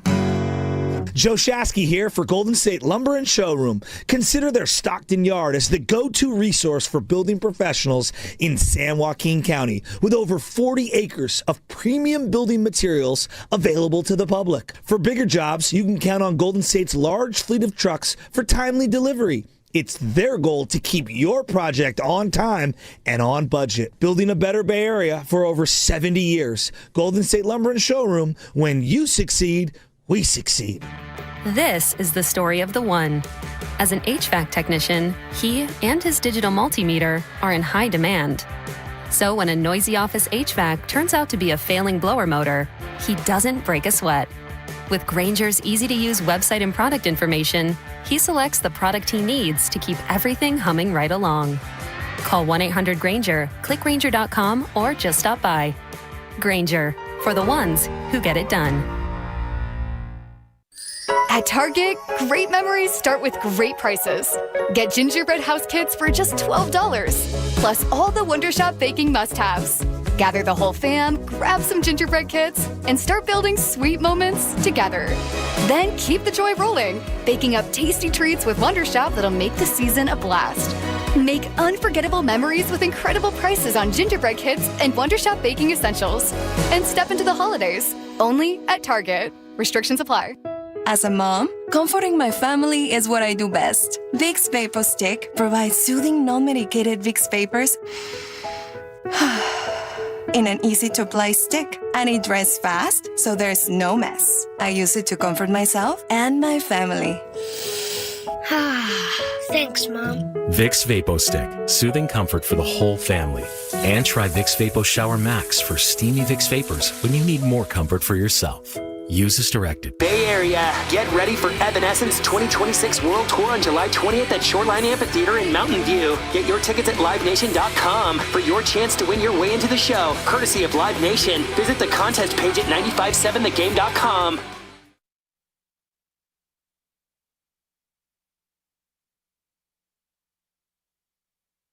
It's tough for me to go without Fitz when I'm watching a Warrior game. Well, I told you all you got to do is go to Macy's or somewhere and get you something nice. What are you talking about? You said Fitz. Bob Fitzgerald. Now, back to Steiny and Guru on 95.7 The Game. All right, it's the crossover. It's Friday, and that means we're sponsored by Atco Pest Control. Coming up in 10 minutes, the What's Bugging You segment. Let's welcome in Dibbs and Willard. The fellas. How you doing, guys? We're in good mood. Yeah, Hi, what's boys. going on? Well, why wouldn't you be? Well, you're right. First of all, you're about to get out of here for your weekend. Yeah. You better be in a good mood. But we're also talking about things outside of the radio. And Dibbs, I saw you. The listeners don't know this. We had a former boss, and when he left, he had a roast. So I've seen you and Steiny on the mic in front of a packed room. And we're just talking about acting and comedy. And I don't know why I'm intrigued by, that stuff, and we were having fun. We just role played. It was bad, but some people liked it. Oh, I missed it. Yeah. Darn it. Stella. I had a fire guru. Yeah. Oh, why? Well, for cause, yes. Yeah. And he kept saying, "What did I do?" And I said, "You know what you've done."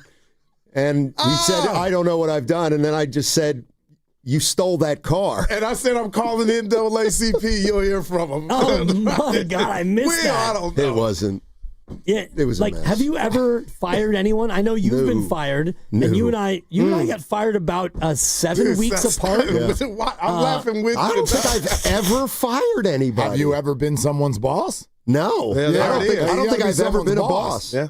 Have you ever been a boss? No, I've been a coach, and I've had to cut people. That's very similar. The closest I've been is I've had to stand my ground to a student. You got an F. Ooh. You cheated on your exams or whatever. Boy, yeah. And no, I'm not letting you talk your way out of it. Will, real quick, as much as you could say, how did you know they cheated?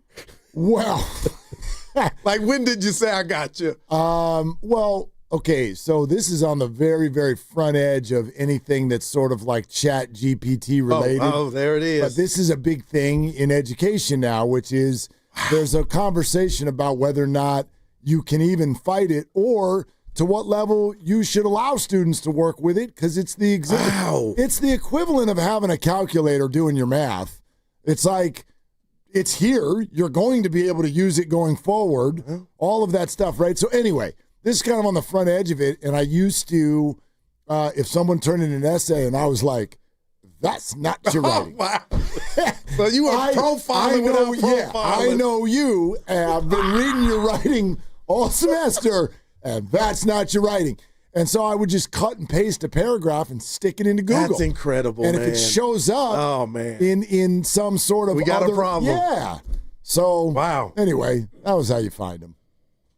But Dibbs, I've never been a boss, so I ain't fired anybody. Yeah, me either. But as a coach, when you have to actually make cuts, and I did high school coaching for a long, long time, and what I was taught early on is you don't just put the list on the board and say, "Oh, check your name at 3:15." You talk to people. And so, you have to talk to people, and you talk to young people who, they've worked hard, and it's like, I want to make this team, and you're not going to make this team. So, I mean, that's a little bit easier than, you getting fired from a job. And I know you've been fired, and I think Mark's been fired. I was wrongfully fired. I got some bread for it. Okay. Yeah. Yeah. Good. I mean, EEOC. I don't think that I was wrongfully fired either time, but both companies rehired me within a year. So it just was one of those things where it's kind of like when you are, I don't know, Adrian Martinez. Like, I don't know if he's the You're guy. getting cut, Yeah. but we're going to bring you back on the practice squad, and then he gets cut again, and now he's a New York Jet. So whatever. That's more like my journey, I think. Yeah, I can honestly say I deserve to get fired. I get mad at you. After Why? the 11 months. More so than I did. That was a good show. Oh, yeah. Which one? Him and O'Connell. I used to listen to it at my it wasn't very college good. job for 2 hours. Hold up. It wasn't very good. Have any of you ever been fired from something not radio? Oh, yes. Oh, I have. God, yes. Yeah. Okay. What? And Fairfax Theater, 1986. It was a very stormy night, and the assistant manager, Doug Donnellan, asked me to change the marquee from Gremlins to The Muppets Take Manhattan. And it is pouring rain. And little known fact, he's the assistant manager, and the manager was possibly having relations with my brother. Oh. So I said to the man. assistant manager, I said, first of all, blank you, I'm not going up there in the rain and changing your blank and marquee. I'm like MC Hammer, can't touch this. That's the 3. You go ahead and change it on your own, Doug, because I'm going home. I don't have an umbrella. I don't have a slicker. I don't have rain pants. So, yeah, Gremlins is going to have to sit up there for one more night. And I'm sorry, Kermit and Miss Piggy, you're going to have to wait because my blank is out of here. Wow, man. So I go home thinking, yeah, I'm that guy. I'm that mother jumper. So I get home, and the next day I show up at, whatever, $3.15 for my $3 an hour job, and the manager is there with the assistant manager. I'm like, hey, how you doing? And I won't mention her name because I've already impugned her with what she may or may not have been doing. She said, did you tell Doug that you wouldn't, so-and-so? Yeah. And did you tell him do blankety blank? And I said, yeah, you're fired. Wow. Gone. No more free popcorn. No more stealing Junior Mints from the case. No more free movies. Your boy was gone. Luckily, I'd seen Gremlins 9 times over the past 8 days, but... Shocking that Dan Dibley's mouth got him in trouble. I thought that I was untouchable. Shocking. I didn't know that it would go that way. Yeah. Steve Kerr held a press conference 5 minutes later, said, turns out Dan is not that mother. No, I was not. Not that mother. I worked at Tidewater Associates, my first job. This is so good. And I was a janitor. Remember the Mormon League that I played for? Shout out to the Danes family. And at night, I needed a radio. I didn't have one, and I'd go into a certain person's office, Willard, and help myself to the radio. And I was mopping, and the radio broke. And I was 16, 17. Tried to put it back together and left it in there. Come back to work the next day. Mr. Dane says, can I see you in my office? Oh. Just had my last check. Nothing needed to be said. I just looked like, it was me. And that was it. So I got fired there. Yeah. I mean, but you dodged so many bullets when you were a caller, and you're supposed to be working. Man, and I heard this yesterday. You're like, I'd go to pay phones and I'd be on hold in you're Dallas. Deviating. No, I'm not. I'm in the restroom. They called. Dude, we worked at the slave ship, man. Pac Bell. You had to answer the calls, and they knew if you were off. Pete. Donnie, tell us about your firing. Well, I'm looking to see if I can get this Anthony Edwards stuff confirmed about his status tonight. He was questionable. Man. Oh, you're over here working? Last time. It's a crossover. That's no fun. I've never been fired. Let your hair down. I've never been fired from a job like that. Oh, okay. I was this radio. Outside of radio. Nope. Look at he proud. You got to understand, I'm like a goody two-shoes. I was like a goody two-shoes. Anthony Slater confirms Ant is out. Okay, that's great. Okay. Steve Kerr hates that. He does. He does. He told us. I'll take that with Steph Curry coming back tonight, though. I'm just telling you that Steve says he hates it. Because now everybody does the exact same thing that the four of us just did. You go, And the second thing is, we got this, but I got to be careful. And they also know that Daryl the Guru Johnson is going to be pissed on Monday if they lose. Oh, no, that's been the Indiana setup, right? So we got it. Yeah, Giannis in Milwaukee, like you're going to be on. I hate watching like that, Niners man. will win by 30, and you will be pissed when you get in on Monday morning. What's up with your guy? What's wrong with? Why is he out? If I can ask. Probably an ankle. It doesn't feel like it. Wow, I have no idea. The league, man. Did you see Finchy while he's been No, here? I didn't see. Huh. Yeah. Trouble in Paradise? I just asking. How do you not see your guy? You know what? I don't know. Right, I don't know. Maybe I'll find out tonight what's going on. Guru, since you're the emotional leader of all Warrior fandom and Bay Area sports fandom, you should hear this. Maybe you've already heard it. Did you hear what the Celtics owner said earlier this week? No. Compared directly, basically, Warriors fans and Celtics fans.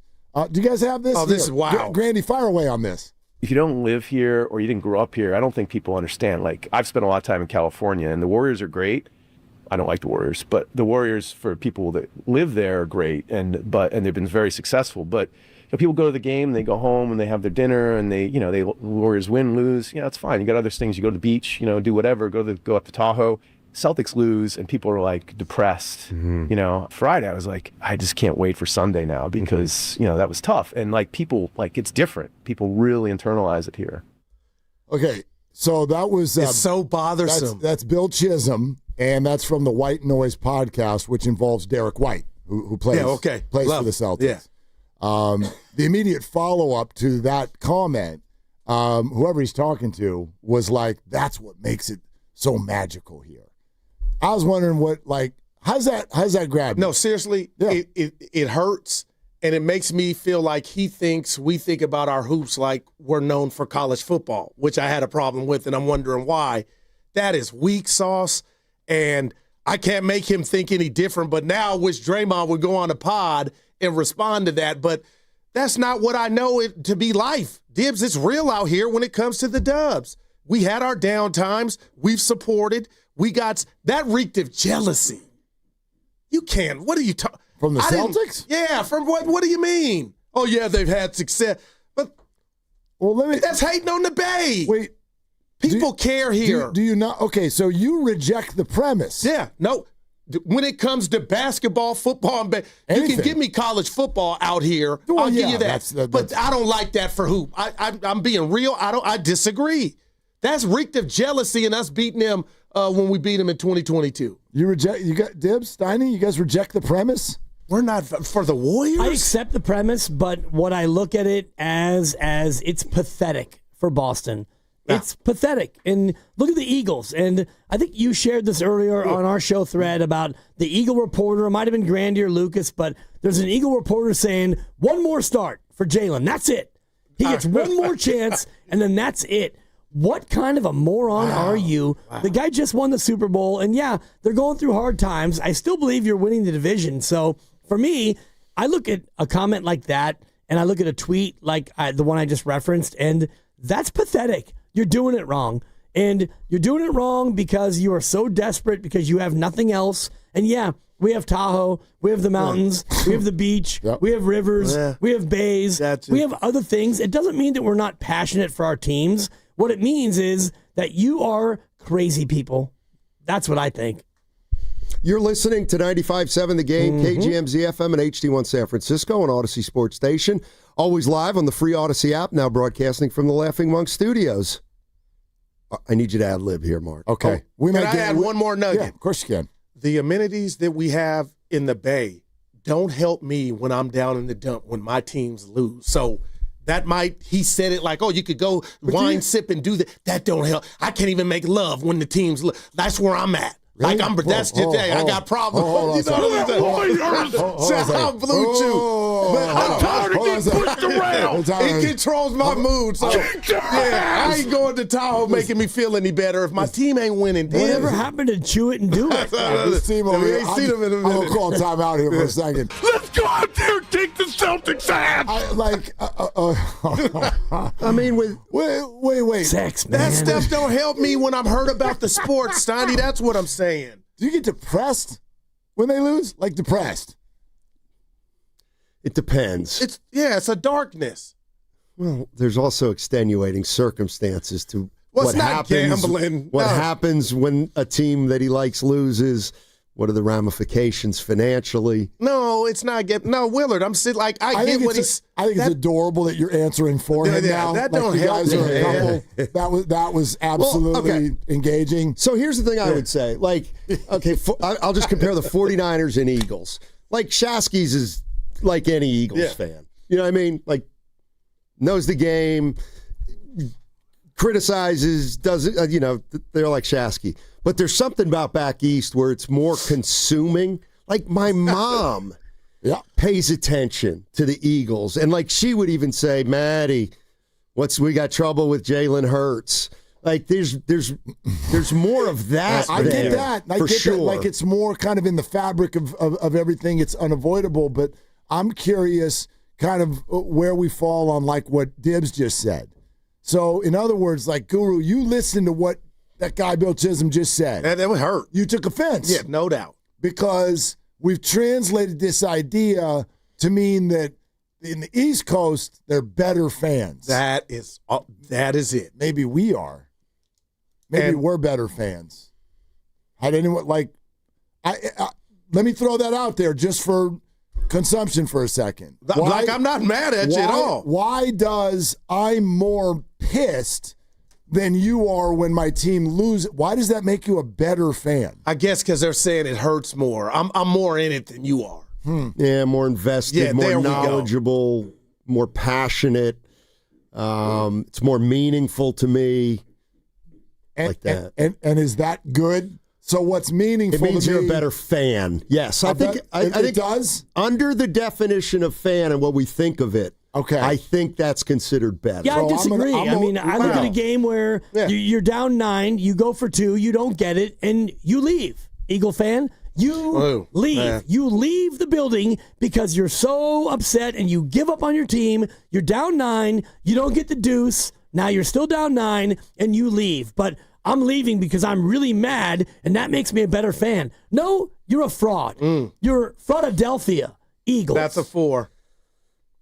Good timing, Dibbs. I'm Dan Diddley, and I'm putting my name on it. And you can pivot, and I've said 2 or 3 things. Stand on it. No, I love it. I stand on it. I'll stand on what I say. They're not better. They're more fraudulent. And what they did to Bonte and Shasky, I'll never forget. Embarrassing. It felt like Mississippi burning. And there's a reason why they've only won 4 titles in the major sports in 45 years, and that's part of it.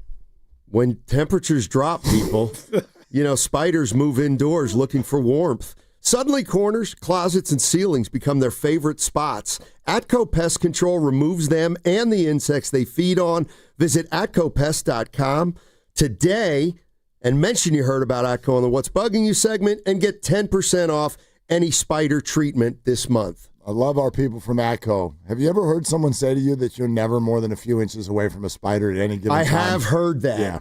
I don't care what time of year it is. Right now, there are spiders inches away from you. They don't scare me. But rats and mice are just possums, raccoons. My daughter called me into her room last week to get a spider that was easy, a quarter of the size of a fingernail. And I'm looking at her like, you kidding me? That's not my what's bugging you. No. So go ahead. Someone else can go first. Go ahead, Stoney. You want me to go first? I'll go real quick. Go ahead. Goo, I found something out about you. Oh my gosh. Oh, boy. So remember these NDAs? 2 or 3. Yeah, be careful. 2 or 3 years ago, when you were on that kick with the water and you brought a big jug of water in. Yeah. And then I hit it. I've never got mad at you like that. And you got upset, and we're like, Black folks don't play like that. And you said that we don't do that. And I was just playing a joke on him. Took his big bottle, put it in the shelf. But let it go forever. Like I needed my water. Yeah, whatever. Kept the joke going for a couple hours. He wasn't happy. I know you're taking my pens. Wow. I have no. Wow, man. I don't know what to say. I wish everyone, dude, on YouTube if I could turn red, it's red now, baby. Exactly. The look on your face was incredible. That was the guiltiest thing the last ever. time, it was this week. I go, this dude's not counting them at all. You know what? I'm gonna bring you some pins Monday, baby. Don't. I'm You won't- embarrassed. You won't bring the right But when kind. did you know? Are you taking his pens? No, what? If I leave mine somewhere, he's got 90, so I just grab one thinking he won't miss it. I'm going to be honest. He is not amused I'm right hurt now. that you figured it out. I'm going to go into my backpack because Evan had to tell him. I follow Goo in the spot, and occasionally there'll be a pen there that I'll use, and I'll just put the pen in my backpack. So I'm going to go in my backpack and pull out my pen, Steiny, and if there are any pens that are yours, man. I'm going to give them back to you because I've never seen you this flummoxed. And I'm hurt. Over a writing implement. I'm hurt. When did you know, though? Like, be honest, when did Things you have been adding up. I should say subtracting. It's like, you know what I can't do? I didn't know where he was going, and I'm hurt. Usual suspects Dude, and all. Just that's started it, to- Dibs. That's it. No. I can't remember if, I want to say, you weren't here and Grandy was doing the. Uh-oh. And Grandy, like, holds up 4 of my pens over there. Wait, what did I do? Was that you, Grandy, who came? You were in the studio and you're like, what? Are these your pens? Oh, Mike. You didn't take them, but like you discovered pens over there. Maybe? I don't know. I don't remember that. It was me, I believe. Yeah. I thought it was somebody. Yeah. It's funny that you never looked all the way over there, it being 4 feet from you. Man. No, it was the computer was. Oh, man. Yeah. So it's not what's blocking I got you at the It's- cafeteria, baby. Yeah. Oh, boy. But you noticed. Goo has not. Wow. I mean, I'm there alone. It's me and 100 How long pens, has it and I'm been like, going on? Oh, this just started the last 2 weeks, Donnie. I don't know. I got you for about 3. How long? You got me for more than 3. I'll tell you what. I know this. I know this because I actually have some singles now. Yeah. I never have.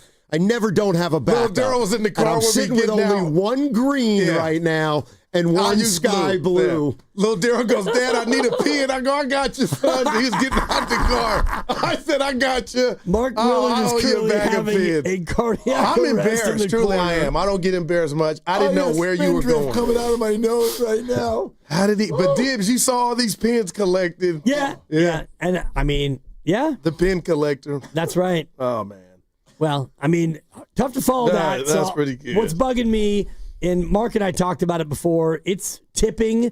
Not that I don't tip. I tip very well when it's appropriate. If I go to your cafe and you use tongs to grab a croissant and then put it in a paper bag and you give it to me, you don't get a buck. Yeah. Wow. You don't get 80 cents. You don't get $1.25. You don't get 15%. You use tongs to grab a pastry and put it in a paper bag. Tipping has gotten out of control. If you are a server, you get tipped. If you're at the car wash, you get tipped. If you happen to be doing a haircut, and I haven't had a haircut in 5 years, you get a tip. But if you are doing something that is part of your job, you don't get a tip. Tipping is out of control. I've learned my lesson. Away. But wow. Valet? Tell them, Dibs. How about valet?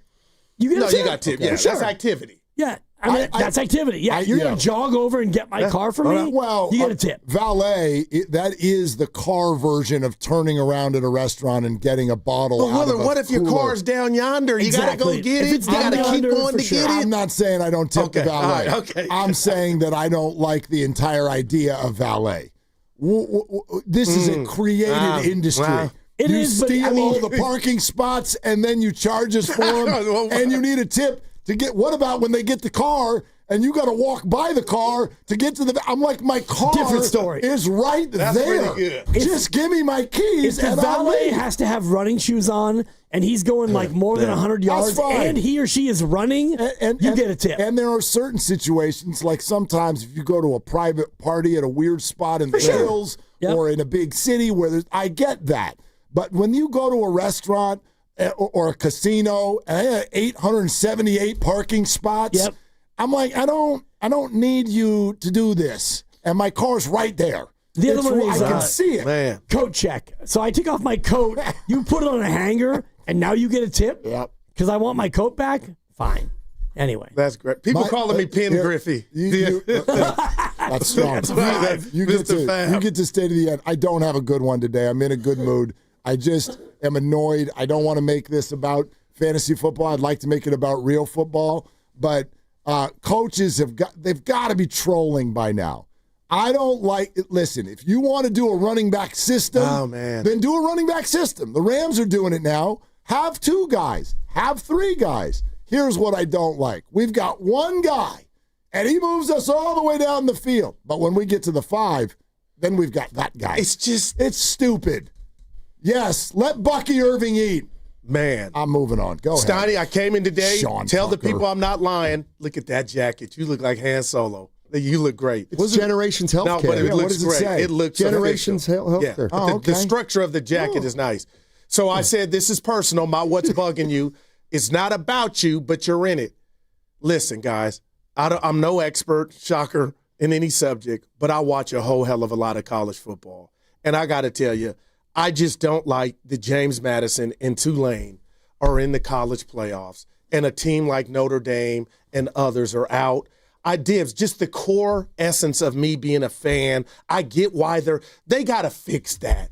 Because those are not they don't belong. Steiny, they're good. I watched them. Notre Dame should be playing.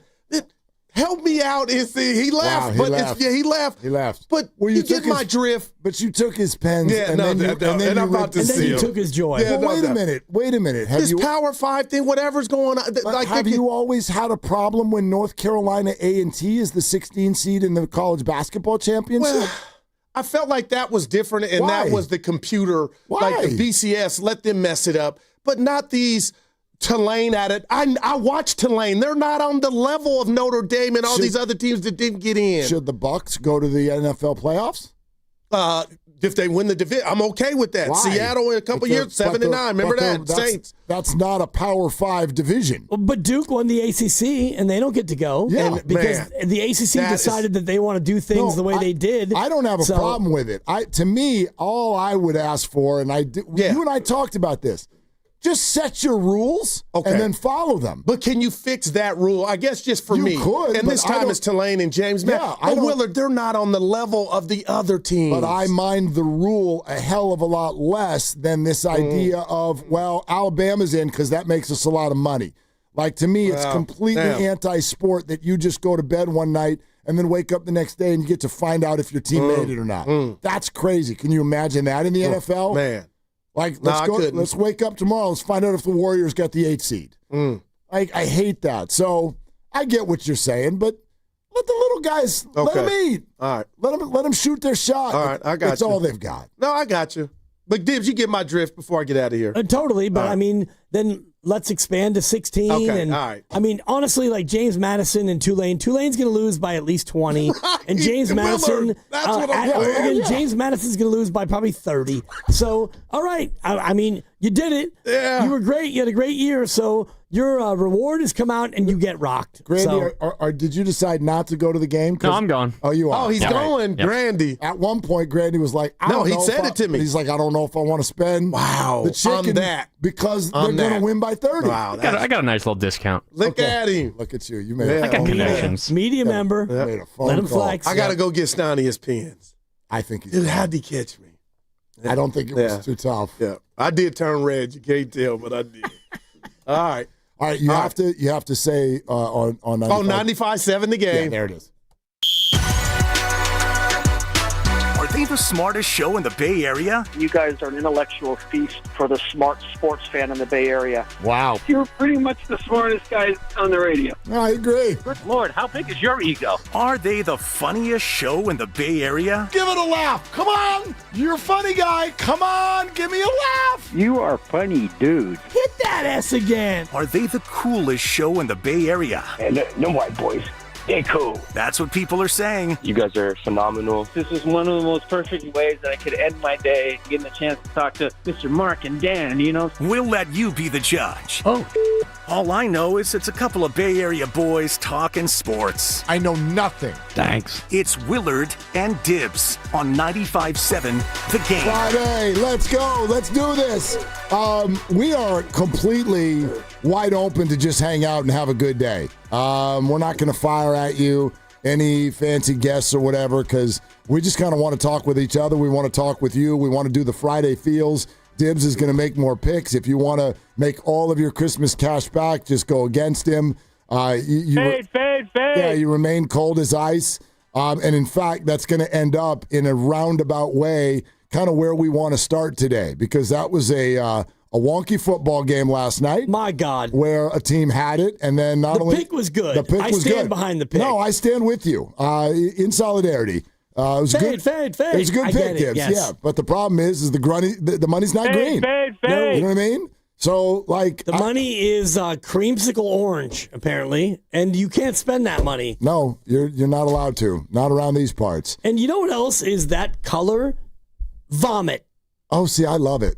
You like vomit? No, I like creamsicle orange. I do too, except when you look at last night and you think about what they did, and then you liken that to what vomit can look like. Oh. Maybe if you had too many orange crushes or you had too many pumpkin lattes, that's what it looks like. And that's what they did last night. Well, they vomited. I think their coach agrees with you. And that's kind of he's a part of it. Well, sure. I mean, by definition, yeah, he's a part of it. But big part of it. This really caught our ear because we are quite frankly in the business of hearing from you and your thoughts on head coaches around the Bay. And we hear this all the time about Kyle Shanahan, right? He won't take accountability. And I think on a different level, we're hearing it a lot in the last year or so, and usually there's a Kaminga comment in there or whatever, but Steve Kerr, who came on our show earlier this week, and you asked him straight up if the Kaminga situation was effort-related, and he goes, absolutely. Of course it is. He's flat out not playing well. And one thing that we never really got to out of that was not so much what he was saying, but that he was saying it. So in other words, as a fan of the Warriors or the 49ers, are you good with a head coach grabbing a microphone and criticizing players? In other words, aiming the blame at them when things don't go well. Now, it's never gotten to this level, but take a listen to what Todd Bowles, the head coach of the Buccaneers, did last night. This is a 1-2 punch. Are you ready? There's a lot of beeps in this. Listen to what happened last night. First, he was asked, hey, what do you tell the this is great. What do you tell players in the locker room after a game like that? It's inexcusable. You don't make excuses. You got to care enough where the shit hurts. You got to care enough where the shit hurts. It got to mean something to you. It's more than a job. It's your livelihood. How well do you know your job? How well can you do your job? Well, you can't sugarcoat that shit. It was inexcusable, and there's no answer for it. There's no excuse for it. That's what you tell them in the locker room. Look in the mirror. How many beeps? Did you count them up? 11? 7. No, it took me about half an hour to clean that up, though. Yep. Okay, so that's the locker room speech, apparently. Well, that was at the podium. Yeah. So no, I'm sure but the locker room was way worse than that. Right, it was probably louder. My point is that's his rendition of what you say. It's just bleeping excusable. All right. There's more. Todd Bowles last night. At this point, you've seen everything in the season. You know, the coaches have done everything they can do. This is a player-driven team in the last 4 or 5 weeks. You got to execute, and they got to hold each other accountable. As a coach, you can sit there till you blue in the face until they start holding each other accountable and doing the little things right. And that's not everybody. Now we're talking about a small select few, but the small select few is what's getting us beat. And until that happens, it's not going to get right. So we got to get up and go to work tomorrow. No matter how bad today looks, you got to put it behind you, and we got to win the last 3 games. We know that. I think I'm on an island here. Because as a group, we've talked about this.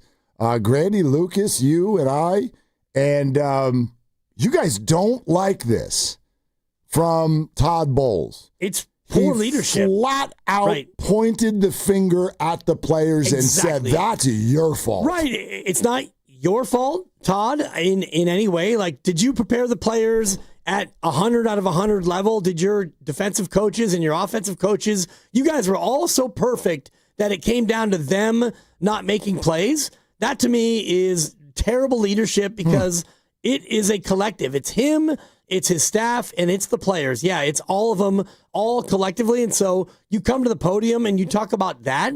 Well, let's talk about the fact that you've lost 5 of 6. Is that also the players? Or is that partly you as well? You're in this spot because you all have been collectively, top to bottom, bottom to top, you've all been bad. And to come out in that moment with a 2-touchdown lead and talk about the players and not say anything about yourself, that to me was weak sauce. Yeah, and I don't see it that way at all, based on the fact that, I'm no Bucks expert by any stretch of the imagination. I watch all of the games every weekend, but I'm not like all tapped in on what's going on in the Buccaneers locker room. I just don't know how you can flatly say that that's like a definition, as in you can never do that, Todd. This is definitely partially on you. I don't know that. I don't know that at all. In other words, if he's doing that every week, I'd agree with you. I've never heard him do this before. And so to me, it could be that is coaching.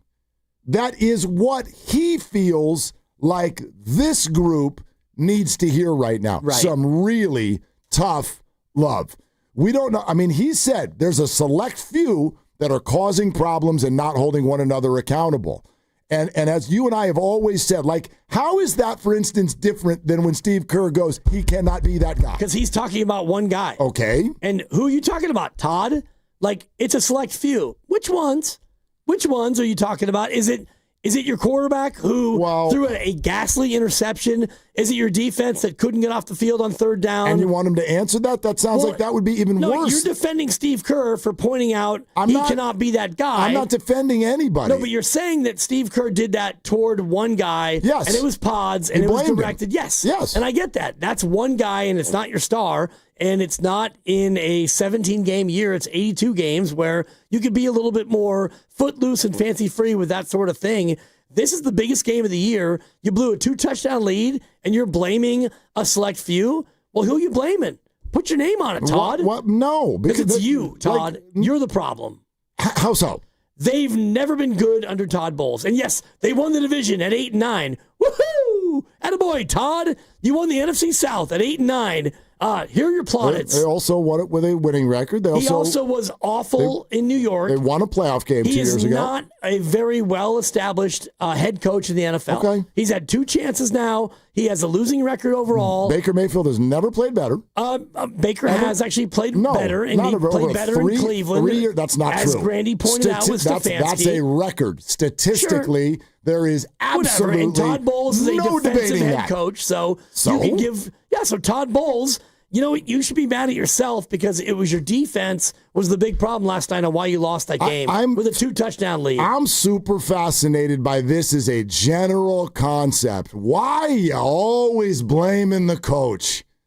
I'm not blaming the coach. Not just you. I'm blaming the behavior of the coach. But this is what I'm getting at. And this is what I get accused of in the other direction. So now let's debate this. Why are so many of you always on the coach, the person who is standing on the sideline with a hat and is simply trying to create a culture, is trying to tell people, direct them, trying to put them in a position to succeed, when 5 Buccaneers surround a fumble that's sitting on the ground in front of them that would end the game? 5 of them with no Falcons in the area. Right. And they can't pick it up. And now we're Todd Bowlesing. No, we're Todd Bowlesing because of what he did at the podium. But it has nothing to do with how they played or how he coached. Is that not ever appropriate? It's never not appropriate in this moment when you're 7-7. Is it ever appropriate? I don't think so. And think about all the coaches who've done that. Like Mike Singletary, joke. You're a joke of a head coach. He did that, and he got fired. I mean, Vernon Davis was wrong. Whatever you think. I want winners. Yeah, Mike Singletary did what he did, and has he coached again? No, I mean, he's not. In the NFL? He's not a good coach. And neither is Todd Bowles. That was an embarrassment last night. Was Dennis Green a good coach? Dennis Green was, but he had more shingles on the wall at that point. Last night, Todd Bowles showed himself as somebody who is not equipped to do the job. I think that the general question we'd love to kind of throw out there is when things are going wrong with a team, is your first thought the players or the coach? That's one thing I would love to kind of start with. We'll take your calls right now, 888-957-9570, specifically with how this sort of, we can talk Kerr, we can talk Shanahan, even what happened with Bob Melvin this year. It's a Football Friday presented by Merit America. You visit them at meritamerica.org/super. We'll get you started with the Warriors poll question as well. Finally, we got Warrior basketball tonight. No Anthony Edwards, Timberwolves in town. So let's talk it out. Let's take your calls. This is Weather and Dips. Game day traffic brought to you by Crystal Geyser Alpine Spring Water. You've got plenty of time to get to Chase Center in San Francisco for the Warriors game tonight at 7. No delays on the Bay Bridge in either direction, and no new problems on 101 or 280. What makes Crystal Geyser Alpine Spring Water different? We always bottle our Alpine Spring Water less than 1.5 miles from the spring source, and all our bottles are made with 50% recycled plastic from our own recycling plants. Crystal Geyser, bottled at the spring source. We all hear the radio ads about the IRS. They tell you to be afraid, to be scared, and they try to frighten you into calling. I'm not here to do that. Tax Relief Advocates is different. TRA is here to tell you that if you owe money to the IRS, whether it's $5,000, $50,000, or $500,000, we have a solution. It doesn't matter if you're sitting in your car, at work, or with your kids. No matter where you are, call now. 800-575-9834. Don't lose hope. TRA can eliminate or reduce what you owe to the IRS. Generous programs are now available that can give you a fresh start. Our passion is taxes and helping individuals fix their IRS problems. We have over 1,000 five-star reviews on Google and an A+ with the Better Business Bureau. You don't need to be afraid of the IRS any longer. End your tax nightmare today by visiting us online at TRA.com or call 800-575-9834. That's 800-575-9834. Tax Relief Advocates. Real solutions for real people.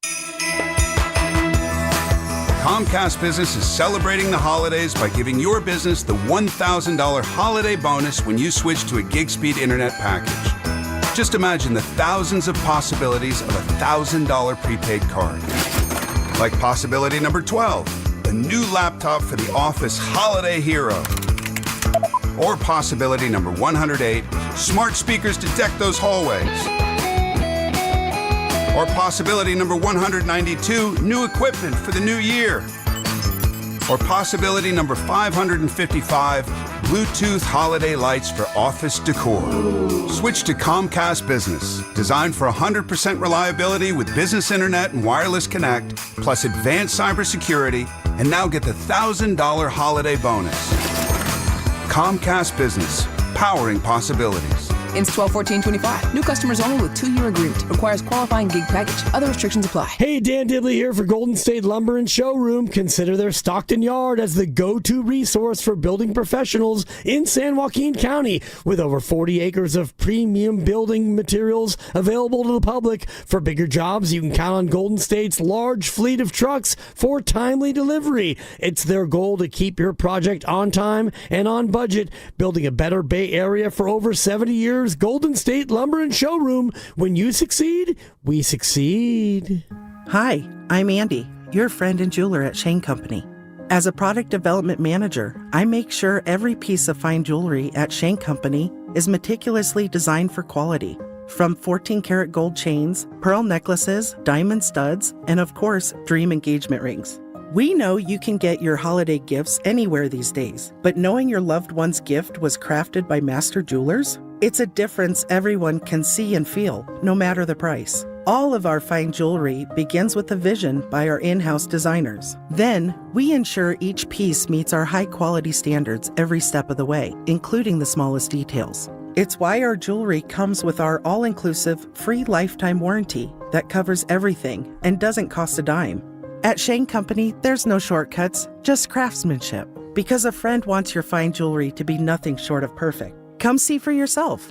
Visit us in store or at shaneco.com. Shane Company, your friend and jeweler. My name is Whitney Allen. I am a widow. My husband Ryan died. We never thought in a million years we'd have to use life insurance. The unexpected happened. With Ethos, it is so fast and easy. It's 100% online. You can get a quote in seconds, apply in minutes, and get same-day coverage. No medical exams, and you can get up to $3 million worth of coverage through Ethos. Get your free quote at ethos.com/radio. That's ETHOS.com/radio. Time spent on application may vary. Online health questions required. Another app for inventory, one for CRM. Oh, don't forget accounting. Wait, which login was that? Or you could use Odoo, one fully integrated system that does it all without the hassle. Ditch the app overload. Get everything your business needs on one platform. Try Odoo free today at odoo.com. That's ODOO.com. Never have I ever called my sister from the finish line of my first marathon. Hello? You won't believe where I am. Are you running? Mile 26. I'm gonna make it. Switch to T-Mobile's 55 Plus plan and get iPhone 16e with its advanced camera system on us. Plus, 2 lines for just $30 a line. Guys, I can't believe it. I knew you could do it, babe. That was amazing. Mom, how do you feel? I feel great. I can't feel my feet. Let's take a picture. And then you may carry me to the car. Share every stride, every mile, every memory on America's best network. Switch to T-Mobile's 55 Plus plan and get iPhone 16e on us and 2 lines for just $30 a line. With 24 monthly bill credits and 2 eligible port-ins on Essentials 55 Plus for well-qualified customers with autopay plus taxes, fees, and $35 device connection charge. Credits end and balance due if you pay off early or cancel. Contact us. Finance agreement 128 gigabytes, $599.99 required. Best mobile network in the U.S. based on analysis by Ookla of Speed Test Intelligence data 1H 2025. Visit T-Mobile.com.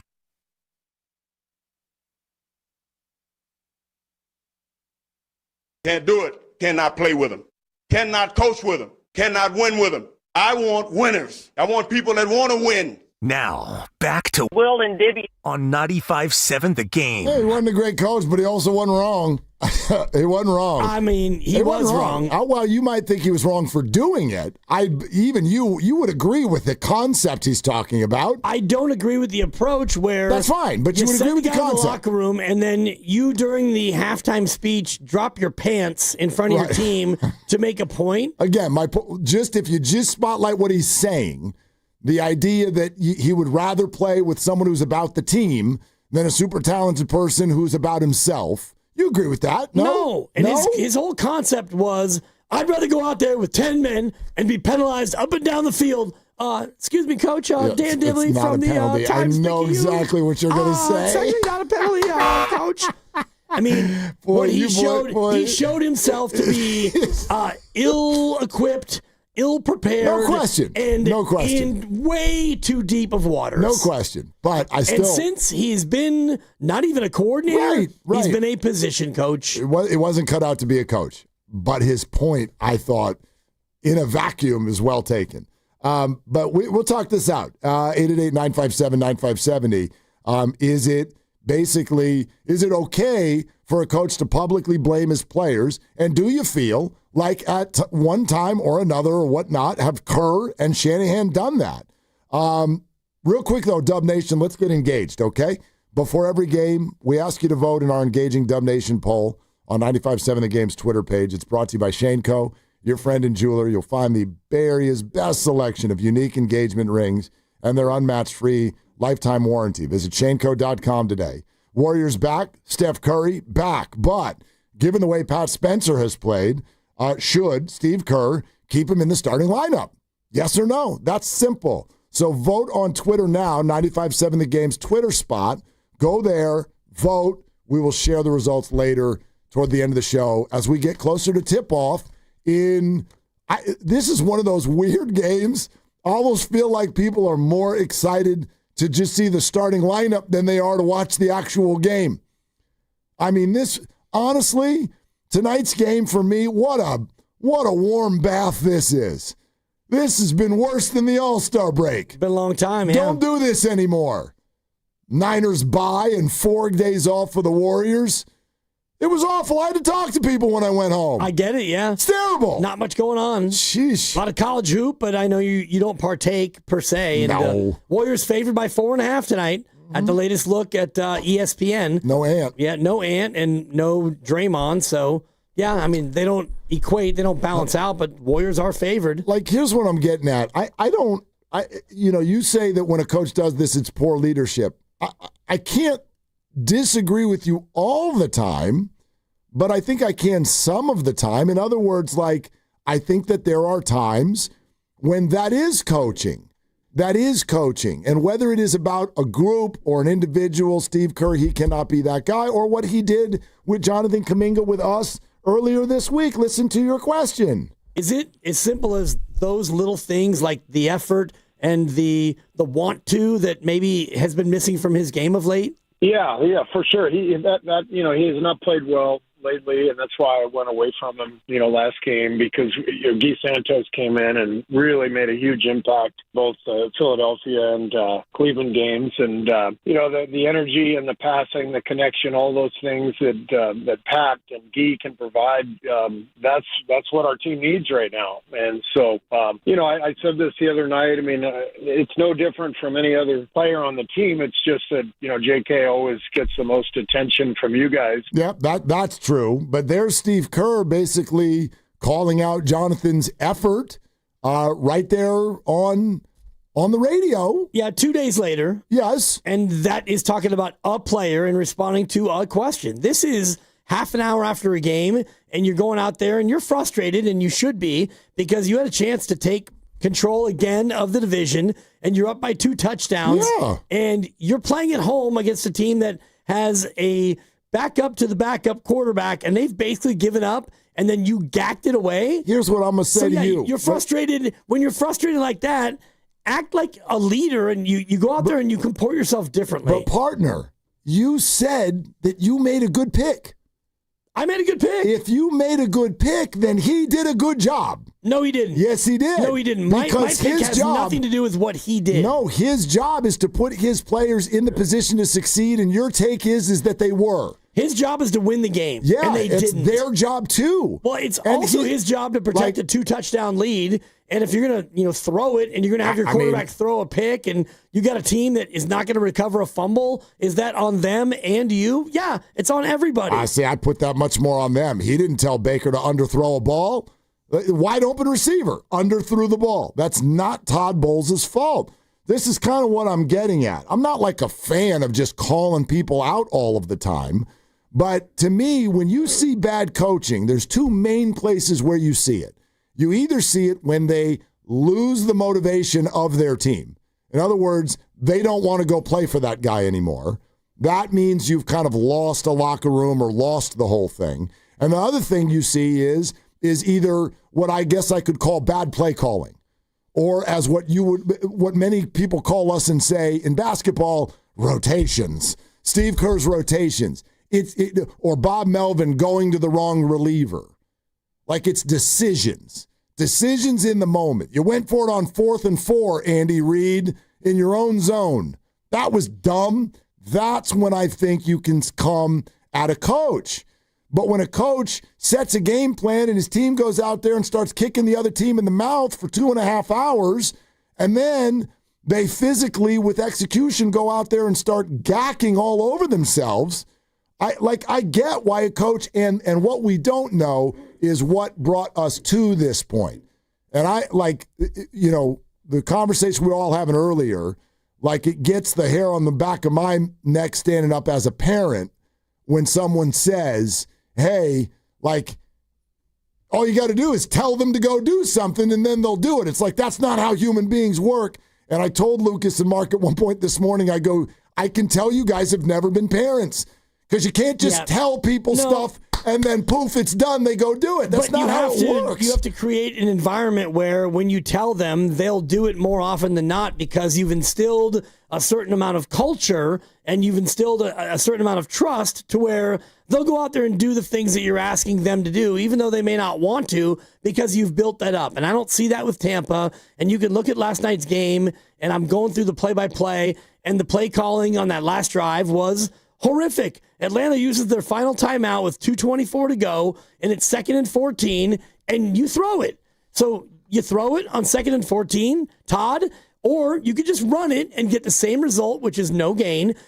You go all the way down to the 2-minute warning. They have no more timeouts. Now it's 3rd and 14. You run it again. Now there's a minute 12 or a minute 20 left, and now you punt it. But then you cost yourself 40 seconds. That's plenty of time to go get a field goal. They only need a field goal. But you gave them an extra 40 seconds. You're trying to get a first down and end the game. But you're also trying to avoid them getting the ball back with that much time, and by throwing it. And the last time you threw it, he threw a pick, as you said. He underthrew it. He did. And he underthrew it. And why are you even throwing it then? And I know that was about 7 minutes left. Like, I mean, you got a veteran quarterback out there. Like, again, you got to trust your people. You also have to understand how to close out a game, and I don't think that Todd Bowles does. And so you as a coach, you blow the game, your team blew the game, you all blew the game. And so now you go to the podium, and there's a few guys who are they're not doing it. Again, it had nothing to do with him.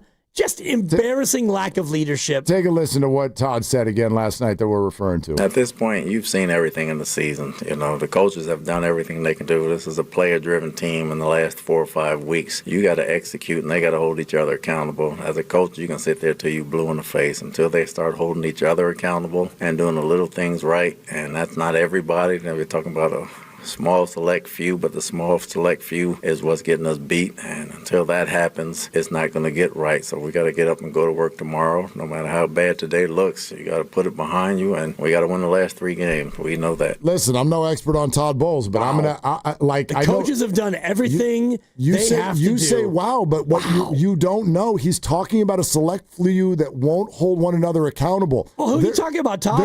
Call him out. That would be worse. Stand on it. I mean, stand on what you say. Stand on what you do. Now you're being like, it's almost like you're in an argument with him, like in a divisive sort of a way. Is it Baker Mayfield who I have had no 122 idea. yards passing? I have and no lost to New idea. Orleans? But like, you should admit that you don't know what's going on behind closed doors that's making him decide that now's the time to say something. I know this, Mark. Tough love When sometimes is the right thing. When he says the expression, the coaches have done all that they need to do, then you know what?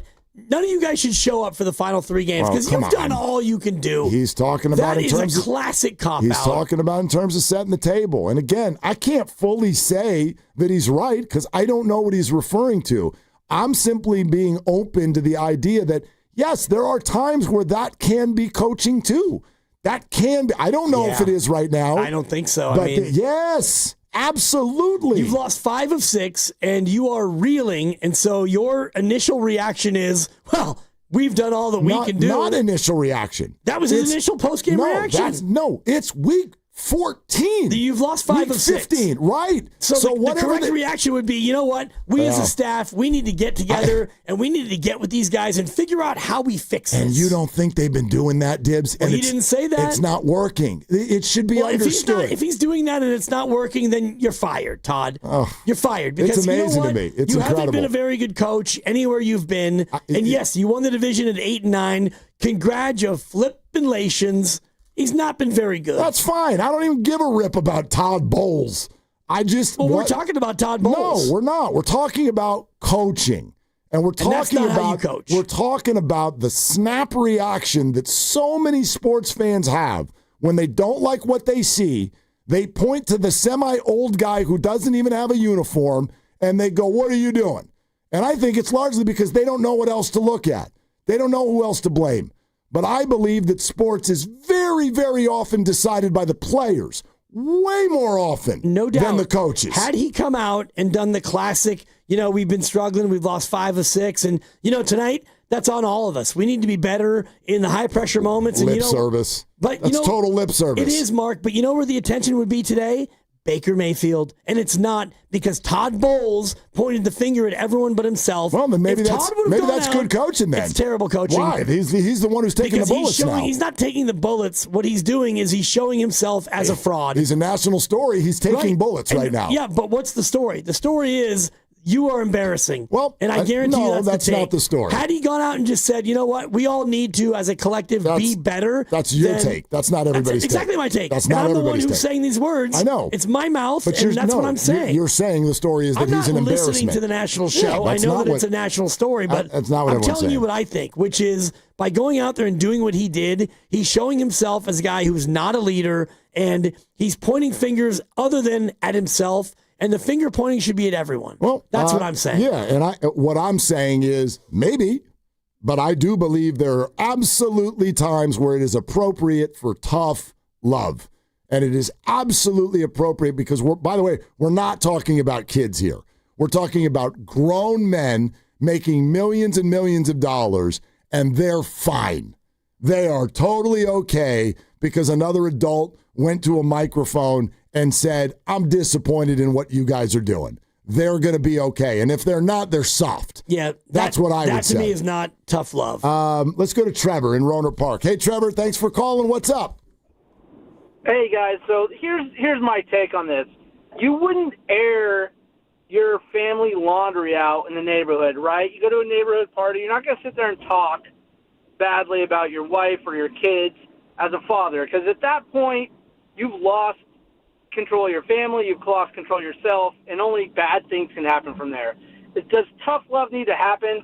Sure. But in public, probably not. I agree with Dib 100% on everything he's saying. I also agree with you as far as, like, does tough love need to happen? If it's just a few players in the locker room doing this, then you rally the team around those 3 players or 4 players, and you get them to either change or you change something internally. Nothing good ever happens when you air your laundry out. If the team plays well because of what he said, they're still not going to like him in the morning, and he's still going to be gone. Well, so, I don't know that he's going to be gone. And Trevor, this is an interesting comp because we actually made this comp in our discussions this morning as well. And that point was made, the idea of, like, you wouldn't do this publicly to your family. And I think in that particular case, like, there's some overlap, there's some comps there, but that's where professional sports is different than a family. Okay, because when you're talking about airing laundry down the street with your family, those are like the personal relationships you love. They're kids, they're underaged, they have no ability to fight back. These are millionaire grown adult professionals, and they work, accepted by the way, in a very, very public job. And so this was not Todd's first move. This was his week 15 move. And all I'm saying is I don't know that it was the wrong move. I don't know that yet. What would you all say if the Bucks win out now? Will you give him his flowers then? Thanks, you get the Trevor. Panthers twice and you go to the Dolphins. So, yeah, go ahead and win out. And be 10-7 and lose the first round playoff game. We're giving the Niners flowers for the last 3 weeks, and they beat a bunch of cupcakes too. Well, the time that you should have come out and been tough, the tough love is when you lose to the Saints, and you lose to them at home. So now this is back-to-back home losses. You lost to the Saints, who are awful, and you lost to the Falcons, who aren't very good. That's why he's bubbling over. And you've lost 5 of 6. So honestly, like, if you want to be tough love, then go back and do it earlier in the year when your team was already playing badly. Yeah, but how do you know? Again, these things, there's a buildup of this. It's one thing if you lose once. It's one thing if you lose twice. When you lose 5 times, and like, you're watching the Bucks, the funny thing is you came away largely with the exact same thought. There's no way they should have lost that game. Yeah, you couldn't believe some of the plays that are being made out there. Why did they lose the game? And they lost the game. Poor execution. Todd Bowles. No, and the team. I don't see it that way. Todd Bowles and the play calling on that last drive to me was embarrassing, where Atlanta's out of timeouts and you're still going to throw it on second down. That to me is stupidity. And I know you want to get the first down and we're gonna salt away the game, or you could play smart and use some clock, run the clock, and then go ahead and punt the ball and make them have to go further with less time. I get it. But the coach, you understand, is omnipresently in a position where they can make the right call and then it is executed poorly. Or they could make the wrong call and it's executed well. Or you can make the right call and it's executed well. You have there's a number of different things. Repeatedly through the years, you have defended Dan Campbell for going forward on 4th down in San Francisco, Santa Clara. Yep. And pointing to the fact that, was it Khalif Raymond? No, it was Reynolds, wasn't it? Reynolds drops the 4th and 8, but it's right in his hands. And he drops the ball. It's risk reward. Okay. No doubt. So, now, it's not a great comp because Dan Campbell didn't come out and be like, well, Josh Reynolds sucks. Exactly. Right. And that, to me, is the bigger point. However, there's a very healthy debate about whether or not that was the correct thing to do. And that's always the case. Bruce Bochy's going to be in the Hall of Fame because he followed his gut. And it's like, I don't know that that's necessarily what he was doing, but he had relievers who came in and threw high, leveraged pitches in huge moments. And does Boch get some credit for that? He should, but he shouldn't get most of it.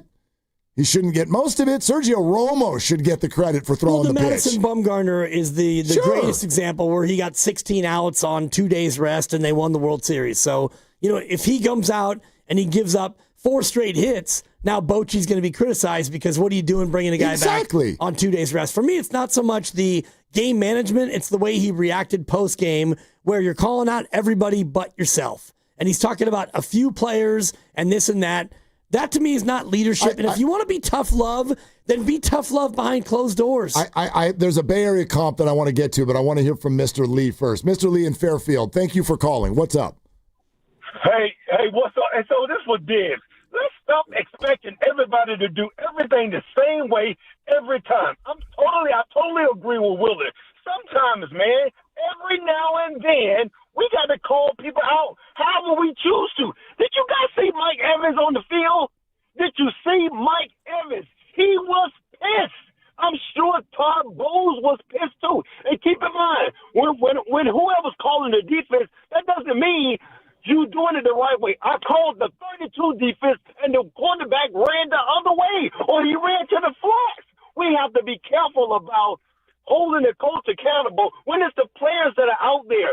That's oftentimes players don't run the right play. And so, therefore, mistakes get made. The throw that Baker made, that's not on the coach. That was just a bad read. It was a bad read. So every now and then, hey, let's be okay with somebody deciding that today, in this moment, I'm going to call the players out. And moreover, people are asking me questions.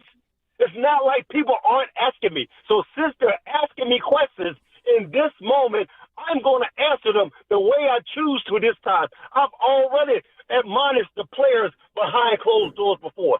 Today, I'm not going to do it. Mr. Lee, right, thanks. and Mr. Lee, he didn't admonish any player. He just called out a few anonymous players, and he's the defensive coordinator. So honestly, if you want to be mad at somebody, call yourself out, Todd. Why? Because it was your defense that gave up 3 straight scores and cost you the game. But it's not a video game. They're human beings. No, but he's the defensive coordinator. Right, but they have to go do the stuff. Yeah, they got to make the his plays. Defensive calls obviously were not good enough to get the job done. Let me ask you a question. Super Bowl, overtime, Niners-Chiefs. Burford goes the wrong way. Right. Shanahan's fault? No. Why? I mean, I don't know what the play call was. Why is that not Shanahan's fault? I mean, who coached him up? Did they coach him up? What was the play call? See, that's what I'm getting at. Did they tell him the right way to go? It seems like he went the wrong way. A mistake. After 20 games, he went the wrong way. Shanahan doesn't know the overtime rules. Shanahan's fault. That's fine. That's not what I'm asking you about. Shanahan took the ball first. That's fine. Shanahan's fault. Then fire away on that one, and many have. And that's fine. I'm not saying coaches are above Todd blame. Bowles is the defensive coordinator, and your defense gives up 3 straight scores. Like, take some ownership, your coach. defense. Again. He's a defensive coordinator, is he not? So then when you do that means the coach is to blame every time. Not at all. How so? It's their offense and their he's defense. To blame, but don't go to the podium Why not? and point the finger at the players when it was you, the coordinator, who coordinated a defense that didn't get the job done. Coordinated a defense. Take some ownership. Yeah, well, that to me was a lack of leadership. Okay, just go out there and say, you know what, we've lost 5 of 6, and it's not me, it's not my coaching staff, it's these guys. Well, it's these unnamed players. Maybe it is. Then who is it? It's the players. Which ones? Why does that matter? He is choosing. Well, you've been lauding Steve Kerr for putting that on pods and saying, he put that on pods. I don't believe I lauded anybody. You've been pointing that out, though, as coaching. Yes. And you've been pointing that out about Kaminga as coaching. This is not coaching. I am giving the coaches who know their teams better than anyone the latitude to choose when is the right time to do what. Todd Bowles has never won anything as a coach. Yes, he has. He's won a playoff game 2 years ago. A playoff game. I mean, attaboy. Woo! Don't. I mean, honestly, don't be so insincere. Please, have a real conversation. Todd Bowles is not a good head coach. Don't be so insincere. I'm not being insincere. Have a real conversation. I'm just telling you what I think about Todd Bowles. He's not a good head coach. Okay. He's a coordinator. He's doing a lot better than most head coaches in the NFL right now. Okay, he's got probably 3 more games, and then he'll probably be back to a coordinator. Maybe. Brought to you by Fremont Bank. Here for you, here for good. We'll take some more calls on this for sure. 888-957-9570, the number. Willard and Dibs. Fremont Bank, it's family-owned, and it's got that family-owned feel. It's Dan Dibley here. I've been a client now for 7 years, and I love the fact that they're so deeply committed to taking care of their clients and their clients' goals and also empowering the community all around them. They started 61 years ago, back in 1964, with one branch down there in Fremont. It was Fremont Boulevard and Capitol Avenue where it started, and now they've grown into 21 branches throughout the Bay Area, and they've built a local ecosystem around relationships that benefit Bay Area communities all around us. They're a proudly independent bank, and when you deposit your money with Fremont Bank, it gets reinvested into home ownership and philanthropy and businesses and all the other things that make the community so good. They reinvest right here. They're not a big box bank that puts the money God knows where. They take the money and they put it right back into the community. Your dollars are working all around you when you are a Fremont Bank customer and when you're one of the clients. They support home ownership and business, and also they're one of the top philanthropic organizations right here in the Bay Area. They make meaningful grants for the betterment of the Bay Area. It's Fremont Bank, here for you and here for good.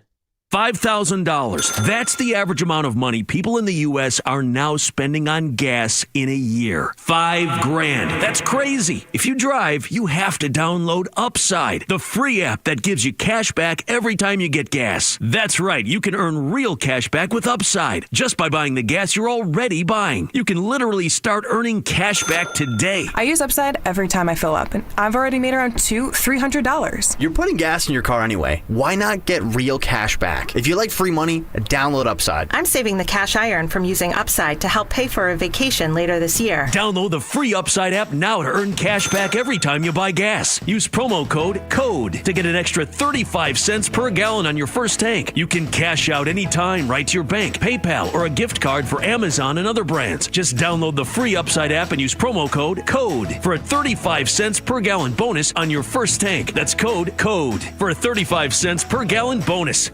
Running a business means wearing multiple hats. So if you're like me, you probably started out using your personal phone, taking client calls and texts nonstop. As my business grew, I needed something smarter. That's when I switched to Quo, the #1 business phone system. Quo works right on your phone or computer. No carrying 2 phones, no clunky landline, just one easy app you can try for free. Your team can share one number and handle calls and texts together like a shared inbox. Any teammate can jump into the conversation, so customers get faster responses. And Quo's AI assistant summarizes your calls and responds to customers 24/7, so you never miss a lead or opportunity. All this starts at just $15 a month. That's basically 2 coffees. You can even keep your current business phone number. Find out why 90,000 businesses trust Quo. No missed calls, no missed customers. Try Quo for free at quo.com/sports. That's quo.com/sports to try Quo free. QUO.com/SPORTS. Makita knows that pros never settle, and neither do we. With Makita, you get tools that perform at the highest level on every job without compromise. Makita is for the most detailed pros, expertly engineered to deliver precision, job after job. When your work calls for the best, call on Makita. Makita, built to be the best. Available at the Home Depot.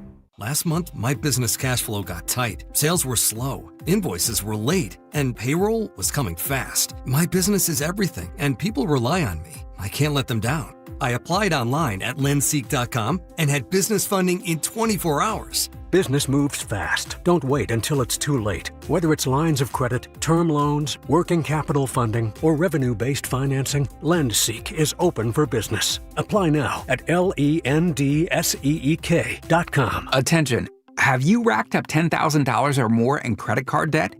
Are you barely getting by making minimum payments?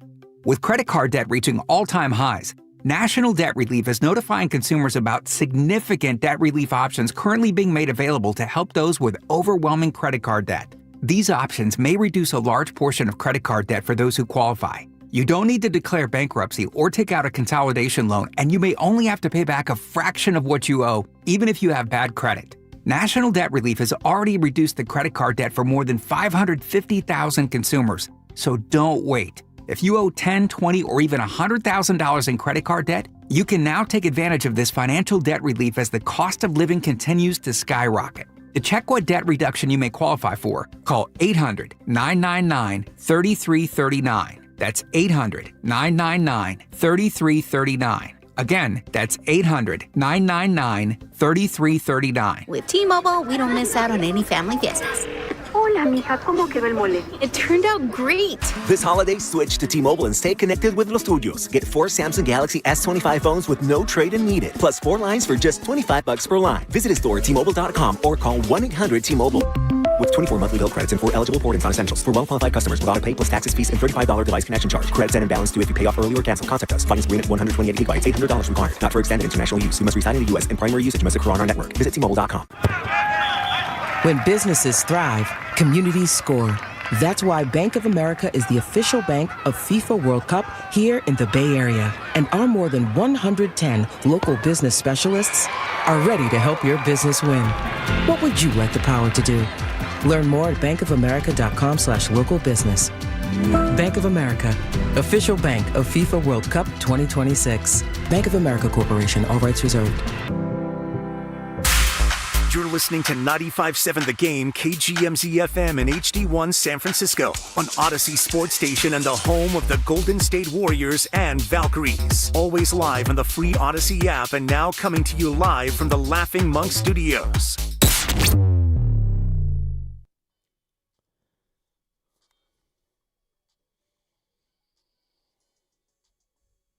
He cannot be that guy.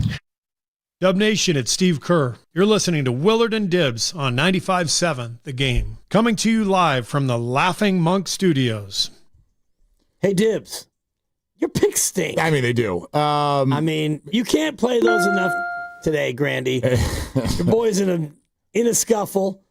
And I like the pick. And then I was looking at it. They're up 2 touchdowns, and I was about to text the group. We all like the pick. I was about, not Lucas. Oh. Lucas, stop it. Sir Clap-A-Lot back there. Yeah, Lucas doesn't even have picks. I was going to text the group about how back I am and how I'm him, and then I texted all of you later, Don't and do I that said, early. That's too turns early. out I am not that mother jumper. And I think that was the last text I sent. I went to bed angry. I bet. I'm angry, Jeff. We can That's tell. awesome. Yeah, Laughing I'm that Monk, mother believer. righteously brewed in San Francisco. I mean, kind of want to ride him. I'm angry, Jeff. That's your That's awesome. private opinion. You probably don't even have that anymore. No, I'm angry, Jeff. That's awesome. Never put it by Grandy. It's perfect. Yep. I was angry. This thing last night, it kind of grabbed my attention for this reason. And to sort of bring it to whether it is Kyle Shanahan, Steve Kerr, like Bob Melvin got fired last year. Do I think Bob did a great job? No. Did I think we talked too much about Bob? Yep.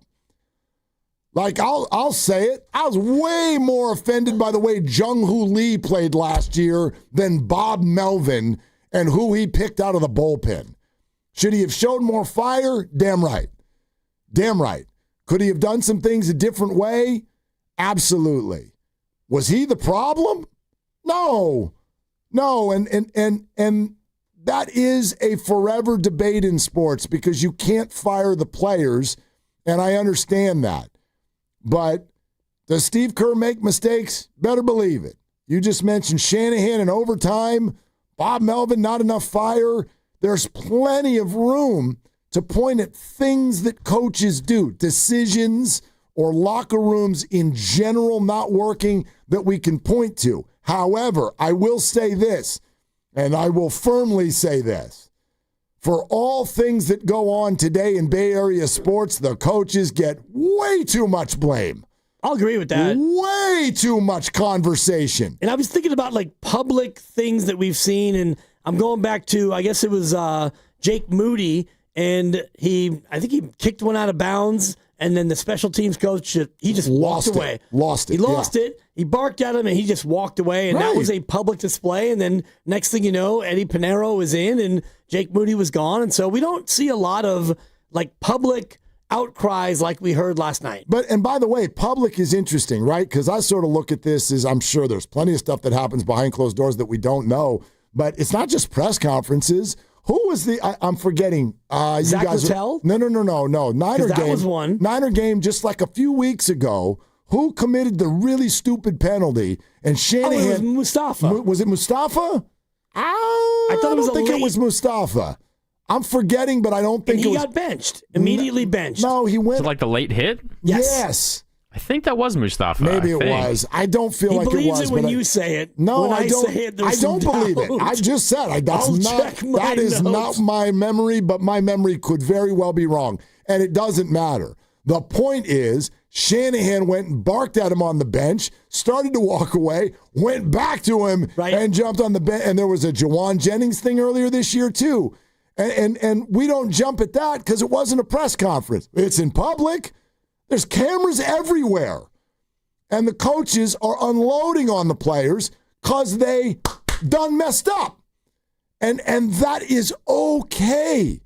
Like, again, that's what I'm getting at here. This town, at least with two of these teams, has A-level coaching. And it does not mean they don't make mistakes, and it does not mean they are above criticism by any stretch of the imagination. But this kind of got me going last night because I really feel like it picked a scab or something. Like, we got to come up with some better, more thoughtful criticisms here. When things go into a temporary problem, if the Warriors lose 3 in a row, that does not mean that Steve Kerr's an idiot. And if the Niners have some sort of a fourth quarter problem, that does not mean that Kyle Shanahan's a crappy coach. And by the way, how about this? Like, did you feel it was poor leadership when Kyle Shanahan absolutely threw Steve Wilkes under the bus at a press conference? Was that poor leadership? Yeah. Well, it was. I mean, it was poor leadership to the extent that, like, he knows he can't do that. And just real quick, it was Renardo Green. And I'm looking at it here against Arizona, so you're right. I'll wait for your apologies since you threw me down on the ground on that one. I only threw you down on the ground because you only agreed with the fallacy when Grandy said it. No, I didn't agree with it. That was my point. But it was two people saying the same thing, and so I'm like, ooh, maybe I'm wrong. It was Renardo Green. Thank you, Renardo Green. 39 against Arizona. Dortch got a 6-yard catch. Yes, that's what I'm trying to think of. Exactly. Green comes over, hits him late. And then he got benched. Yeah. So shout out my notes. I was able to find it. And there you have it. So I'm sorry. I'm not as sorry as Grandy should be. You don't need to apologize. No, I'm kidding. It's, whatever. It's a sorry but. It was Renardo Green. Yes. The bigger point, though, is about that was Wilkes. all in public. When Kyle did that to Wilkes, that was a bad look. Because what that told you is he's got no faith in his DC. And the DC is going to get fired. And he'll be replaced by somebody who's unqualified. By the way, temporarily, and now he's been replaced by somebody qualified, and my goodness, you can see the difference. But the guy who got replaced actually was a Super Bowl runner-up defensive coordinator, and that's his resume. I get it. Whatever. But you know what I mean? That to me was a bad look, and I said it then, and I still believe it. And that's fine. You can have that opinion. I guess my thought is whenever I see that in a press conference, the first thing that goes through my head is, wow, what's been going on behind the scenes to lead to this point? Because I do not believe, even though maybe you get, Mike Singletary, you keep bringing up, maybe you get emotional outbursts like that because they're in the moment. And sometimes people lose themselves, right? You play to win the game. I get it. Sometimes you lose it because if we want to do the parenting comp, probably 2-3 times a month. A night. Something will happen in my house where then an hour later, you're like, I probably could have handled that better. I probably could have. So when you meet the media, Mr. Willard, I noticed that Jude was a little bit flummoxed this morning. Well, he knows he has to eat that cereal. That's right. He cannot eat that way. He cannot be that guy. That's right. He 2 times this week he tried to talk his way out of school. One time he won, one time he lost. All right. He took an L. Then tomorrow he bounced back. Yeah, I got my own complaint. Yeah, so that's what I'm getting at. If they go to a press conference to say that, I think it often means, I've been trying behind the scenes as long as possible to get to this person, and it's not working. In fact, that is exactly what happened with he cannot be that guy, and Steve told us that. Right. We have been begging Brandon to not do this. So it is a coaching, I don't want to call it a weapon, but it is part of the coaching repertoire that if a message is not going home one-on-one or one-to-team, then you grab one of these microphones and you say it louder. But is that effective? And it has been at times. And at times it has not been. Right. And I think that Mike Singletary and Vernon Davis, I don't know if that was effective. Singletary wasn't long enough to really, bear fruit on that. And it's one thing for, Steve Kerr to talk about pods or Kaminga, which he did this week on our show. He said, yeah, it's effort, it's want to, it's all those things. And I don't know if he could be part of the Stay Ready crew, but when Todd Bowles comes out after a game, and I don't want to make this all about Todd Bowles, but when you just talk about random people who didn't get the job done, that to me is weak sauce leadership. You're not talking about a person who you've talked to behind closed doors. This to me was, this whole thing is broken. It's not us. I would argue that no coaching move can be assessed until we see what happens. Well, it's always process, not results. That's your thing. Well, right, but this is part of the process, and let's see how the Bucks respond. You know what I mean? Is this not so? In other words, if I'm Steve Kerr, and sorry, all roads, right? Because we're going to play Warrior Survivor later, because everybody's so excited about who's in and who's out tonight. So if I'm Steve Kerr, and I go public, dude, Jonathan Kaminga, his effort is poor, and I go public with this, because he kind of did. I know he was answering your question. Yep. But he can choose whether he's Steve Kerr. He's done an interview before, and he doesn't need to answer that. I told you I didn't think he was going to, and he did. Yep. If he says that publicly, all right, who's it on now for Jonathan's effort to go up? Is that on Steve or is that on Jonathan? It depends if Jonathan gets to play. Well, let's presuppose that he plays. Yeah, then it's on JK. Okay. No doubt. That's kind of all I'm getting at here. It can be the coach's fault. Sure.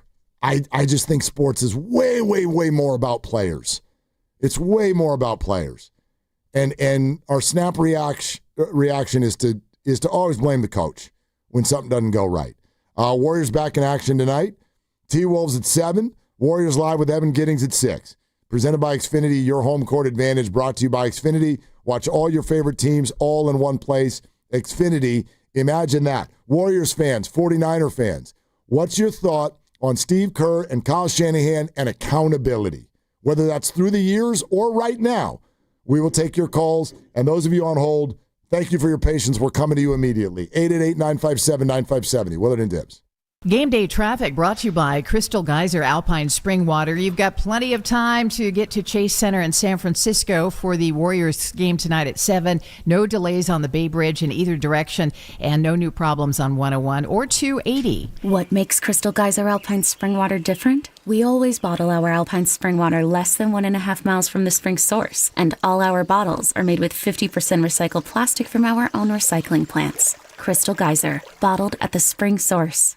Hey, Dan Dibley here. Picture this. It's game night at Chase Center, and it is. And instead of sitting in bumper-to-bumper traffic, you're already on your way, cruising up the peninsula on Caltrain. No stress, no parking hunt, just an easy, straight ride into San Francisco. You can catch up on scores, chat with friends, or just sit back and enjoy the ride. And when the game is over, Caltrain's ready to take you home safely and comfortably, making getting there part of the fun. Take Caltrain to Chase Center, your ride to what matters. Bay Area, get ready for Evanescence 2026 World Tour on July 20th at Shoreline Amphitheater in Mountain View. Get your tickets at livenation.com for your chance to win your way into the show, courtesy of Live Nation. Visit the contest page at 957thegame.com. Want to interact with the hosts but can't call? Text the Boxer and Gerson Work Injury Attorneys text line at 888-957-9570. Boxer and Gerson, Northern California's premier workers' compensation law firm, helping injured workers get their lives back for over 40 years. Comcast Business is celebrating the holidays by giving your business the $1,000 holiday bonus when you switch to a gig speed internet package. Just imagine the thousands of possibilities of a $1,000 prepaid card. Like possibility number 12, a new laptop for the office holiday hero. Or possibility number 108, smart speakers to deck those hallways. Or possibility number 192, new equipment for the new year. Or possibility number 555, Bluetooth holiday lights for office decor.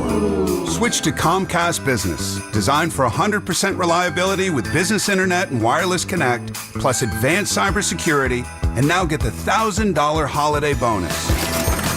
Comcast Business, powering possibilities. Ends 12/14/25. New customers only with 2-year agreement. Requires qualifying gig package. Other restrictions apply. I'm David. I'm John. And I'm Chris. We're the three brothers that own Jack's Restaurant and Bar with 5 locations in the Bay Area. We learned the restaurant bit. Guys, that's my line. Pretty sure that was my line. Guys, we don't have time for this. Jack serves delicious breakfast, lunch, and dinner 7 days a week. Don't forget to say we have a full bar. I won't. Don't forget to say it's a great place to watch all the games. I won't forget. Look, we're much better at cooking great food than making commercials. So come see us at Jack's in Pleasant Hill, San Mateo, San Bruno, Newark, and now San Jose. You forgot to mention our website, ilovejacks.com. I knew he would. Thinking about selling your house but hesitant to move during the holidays? Imagine finalizing your sale now, enjoying the holidays, and move later. Call Wedgwood Homes to discuss your options. Do you want to downsize, relocate, or selling an inherited property? Does your house need repairs or updates? Wedgwood Homes buys homes as is. No repairs, no commissions, no hassle. Secure your future plans and move forward with a no-obligation, all-cash offer from Wedgwood Homes. Close in as little as 3 days.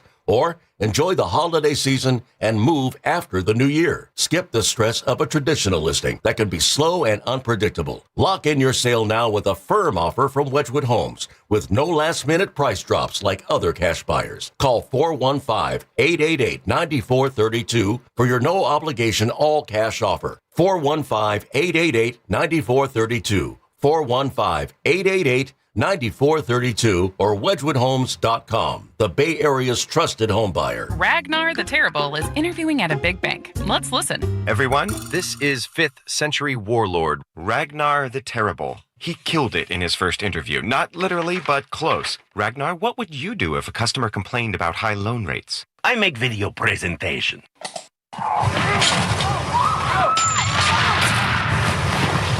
Star One is nothing like the big banks. We have better rates, minimal fees, and friendly customer service. Star One, in your best interest. My ride smells just right, just right, just right, just right. I gotta try that Febreze car. Just right, just right, just right. La la la la la. With up for 40 days of consistency.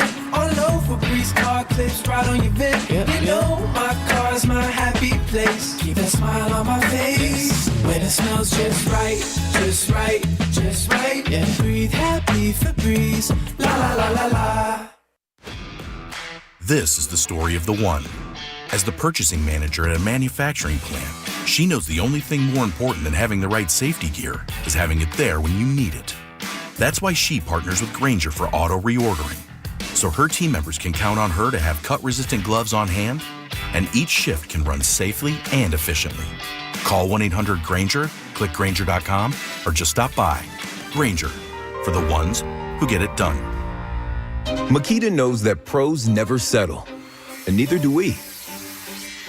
With Makita, you get tools that perform at the highest level on every job without compromise.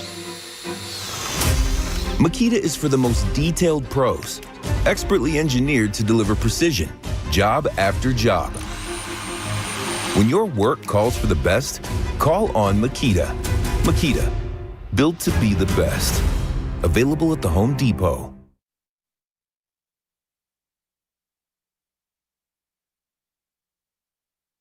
What's the question? If that helps answer your question better. I think you just answer your own question. You're welcome. Now, back to Dillard and Wibbs on 95.7 The Game. Anytime a Niner quarterback throws interceptions, Kyle Shanahan is asked about each individual interception. And then sometimes he answers with, well, that one was not necessarily his fault. Receiver ran the wrong way. That one over there, that was a great play by the defender. And then you always know when Kyle is putting the quote-unquote blame on the QB when he says, oh, and then that third one, they'd like to have that one back. Yeah. That's code for he messed up, which, by the way, is okay. It's okay. But like when he does that, are you good with that? I know there's varying levels, obviously, of the public criticism. I'm wondering to what level an athlete needs to be protected in front of a microphone by their head coach after things don't go well. Well, it's one thing to protect an athlete, and the quarterback is always going to be scrutinized in a different way. And when you're asked about an athlete and you give an honest assessment, well then, yeah, I can take that because it's you being asked about an athlete and you're giving your assessment of the athlete. And at times, I think fans would listen to Shanahan and think, oh, you're defending Brock more than you should. He threw 3 picks. And you look at the 3-pick game against Carolina, and it was a late throw, and most people would say a great pick by the defense. And so, yeah, 2 of those were on Brock, and the third one was just a great defensive play. And that's kind of what Kyle said, but you can hear whatever you want to hear. My problem with Todd Bowles is he's talking about the team, and he's talking about like a few individuals or more than a few that aren't pulling their weight. And the other part is, the coaches have done all they can do. So in other words, we're fine. We're 100 out of 100. We're good.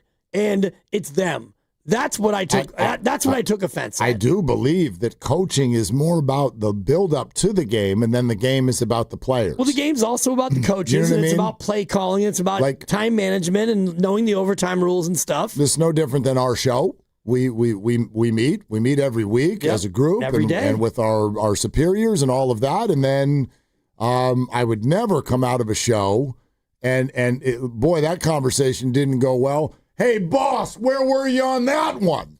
That would be ridiculous. Yes, but at the same time, that would be absurd. We have a certain standard where we expect Grandy and Lucas to perform at a certain level, and when they don't, it's harder for us to be at our best as a show. Sure. Well, that's absolutely, but that's... And they could be at their best, and then we can come out and not be good, and the show can be bad because of us, and they could have booked 3 guests, and they could have... Tell me about it. Well, that came out of nowhere. I mean, you weren't ready to chime in when I was impugning you and Lucas. How about a teacher, and then the kids are taking the test? Right? I'm going to spend all week teaching you this stuff. Right. I mean, think about it through the lens of a teacher. Right? I live with one. Okay. And you work with one, too. So the teacher... Kind of. Well, what was that? I mean, you talk on Zoom and give everyone A's. That is wildly inaccurate. I should show you the grade. Next week is the end of the semester. Yeah. And by the way, don't talk to them on Zoom because that one's an online class. And I should show you the grades. Okay. It is not all A's. I would love to see that. It is not all A's. If you're not getting an A in Mr. Willard's class, then you're not trying. By the way, and I will say that into this microphone, it's on you. Right. Period. And I don't have any hesitation on that. So you're like the Todd Bowles of teachers. Absolutely. Wow. I tell them that at the beginning of the semester. I am not hard, and I am here. I'm here. If you are having a problem, if you need an extension, here's my phone number. Yep. Here's my email address. I'm not going to give you my regular address, but if you ask for it, I'll probably give you my address. Let's talk this out and figure it out. If you don't get an A in my classes because you didn't execute. Bet you didn't try. Period. It is not because I didn't teach you the right stuff. Well, there's no defense in your class. My class is not built that way. But believe you me, I got teenagers at home, and they will tell me every single week when they're struggling with math, this teacher is so awful. So awful. And I promise you that the teacher believes that the teacher has taught you everything that he or she can, and the teacher is accessible if you're not getting it, and you can come get extra help. And then when it's test time, that's the game. It's game time. Now we get to see if you can go execute what you've learned. And if you screw it up, that teacher, if there were a press conference after tests, which would be really funny, by the way, and get that teacher up there to give a little press conference, I'd have no problem at all. If they'd be like, yeah, class average was a C-. They've been loafing. They've been doing spitballs in the background. We got Johnny Paper Airplane over here in the back left corner. Those two won't stop talking, and this one in the middle shows up half the time. That's on you. But again, Todd Bowles didn't count. He didn't call out Johnny Airplane or Billy Paperwad. I mean, it was again. Basically, it was. It's not us. It's them. I don't know what the focus is on why there needs to be individual names. I'm talking more about a general sense. It needs to be collective accountability, and he is as accountable as they are. And your teacher analogy is a good one because my wife used to be a 4th grade teacher, and they all kind of get judged on how those kids do on standardized testing. Schools do, exactly. Well, standardized testing. Yeah. So when she was no longer a 4th grade teacher and you could look at the replacement, you could see how their test scores are doing relative to hers. Now, every grade, every group of kids is different. They're not all going to be high achieving or low achieving, but over time, like with a head coach in the NFL, you can kind of see where you could be a talented team, you could have a last place schedule, you could be this or that or the other. If you're always around 500 or slightly below, it might be on you, coach or teach. I mean, I'm not saying all teachers are cut the same either by any stretch. Right. And some are good and some are bad. But usually a bad teacher is one that either A, doesn't care, or, I mean, hell, I've seen some crazy stuff. People sleeping through classes. Imagine if NFL coaches got tenured where you coach for 2 years. Well, Mike Tomlin has. Well, but he's earned it. Yeah, I mean, they never have a losing record. Right. And this might be the end of it, although... They also very rarely have a really good winning record, too. But, I mean, and we've talked about this. Yeah. Would you rather have one phenomenal year and 17 years of you suck or always be in the mix? I think that... Because they're always in the mix. I'd certainly rather be always in the mix, but provided that mix also has some actual contention to it. Well, which they did. They used to. They haven't for a long time. It's been a while. I mean, I don't even know what actual contention is. This year, they could be actually in contention. Maybe. I don't really feel if they make the playoffs, the AFC is wide open. Ish. As we heard yesterday from Lock and Four and others. Pittsburgh's not going to go in 3 or 4 in a row in the AFC playoffs. Well, the Niners won't either. You're probably right. Yeah, and Tampa won't. I mean, and Carolina won't. So, listen, I mean, what are we talking about with contention? How do you feel about that word? And this is what we could really, 888-957-9570. How do you feel about Steve Kerr and accountability? How do you feel about Kyle Shanahan and accountability? See, Steve Kerr, there is a very consistent conversation, I feel, especially this time of year, earlier last season as well, about Steve Kerr, whether it's calling out young players, whether this is an organizational failure or whatever. I find Steve Kerr, in my experience at least, and it's often been on our show, you know this, we have multiple times had Steve barely let us get a question out before he's like, I messed up last night. And that's all. And here's where I can't speak to, for instance, Todd Bowles or Dan Campbell or other coaches around the league. I don't know if they do both. But to me, accountability and the ability to call others out comes from, will you take accountability when you're wrong? And if you do, then that obviously sets up the ability to go in the other direction. That's kind of how I feel. So if Steve Kerr does want to come on one day and be like, did I mess up that Moses Moody situation? That's right. In the lineup or what? Boy, I messed that up. And then 3 nights later, he cannot be that guy. I am much more willing to listen because I can see that you will go both ways on this one. Yeah. That, to me, is much better. Shanahan is a little bit more aloof on this topic, I would say. A little bit, but I don't think that he ever comes out and just straight up points the finger and says, player A or player B or player C, they need to be better in order for us to win. I do think that with, direct questioning, he at times, can be self-reflective of decisions that he made or they made that maybe didn't work out and stuff, and maybe it's a play call or the execution, and I don't think that he's quite at that comfort level as Steve Kerr, but who is? Steve Kerr is a rare bird. He's won 9 rings. Very good point. He doesn't know where half of them are. He's won 4 here for a franchise that hasn't won since 1975. So Steve Kerr, as far as comfort level goes, he might be one of one. No doubt. Not only who he is as a person, no doubt. what he's been through, how his childhood or his early adolescence or his early college life was affected by the murder of his father. Yep. And he goes on to have the career he had, playing with Michael Jordan, learning from Pop, winning 4 here, being the person he is. I don't know if we can find another comp to Steve as far as self-actualization and honesty and all the rest 100%, of it. So 100%. He might be an unfair barometer, but I think Shanahan's a good one where even when things are bad, to me, he doesn't usually get defensive or he doesn't get to be accusatory. I can't think of a time where he grabbed a microphone and really, really called out a player or even the whole team. Again, the one that stands out to me was Steve Wilkes, right, which is another member of the staff. So that's a little bit different. Even the one I was thinking of was when Debo kind of went after Tabor Pepper. He defended him. It's like Tabor overreacted. Right. I can honestly say I'm sort of built for this. And Steve's right. And by the way, that's how I would expect players to respond to even young ones. Even young ones. Sometimes I think we talk about athletes who are 23 years old as if they're 6. They're 23 years old. And for instance, All Rhodes, he's been in the league for 5 years. Yep. He is not a baby anymore.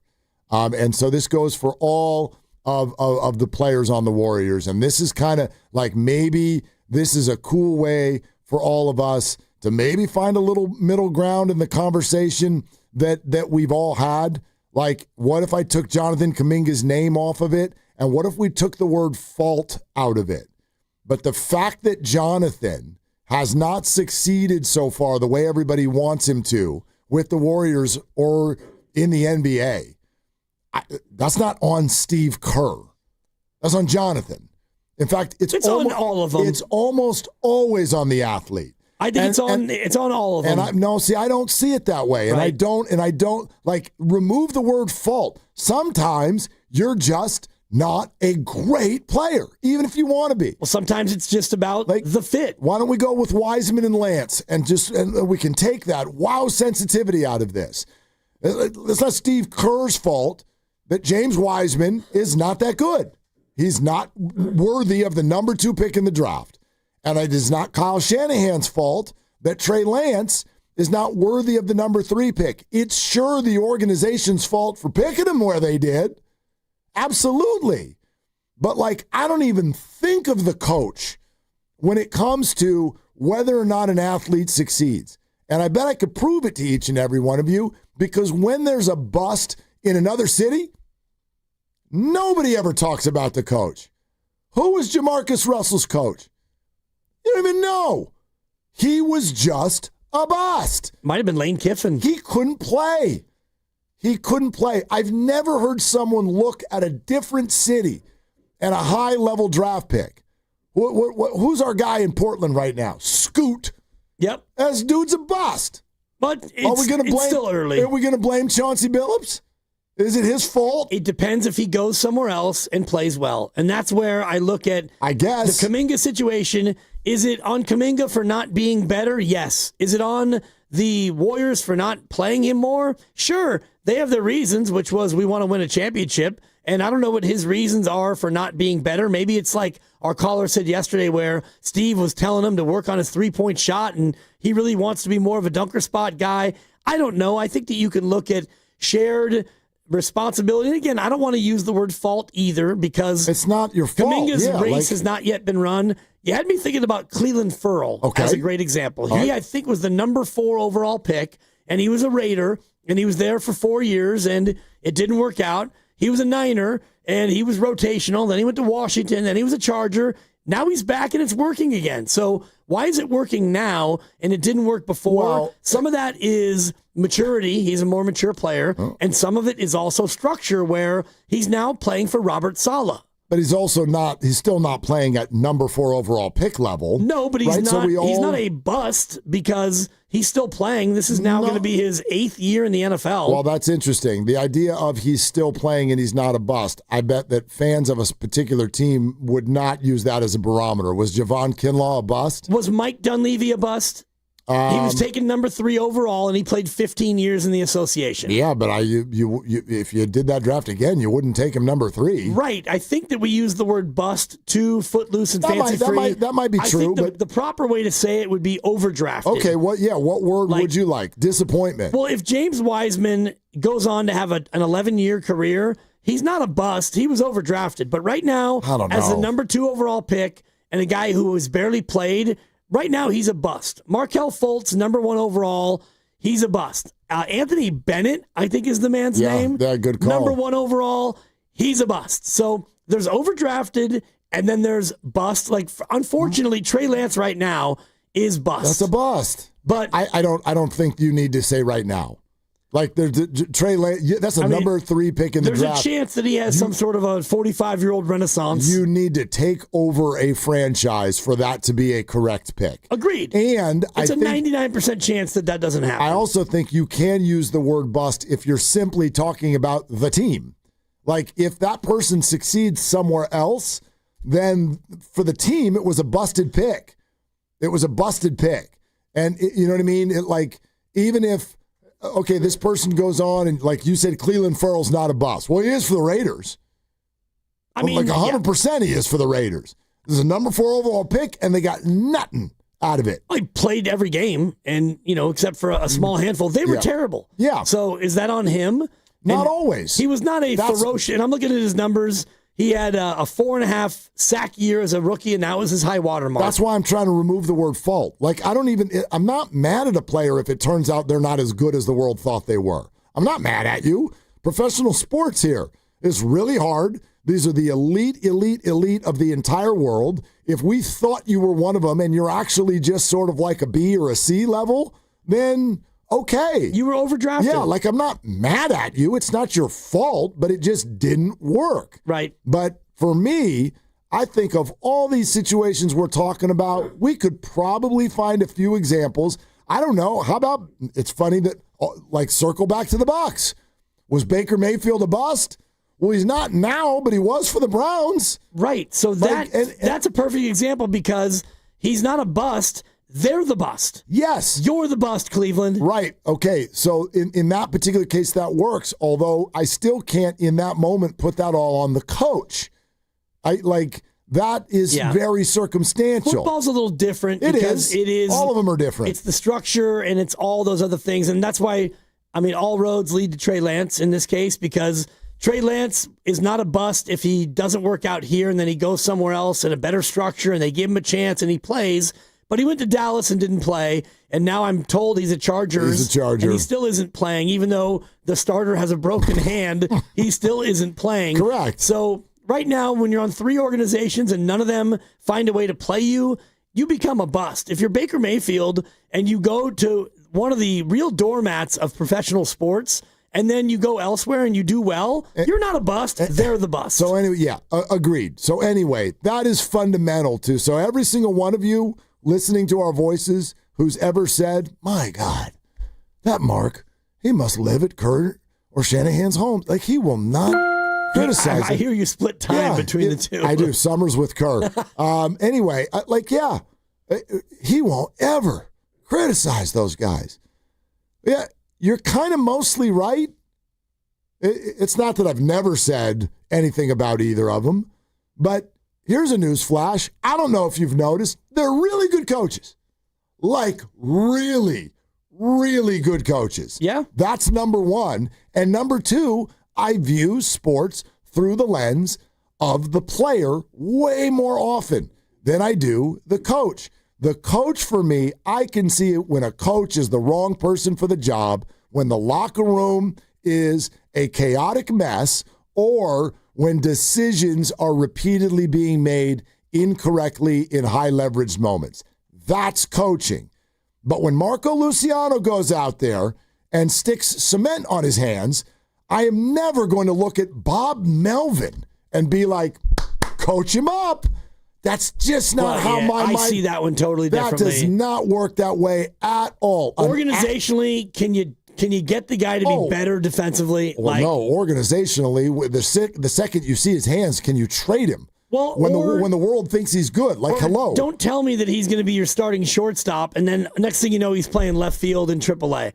So, I mean, Marco Luciano's a tough one because I do think that as a coach, a baseball coach, there's a certain amount of coaching in baseball that just doesn't happen anymore. And we looked at it last year with the Giants. This Giants team, they gave away 90 feet like night in and night out. All the time. With boneheaded base running, and the poor left fielder, Elliot Ramos, I don't know if he's an air traffic controller in his spare time, but that's a great example. The guy has no idea about routes and catching the ball. Whose fault? It's his and the team. See, do they ever like hit infield? To me, that's him. Or outfield? That's him. If you don't, you got to coach him up. They have to coach him up. If you don't know the infield fly rule as a big league ball player, I'm sorry, you are not doing your job. If he doesn't know the infield fly rule, then you put him on the IL for 10 days and you have him go down and play. You go down and have him play with 12-year-olds and learn the game. It's a Football Friday presented by Merit America. Visit them at meritamerica.org/super. We're also brought to you by Fremont Bank, here for you, here for good. And then, how about this? We got some stuff from Shanahan that I think you're really, really going to want to hear. You probably should hear. In fact, for example, your football coach, Bay Area, Kyle Shanahan, let's hear how he addresses the team and a player who is not getting the ball. So we've got that coming up next. 888-957-9570 is the number. This is Willard and Dibbs.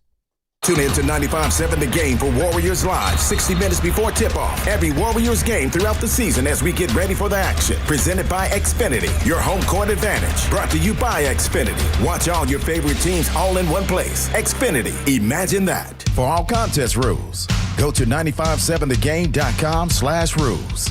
Mama Bear, I hear our old Fast Track tag won't be saving us money on bridge tolls anymore. That's because bridge carpool rules are changing on January 1st. But don't worry, Papa Bear. I got a new Fast Track Flex tag. Huh? See? Mama, what are the numbers for? Well, Baby Bear, that tells the system how many people are in the car, so we can get a discount when there are 3 or more of us. We are 3 bears, and we're setting our tag to 3+. So it's just right. So now we'll keep saving money on tolls? Mm-hmm. You bet your cushy driver's seat, Papa. That'll make up for this cold takeout porridge. Yeah. My breakfast burrito is just right. Starting January 1st, 3 or more people are required for carpool discounts on all bridges. A Fast Track Flex toll tag set to 3+ is required for discounts on all bridges except the Bay Bridge and the Golden Gate. Visit getfasttrack.org for details.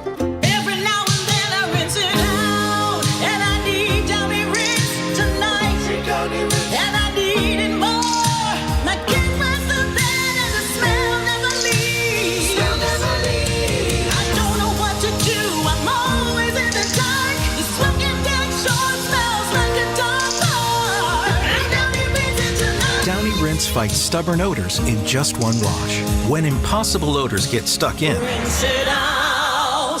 250 years ago, a promise was made to connect families and friends near and far. And during the holidays, that promise is more important than ever. That's why USPS is building a better network to meet your needs with timely deliveries, easy and affordable ways to ship, and everything you need to make your season full of holiday cheer. Our purpose is delivering your peace of mind, knowing your love will arrive, bringing joy to all. The United States Postal Service. Learn more at USPS.com/holidays. Lawton Skilled Nursing and Rehabilitation Center, under the medical direction of UCSF-affiliated physician Dr. Darby Clayson and Administrator Dan Daly, would like to congratulate Lynn Hamakawa as 2024's Caring for a Lifetime recipient. Lawton, located in San Francisco's Sunset District, is a 5-star facility and is also a U.S. News and World Report, as well as a Newsweek's top-rated nursing facility. If you or a loved one are in need of physical or occupational therapy, don't hesitate to call Dan Daly at 415-566-1200. 250 years ago, a promise was made to connect families and friends near and far. And during the holidays, that promise is more important than ever. That's why USPS is building a better network to meet your needs with timely deliveries, easy and affordable ways to ship, and everything you need to make your season full of holiday cheer.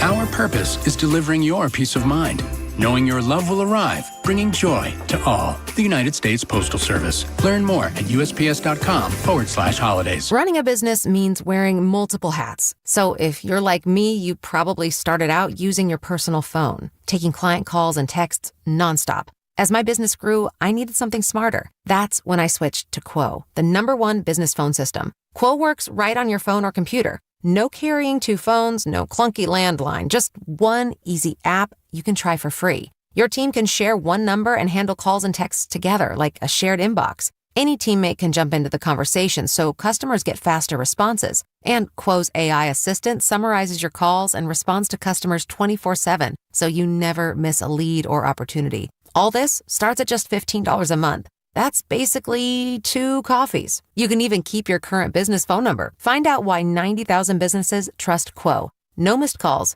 no missed customers. Try Quo for free at quo.com/sports. That's quo.com/sports to try Quo free. QUO.com/SPORTS. What's good, y'all? It's Von Miller, Super Bowl MVP, SAG Master, and now your host of Free Range. This is where NFL meets real talk. Every week, I'm bringing you inside the game, from locker room stories to league-wide headlines. You want football IQ, locker room insight, and real conversations with the people shaping the league? Welcome to Free Range with Von Miller, where nothing is off limits and every down counts. New episodes every Wednesday. Listen and follow Free Range with me, Von Miller, wherever you get your podcast.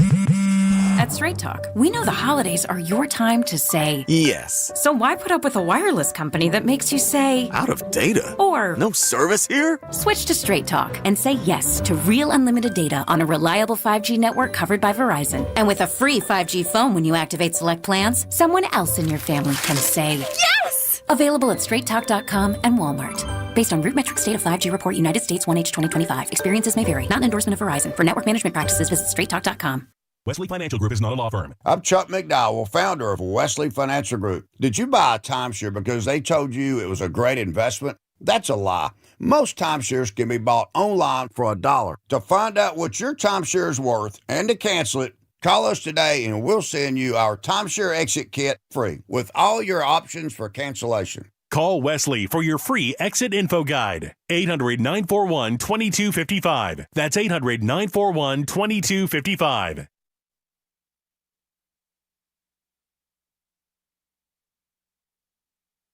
Now, back to Willard and Dibs. I'm not a doctor, so it's questionable. Questionable concern. All right. On 95.7 The Game. Whew.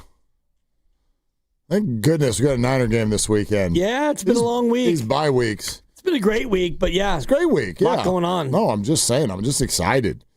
I'm like getting with the family to figure out, like, what food do you want us to make for a Titans game? Well, it feels special because there was no game, you know? Well, it's the holidays. And we're down to just 63 of these in the regular season. Potentially the last Sunday afternoon game of the year. Perhaps, yeah. Yeah. Last time you could have lunch with the Niners. Maybe. With the Niners, Maybe. The Seahawks game has no time now. And then after Niners, you got Warriors at 6 on Sunday. Exactly right. This is a big weekend. So no Willard and Ephraim on our air. You would have to go find it. Yeah. I won't. I thought you were, like, Grandy put his arms up as if, like, I thought you were celebrating, and then you, like, made the raspberry face with your tongue and put thumbs down. What are you trying to say here, Grandy? Oh, yeah, I was saying that sucks for you, Willard, but I'll be on the air. Okay, yeah, no, Grandy's on. I thought that was your review of our show. Yeah, man. So we go from, we'll do a little bit of the overtime and right into it'll be a very short Live? overtime and then Warriors Live. Give everybody the dilly bopper. Well, the Niners game starts at 1:25 are they the on Sunday. Late window? Okay. So it's likely going to end sometime around 4:30. And then whenever the game ends, whenever overtime begins, which is our post-game show, that's going to go until 5. And then at 5, we start with the Warriors Live. Okay, so you may only get like 20, 25 minutes. Yep. Yeah. And then right into Warriors Live. And then the Dubs will keep things going. And we'll have all of that, we'll see who's playing there. I know tonight that's all eyes are on the starting lineup and who's in the rotation. I do think in a little bit, we should talk about the comments that Steph Curry made about Jonathan Kaminga, and an entire article written about the situation. And even within that article, it sort of talks about the dynamic that I was fearful of, which is, man, these guys are going to get tired. Like, this is going to become a problem just because I don't know how you conduct this season and not have every question be about Jonathan and his playing time and his production every night. And we've arrived, by the way. We've arrived at this. Well, and we can play Warrior Survivor and talk about who's in the rotation and who's getting voted off the island. But you had me thinking about the Niners comp, and what if we spent the entirety of our Niners talk talking about Demarcus Robinson? Right. I mean, all roads lead to Demarcus Robinson. Why doesn't he get more snaps? And is he out of the rotation? And, why don't they throw him the ball more? Yep. And not that he's had the same career as Kaminga, because he's new here, but he's been around. He's a veteran. He's not in the rotation. And, I mean, we don't ever talk about him. No. Even when we talk about, man, they don't really throw the ball to receivers much. It's Pearsall, and it's what happened to Kendrick Bourne. And, Juwan, he's kind of holding it down. And where's the rookie? And, oh, yeah, remember Demarcus Robinson? You were, like, pining for him and waiting for him. And I love him. Yeah. I love him. You love him more than they do, apparently, because they don't really play him. Yeah, no, they play him. But you've talked about this. They don't go three wides very often. Right. By the way, the interesting one is Pearsall. And so check this out. Two things, fresh Shanahan from today. First of all, was asked if this game against the Titans coming off of a bye could be a trap game. I don't really look at it that way. I mean, I think there's no difference in this game than the next three games, personally. I think when you come off a bye, it's always a challenge as a coach because your goal is that everyone gets fresher by resting, which is the best thing, but you also get extremely rusty by not practicing. So I felt that way early in the week, but getting to work in on Monday, Wednesday, Thursday of all full speed, getting walk through and base air half speed a day, I think you knock the rust off, and then I look at it as a full advantage going into bye week. That's kind of an interesting answer when you think about what happens in the playoffs. The best team in each conference gets a whole week off, and there's all these records, coaches who do really well coming off of a bye. Kyle made it sound like it's actually hard.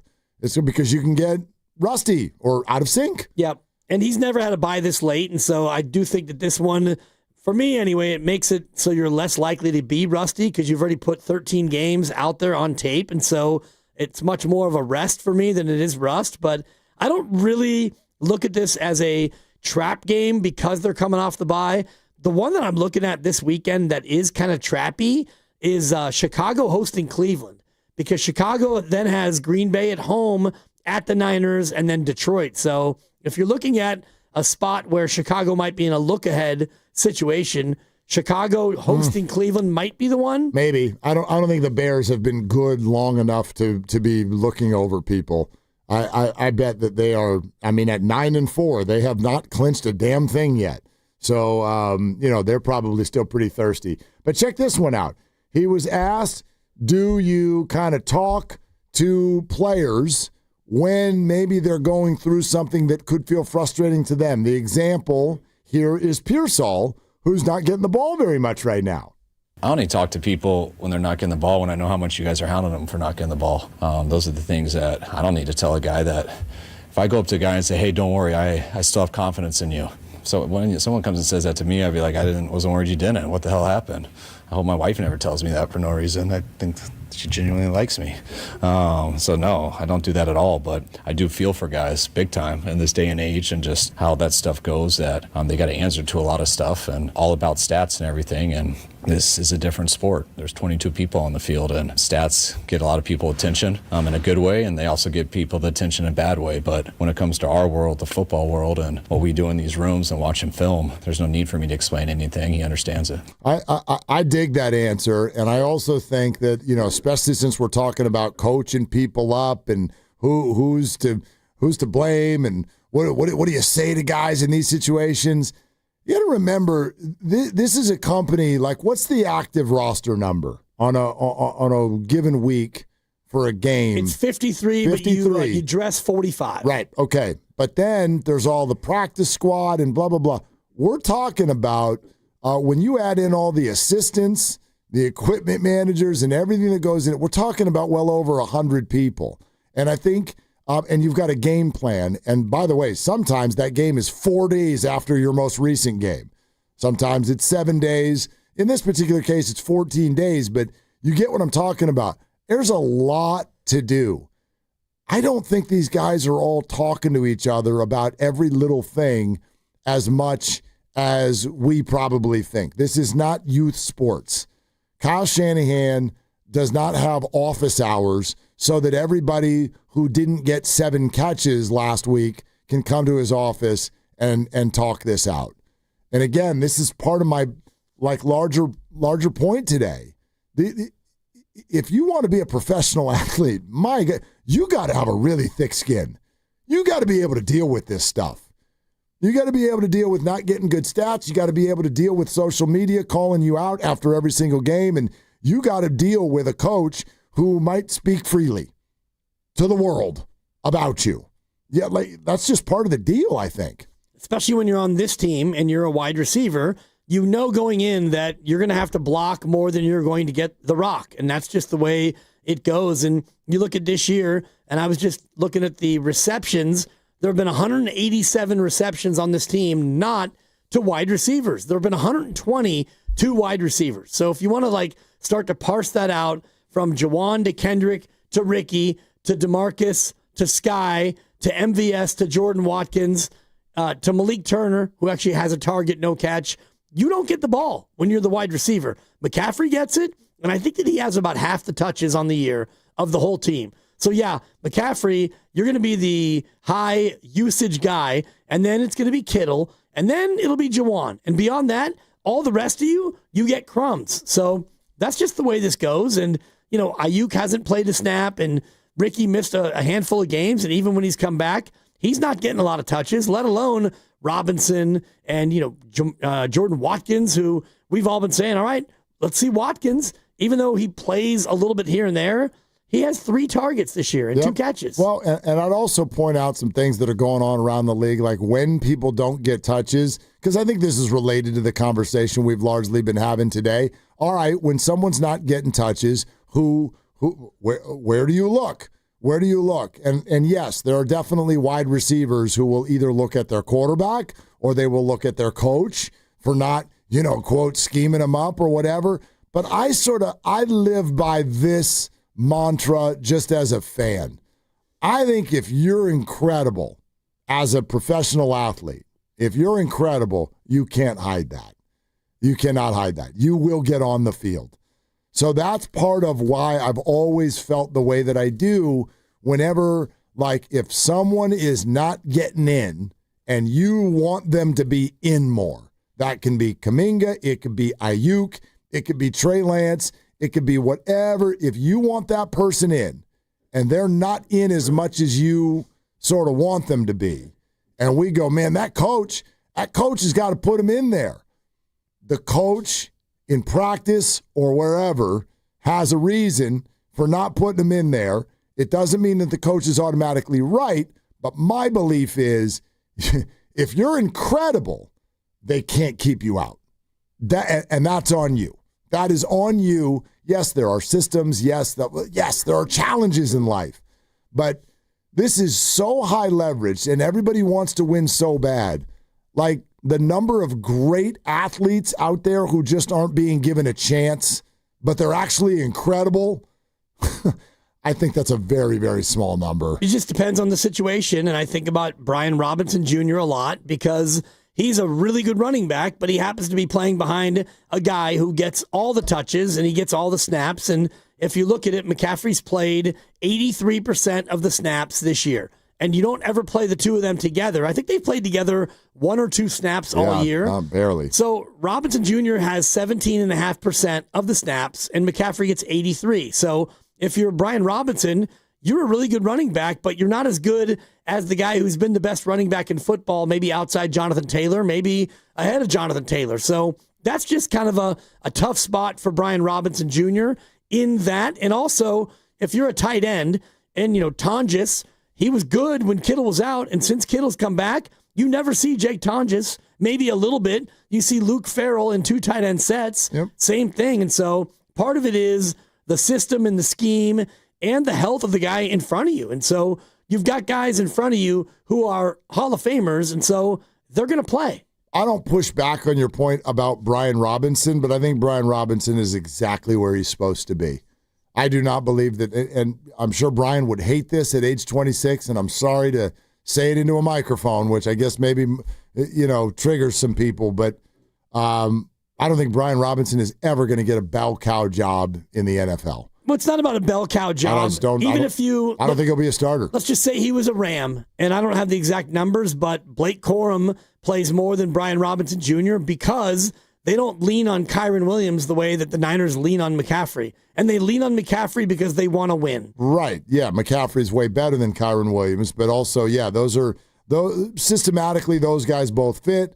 That's the way they're doing it. A lot of teams do that. I think sometimes it's circumstantial. If you have somebody who can handle that, you do it. If you don't, you do kind of a rotation thing. But Brian Robinson's good. He's never rushed for 800 yards in this league.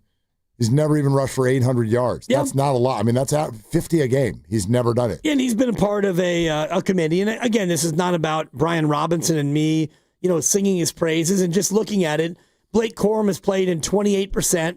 And Kyron Williams is at 69%. So that's not a classic share. But it's changing. It is. Kyron was the bell cow, and somehow about a month ago that changed. If you looked at the usage over the last 3 or 4 games, it's more 50-50. Well, it's because Corum now has much better ball security. And even if you look at the Lions, and they were kind of setting up for more of a share, but Jahmyr Gibbs has been so bananas that David Montgomery plays less than he even did last year. So a lot of it is circumstantial, and it's also scheme. And so the Niners are going to use McCaffrey until they can't use him anymore. You're listening to 95.7 The Game, KGMZ FM in HD1 San Francisco, an Odyssey sports station, and the home of the Golden State Warriors and Valkyries. Always live on the free Odyssey app, coming to you live from the Laughing Monk Studios. Want to take a moment to remind you again about Hot Yoga Republic's Pet Adoption Day tomorrow from noon to 4 at Strawberry Village in Mill Valley. This is, by the way, if you've never been through Marin, this is really easy to get to. It is right off of the freeway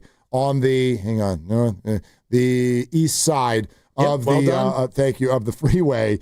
Noon to 4, Strawberry Village, Mill Valley. You can come meet adorable puppies and kittens and cats and dogs, all from Underdog Animal Rescue and Marin Humane.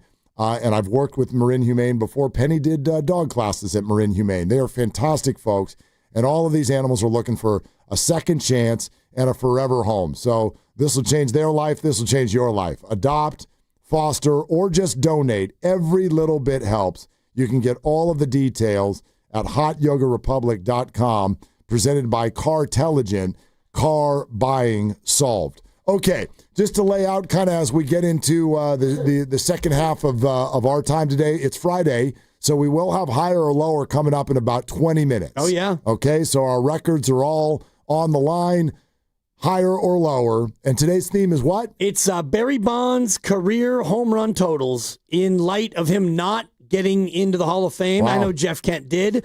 Barry Bonds not only did not get in the special veterans vote, but he didn't get enough votes to stay on the ballot until I think 2030.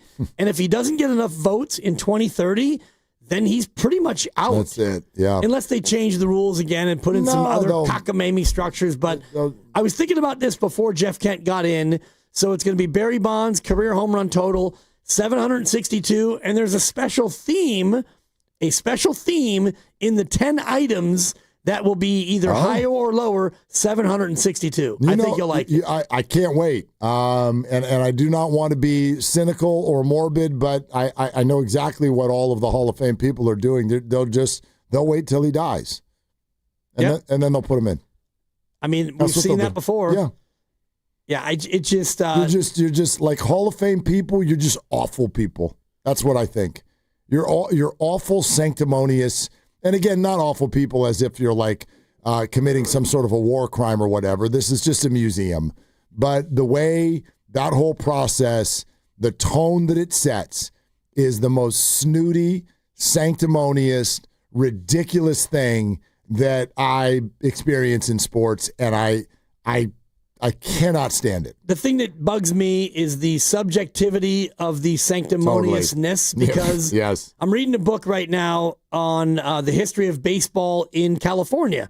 And I'm just now to like the turn of the century, the 1900s actually, and Cap Anson, who is in the Hall of Fame, turns out he's one of the most ferocious racists of all time. Cap Schmap. Hall of Famer. Yeah. And, you can go to Ty Cobb, and you can go to so many other individuals who are more like untoward and like bad people than, yes, whatever Barry did allegedly or didn't do, and a bunch of other people, some of whom are in the Hall of Fame. Some of whom are in the Hall. So we're going to go ahead and draw the line where we want to draw it. I get it. It's a broken process. The one that really hurts me is, and I love Joe Buck.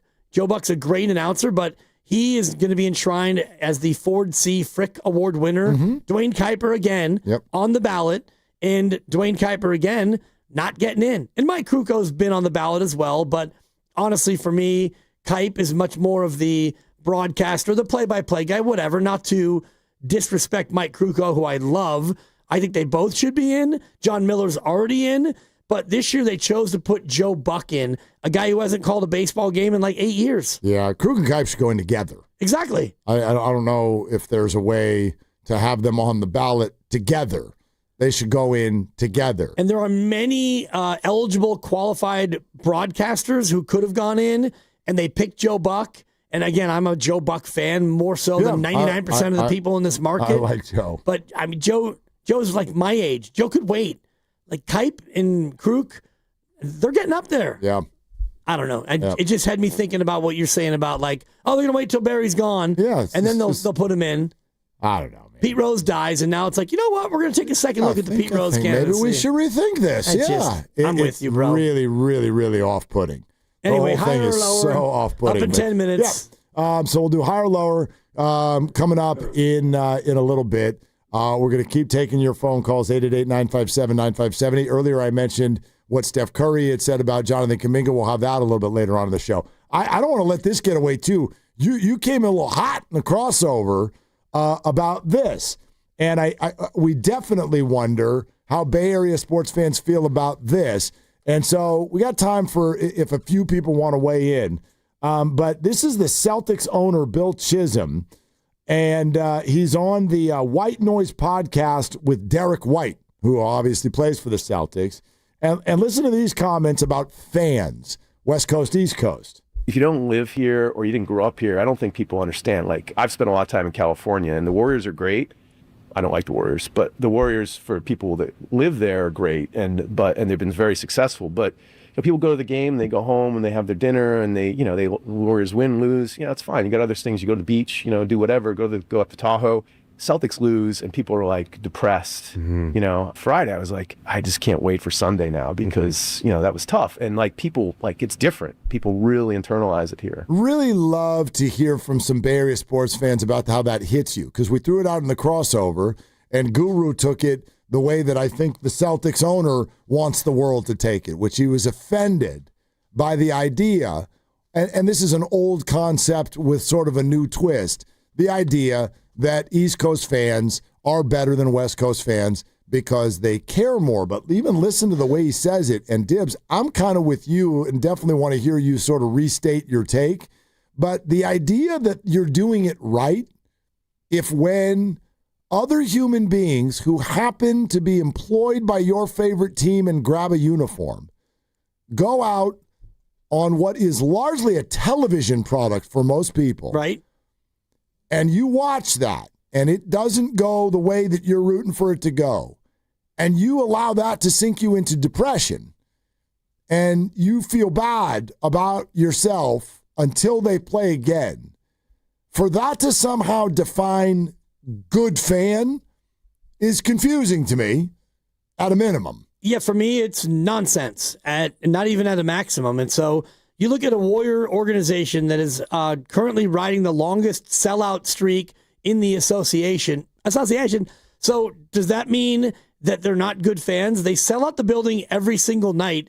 Yeah, the team is good, but people still show up. And the Golden State Valkyries set attendance records in their first year because people are into the product. And so the Valks lose in the playoffs, and we don't like start burning our Valks jerseys and that makes us not good fans. The whole idea about anger, rage, and outrage equating to you're a good fan, that to me is nonsense. I think out here, we have a greater perspective of what you're just laying out, which is it's a television show, it's entertainment. Yeah, we really want our teams to win. Yes. Mark Grandy has a real hard time knowing that the Niners have never won the Super Bowl in his life. Are you afraid that you're going to die without a Super Bowl win, Mark? It's really morbid. No. I am now. Are you? Yeah. I wasn't. Thanks for putting that thought in my head. When I was, let me think. How old was I? I think 35 when the bastard. Thank you. When the Giants won the World Series for the first time, I was 35. 2010? Yeah. Sounds about right. It's 35, right? And how old are you now, Randy? You 29? 29. Okay. So, like, the comp is always, for you, the Niners, was for me, the Giants, where there were, and same thing, tantalizingly close. Whether it be 1989, whether it be I was in the building in 02 with a 5-0 lead in Game 6. I'm doing my rally monkey. Thunder sticks. I'll never be over it. I had a credential. I was going to be in the champagne. I mean, you wouldn't believe the thoughts that were going through my head as I sat there in that building. And then to watch it all completely fall apart, it's a famous moment in my history because the person I was living with at the time tried to, like, blue sky it when I got home. Oh. It's okay. Maybe they'll get him tomorrow. And I threw my work bag off the wall. Oh, man. Yeah. And guess what I know now? What a moron I was. Yeah. Like, chill, dude.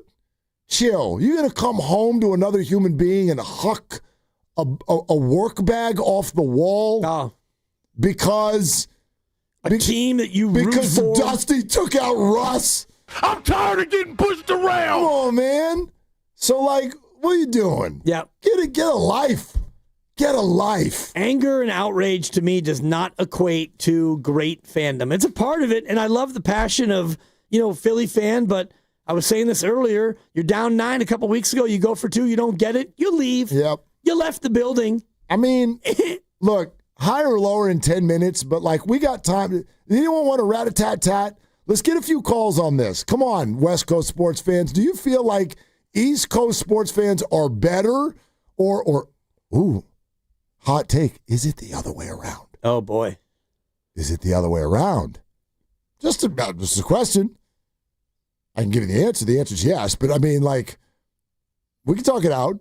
888-957-9570. We'll get to a few calls right now. Higher or lower in about 10 minutes. Football Friday, presented by Merit America. Visit them at meritamerica.org/super. Swillard and Dibs.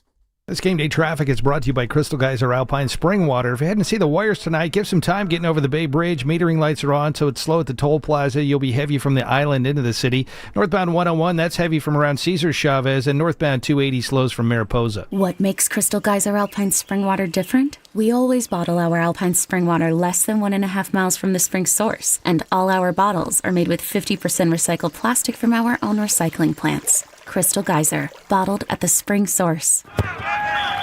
When businesses thrive, communities score. That's why Bank of America is the official bank of FIFA World Cup here in the Bay Area. And our more than 110 local business specialists are ready to help your business win. What would you like the power to do? Learn more at bankofamerica.com/local business. Bank of America, official bank of FIFA World Cup 2026. Bank of America Corporation, all rights reserved. You know that Big Bargain detergent jug is 80% water, right? It doesn't clean as well. 80% water?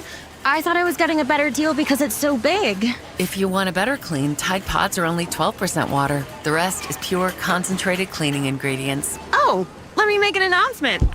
Attention shoppers, if you want a real deal, try Tide Pods. Stop paying for watered-down detergents. Pay for clean. If it's gotta be clean, it's gotta be Tide Pods. Water content based on the leading bargain liquid detergent. Comcast Business is celebrating the holidays by giving your business the $1,000 holiday bonus when you switch to a gig speed internet package. Just imagine the thousands of possibilities of a $1,000 prepaid card. Like possibility number 12, a new laptop for the office holiday hero. Or possibility number 108, smart speakers to deck those hallways.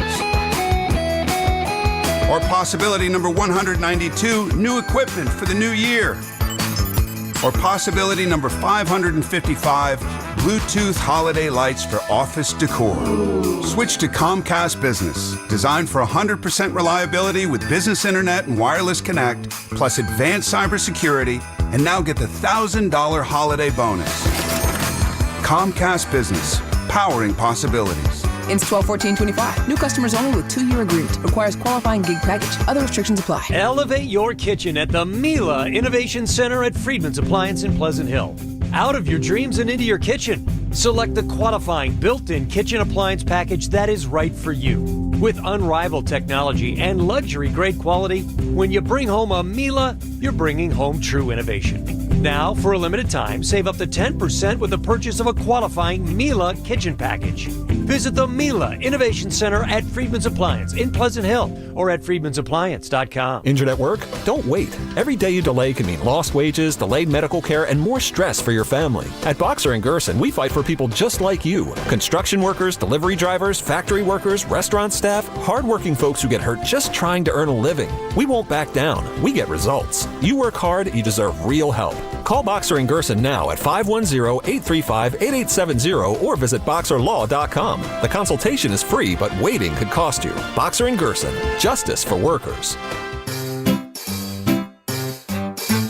1-877 Cars for Kids. KARS Cars for Kids. 1-877 Cars for Kids. Donate your car today. 1-877 Cars for Kids. Donate your car today. Ready to get rid of that old car? Donate it to Cars for Kids. Call 1-877-CARS-FOR-KIDS to reach a friendly live agent. Donation's super easy, and your car can be picked up as soon as tomorrow. Call us now, 1-877-CARS-FOR-KIDS. That's Cars with a K to donate your car today. 1-877 Cars for Kids. KARS Cars for Kids. 1-877 Cars for Kids. Donate your car today. Hurry! It's your last chance to donate for 2025. Last chance! Donate now for a 2025 tax deduction. This is the story of the one. As an HVAC technician, he and his digital multimeter are in high demand. So when a noisy office HVAC turns out to be a failing blower motor, he doesn't break a sweat. With Grainger's easy-to-use website and product information, he selects the product he needs to keep everything humming right along. Call 1-800-GRAINGER, click Grainger.com, or just stop by. Grainger, for the ones who get it done. At Target, great memories start with great prices. Get gingerbread house kits for just $12, plus all the Wondershop baking must-haves. Gather the whole fam, grab some gingerbread kits, and start building sweet moments together. Then keep the joy rolling, baking up tasty treats with Wondershop that'll make the season a blast. Make unforgettable memories with incredible prices on gingerbread kits and Wondershop baking essentials. And step into the holidays, only at Target. Restrictions apply. San Francisco will be mostly clear tonight and cold with a low of 44. Weather brought to you by Staples. Have an easy holiday at Staples. Save on top tech and gaming gifts, shipping supplies and services to get your packages there safely, even custom cards and wrapping paper. Staples. That was easy. Get more and spend less on groceries at Smart & Final this holiday season. Shop low prices on everything you need to eat, drink, and be merry. Smart & Final. Where else? For your chance to win a gift card courtesy of Smart & Final. Visit the contest page at 957thegame.com.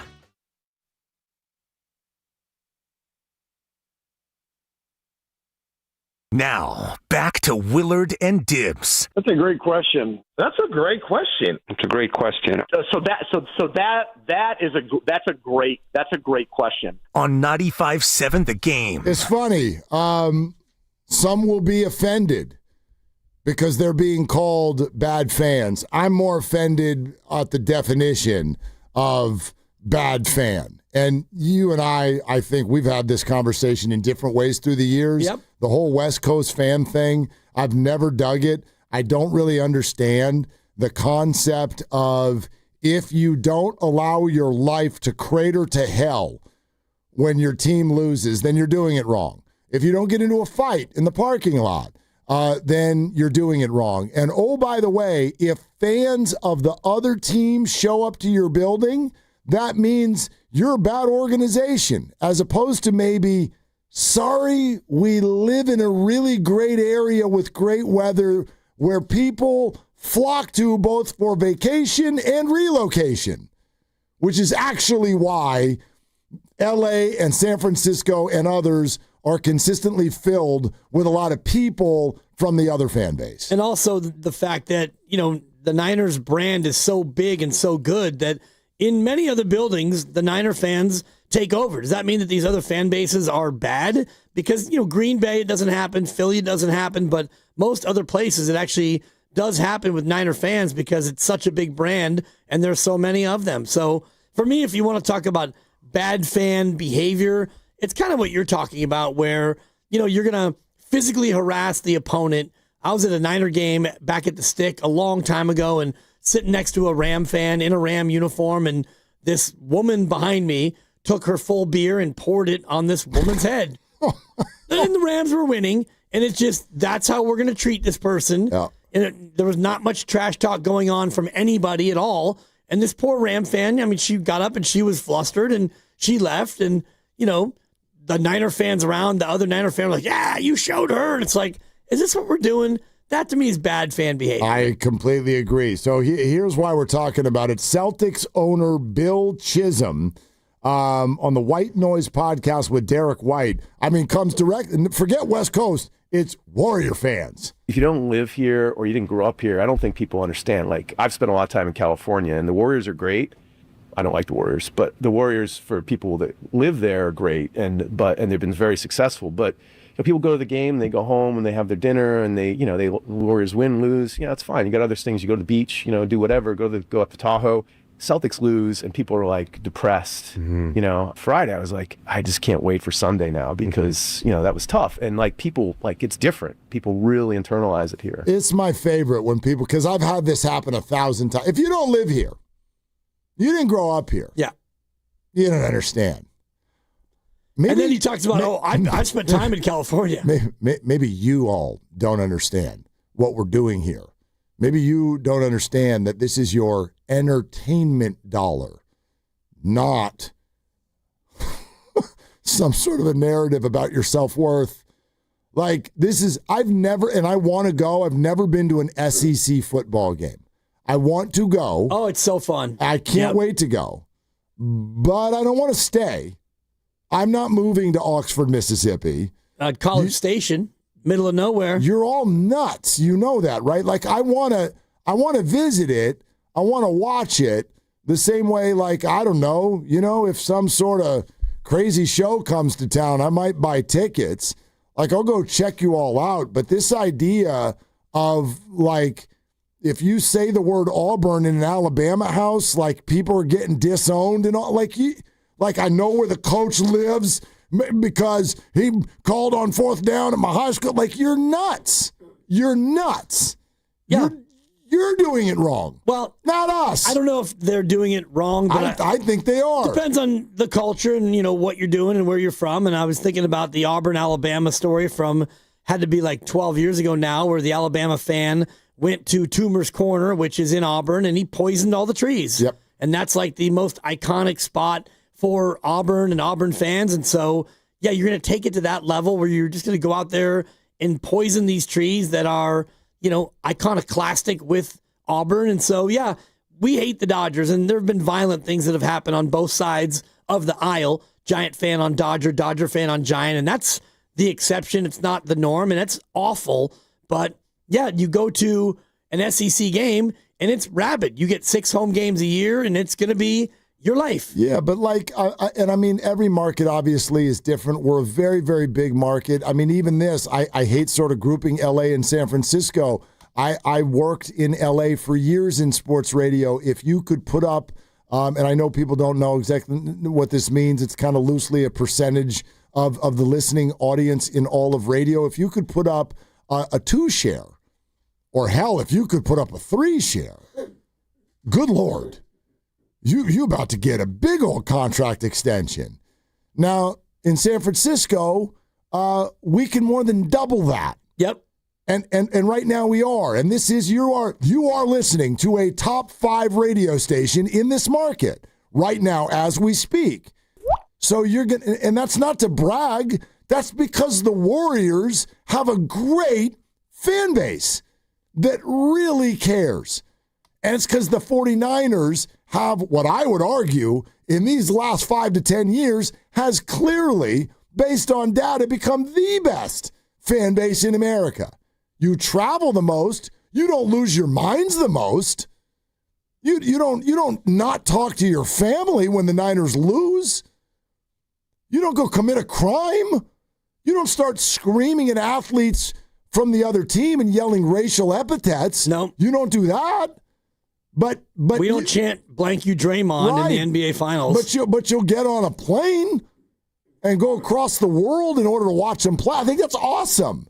So Bill, you're doing it wrong. This fan base is doing it right. That's like, I'll spar with y'all about Steve Kerr and Kyle Shanahan, but I think you two, these fan bases, y'all are pretty great. Y'all are pretty great. And in general, you have a great appreciation for what we have. And yeah, we're upset when our teams lose. When the Niners lose in the Super Bowl to Kansas City again in overtime, that's something that fans have a hard time getting over. And you may never, quote, get over it in terms of sports, but outside of a week of just being really down and bummed that your team was so close and they didn't win it, we all move on because, it's what we do out here in the Bay Area. Let's go to Eddie in Los Gatos. Eddie, thank you for calling Willard and Debs. What's up? Hey, guys. Calling here basically as a, born and raised Nebraska fan, branded at birth, going to be for life. So, past 25 years, haven't had a lot to cheer about. But, Nebraska fans are right in the middle of the country. We're even-keeled. We have a couple of knuckleheads, but we do get upset during the games, but then we move on. We're good fans. Like, at home, my kids are going to hear me, run the dang ball pretty loudly a couple times, but game's over. 5 minutes of grunts going, we'll get them next time, and then we move on. But it's good. Us fans, we're good to the opposing teams. We'll help you find directions to the next restaurant after the game. It's like after the game's over, it's all good. It's just a game. Yes, we're passionate. I think probably some of the most passionate fans of all of football. I mean, we're still selling out after Tom Osborne left 25 years ago and have nothing to cheer about. But you just got to get your passion in the game, during it, get it out, and then move on. But you don't need to be crazy about it. I agree with you guys. You're dead on. Just you can get passionate, run the dang ball, catch the ball, why'd you drop it, and move on.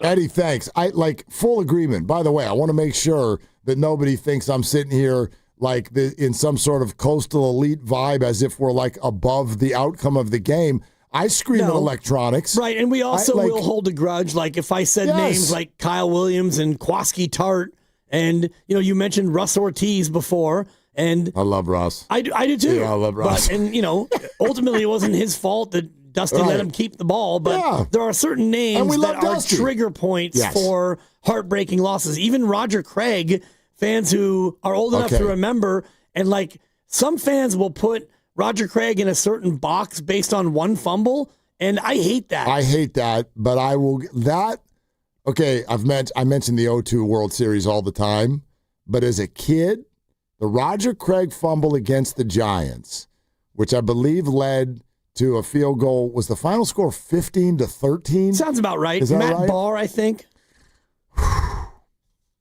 That might have been the saddest I've ever been, sports saddest I've ever been as a kid. I had to go do what I considered meditation, and this was before people meditated. I don't meditate, but back then it was called screaming in your pillow and crying. Yeah. I mean, I lived on a street that right at the end of the street, there was a big park that had a basketball court, and basketball was my sport growing up. And I was just like, I have to go over there with my ball and by myself. And I need to just go shoot for about 90 minutes to get over that Roger Craig fumble. Because the Niners would have won the Super Bowl that year. Yeah, oh yeah. The Niners were the best team in the NFL that year. That was so sad. But yeah, that's it. I think that's kind of what I'm getting at. I'm not saying that we don't. We've all watched people lose their mind at the games. I've certainly lost my mind at games, and sometimes not at games. Yes, I yell at electronics. Yep. I am not proud of it, but I do it. It happens. But like to me, that's when the definition comes in. What do you do when the game ends? Devastating loss. What do you do? How long does it stick with you? That to me, that's sort of the tail of the tape, which is why this comment by Bill Chisholm got me so much. Listen again. If you don't live here or you didn't grow up here, I don't think people understand. Like, I've spent a lot of time in California, and the Warriors are great. I don't like the Warriors, but the Warriors for people that live there are great, and they've been very successful. But people go to the game, they go home, and they have their dinner, and they Warriors win, lose. It's fine. You got other things. You go to the beach, do whatever. Go up to Tahoe. Celtics lose, and people are like depressed. Friday, I was like, I just can't wait for Sunday now because that was tough. And like people, like it's different. People really internalize it here. Okay, yeah. Like listen to the two sentences there. When we lose, people really get depressed. And then his last sentence, people really internalize it here. I'm again, Bay Area fans and specifically Warrior fans, how does it make you feel when you hear the owner of the Celtics say that? I don't think you're supposed to internalize that. That's not healthy. That's not healthy. Internalize. Yeah. You can internalize it, and I think about Shasky when we have this conversation because I do think that he internalizes it and he externalizes it through his great social media content on Instagram and whatnot and TikTok, I'm sure. But at the same time, I don't think that it affects the way he goes about his marriage or his life as a father, or his relationship with his family, all the other things that make Butcher Boy Joe Shasky himself. So you can internalize it. And I think that Grandy, to this extent, over the Niners and their 2 Super Bowl losses since he's been an adult, and even the one when he was a kid in New Orleans against Baltimore, I'm sure that those have been internalized, but I don't think that, his days are jaded by the fact that the Niners haven't won a Super Bowl. Like, what'd y'all do? Take me back. Let's just do the one 2 years ago. Okay. What'd you do? Mahomes hits Skippy over there in the end zone, whatever his name is. Who was it? Was it Mecole Hardman? Was it Hardman? I think so. It was Hardman. Hardman catches a touchdown, and all right, what happens? I mean, obviously, like, you sound like Cheryl Bosa for a second. No, not Hardman. But like, Not Harbaugh. Actually, Anything but Harbaugh. anyone but Hardman. No, come on. Not Mecole Hardman. Anyone but Hardman. Oh, yikes. Oh, no, babe. Oh, no, babe. Yeah, there's got to be a no, babe. What did I do after I shared Bosa? How long does that stick with you? And I know that a lot of you are like, it's still with me. But I mean, like, in a real way. Did you stare at a wall for an hour? Did you need to go for a walk? Did you lock yourself in a closet? Did you yell at a family member? Did you hit a dog? Did you not eat for a week? What happened? Because I was just like, wow, that sucks. Are you guys hungry? Like, let's all go eat together and talk about how that sucks. Like, I can't believe that they lost. The Warriors play tomorrow. Let's go have a blanket snack. Yeah, like, I mean, there's total being bummed. And that, like, yeah, I'm still bummed that they didn't win that game. Bummed. But there's no internalizing it. I'm watching it at home with my 18-month-old daughter and you didn't yike it. My significant other who was watching from the patio because she may or may not have had the vid. So we're socially distancing. She's got a chair on the patio with her own bowl of snacks, and I'm watching it with my 18-month-old who doesn't really yike it. She's not that locked in. I tried to get her to yike in, and the whole thing goes down the way it went down. And I'm looking at it, and I internalize it for about 8 seconds. Yep. And then I look out at my lovely wife on the patio, and I just basically said to no one, turn this blanket thing off. Turn this it off. Blanket. I didn't need to see I don't want confetti. to celebrate. I didn't need to see Patty and Trav. I saw the play. I saw the replay, and I saw it a third time, and I was like, you know what? I'm good. I don't need any more of this. Bloop. Yeah. Turn that blanket thing off. Yeah, let's go do it. Yeah. Yeah. What'd you do, Granny? Granny's looking up into the sky The most recent one, I was hosting our post-game show, so I just had to immediately hop on the mic. You were working. Which is kind of a difficult thing to it's also process your emotions when you have to do that. Totally. You're kind of doing it live on air. It's also a blessing, though. Yeah. Like I can relate to you. Niners F and OT. Well, I can relate to you. I think I've told you this before, that I was not just like getting ready for postgame. I was live on the air when Kyrie Irving hit the shot, Game 7, Warriors-Cavs. I was like, me and a host named Brian Noe, we're on Fox, and we're on. We're on, and we're like talking about it. I'm like, oh my God, did Kyrie Irving hit that shot? It's Father's Day.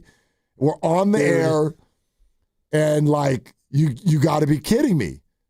A team that lost 9 basketball games all year, you're not going to win the title? There was no way to grieve it. There was no way to yell about it. We're doing a show. So you're just like, yeah, boy. That sucked. What a moment for LeBron. Oh, wow, he's crying. Like, it was awful, but it also it prevented the thing that you would normally do if nobody was watching.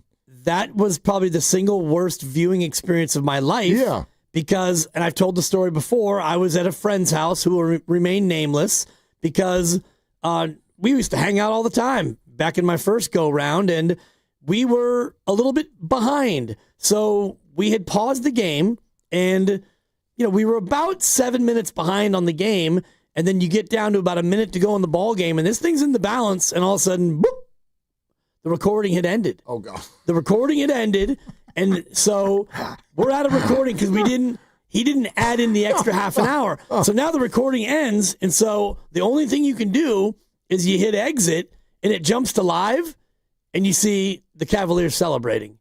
Oh. So I went from, I think the Warriors were maybe down 1, or it was like the last minute, and this thing was in the balance, and all of a sudden, would you like to delete this recording? And so you're like, oh my God! Before I answer this question, I'm thinking yes. Well, you don't know. So then you hit exit, and it goes live, and they lose, and now you're like, okay, now I can't even really mourn properly. Mm-hmm. And then you go through and you pick up the pieces of what happened. And so after the fact, I was able to live through the Kevin Love defense and the Kyrie Irving jumper, and the feeling wasn't even the fulfillment of real disappointment. It was knowing I was going to be disappointed because I knew what happened, and then watching it again, it was almost like, dying for the second time. Every time you tell this story, the worst. I tell you, it is Exhibit A.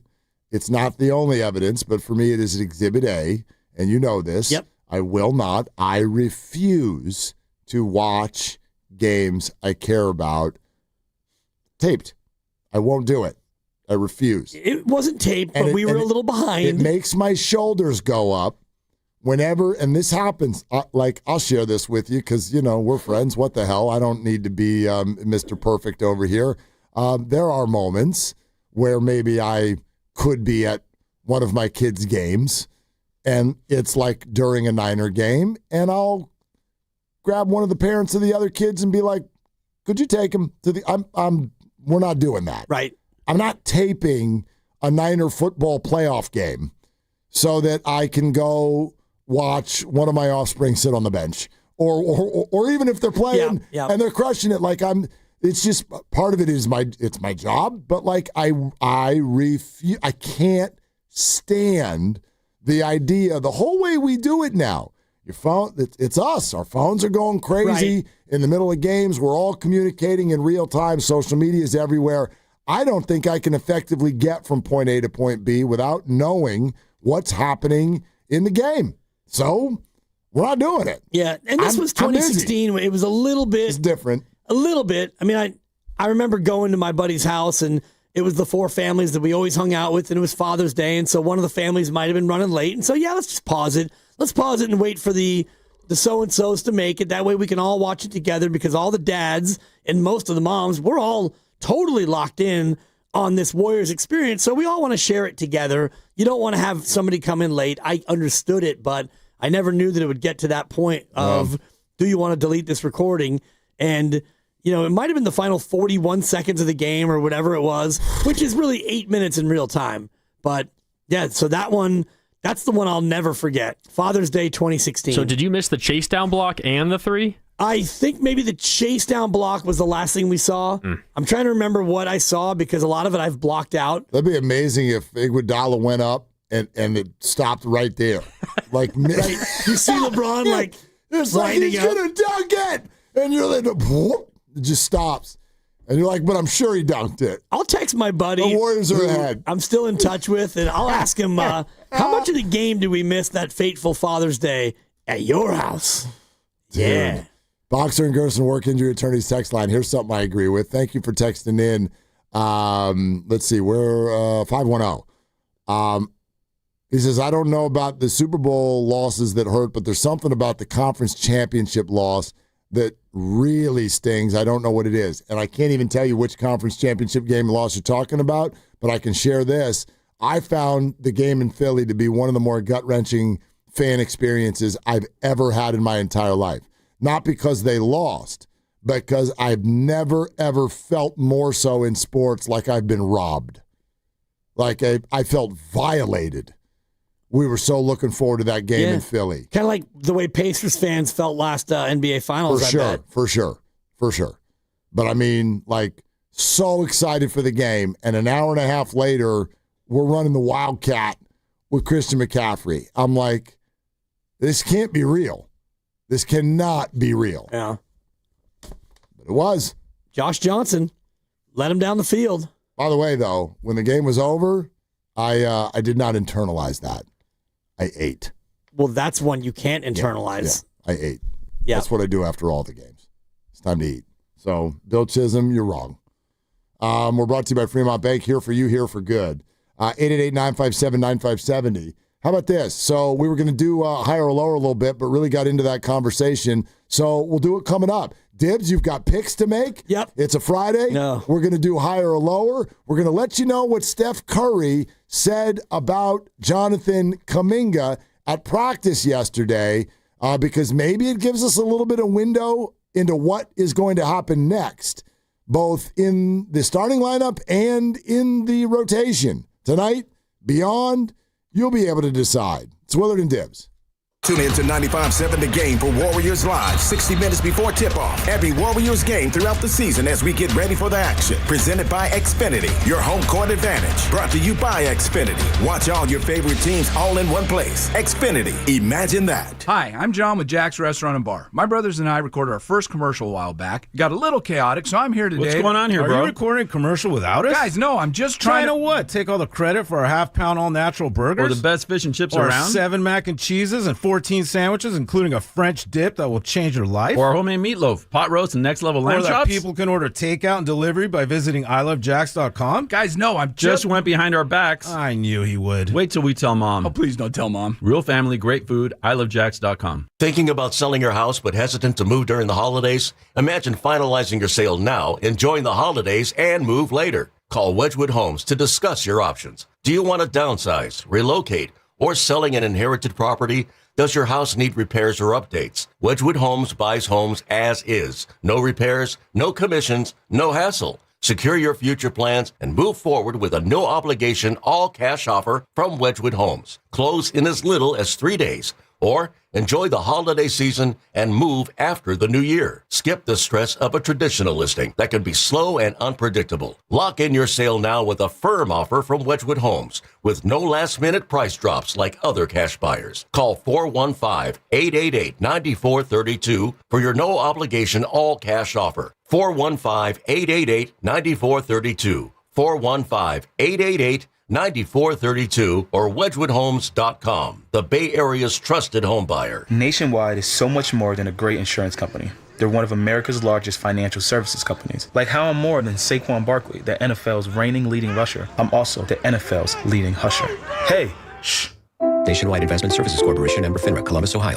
Do you often worry you left the garage door open? With a LiftMaster garage door opener powered by MyQ, you'll never worry again. You can control, secure, and monitor your garage from your smartphone anytime, from anywhere through the MyQ app. As an authorized LiftMaster dealer, Ace's Garage Door Repair and Installation has smart openers designed for your needs, including belt drive motors for ultra-quiet operation, integrated camera for live video, streaming, and battery backup to let you in when the power is out. Trust Ace's Garage Door Repair and Installation for top-notch service and unbeatable reliability. Whether you need a quick fix, a complete replacement, or a brand new installation for your garage door or garage door opener, our skilled technicians are here to get the job done right. With competitive prices, a commitment to quality, and diamond certification, Aces has you covered. Call today at 855-588-2237 or visit acegd.com. That's acegd.com. Ace's Garage Door Repair and Installation, where your garage door is our priority. Running a business means wearing multiple hats. So if you're like me, you probably started out using your personal phone, taking client calls and texts nonstop. As my business grew, I needed something smarter. That's when I switched to Quo, the #1 business phone system. Quo works right on your phone or computer. No carrying 2 phones, no clunky landline, just one easy app you can try for free. Your team can share one number and handle calls and texts together like a shared inbox. Any teammate can jump into the conversation, so customers get faster responses. And Quo's AI assistant summarizes your calls and responds to customers 24/7, so you never miss a lead or opportunity. All this starts at just $15 a month. That's basically 2 coffees. You can even keep your current business phone number. Find out why 90,000 businesses trust Quo. No missed calls, no missed customers. Try Quo for free at quo.com/sports. That's quo.com/sports to try Quo free. QUO.com/SPORTS. Guys, thanks for helping me carry my Christmas tree. Zoe, this thing weighs a ton. Drewski, live with your legs, man. Santa! Did you get my letter? He's talking to you, Bridges. I'm not. Of course he did, right, Santa? You know, my elf Drewski here, he handles the nice list. An elf? I'm 6'3". What everyone wants is iPhone 17. And at T-Mobile, you can get it on them. That center stage front camera is amazing for group selfies. Right, Mrs. Claus? I'm Mrs. Claus's much younger sister. And at T-Mobile, there's no trade-in needed when you switch, so you can keep your old phone. Or give it as a gift. And the best part, you can make the switch to T-Mobile from your phone in just 15 minutes. Nice. My side of the tree is slipping. Timber! The holidays are better at T-Mobile. Switch in just 15 minutes and get iPhone 17 on us with no trade-in needed. With 24 monthly bill credits for well-qualified customers plus tax and $35 device connection charge. Credits end and balance due if you pay off earlier. Cancel. Finance agreement 256 gigs, $830. Eligible port in a new line. $100 plus a month plan with auto pay plus taxes and fees required. Check out in 15 minutes or less per line. Visit T-Mobile.com. Too many tools, too much stress, and way too many bills. Odoo replaces it all. One connected platform for every part of your business, so you can work faster, smarter, and for less. Odoo, the only software you'll ever need. Try it free today at odoo.com. That's ODOO.com. Welcome back to Winter Hack Radio, the place for clever hacks to survive the season. Icy driveway? Well, try spreading sand or birdseed to help with traction. Snowy puppy paws? Well, grab a whisk, brush it off, done. Catch COVID-19? Well, just get... Actually, there's no hack for COVID-19. But if you test positive, prescription medications for COVID exist. Ask your doctor if they're right for you. Visit PfizerForAll.com to learn more. Sponsored by Pfizer.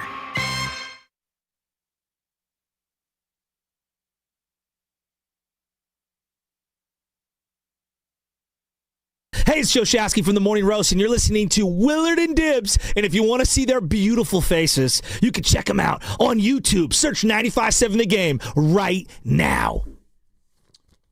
Oh, boy.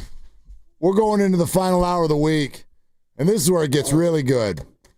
It gets loose. It gets fun. We got a Warrior game in 2 hours. Yeah, finally. Right? Been a long time. Wolves Warriors tonight. No Anthony Edwards. No Mike Conley. No Draymond Green. And no Al Horford. But there is Steph Curry. And coming up a little bit later on this hour, we'll tell you both what Steph Curry said about Jonathan Kaminga, and then we'll tell you what Steph Curry said about Nick Friedel. Oh, wow. He said something about cousin Nick? And to him. Oh, wow. Okay. No way. Yeah. Before Steph took on the Wolves, he took on cousin Nick. All right. Yeah. I look forward to hearing that. That happened to practice yesterday, and it was not for the faint of heart. It was not for the faint. Yeah, okay. Yeah. But neither are your picks. How many do we have? We got 2 tonight? It'll be the Sunday night and the Niner game. Niner Titan game? Yep. Sunday night football, which is the Minnesota Cowboys and Vikings. Dallas. Yeah. Cowboys and Vikings. CeeDee Lamb has been cleared for takeoff, coming off of the concussion. For those of you in your fantasy playoffs, CeeDee Lamb is in for Sunday night football, Cowboys and Vikings. Okay. Well, then let's fade the dibbers. Let's go.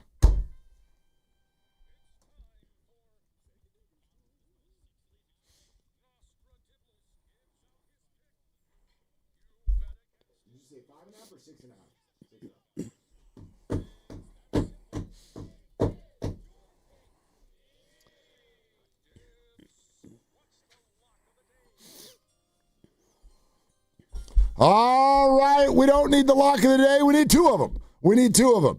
And my God.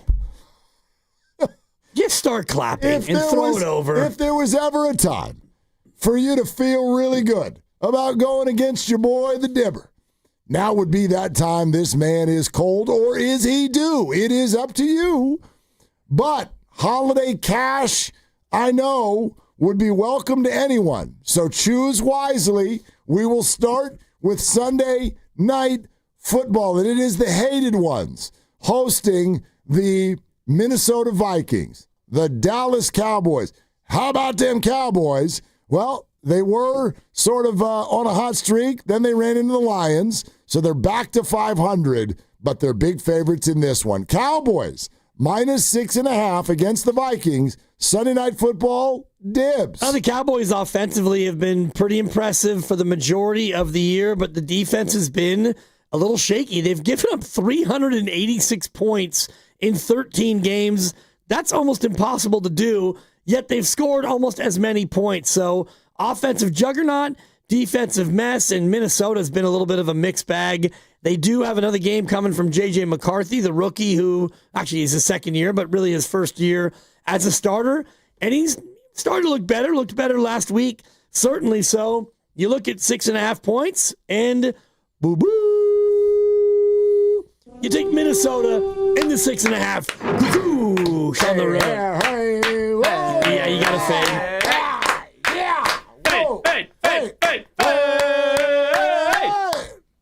J.J. McCarthy sucks, dude. Yeah, he's bad. Yeah, he's still better last week. Yeah. Fade. Okay. 0 for 1, that's all right. You get another chance. Kind of like Bob Barker's hole-in-one or 2. So here we go. Niners hosting the Tennessee Titans. Kyle Shanahan's great off of a bye. Who isn't? The Titans, they're not great at anything, which is why the number is large and in charge. We'll take you to Levi Stadium this Sunday afternoon, where the 49ers go for double-digit wins. Hosting the Titans, the number is 12.5.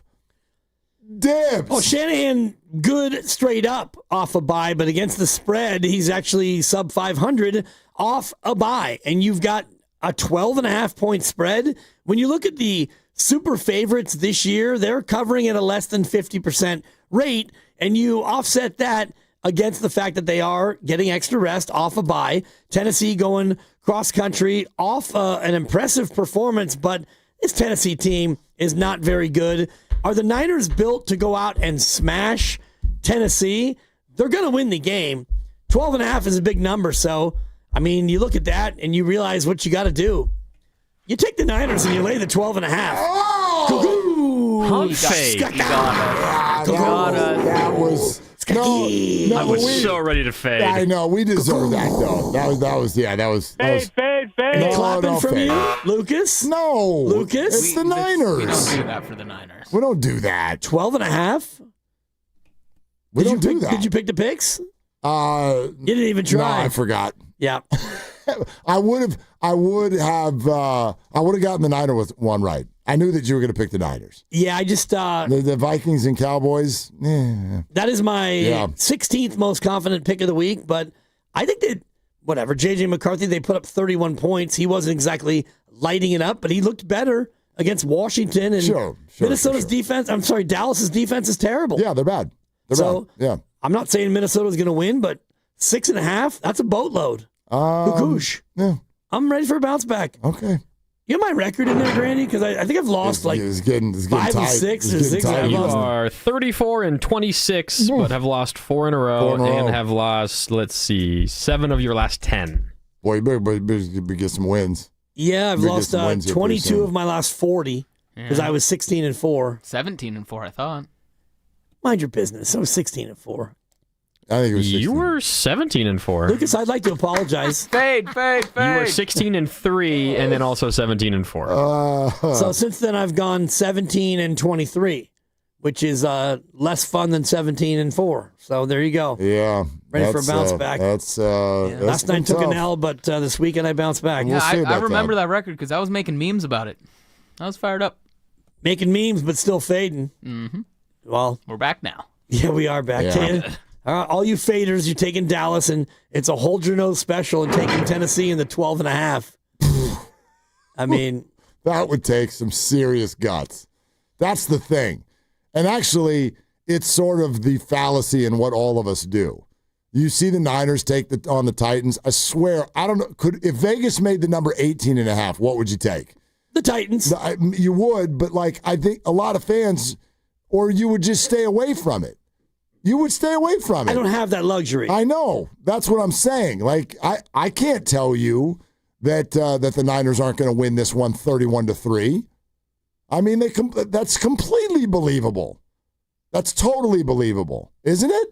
Yeah. I mean, I think more like 31-14. I don't know about 3. 14 for the Titans? How many touchdowns has the Titans offense scored this year? Super question. Thank you. Well, special teams can get you some points. No, of certainly. course. I mean, weird stuff can happen. I'm aware that that's allowed. But they've thrown for 9 touchdowns, and they've ran for 6. So they have 15 touchdowns as an offense. Okay. It's not a lot. He's averaging a touchdown a game. Yep. And you've got currently 4 games on the big board this weekend that are, quote, super favorites. And the Seahawks given 13.5 against the Colts at home. Dude, the Colts still have not named a starting quarterback. The Jags are given 13 at home against the Jets. Phillip Rivers, by the way, had a press conference, though. Yeah, that's usually indicative. I'm telling you, I've been telling you all week he's going to start.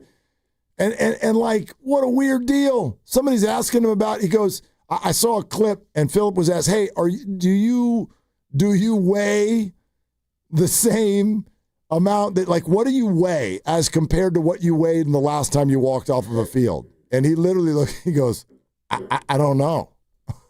Got to be a little heavier. He goes, I don't think it's the same. He goes, but then again, I wasn't running away from anybody then. That's a good point. I don't need to run away from anybody now. Didn't he have a physical? I'm sure he had a physical, but maybe he plugged his ears. And eyes? Maybe. Didn't look down. Yeah. I know people who do that. Get on the scale and you just don't look down. Or just don't get on the scale. Yep. You know what I mean? Or do that thing where you try to step on it lightly. Yeah, that doesn't usually work. Sneak up on it. Feathery thoughts. Eagles given 11.5 to the Raiders. Yep. And the Jags given 13 at home against the Jets. And those double-digit favorites this year against the spread. Probably not good. 9-8-1. Oh, interesting. So slightly above. And this weekend we have 4 of them. 4 super favorites, and I guess Houston was -10 against Arizona. That must have slid to 9.5 because it's no longer on my board. Okay, you are listening to 95.7 The Game, KGMZ FM in HD1, San Francisco and Odyssey Sports Station, and the home of the Golden State Warriors and Valkyries. Always live on the free Odyssey app. Coming to you live from the Laughing Monk Studios. We're going to play higher or lower in just a sec, and then as soon as that's over, we're going to dive into Steph Curry's comments with regard to Jonathan Kaminga and Nick Friedel. Possibly neither of whom are going to play for the Warriors tonight. We'll see. But we're going to dive into that and really start doing Warrior Survivor and moving toward tip-off of the game, which is exactly 2 hours from now. I do want to remind everybody that this is the 5 o'clock sip, and it's presented by Surfside. The Warriors are back, and you can celebrate with Surfside. 100 calories, 2 grams of sugar, 0 bubbles. It's not a seltzer. It's Surfside. Got to be 21. Please drink responsibly. And here's the games that we are sipping on this weekend. Again, Dubs, Wolves, 7 o'clock tonight. No Anthony Edwards, no Draymond Green. But the Warriors finally back to action tonight at Chase Center. And then they will be in Portland against the Blazers, as Grandy mentioned, on Sunday at 6. So what a Bay Area sports potpourri. Niners and Titans will take you from about 1:30 to about 4:45. Then you can, go for a run around the block, walk the dog, come back, and then you got a Dubs game, 6 o'clock against the Blazers. Niners off the bye with those Titans in town Sunday at 1:25. That is your 5 o'clock sip presented by Surfside. Are you prepared to get this thing started? Let's get it started. Okay, so again, today's topic is Barry Bonds' career home runs. He hit 762 of them. So I'll give you 10 items, and the items will have a value of either higher or lower than 762. Mark Willard is our defending champion. He and Mark Grandy have 5 titles apiece. Lucas Alexander with 3 crowns. Steven Risotto, a.k.a. Pasta, he's the only outsider, the outlier. He's run 1 time. This is the 15th edition of Higher or Lower. Mark Willard, defending champ, are you ready to go? I'm ready. Grandy, you could be the new overall leader with a victory. How you feeling? It's a big day, Dibs. I am eager to get this one started. Lucas Alexander can cut into the deficit with a victory. Are you just happy to be here, Lucas? No, Dan, there are few things I like more than fading the dibbers. This isn't one of them, but I like it very much. Right. Your opening remarks are maybe my favorite thing. I just want to let everybody know what I do during Higher or Lower, which is that I put the initials of our 3 names up there, Lucas, Grandy, and Mark, and then I can keep track of what's going on. Right. But when I look at it, what I see is, let's go, Mark. That's what I see. That's what I see. Mark Grandy. No. It's really let's go, Mark. In parentheses, it's one of the marks. Hang on, I just changed it to LGW. Let's go, Willard. That works too. All right, let's get started. Okay. Today's topic is Barry Bonds' career home runs, 762. That's the number, and we'll go higher or lower. We'll start with you, Willard. Okay. Brandon Ayuk, rookie year receiving yards, higher or lower, 762. Oh gosh, I know what that was too. What? No, I mean in the ballpark. Well, then don't get it wrong. Oh, I think it was higher. Grandy? I think it was higher. Lower. And Lucas? You want us to say lower because he started in the doghouse and he couldn't block. I'm falling for it. I'm going lower. Yeah, lower, guys. Point to Grandy and Lucas. Damn it. 748. I thought you knew the number, I Willard. knew it was over 700. I was trying to remember if it was more than 62. On to the second item. Right. We'll start with Grandy, and this is higher or lower than Barry Bonds' career homers, which is 762. The first one was Brandon Ayuk. This one is Brandon Woodruff. Oh. Grandy. Brandon Woodruff, regular season career innings pitched. Higher or lower than 762. Brandon Woodruff? Where the hell did you pull that? Brandon Ayuk? He's injury plagued. Brandon Woodruff? Yeah. A lot of injuries. Might be a theme here. What's the question? Career innings? Yes. Regular season innings. Yep. Brandon Woodruff. Higher or lower than 762, Grandy? I'm going lower, Dibs. And Lucas? I am as well. And Willard? I'll go lower. Yeah, clean sweep. It's lower, guys. 745. Close. For Brandon Woodruff. That was a really close one. Grandy 2, Lucas 1, Willard 1. We'll go in that order for item number 3, higher or lower than 762. Brandon Ingram's career free throw percentage as a whole number.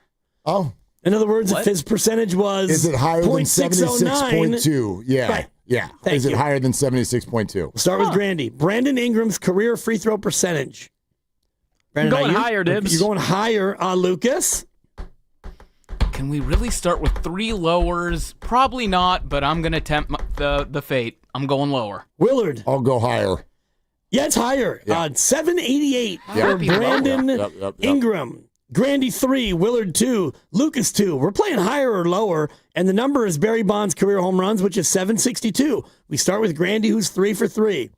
Brandon Allen, career snaps taken. We went from Brandon Ayuk to Brandon Woodruff to Brandon Ingram to Brandon Allen. I think we have a pattern here. Yeah, that one's tough. Brandon Allen, career snaps taken, Grandy, higher or lower than 762? I think the pattern is these are all athletes, Dibs. Am I right? It's early. I'm going to go... When are we getting the pods? I can't wait. When are we getting the pods? I'm going lower, Dibs. And Willard. I'll go higher. And Lucas. Higher. It's lower, guys. Yes, sir. 615 career snaps That's for too Brandon bad. Allen. Close. Grandy 4, Lucas 2, make it Bad hell by you Willard guys. 2. We are on to the fifth one. Grandy, we start with you. We're playing higher or lower than 762, which is Barry Bonds' career home run total. Grandy, higher or lower than 762. Average elevation in feet of the town of Brandon, South Dakota. Higher or lower than 762. Wait, Grandy. what is it? Average what? Elevation. Elevation. You know what that would be, right? Sensation. Thank you. Of what? Brandon, South Dakota. The average elevation. Okay. I had my choice of many Brandons, by the way, in the United States of America. I chose this one. Feels like a trick. I'm going to go higher, Dibs. Lucas? Lower. Willard? I mean, if I say lower and we're wrong, like this turns into a runaway. Mm-hmm. So lower. Yeah, it's higher, guys. Yeah, man. 1,352 feet, the average elevation for Brandon, South It Dakota. was a trick. I've never been there. Yeah, no one has. Me neither. Yeah, well, I was going to just do saying. Brandon, Vermont, but I chose Brandon, South Dakota. Okay. Grandy Was 5. Wait, was Brandon Vermont lower? No, it was also higher. Of course. You don't know that. Mountains. I had it actually in my notes. You don't remember. Grandy 5, Willard 2, Lucas 2. Ooh, she's a little runaway. Maybe. This is item number 6. Grandy's got a perfecto going. Yeah, don't cough it up. No, this is higher or lower than Barry Bonds' career homers, which is 762. Grandy, we start with you. Higher or lower? Brandon Jennings' career steals. Higher or lower than 762? It's interesting, Dibs. You see the theme here? Did you say what? Brandon who? Jennings. Oh, Brandon Jennings' career steals. He's an NBA player. Yeah, Bucket no, I getter. got that. I love Brandon Jennings. Good little defender. That's a lot of steals, Dibs. But you know what? I'm still going to go higher. Higher. Lucas. Gotta go lower. And Willard. Let's have some fun. Lower. Yeah, guys, lower. Yeah! Grandy, you're right. That's a lot of steals. Don't look now, Grandy. 679 steals. Dude, We got footsteps. your no-hitter is over. Grandy 5, Over. Willard and Lucas each with 3. We start with Grandy, though, because he's in the lead. Higher or lower than Barry Bonds' home runs, which is 762. This is a good one. Brandon, We'll be the judge of that. they've all been good. I love the theme. Brandon Lloyd's highest single-season receiving yard total with the Niners. Brandon Lloyd. B. Lloyd, don't take no mess. Higher or lower than Yeah. 762? Grandy. I'm going higher, Dibs. And Lucas. Can you repeat the question one more time? What is the total yard season high? Highest single season receiving yard Single total season. with Brandon Lloyd as a Niner. As a Wanted to make Niner. sure. And Grandy went higher. Like a Niner. Yeah, don't tell him. I'm going lower. And Willard. I'm actually going to go with Grandy and say higher. Yeah, guys, it's lower. Yeah, it is. 733. I keep thinking those receivers went higher than they did. Grandy 5, Lucas 4, Willard 3. We've got a ball game. Grandy, we stay with you because you're in the lead. Sucks. This is higher or lower, and we're working off of Barry Bonds' career homers, which is 762. Grandy, higher or lower? The number of days Brandon Johnson has been the mayor of Chicago. Oh, God. This is a really good question. Thank you, Dibs. Lucas. Higher or lower than 762? Brandon Johnson? I'm going lower, Dibs. And Lucas. I was gonna go higher anyways. Higher. Yeah, And obviously. Willard. I'll go lower.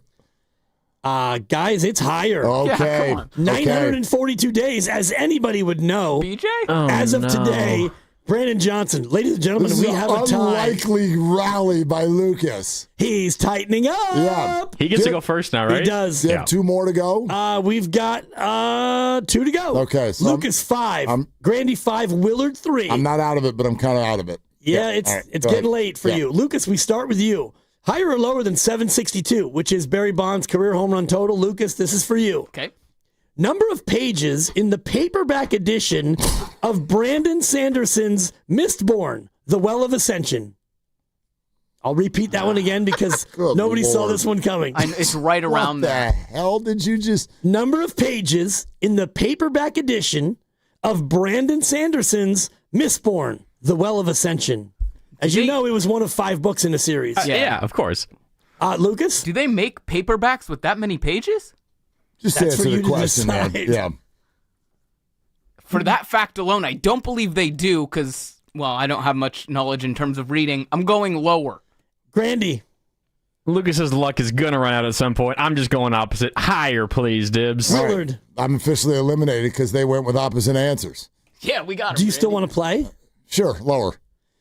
Guys, of course it's higher. Okay. Yeah. That thing's a real page turner. 781 pages in Brandon Sanderson's Mistborn. Okay. The Well of Ascension. Now, the hardback, as you know, had fewer pages. Yeah, 'cause of course. The pages are bigger. I remember that one. Oh. Yeah. It's Grandy 6, Lucas 5, Willard locked up the bronze medal. Eliminated. Yeah. Uzbekistan for Willard. It's okay. Last one. Come on, we're going Lucas. to write down the answer here. That way there can be no shenanigans on this one. And we start with Lucas, but you're all going to write it down. Yep. And we're working off Barry Bonds' 762 career home runs. Higher or lower for all 3 of you, and you're going to write it down. Brandon Crawford's career OPS. Higher or lower than 762. Now, that might be your best one yet. Straightforward. I like the one about Mistborn, The Well of Ascension. I am. I like that one too, I took some Dibs. I am research. so upset that Brandon Pajemski did not make this game. No, because that will be under the Brankin category. He spells his name wrong. There's a lot of other Brandons I could have gone to, but I am absolutely turned off by this. That's a shame. I'm glad that I lost. yeah. Have you all written down your answer? Yes. Higher or lower than 762. Brandon Crawford's career OPS. Grandy, you can reveal first. I went lower, Dibs. Ooh. And Lucas. I have a chance. I went higher. And Willard. Lower, Dan. Guys, it's over. It's lower. Mark Grandy. Yes, sir. He tried to give it away, Yeah. and he fought back. The answer is 713 was his career OPS. No, that doesn't Not very surprise close. me. No, 762 No. is a really good OPS, and I'm not saying he wasn't really good, but he wasn't a great hitter. Yeah. And the tiebreaker, just for Schmitz and Giggles, how many career home runs did Brandon Crawford hit? Oh. Ooh. Career homers for Craw. What do you think, Grandy? 213. Oh, God, lower. I was gonna say like 145. Even that might be hot. Yeah, he probably didn't hit 200. Well, I'll price this right it, and I'll say 144. 147. Oh! Grandy's in his bag, dude. Wow. Congratulations, Yeah. Mark Grandy, the first to win 6 times in higher or lower. Nice that was a job, special Grandy. Yeah. Thank you, Brandon Dibs. edition. Thank you, Dibs. Yeah. I've been sitting on that one for a while. No, that's really fun, but I am going to protest with the league office. I can't believe that Paz didn't make this. You That's know what why it's he like, didn't come make on. it? Come on. There's nothing that he's done that is in or around 762. You did not do enough research. Incorrect. How many times did he go to the bathroom in the month of November? Only 314. You don't know. 700 times? Well, I mean, there's 30 days. He could have IBS. Yeah. Like, What? what if he were a dog?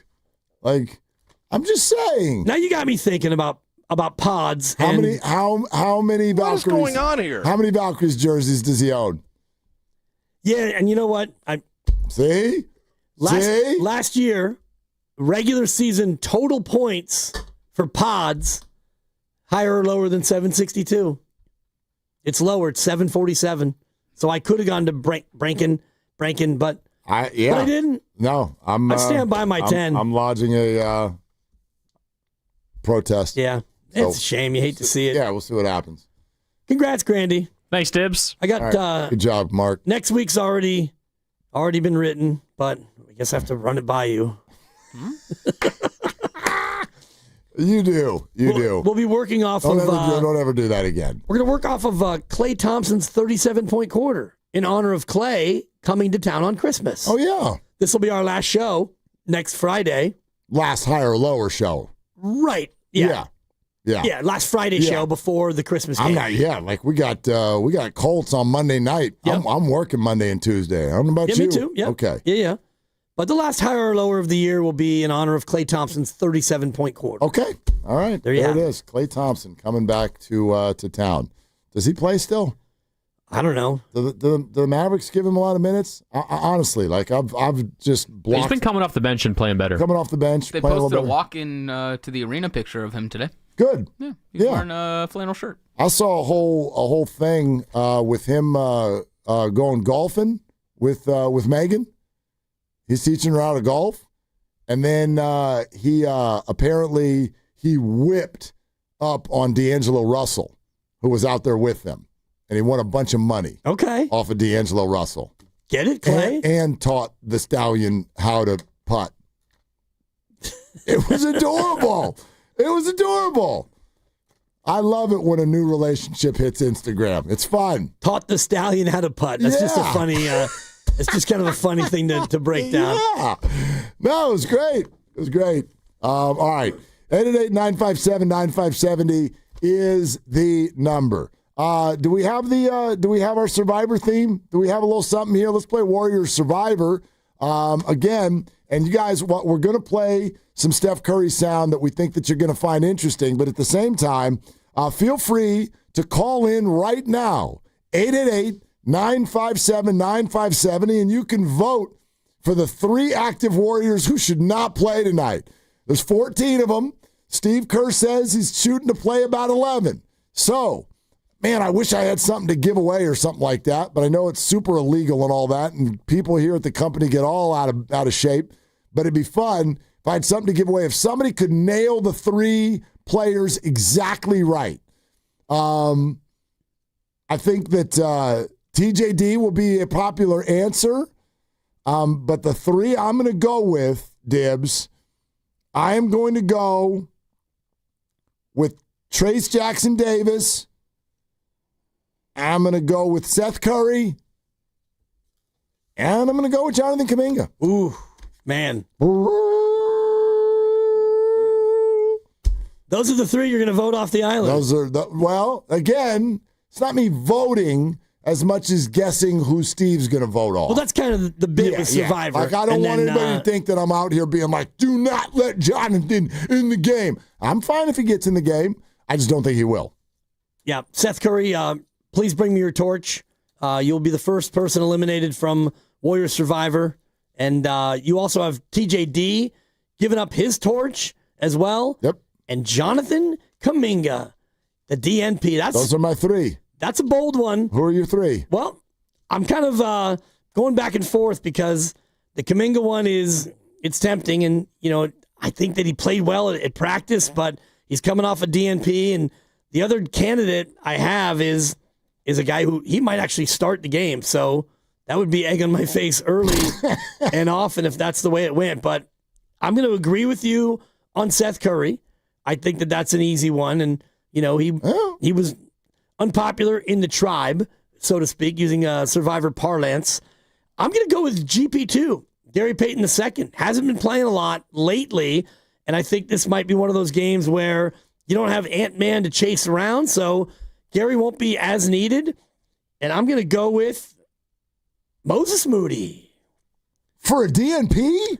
You need TJD. You don't have Al. I mean, he hasn't been starting the last couple. His minutes are kind of in the middle, and I think that you need TJD. You don't have a center. You don't have Horford. Yeah. And so I get it.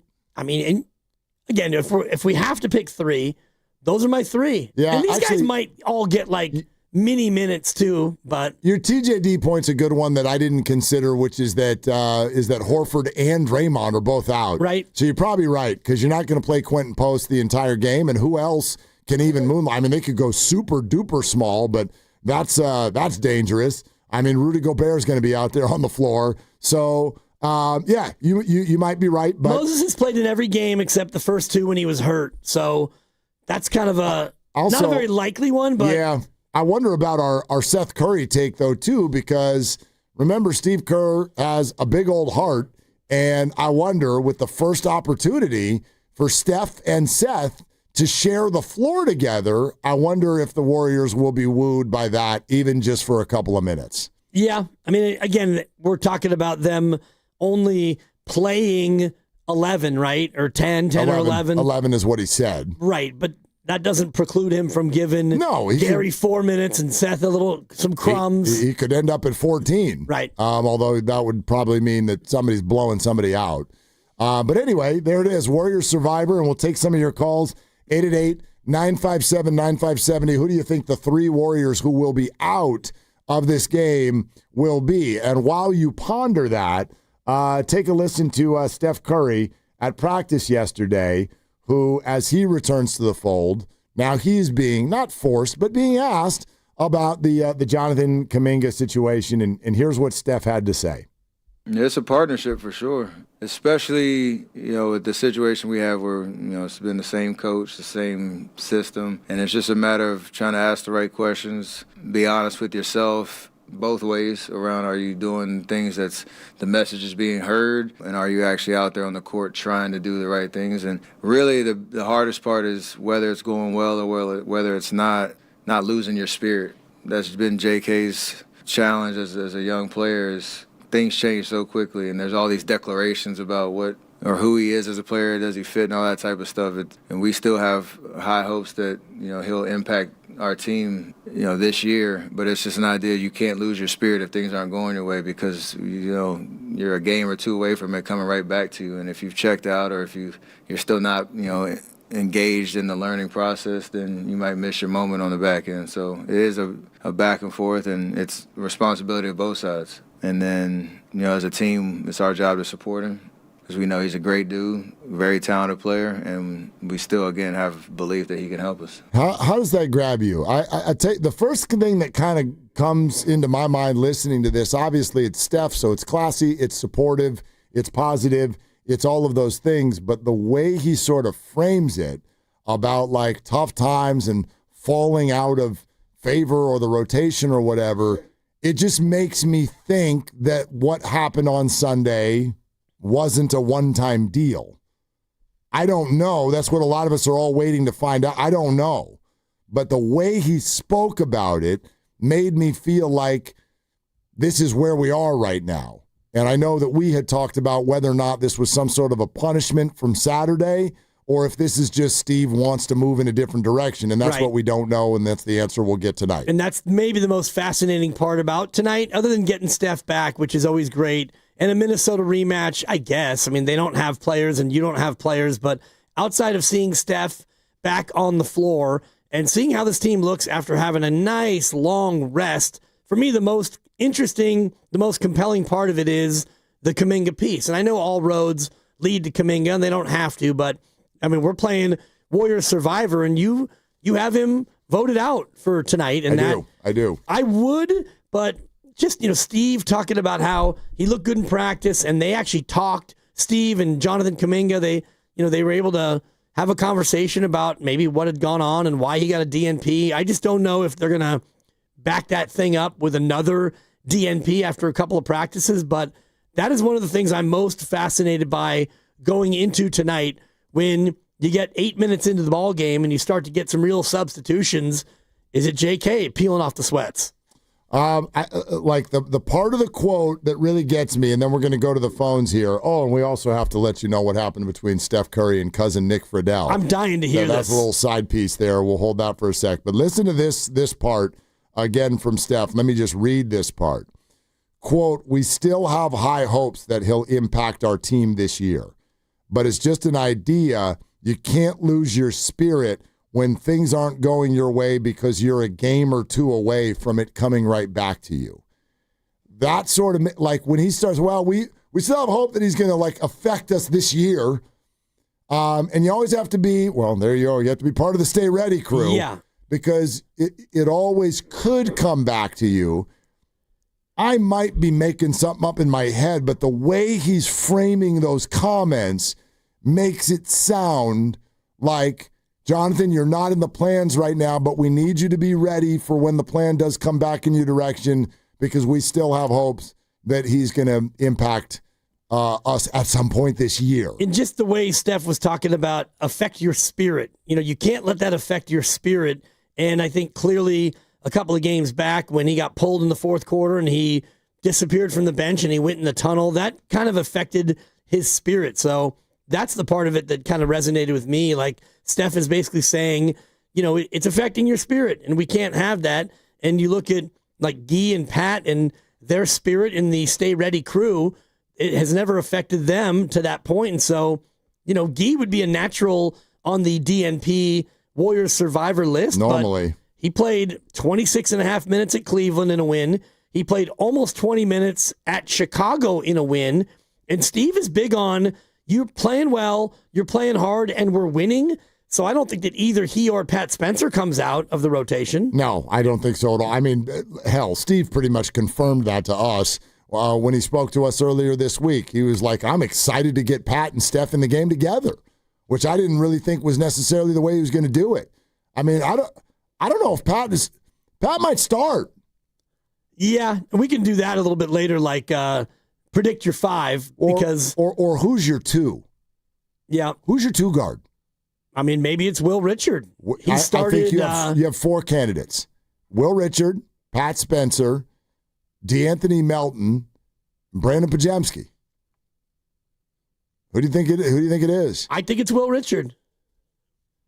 I mean, I think that's the more likely thing. And I was listening to Steiny and Goo earlier, and Steve Kerr came out maybe in that same press conference that you're going to play sound from, but they talked about Anthony Melton and still easing him back. And so if Melt is only going to play 20 minutes, and I do think that that's the target, well, then you don't want to start him. I don't think they're going to start him. Exactly. You want to give him maybe 3 minutes in the first and 6 in the second, and then in the second half you still have enough room to where he can play a healthy chunk when you need him. 888-957-9570. I'm with you.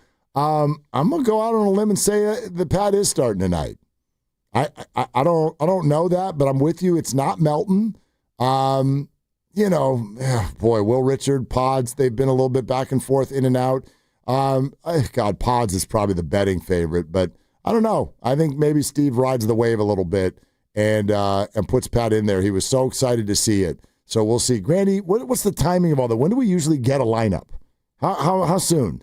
Kind of depends. Steve is talking right now. Maybe he's just wrapped up. Hasn't announced a lineup, and he normally doesn't on these pregames. Yeah. If you ask him, he'll just be like, no, I don't want to announce that yet. We usually get it, I would guess, sometime around it's at 6:20 or 6:40, like a half hour ish, maybe before tip off. Yeah, we're probably going to be off the air. Would be my guess by the time we find out. Okay, 888-957-9570 is the number. Who do you think might be sitting out of the rotation on this one tonight? Let's go to Lucky in the city. Hi, Lucky. Thanks for calling. Hey, afternoon, fellas. I think I got my money on BP, man. I think he's going to be out tonight, man. I think they'll probably put Pat or like you said, Will Richard in there. Why would you? Yeah, Lucky. This is just me guessing now. I know you call a lot, but I don't know you.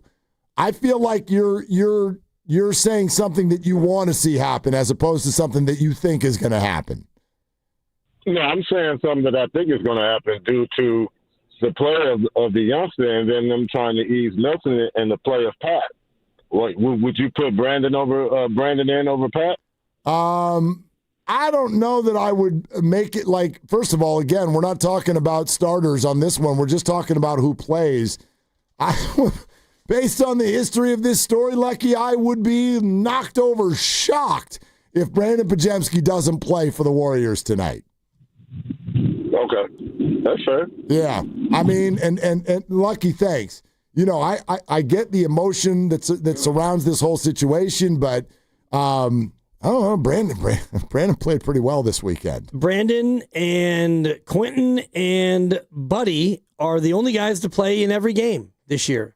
So if you want to look at a possible DNP, those guys have not DNP'd at all. They've played in all 25, and then Will Richards played in 23. I was actually thinking about maybe he draws a DNP, but he's been starting. He's been starting games lately. Brandon Pajemski, by the way, I just want to throw this out there for the idea of those of you who think Pods should hit the bench. Okay, quick quiz, and maybe you already know. Warriors beat the Bulls on Sunday, 123-91. I'm going to ask you 3 questions.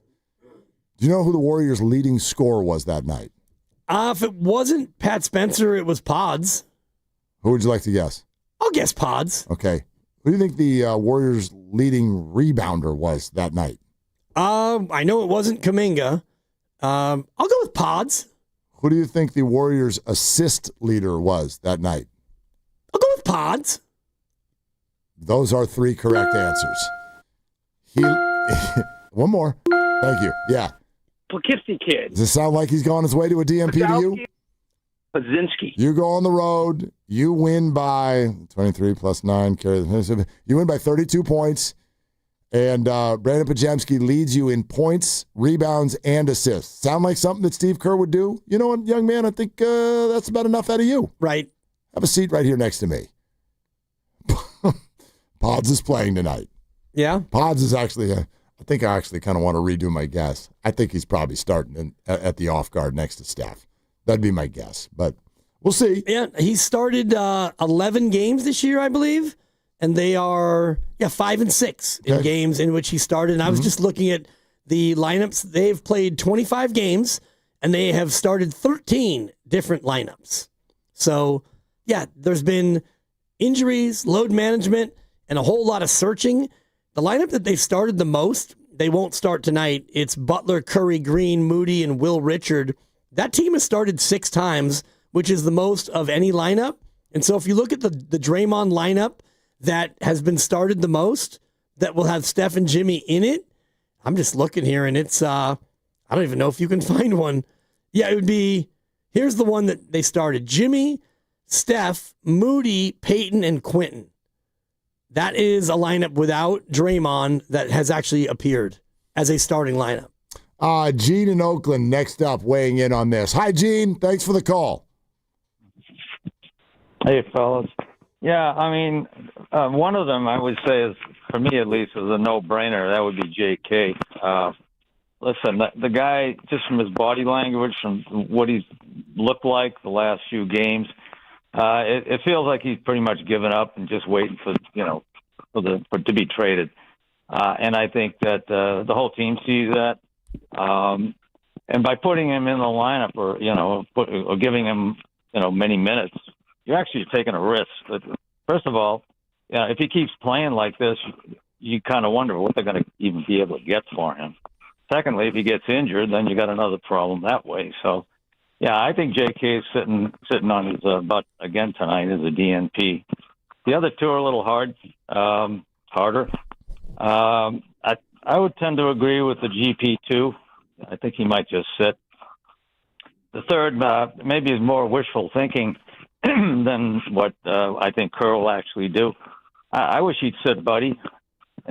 I really am at a point where I'd like to see more and more of these young guys play, and just see if what we saw the last 3 games is a mirage or whether it's really indicative of, these guys beginning to gel, beginning to, to come to a point where we can really trust them moving forward. So anyway, my thoughts. Yep, Gene, thanks. Appreciate it. Here's one thing I hear a lot. I'd love to get into this for a second. I hear a lot of people say this, and maybe you're right. But the idea that the Warriors are already resigned to trading Jonathan Kaminga, and so if they are, don't play him because that's dangerous. 2 things could happen. A, he could get hurt. B, he could continue to play poorly and lower his value. These are fair thoughts, but I guess. But I feel like this. I wonder if Warrior fans know this. This has been publicized nationally, not just here. Right. The Kaminga thing has been a big deal that's been talked about in national NBA circles for quite some time. So my thought is, I really think that the teams around the league, they have their thought already on Jonathan, and it is what it is. And some of them may think, you know what, it's not going to work out. He's not what he's cracked up to be. And others believe super intriguing, athletic prospect who, if we give him a chance in our system, we think can flourish. those opinions are already set in stone, and I do not believe that Jonathan playing for the Warriors over the next 2 months affects it. I could be wrong, but I just think that's already happened. You've already seen DNPs in the playoffs. You've already seen, he goes out there last Saturday. 1 for 10. Yeah. And I promise you, there are still teams around the league who are intrigued by him. No doubt. The injury thing, that's a fair thing. That's a concern. But I don't think his play is going to affect his value anymore. His value has been established. This is his 5th year in the league. You've seen him play more than 260 games if you watch the association. And so you know what he is. And if you think that he can work in your system, then you're not going to be deterred by a stretch of games where he doesn't fit yet again in the Golden State Warriors system. If you like the athleticism, the ha-ha, the upside, all the rest of it, then his value is going to be where it is no matter what, as long as he doesn't go out there and get hurt. But the other part of it, too, is what if Kaminga can play and help you win games? Because that has happened. It's not like this guy of course always goes out there and plays a certain way and you lose. So there's still the possibility that he plays the way that he did early in the year, and you go out and win games like you did early in the year. So that part of it is what makes me think that he's not going to get a DNP tonight, because he does things that nobody else on your team can do, and you wish he'd do more of it more often, but he has certain skills that nobody else has. Grandy, what do you got? Did you guys happen to read what Sam Amick in The Athletic reported today? No. So he put out a big trade piece talking about a lot of targets around the league, including Giannis and other big names. There was, of course, a whole portion dedicated to Kaminga because he's one of the biggest names and biggest stories around the league. He first said the Kings are widely expected to revisit their offseason interest in Kaminga, but he said before you get to any of that, the Pelicans are front and center in this discussion. He said the Warriors have been very open about the desire to acquire Trey Murphy III of the Pelicans. Wow. He then added, though, that it's kind of uncertain how interested the Pelicans would be in getting Kaminga back in any kind of trade. He then added this, which I think is the most important part. He says, quote, "Yet this part is indisputable when it comes to the Warriors' side of the equation. These past 6 weeks have not been kind when it comes to Kaminga's value. After the first 6 games of the season when Kaminga was receiving rave reviews, he has returned to the roller coaster existence that embodied the vast majority of his first 4 seasons. Interesting. So the last 6 weeks, according to Sam Amick, have hurt Kaminga's value around the league. I mean, look, Sam knows a hell of a lot more about this situation than I do, but then even with that, you sort of play a game of chicken, which is, all right, if those last few weeks have hurt Kaminga's value, then do you keep him on the bench, which I think sort of confirms for the league that you see the same thing they do, or do you roll the dice, put him back out there, and see if he can sort of reignite everybody's interest about him? And how does that all fit with the Warriors trying to win basketball games? Yeah, the majority of those 6 weeks, guys, are while Kaminga was playing basketball, not while he was sidelined or getting DNPs. Right. Well, the last thing you said is the only thing that Steve Kerr is thinking about is, I want to win the game. So if he thinks that JK is in a space where he can play and help you win, then you play him. And you're going to keep giving him chances to go out there and help you as long as you think that he is cut out to do the things you want him to do. I agree with you. However, while Steve Kerr's not going to think about the long game in terms of what's going on 2 or 3 years from now, Steve Kerr is going to think about April.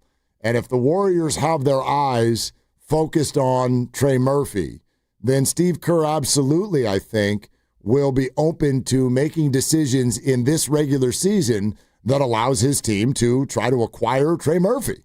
I mean, he's everybody's absolute favorite on the board if he's actually acquirable. Trey Murphy, yeah. Absolutely. That's who everybody wants. I know, like Giannis, okay, that's a complete organizational structure changer.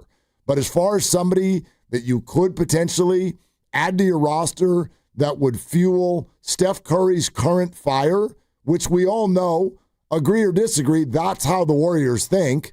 That's their thought process. It's still Steph. And he's the perfect guy.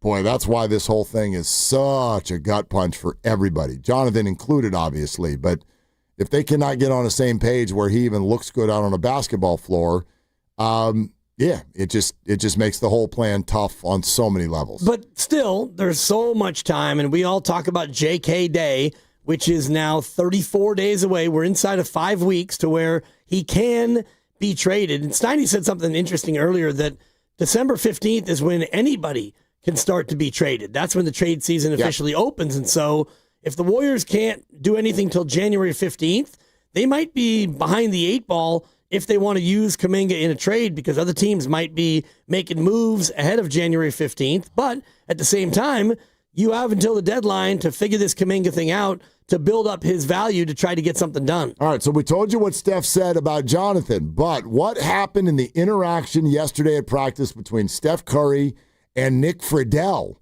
You're going to need to hear this. We'll play that for you coming up next. Still time for your calls at 888-957-9570. It's a Football Friday presented by Merit America. Visit them at meritamerica.org/super. This is Willard and Dibbs.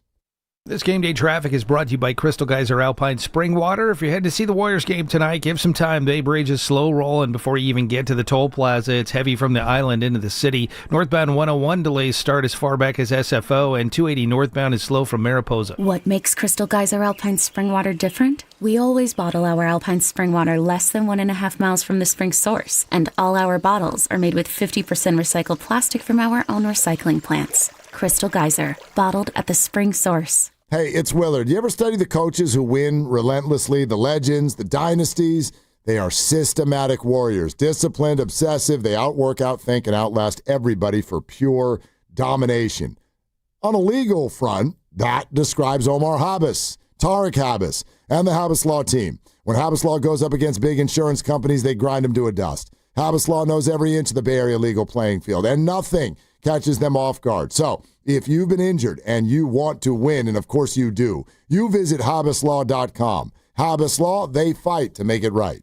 Running a business means wearing multiple hats. So if you're like me, you probably started out using your personal phone, taking client calls and texts nonstop. As my business grew, I needed something smarter. That's when I switched to Quo, the #1 business phone system. Quo works right on your phone or computer. No carrying 2 phones, no clunky landline, just one easy app you can try for free. Your team can share one number and handle calls and texts together like a shared inbox. Any teammate can jump into the conversation so customers get faster responses. And Quo's AI assistant summarizes your calls and responds to customers 24/7, so you never miss a lead or opportunity. All this starts at just $15 a month. That's basically 2 coffees. You can even keep your current business phone number. Find out why 90,000 businesses trust Quo. No missed calls, no missed customers. Try Quo for free at quo.com/sports. That's quo.com/sports to try Quo free. QUO.com/SPORTS. Hi, I'm Chris. I'm David. And I'm John Margevisi with Jack's Restaurant and Bar. Dude, what's with that voice? Bro, it's my radio voice. People say I have a great voice for radio. Bro, people say you have a great face for radio. Oh, you have a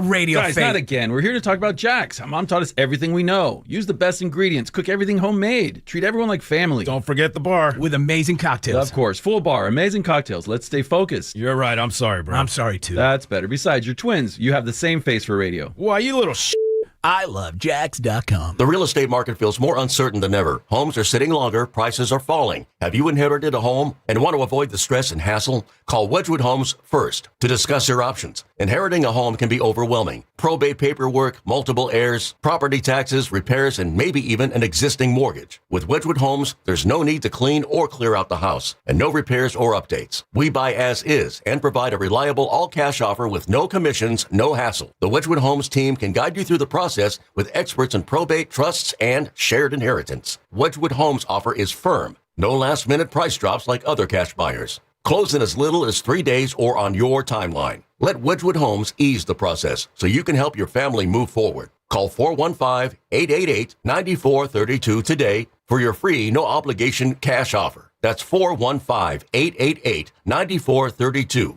415-888-9432 or wedgwoodhomes.com. The Bay Area's trusted home buyer. Now it's it's time for the closer of the week.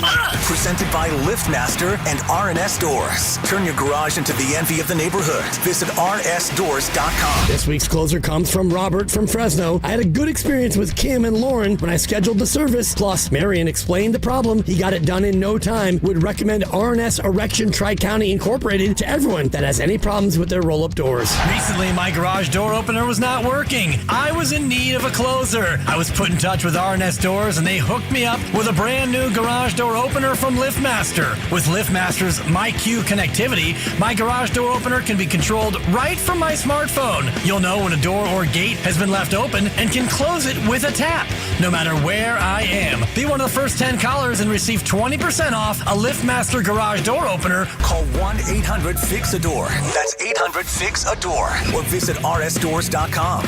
R&S Doors. Look for the red truck. Tune in to 95.7 The Game for Warriors Live, 60 minutes before tip-off. Every Warriors game throughout the season as we get ready for the action. Presented by Xfinity, your home court advantage. Brought to you by Xfinity. Watch all your favorite teams all in one place. Xfinity. Imagine that. Guys, thanks for helping me carry my Christmas tree. Zoe, this thing weighs a ton. Drewski, lift with your legs, man. Santa! Did you get my letter? He's talking to you, Bridges. I'm not. Of course he did. Right, Santa? You know, my elf Drewski here, he handles the nice list. An elf? I'm 6'3". What everyone wants is iPhone 17. And at T-Mobile, you can get it on them. That center stage front camera is amazing for group selfies. Right, Mrs. Claus?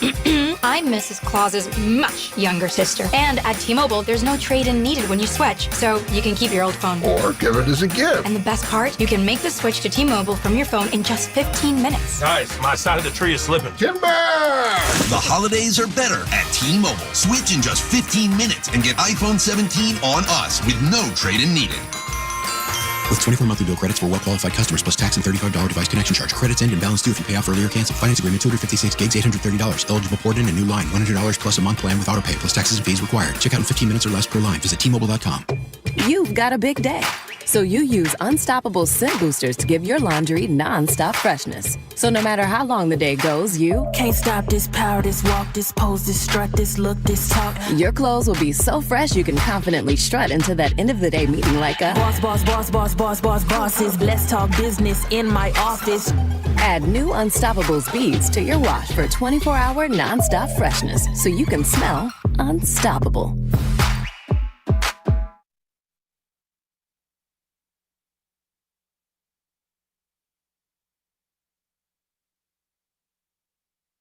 Dub Nation, this is Brandon Pajemski. You're listening to Willer and Dibs on 95.7 The Game. And you can see us live on YouTube and Twitch right now. Just search 95.7 The Game and make sure to subscribe.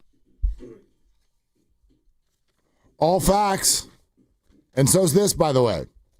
That's a fact. Draymond Green, hold that thought. Draymond Green will be with the team in Portland on Sunday. And he'll be back from his personal absence. Steve Kerr says the foot issue will not keep him out, but it's Rick Celebrini's call on whether or not to activate Green after what has been a 10-day absence or hold him out for one more game. But it sounds like either Portland or the following game, which I think is in Phoenix. Is that right? Next week? I think that's right. They have the home and home. Yeah. So, one or the other, Draymond will be back in the lineup as well. Exciting. Don't forget him as we play Warrior Survivor. Right, and hopefully that this personal absence is really super good news, as has been rumored to be. And if that's the thing, get your sleep while you can. Yeah, little baby. Like you know, baby. People always tell you and me, like, oh, get your sleep now. I love that. Bank that sleep. I love that. As if any human ever has had 10 hours of sleep, and then a week later they go with 2 hours, and they're like, it's okay. I feel totally refreshed. Dude, no doubt. I had 10 hours of sleep a week ago. I banked that extra sleep. It's a joke. That would be awesome if you could actually do that. I was talking to a mom at the preschool yesterday who just had a baby a month ago, and the question, of course, is how's the little guy sleeping? Well, he's usually up from 1 to 5 every night. And I'm like, well, I don't miss that. Oh, my God. Like, okay, you're up at 1, feeding, you change the diaper. Usually the newborn goes back, but he's up from 1 to 5. Just playing, causing a ruckus. Go to bed, baby. I can't believe you. I don't know how you do it. I mean, now we're I know you're there. You're out of the weed. You're out of those weeds. Right. I don't know how you did it. I mean, I don't know how I still do it. The concept, if somebody came to me with this concept now. In 3 years, bro. Not now. Not now. I would. How about when you're 54? Not a game. I'll hit you in 3 years. And I'll say, how about now? 3+. Thank you. 3+. I mean, you're knocking on 51's door. It's next year. It's literally a month away. It's next year. Yeah. It's a month and a half. I'm on to you. Anyway, poll results, everybody. Engagement is everything on the court and in life. Vote in our engaging Dub Nation poll on 95.7 The Game's Twitter page on game days. And it's presented by Shane Coe, your friend and jeweler. Earlier we asked, with the Warriors having Steph Curry back, is it still time to start Pat Spencer, given how he's played? Simple yes or no question. Should Steve Kerr start Pat Spencer tonight?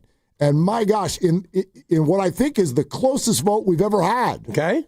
The yeses have it by one vote, 50.5%. Hanging Chad. To 49.5%. Pat Spencer should start tonight. Thank you for all of your votes, everybody. That's a Pat. Yeah. Whatever, it's Friday. It's probably a 2, but at this point in the show, it's a guaranteed 3. I might be better than that. I've lost Willard. Where did Willard go? We've lost Willard. I thought it was well-timed and funny. It was so stupid that it was perfect. Okay, thank you. That was... all right. Anyway. Back to the phones. I'm done. Let's go to... Not quite. Let's go to Christian in the city. Hi, Christian. What are you doing? Hey, thanks for taking my call. Yeah, man. So previously you guys mentioned that the Warriors trade processes are kind of fueled by what can we get acquired to play along Steph. I'm curious to what you guys think what would be the Warriors' pitch to future players once Steph is gone to come play in Golden State. Furthermore, do you think they need a superstar to make this place more attractive? And maybe the processes now are kind of honing in and targeting more like a superstar like Giannis? It's a very interesting question, and obviously it's more kind of for down the road. But Christian, here's what I would say. I would say that NBA teams always, and I guess you got to define superstar, but you always have to have a superstar to be attractive. Like the world is small now. It does not matter what city you're in. Like the NBA is being run by a team in Middle America in Oklahoma. Giannis Antetokounmpo has made Milwaukee, Wisconsin attractive to an urban league. It doesn't matter anymore where you are. They kind of want to be together. Think about Kevin Durant. Kevin Durant, he played well in Middle America and Oklahoma, and then he came out to the West Coast, and then he immediately was like, let's do New York. And then he's like, how about Phoenix? Let's go out to the desert. And now he's in Texas. Like, he's covered every single base. And this is a guy that's from Washington, D.C. I don't think it matters so much where they are. It matters sort of like what's going on in the organization at the time. And who they're playing with, I think. I have the belief right now that the Warriors will still be an attractive place because they are a well-run organization.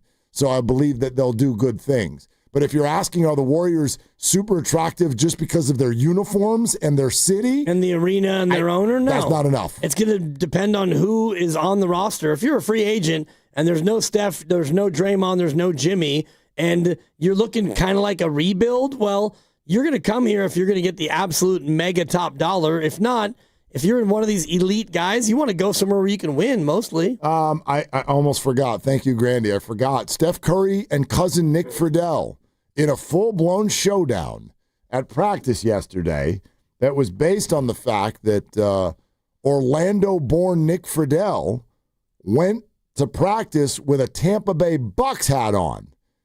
And you know who the Bucks are sparring with for the NFC South? The Carolina Panthers. You know where Steph Curry's from, right? Carolina. Yeah. Let's do it. Steph, you kind of touched on it a couple minutes ago, but you guys have all talked about finding the rhythm, finding a rotation consistently. How far do you think you guys are now from that? I'm going to be completely honest with you, Nick. I did not hear a word you said because of your hat, and I don't know if you wore that on purpose to, this NFC South battle. Rivals. I just don't like Charlotte and Orlando. I'm sorry. I'm hoping that y'all don't have a good night tonight so that we can take claim of the NFC South lead and know we got 2 good games coming up week 6, next week and 2 weeks later. Sorry, I'm in football mode. What was the question? Baker and Bryce. I mean, come on. Bryce all day. Sorry, what was your question? And I'm now waiting for post-game tonight. Does Nick Friedel have the harness to go into the locker room or that interview room and go toe-to-toe with Steph Curry after that collapse of a loss by the Bucks last night? Nick, I notice you're now wearing a Falcons hat. It's kind of crazy how that switched so quick. You know, actually, that should have been what Steph did. Just like lay it out next week. Bucks, Panthers. What do you want to bet? Exactly. Losers got to wear the jersey of the other team's quarterback and nothing underneath. If I'm Nick, I'm coming back at him and saying, how about we bet game checks? Game checks. A day's salary? That's just game check. Yes. I mean, Nick Friedel, very successful, and I'm sure he's doing great for himself. But wonderful. I'm guessing he's not making Curry money. So, check to check. What do you got, Curry? Tell you what, when you talk about successful people, you talk about who's on the line for us next. I can't